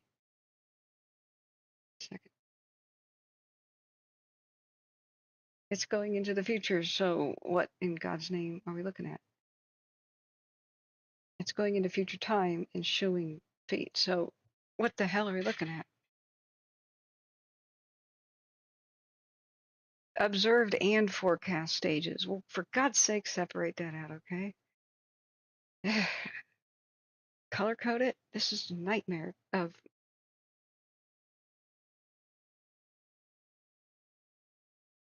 Anyway, the water was receding by 4 in the morning. So let's, sorry, let me get back to my serial numbers here. This is a nightmare for me. I've got numbers dyslexia in a way, so bear with me. All right. Midnight. Almost 32 feet. 2 in the morning. 32.45 feet. So we don't reach 33 feet till 9:30 in the morning. Let's look back at what they consider flood stage. Their handy chart. Action stage is 49.5 and flood is 52.6. So I hope that answers your question. I don't think the river itself flooded according to this data. I will copy and paste this and you can tell me if I've made an error in reading the chart. Now I do expect that the river will rise just like it's showing. Even though they don't make a very good job of explaining where actual measurements begin and speculation begins, because somebody theoretically has to go out and read it and make a note and then update the website. Unless it's digital, they're not, I don't think they specify here. So it looks like 34 feet. It's not expected to overtop its banks. 34 feet is what they may be expecting by 8:30 p.m. What I want to know, I think it was just the flash flood nature of just the torrential amount. They had like 3 inches in just under 2 hours, or just over 2 hours. In some spots, I bet a lot of the drains clogged immediately. And some places were just beeped. That happen to be low-lying places that are often beeped in a storm, you know.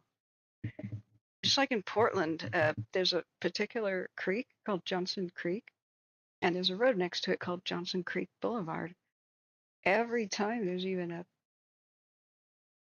hint of a heavy rain, that thing overfloods and somebody's house gets wrecked.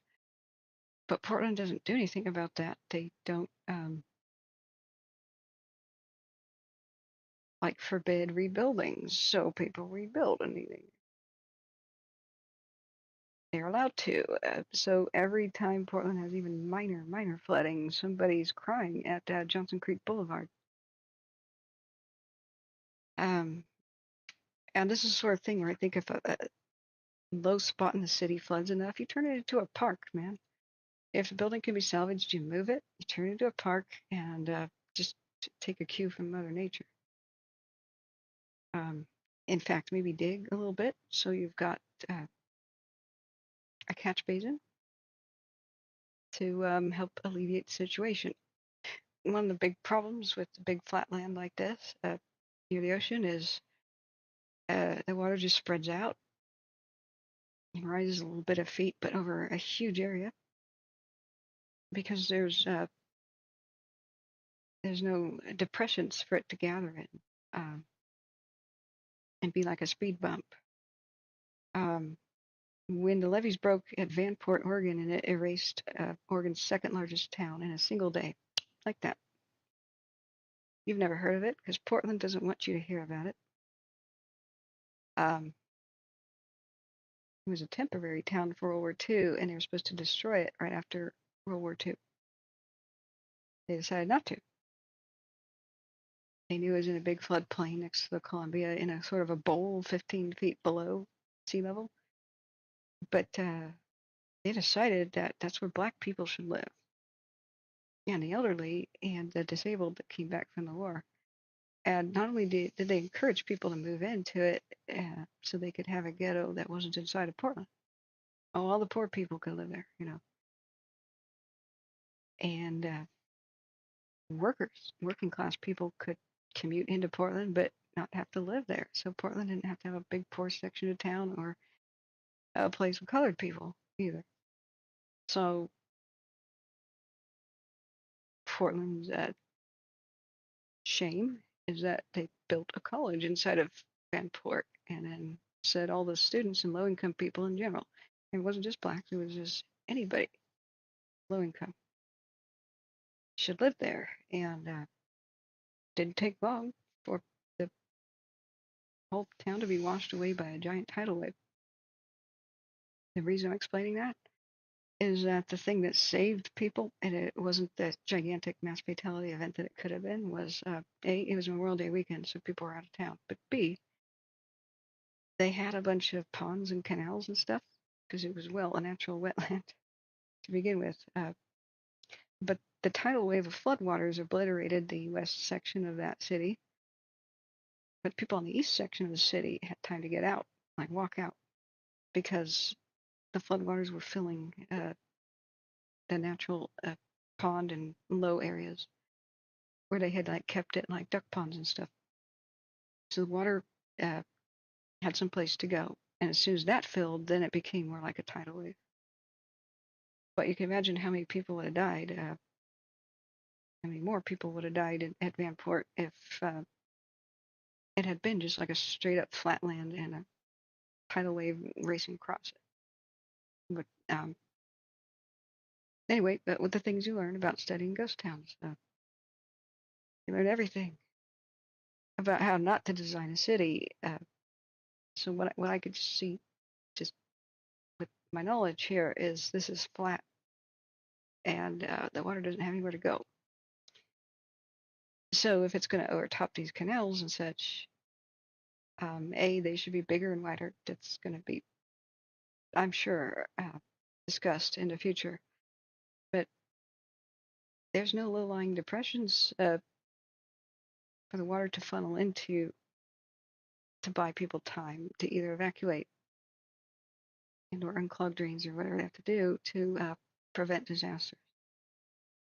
So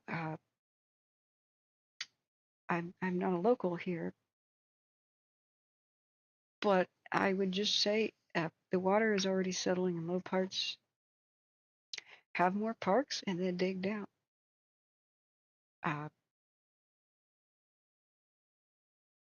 And in the wet season, drain the ponds down a bit to be buffer zones. It would be intelligent.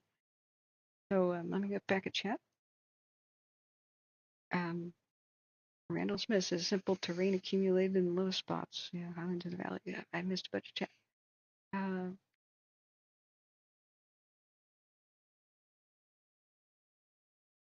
Yeah, well, it was flood warning that has expired, so it's all mediated into flood watches and advisories.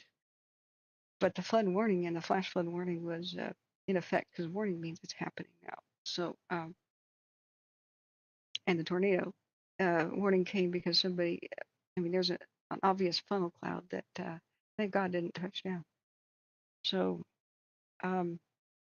while I think the river might just naturally rise because there's runoff now from the hills, it's still raining. Let's look back at the radar.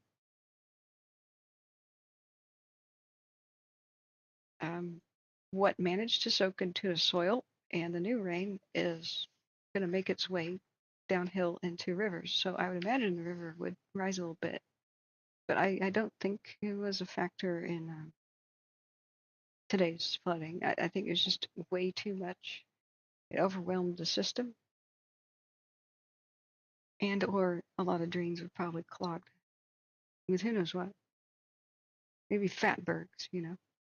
But oftentimes it's just simply leaves. And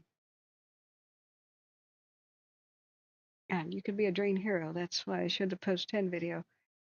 When your neighborhood's starting to flood, make sure with a stick, a rake, whatever you got to do, that those drains are clear. You got to babysit the drain a little bit too, because as it is cleared, it's going to suck in stuff and more leaves and debris and stuff. So you got to make sure that doesn't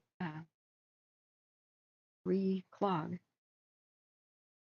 But oftentimes it's really nobody's fault. Sometimes debris itself from the flash flood will clog the drains and just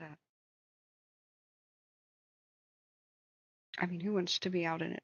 There's probably sewage in the water, right? And we did hear about that. At some point, there was a massive sewage spill, which I don't know where, but that's it's bad enough your stuff gets flooded out, but raw sewage, you can't redeem your furniture after that. Okay.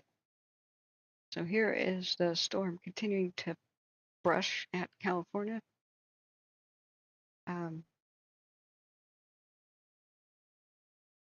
But I hope there's a lot of learning done from this. This is not the first time it's flooded. It won't be the last. And this will repeat until practical changes are made. But the way California is, don't count on any meaningful changes to be made, unfortunately.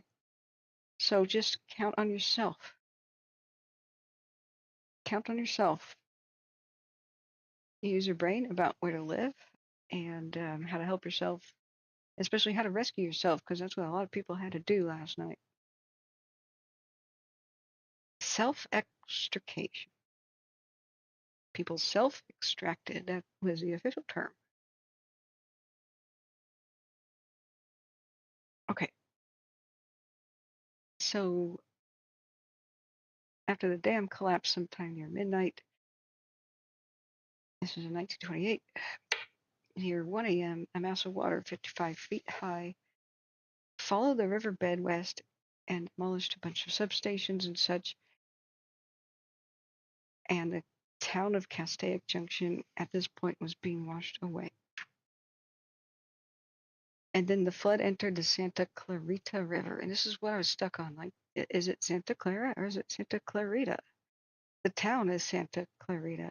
Is this an error on the wiki, or am I just not familiar enough with see, I think it's an error on the wiki. Google does not return a Santa Clarita River. There is a Santa Clarita town, which screws me up all the time, and I screw up the river name all the time. But it's Santa Clara. Maybe I'm subconsciously remembering my years ago research on this. Maybe I read this, and maybe the wiki has been wrong this long, and that's what screwed me up in the first place.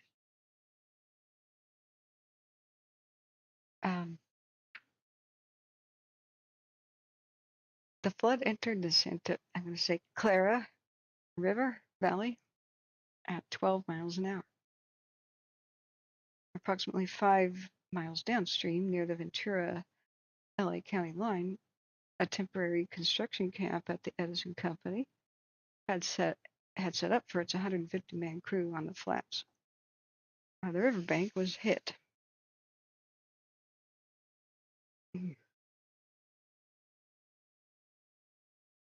So I just needed to make that bigger so you guys could read it, and I lost my place. Where is it? Yeah, there were no surviving witnesses to the actual dam collapse. Yeah, so the very beginning is a lot of speculation. So, okay, going back down. In the confusion, the Edison personnel had been unable to issue a warning. 84 workers perished. So just a little bit downstream at the Ventura and Los Angeles County line. Shortly before 1:30 a.m., a Santa Clara River Valley telephone. See, now they're getting the name right. Santa Clara River Valley telephone operator learned from Pacific Long Distance Telephone Company that the dam failed. Oh, I've heard of this story. The famous, it's like Paul Revere's ride, but on a motorcycle. Instead of the redcoats are coming, the flood is coming. She called a motorcycle officer in the State Motor Division and then began calling homes that were in danger. The officer went door to door warning residents about the imminent flood. At the same time, a deputy sheriff drove up the river valley towards the flood with his siren blaring until he had to stop at Fillmore.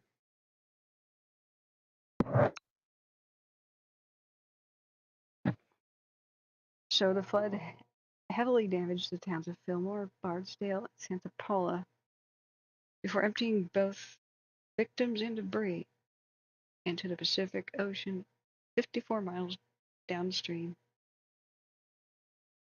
and south of Ventura at what is now the West Montalvo oil field. Montalvo, around 5:30 in the morning, at which point the wave was almost 2 miles wide and still traveling at 6 miles an hour. So water going through a canyon is funneled, and of course it would be faster as soon as it hits the flatland, spreads out. This is why I'm thinking it may have hit Oxnard. So newspapers across the country carried accounts of the disaster. The front page of the LA Times ran 4 different stories, including aerial photos of the collapsed dam and the ruins of Santa Paula. I'd love to see this. Gotta be insane. In a statement, Mulholland said, "I would not venture at this time to express positive opinion as to the cause of the disaster." Mr. Van Norman and I arrived at the scene of the break at 2:30 in the morning. We saw at once that the dam was completely out and that a torrential flood of water from the reservoir had left an appalling record of death and destruction in the valley below.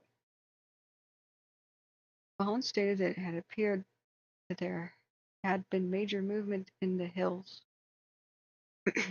forming the western buttress of the dam, adding that 3 eminent geologists had been hired by the Board of Water and Power Commissioners to determine if that was the cause.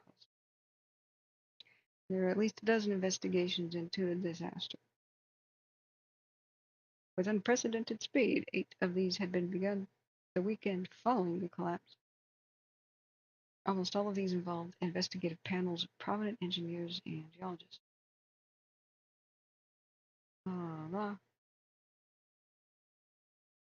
So people who had worked on the Hoover Dam and such, people from Stanford, etc., etc.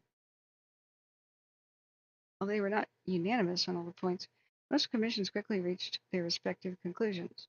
The governor's commission met on March 19th and submitted a 79-page report to the governor on March 24th, 5 days and 11 So 5 days later, and only 11 days total after the collapse. Well, this may have been sufficient time to answer what they had been directed to determine. They had been deprived of the sworn testimony at the coroner's inquest, which was scheduled to be convened on March 21st.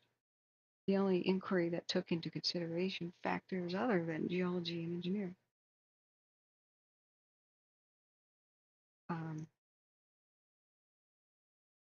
The need for immediate answers was understandable, having its roots in the Swing-Johnson bill, which was in Congress. This bill, which had been filed in 1922, and failed to be voted in on 3 different successive Congresses, was again before Congress at this time.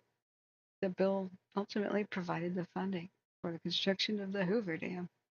The supporters and responsible leaders alike realized the jeopardy in which the bill stood. Although the water, see, I'm talking about the corruption here. Although the water and the electricity from the project were needed, the idea of the construction of such a massive dam and really similar design, which would create a reservoir 700 times larger than the St. Francis, did not sit well with many in light of the recent devastation. The bill was passed by Congress, though, and signed into law by President Coolidge, December 21st, 1928. And why is that, I wonder? What gave them the confidence? So the Governor's Commission was the first to release the findings, blah, blah, blah. And this report became the most widely distributed analysis. Blah, blah, blah. Along with most other investigators, they perceived that the new leak was the key to understanding the collapse. Although the Commission believed that the foundation under the entire dam left very much to be desired.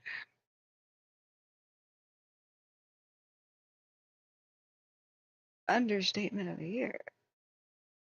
I love how the old way of talking was a lot more impactful than today's exaggeration. You look back at chat. So Rob says after the earthquake that took out the Van Norman Dam, the Vista Irrigation District had to lower the spillway on Lake Henshaw Dam by over 30 feet.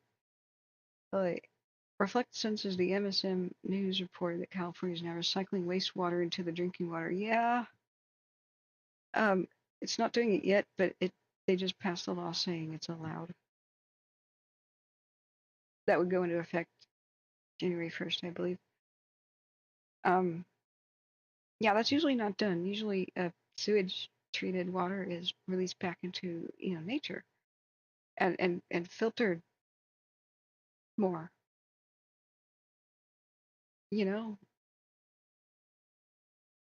I think I'm against it,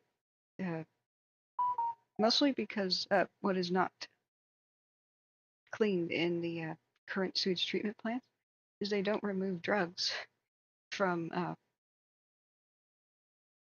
sewage. So they're finding accumulations of everything from Xanax to any kind of prescription drugs is very popular. The little blue pill, Xanax, Prozac, and all that is building up in our waterways, which is problematic for the amphibians. Nyarcade says it's Clarita. Clara is in the Bay Area, but there's a Santa Clara River here, though. Yeah. Okay, so that was cleared up. Okay. I'm confused as hell about the whole situation. I've only been south of San Francisco a couple of times. Mostly Disneyland, but I've been to Ventura because that's where my step-grandfather used to live, and he remembered this whole affair.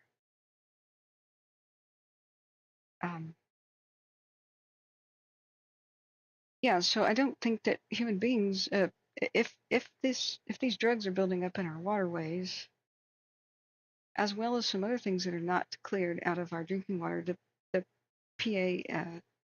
PAFS chemicals, the forever chemicals, the Teflon, in other words, which is I've been trying to warn people for years about it, and I'm really pissed off, excuse my language, that it's taken this long for the EPA and anybody else to take it freaking seriously. The reason that it's bioaccumulating in us is it's in our water. It's part of the big reason. And it's mostly, I say mostly, I mean, a lot of it's just dumped chemicals. But the way that it's naturally accumulating is we're scraping it off in our pots and pans. It's the Teflon. That goes down a sink. And Teflon's in a lot of other things. But any kind of chemical with the word flora in it is generally bad. If it's a very long word. Fluoride itself, I'm not worried about it. Flora, blah, blah, blah, blah, blah, blah. If the word is a mile long, that's a severe class of chemicals that they're starting to ban one by one. Is not only capable of stripping the ozone layer of, its protective qualities, but they're doing a whole lot to biological creatures such as ourselves, including endocrine disruptor. Therefore, it's no wonder that 11-year-olds are having their period and getting pregnant. 9-year-olds, it's not that uncommon anymore. So, that's what endocrine disruption means. So anyway, it's a bad thing. So no, I do not think that California should be like with the minimal treatment that water receives right now. I think if you directly put it back into the municipality system, you're just going to be concentrating a lot of bad chemicals that so far are not removed from the water, and a lot of drugs.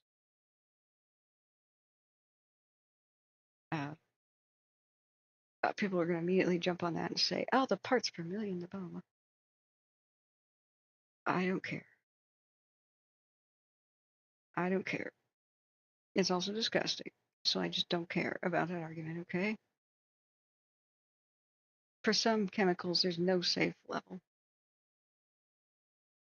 And I don't think Britas and I don't want to call that out by name because I'll get sued, but okay, like your Brita-esque filter is very good at filtering out these chemicals either. I have a lot of personal research to do about what might help the situation.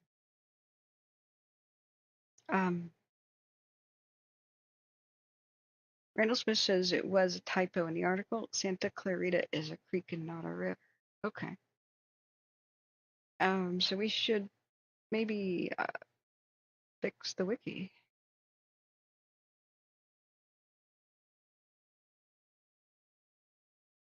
But that's not my priority right now.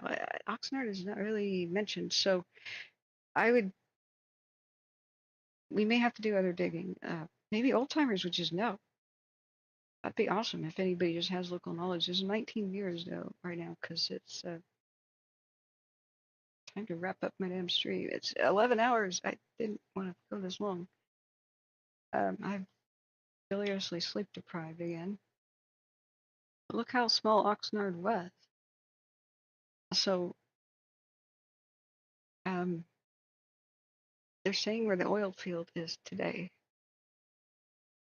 is where the majority of the floodwaters went. Where is that? The article, let's see, Control F to search oil. West Montalvo oil field is a large and productive oil field on the coast of Ventura County, adjacent to Oxnard.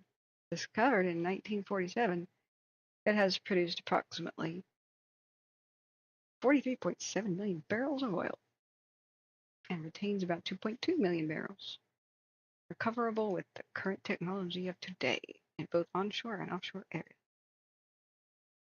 The offshore portion of the field is exploited from wells directionally drilled from onshore near McGrath Lake, from within an enclosure above the high tide line at McGrath State Beach.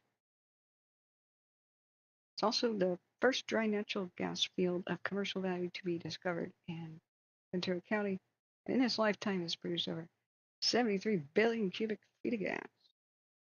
It is owned and operated by the California Resources Corps. And isn't that pretty? Hint, unpopular industries don't make the beach that ugly. Just saying.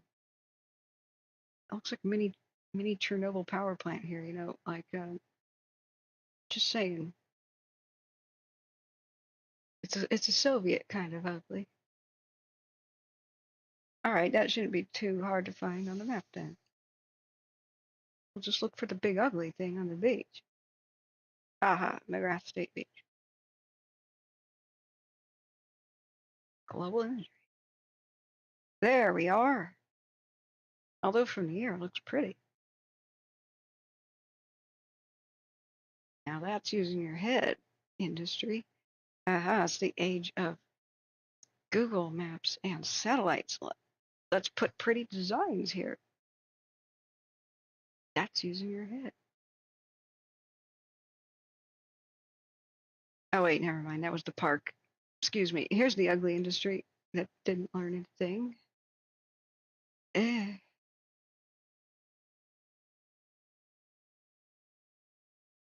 All right. And there's a wetland right there. So here is where the floodwaters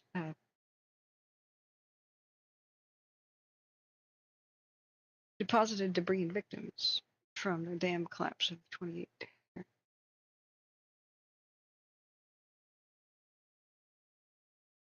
I wanted to talk about history and stuff like this all the time, but at Christmas we went down there to visit Granddaddy. People were talking about stupid crap. You know, like, you know, just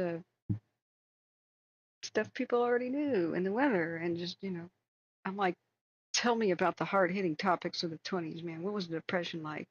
What were you doing when you saw Pearl Harbor? Like, here I am as a kid, like, even interested in that. Like, tell me the way it is, old man, you know. But that was the past, and that was like an ugly time, man. You know, I'm like, relatives. Where else can I get this info? I want to know about the actual life experiences that mattered of my relatives. It was very frustrating, but you know, I'm sorry, but kids at the table should just maybe not talk until they're spoken to. I got the best deal on this dress when I went to Nordstrom's. I was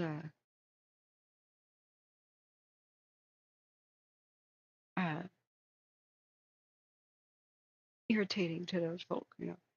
He was a lovely gentleman. I just wish I had more time with him. That's why I'm so mad.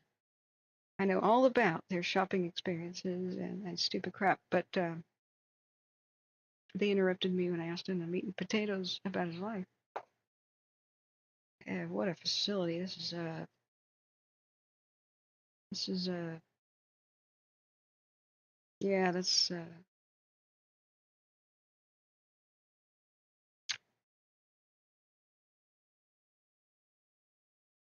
it's you know, I can't be a hypocrite. There's that smokestack. I'm just gonna rate it on its aesthetic, you know. Yes, I use oil products and stuff, but this kind of ugly, like, it's, yes, it's massive and industrial and necessary for modern life, but is it art? So underneath this whole affair could still be a lot of debris and remnants from that, and possibly remains from that terrible tragedy. But looking at the map and how Oxnard is this far away, it may not have been affected, being that small at the time.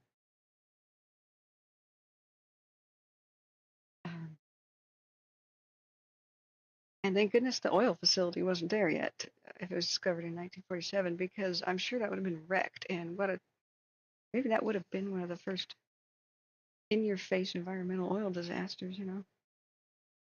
I wonder which one truly was. Does anybody know? Like, what woke up Americans to the fact that oil can really wreck a place?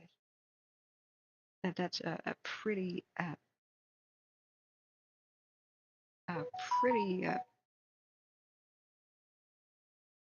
serious type of disaster to have environmental. Ventura County Golf Club. I'm really sad to hear that much of Santa Paula was just obliterated, but it is quite close to the riverbed. Still, the riverbed had not seen a flood like that probably since the Ice Age. That's why it's so big. Ice Age melt from the big glaciers and stuff. That's why the canyons and stuff are bigger than the rivers of today. The big floods. I mean, eventual erosion too, but mostly catastrophic.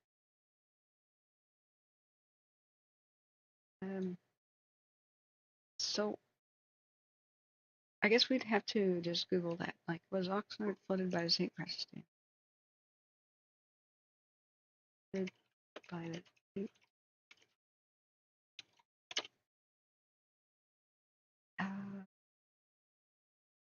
So debris and people were swept away as far as the Oxnard Plains and the Pacific Ocean. So that's the Museum of Ventura County.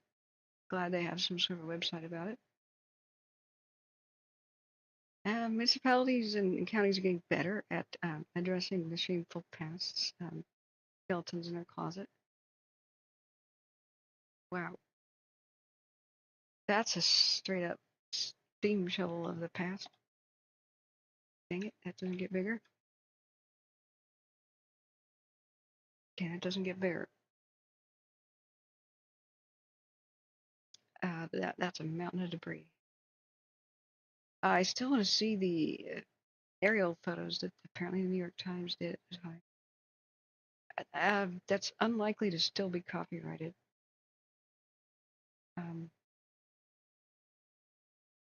It's possible, I doubt it though. Copyright back then meant that you had to renew on a schedule.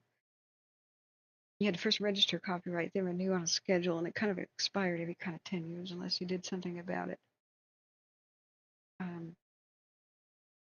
So let's say St. Francis disaster aerial photos. This is what that comes up with. Yeah, here's the LA Times itself. Their archives.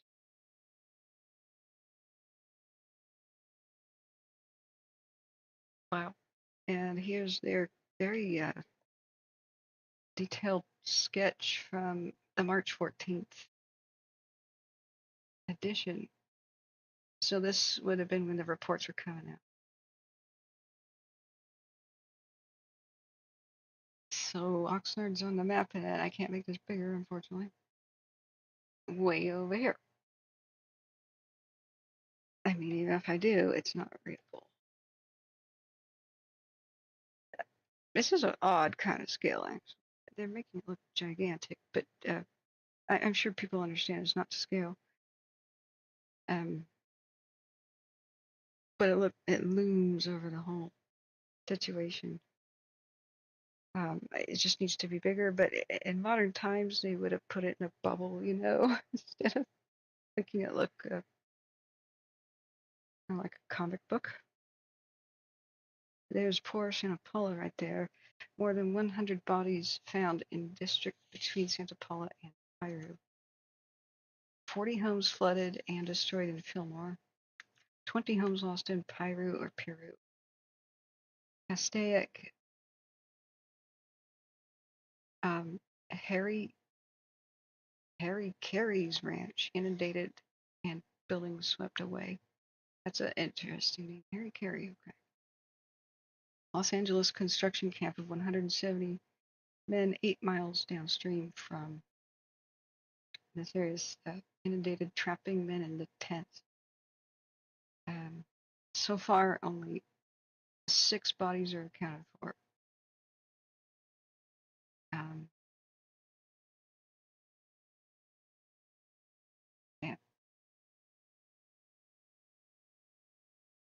So a lot of these details are just kind of gruesome rather than anything else.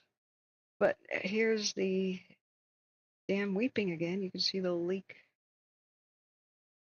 It has a leak in several spots. That's the big one in the center. That's the problem. But remember, the center span is what stayed up and standing. So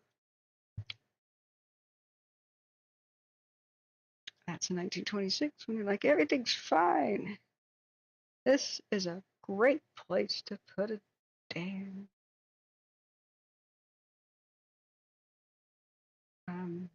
From the very day it opened in 1926, it leaked. The folks in the farm towns downstream used to joke and say, I'll see you later if the dam don't break.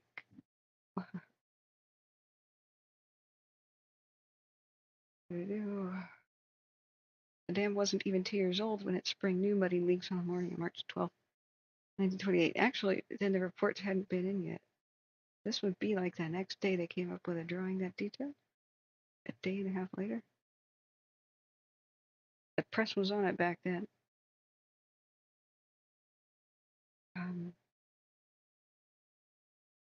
See what I mean about the center being intact?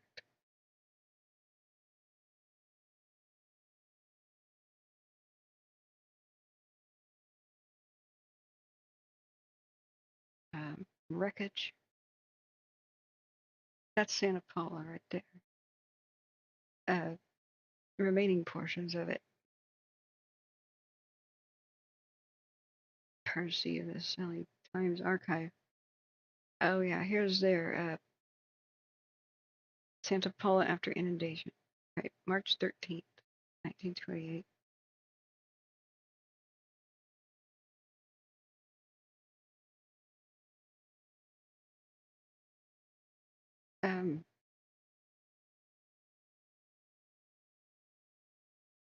Is north up?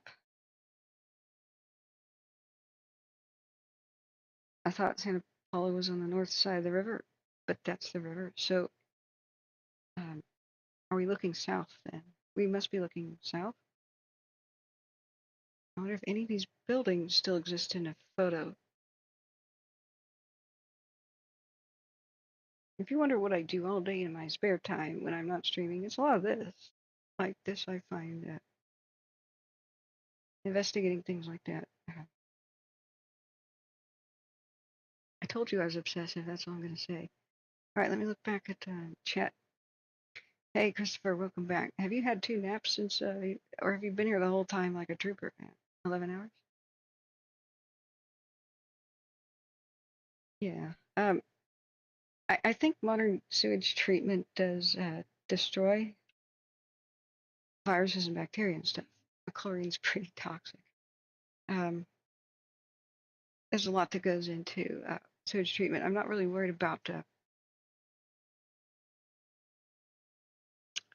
you know, the like say getting sick from it, like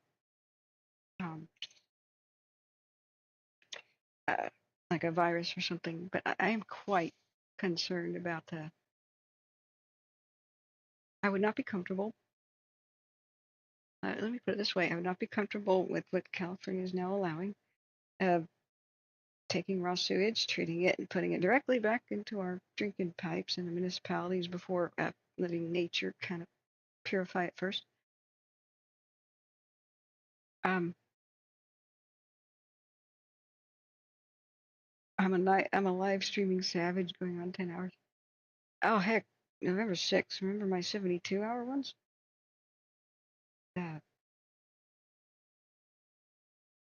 But that was, you know, when 300-foot tall walls of flames were nearing communities. And fire tornadoes were spawning and stuff. It was a little hard to sleep. People were telling me to go to sleep. I'm like, how could I sleep? How God's green earth could I sleep through something like that? So let's look at Santa Paula is not huge. Let's go and see if this building is still there. That's distinctive. It's perhaps a church. That one is slightly distinctive too, but it did flood, meaning it may have been destroyed. Time destroys a lot, especially, you know, California doesn't respect a lot of history, but let's check it out. Sometimes you can get surprised.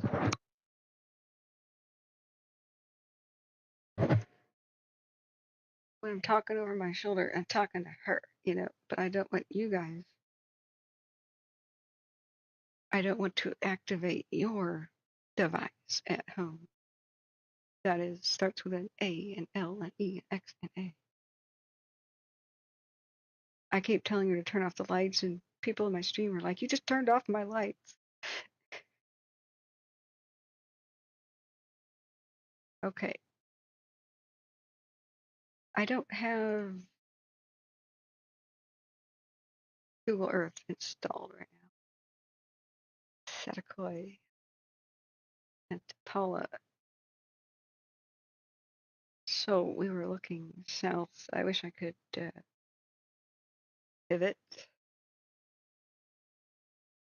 But if we're looking where the flood happened and it's the riverbed, I was hoping for something that would line up and match. This curve of Harvard, do we see it?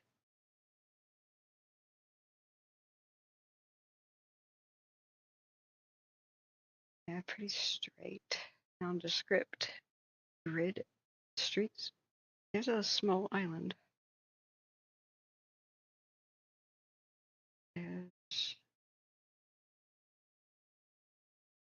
I don't think it's a real bed. It could be.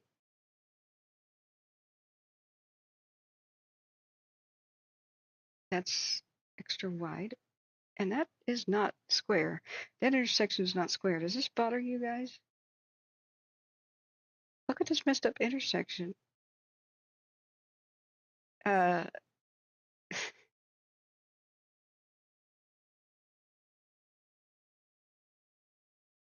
It's not. It's not. It's okay. Let's look out for the really messed up non-square intersection. Unless they fixed it.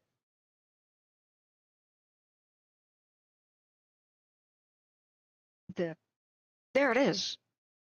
There it is. Ah, it's Main and 7th. See, it doesn't square. Is there more than one of these? I'm hot on the trail, guys. Was it Main and 7th as 7th squiggle? 7th squiggles.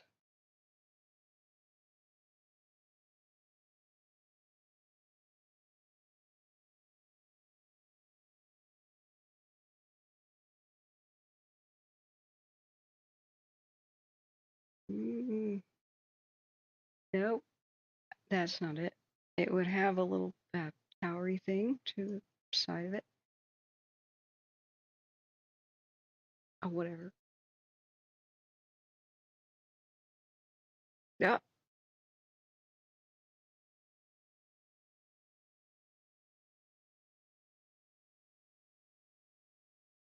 Chimney. There's a chimney. Okay. We've gone too far down the street, though, haven't we? Universalist. Unitarian. There's a chimney on the building. We found it. It's still there. It's Universalist Unitarian Church. That is Main and 7th. Got it. Wow. All right, let's see other buildings. Are they still intact at the time of this flood?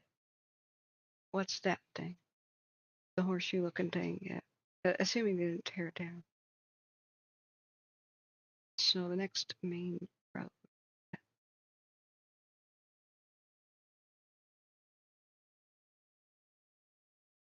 I wish I could pivot. Flip it around. It's there still. Or at least something in its footprint. The Isbell Middle School. Wow. on 4th. Does it look super old? It could be a recreation in the same building footprint, but then again, you put new siding and roof on a building and stucco, and it looks very new, and it could be old. So this is where the floodwaters came. You can see how wet that is. In fact, it's kind of hard to tell where the floodwaters kind of begin and end. But let's look in the rear of the school building. And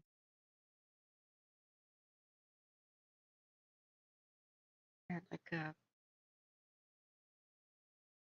oh damn, guys. Okay, several buildings in the shot are still there.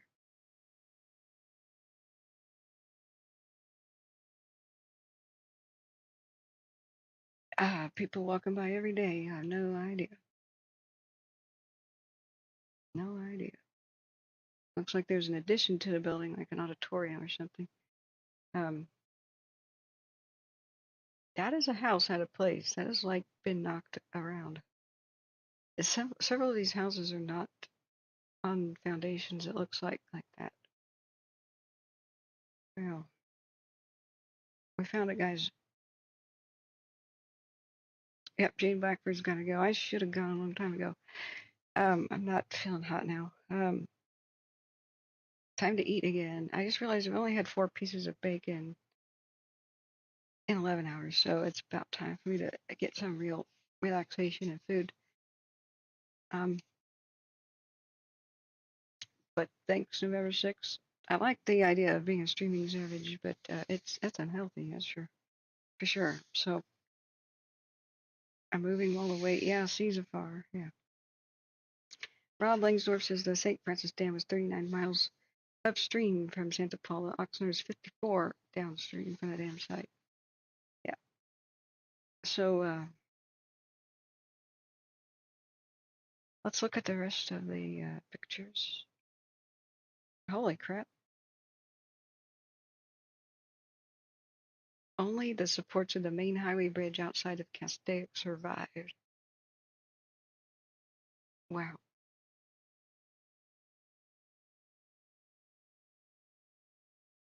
Yeah, there was a town somewhere around there.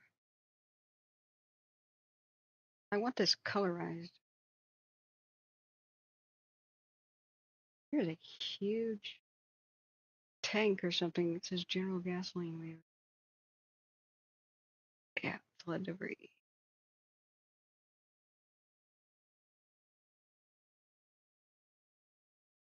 Script. Okay. A and Grant. Oh my God, look at the 1920s fashion. Incredible flapper chicks, guys.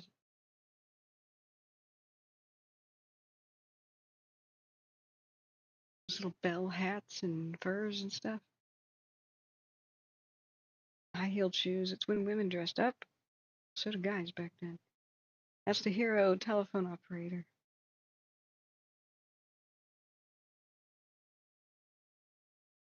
She's probably wearing red or a deep navy blue. Red shows up as a black, a rich black that's a little too rich because true black would have absorbed too much light from the flash.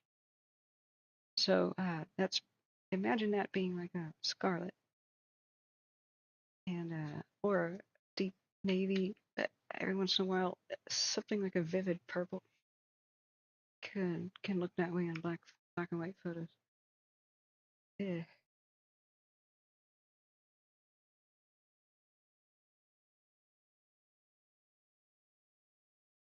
Oh yeah, this was the turbines, all that was left of the powerhouse. That's grim. A human cost. Look at that airplane. Oh, it's a Jenny. The legendary Jenny planes. It was swept away by the flood, but it looks intact, like it was just kind of moved around like a boat. Wow.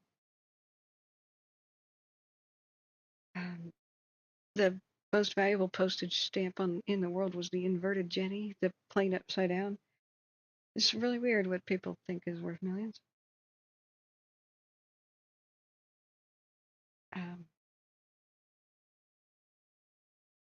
Funeral processions, mass graves, etc.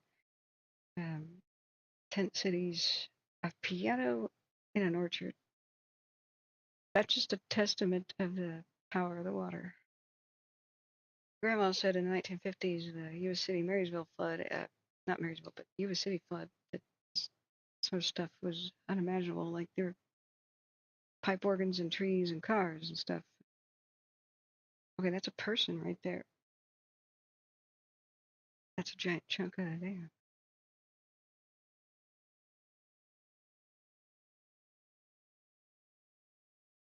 A primitive tractor. Probably a steam tractor, maybe. Wait, is this something that might say something oil company?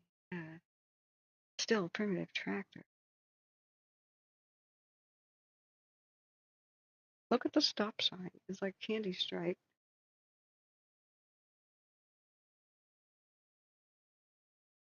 Wrecked cars.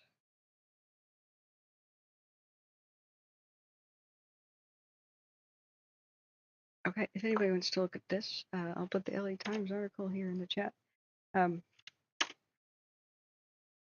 Okay, Rob says, sign off before this one goes over 12 hours. That's true. Then edit this program by pulling all the segments about the St. Francis Dam break into a separate video and post it separately. Oh, I hope to do the actual disaster true justice. This was sleep-deprived half rememberings and mumblings. I like what you're saying and where you're going with it. That is a problem with me. I do understand it. I've been, planning to do a lot of videos, before Firestream ever interrupted my life. Some of which I realize I've been planning now for 13 years. I don't want to be the gonna do girl. I was gonna do.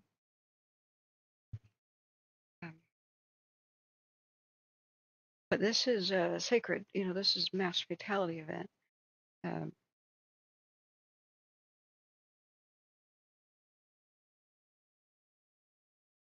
I could do something in between. Besides, video editing is actually a big time sink.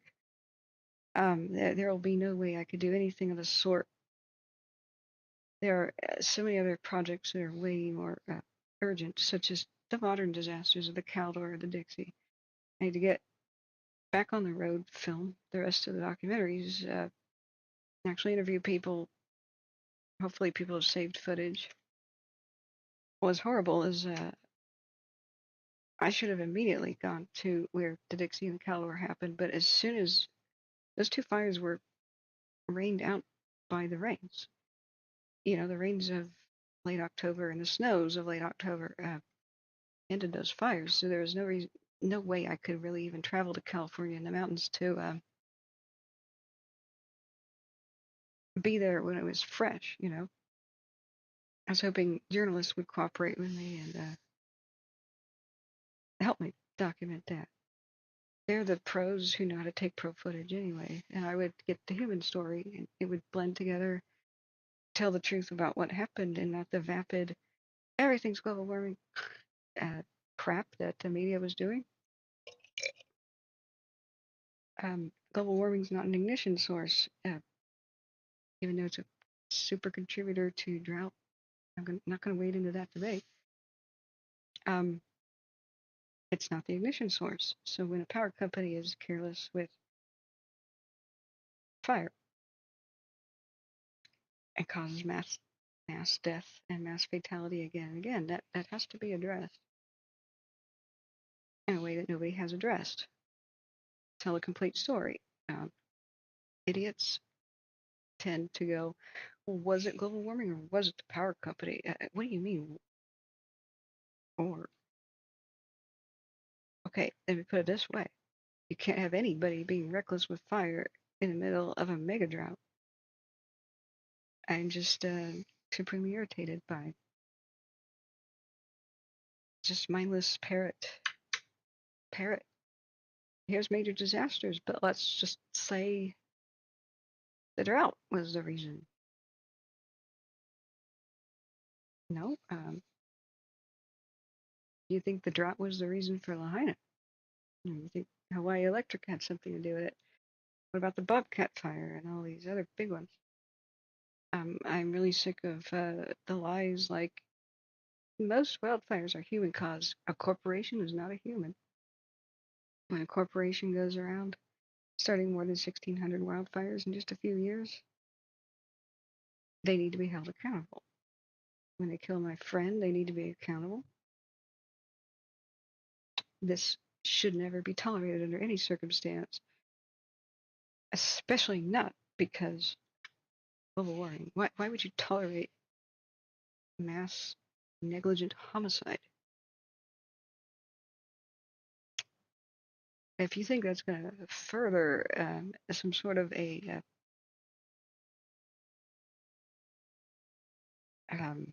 convince people that they should be on board with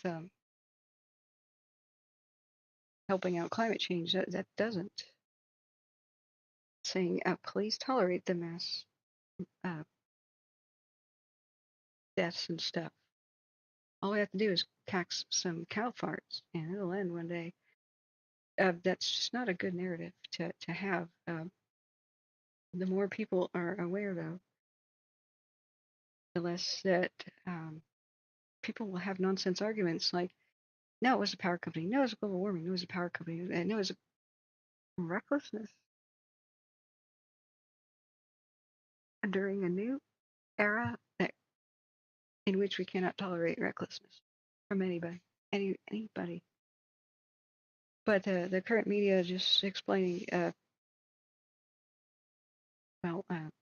half-truth is a whole lie. It's making people hate their fellow man, thinking that other people are to blame, when it's us allowing corporations to get away with murder. I think that's a much more pressing issue. Nobody saw prison, I guess, for the St. Francis Dam collapse, and that's a shame. But nobody saw prison for Paradise either, or Santa Rosa, or Bangor, or Loma Rica, Zog Fire, Shasta, or Igo, or Ono, or so many other towns pretty much erased by a single corporation. So you can only expect things to get better if people actually learn the lesson of a disaster.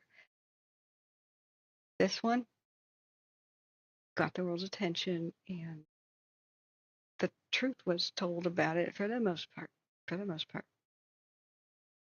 Effective change was realized. Change that protects us for the most part today from this sort of thing. But because of the lack of awareness, this was regulation. This dam was built without regulation by people who are not regulated in their trade. In a very corrupt era, well, we have mass fatality events because it's the same state, but a different sector, sort of. Corrupt and unregulated. So as soon as the world knows about what really happened, this is my priority. I have no higher priority about this. Other than, well, still trying to help people in the middle of fire disasters mainly, but this sort of thing too. That is a very high priority. Otherwise, I'd be done with documentaries by now. You know, that would be just what I did. So what I could do, Rob, you have no idea how long it would take to edit a lot of things and do re-uploads. What I can do is a timestamp thing where I could divide it for the most part into the 2 sections, like or 4. You know, the crisis, covering the crisis live, and then as things slow down at 4 in the morning, and then like this rear section. I mean, I appreciate that you think that it's worth this little foray is worth. I appreciate that you think it's worth publishing.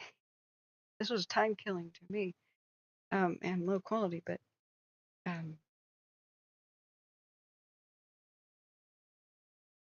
when I do cover St. Francis Dam as a should I get off the ground as a documentary filmmaker, it'll be of great quality.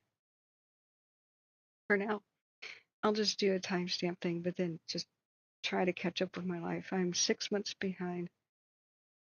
I was 6 months behind in my life when I started streaming in May. I haven't caught up. I'm now more than a year behind in all goals that I had, such as like, doing simple things like my taxes.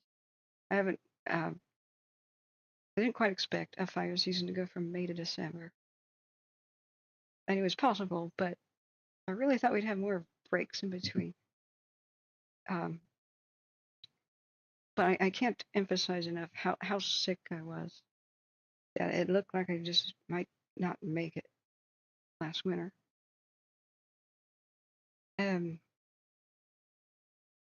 Don't want to be dramatic or whatever about that, but I did not do anything but wake up, use the bathroom, have help showering, and kind of open my mouth to be fed. That was the state of my weakness from October through last year to about April. So you can imagine the backlog of things I have to do, promises I've made to people, and a lot of my friends just think I've totally abandoned them. I kept my illness from not like a secret from friends and family, but I didn't put it on Facebook or anything because last winter my brother was fighting cancer, and I didn't want him to realize I was sick. So I didn't want him. I didn't ask for the traditional type of family support that you would ask for and receive being gravely ill. So I have to actually inform people. That's where I've been. Like I nearly died. My kidneys went haywire.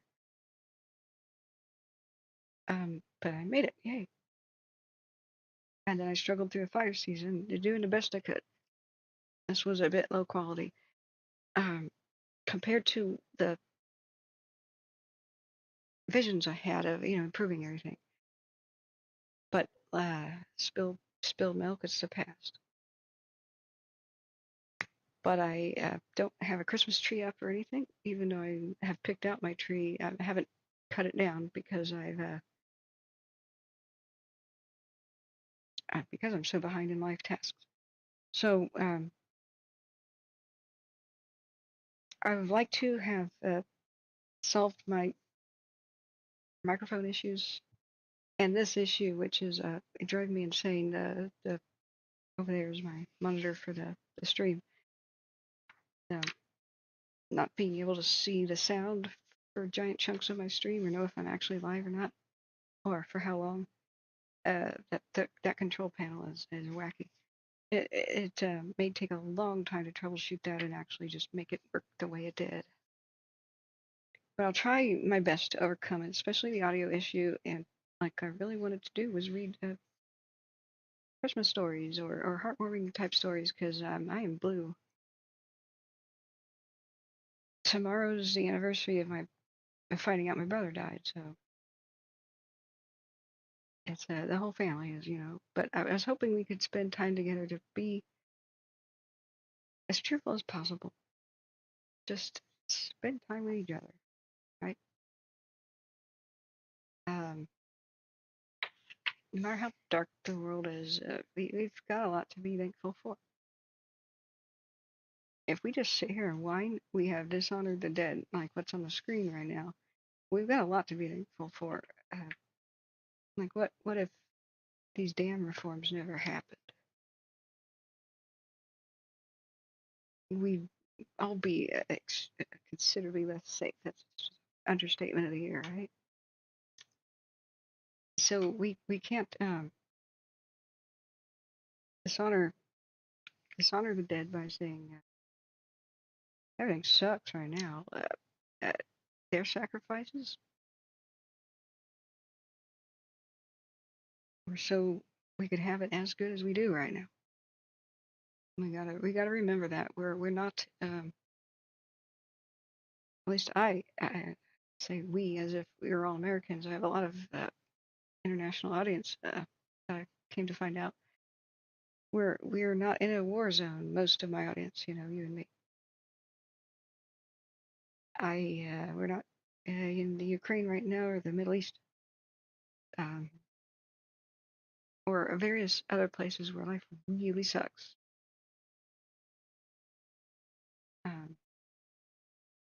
We do have things to be grateful for, so let's try to focus on that.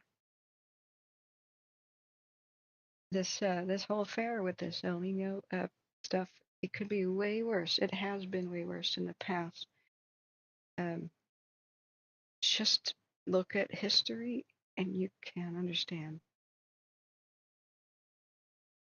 I try very hard to be soothing, and I don't BS anybody either. Everybody knows that about me. But a lot of youth, especially, who just hear the parroted messages, everything is going to get worse. There will be a tipping point. The world will never be the same. The world will collapse. Don't believe that. That everything will just get worse. Every year will get hotter. Every year will get drier. Every year will get more fires. It's just not true.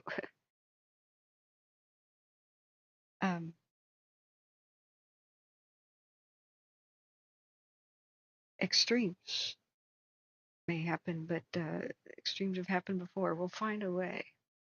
It's a big worldwide problem that it isn't something you or I can solve. Maybe not something humanity can solve, but we can fix a lot of things that are wrong. Especially when disasters happen, we can support each other. Yeah, you light the one candle in the darkness thing, right? Rather than curse it. We can take care of each other when systems fail, governments fail, and help each other adapt. But just don't buy into the hate machine and blaming your fellow man. There's no solution to people being the problem. And I'm so happy to report we are not the problem. We are the solution. Systems are the problem. Policies are the problem. Corruption's the problem. Unawareness is a problem. Start thinking like that. You can solve these. So identify correctly what is the problem. It's what bothers me so much about propaganda like, 90% of wildfires are caused by humans. No, a great amount of them are caused by corporations, actually. Can we solve that? Yep. Legislation, regulation, stroke of a pen, demand a change, and vote. Don't just hate your fellow man, and don't go drinking your sorrows away, and don't fall into despair.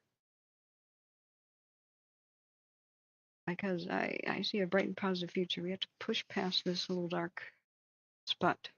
It's been quite dark, I admit, the last couple of years. But look at all of history. Like Rome collapsed and it was dark for a long time, but we came back. We always do. We come back by helping each other and not hating. And we can only come back if we believe we can.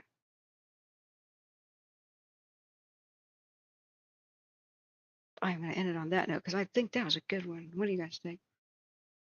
Was I inspiring or what? Man, I'm just going to congratulate myself, give myself the Kathryn Award. Man, I inspired so many people right now. Like 17. An audience of 17. Man. Just going to hand myself the Kathryn Award of today. Boom, drop the mic.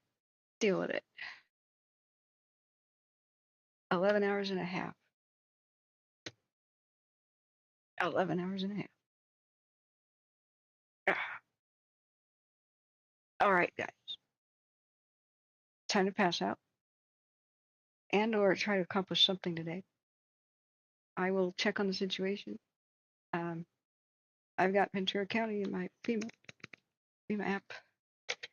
So when actual warnings are occurring or things are looking, if things look bad again, we'll be here again. Thank you, everybody, for the support, the views. Please hit the like button on the way out for sure. It'll help this stupid algorithm thing we're fighting. Exactly, Urban. Okay, that's not a political statement. If corruption knows no party line. The disease, not a party. Corruption is something that can wear any shirt, any D or R in the name tag. It's convenient. It's hiding. It's a wolf in sheep's clothing. And it's not just one person that needs to go. It's a cadre. Anybody taking the money of the company killing California is helping to kill California. So, but we still have the power to vote. We still have the power to vote. If you want to complain about that, not to me. I've been to places where you can't, or where you do vote and it doesn't matter. Or if you do vote, you get targeted for not voting for the right person. Stories for another time, but nothing will quite let you appreciate the freedoms we still have here as when you step into a country that has lost them.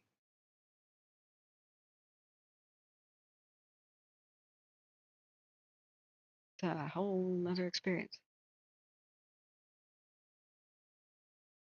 But I wanted to end on the positive note. We still have them, so yes, we can affect change. Awareness comes first. The pen is mightier than the sword, and video is nuclear. So, good day, friends. Time for me to pass out.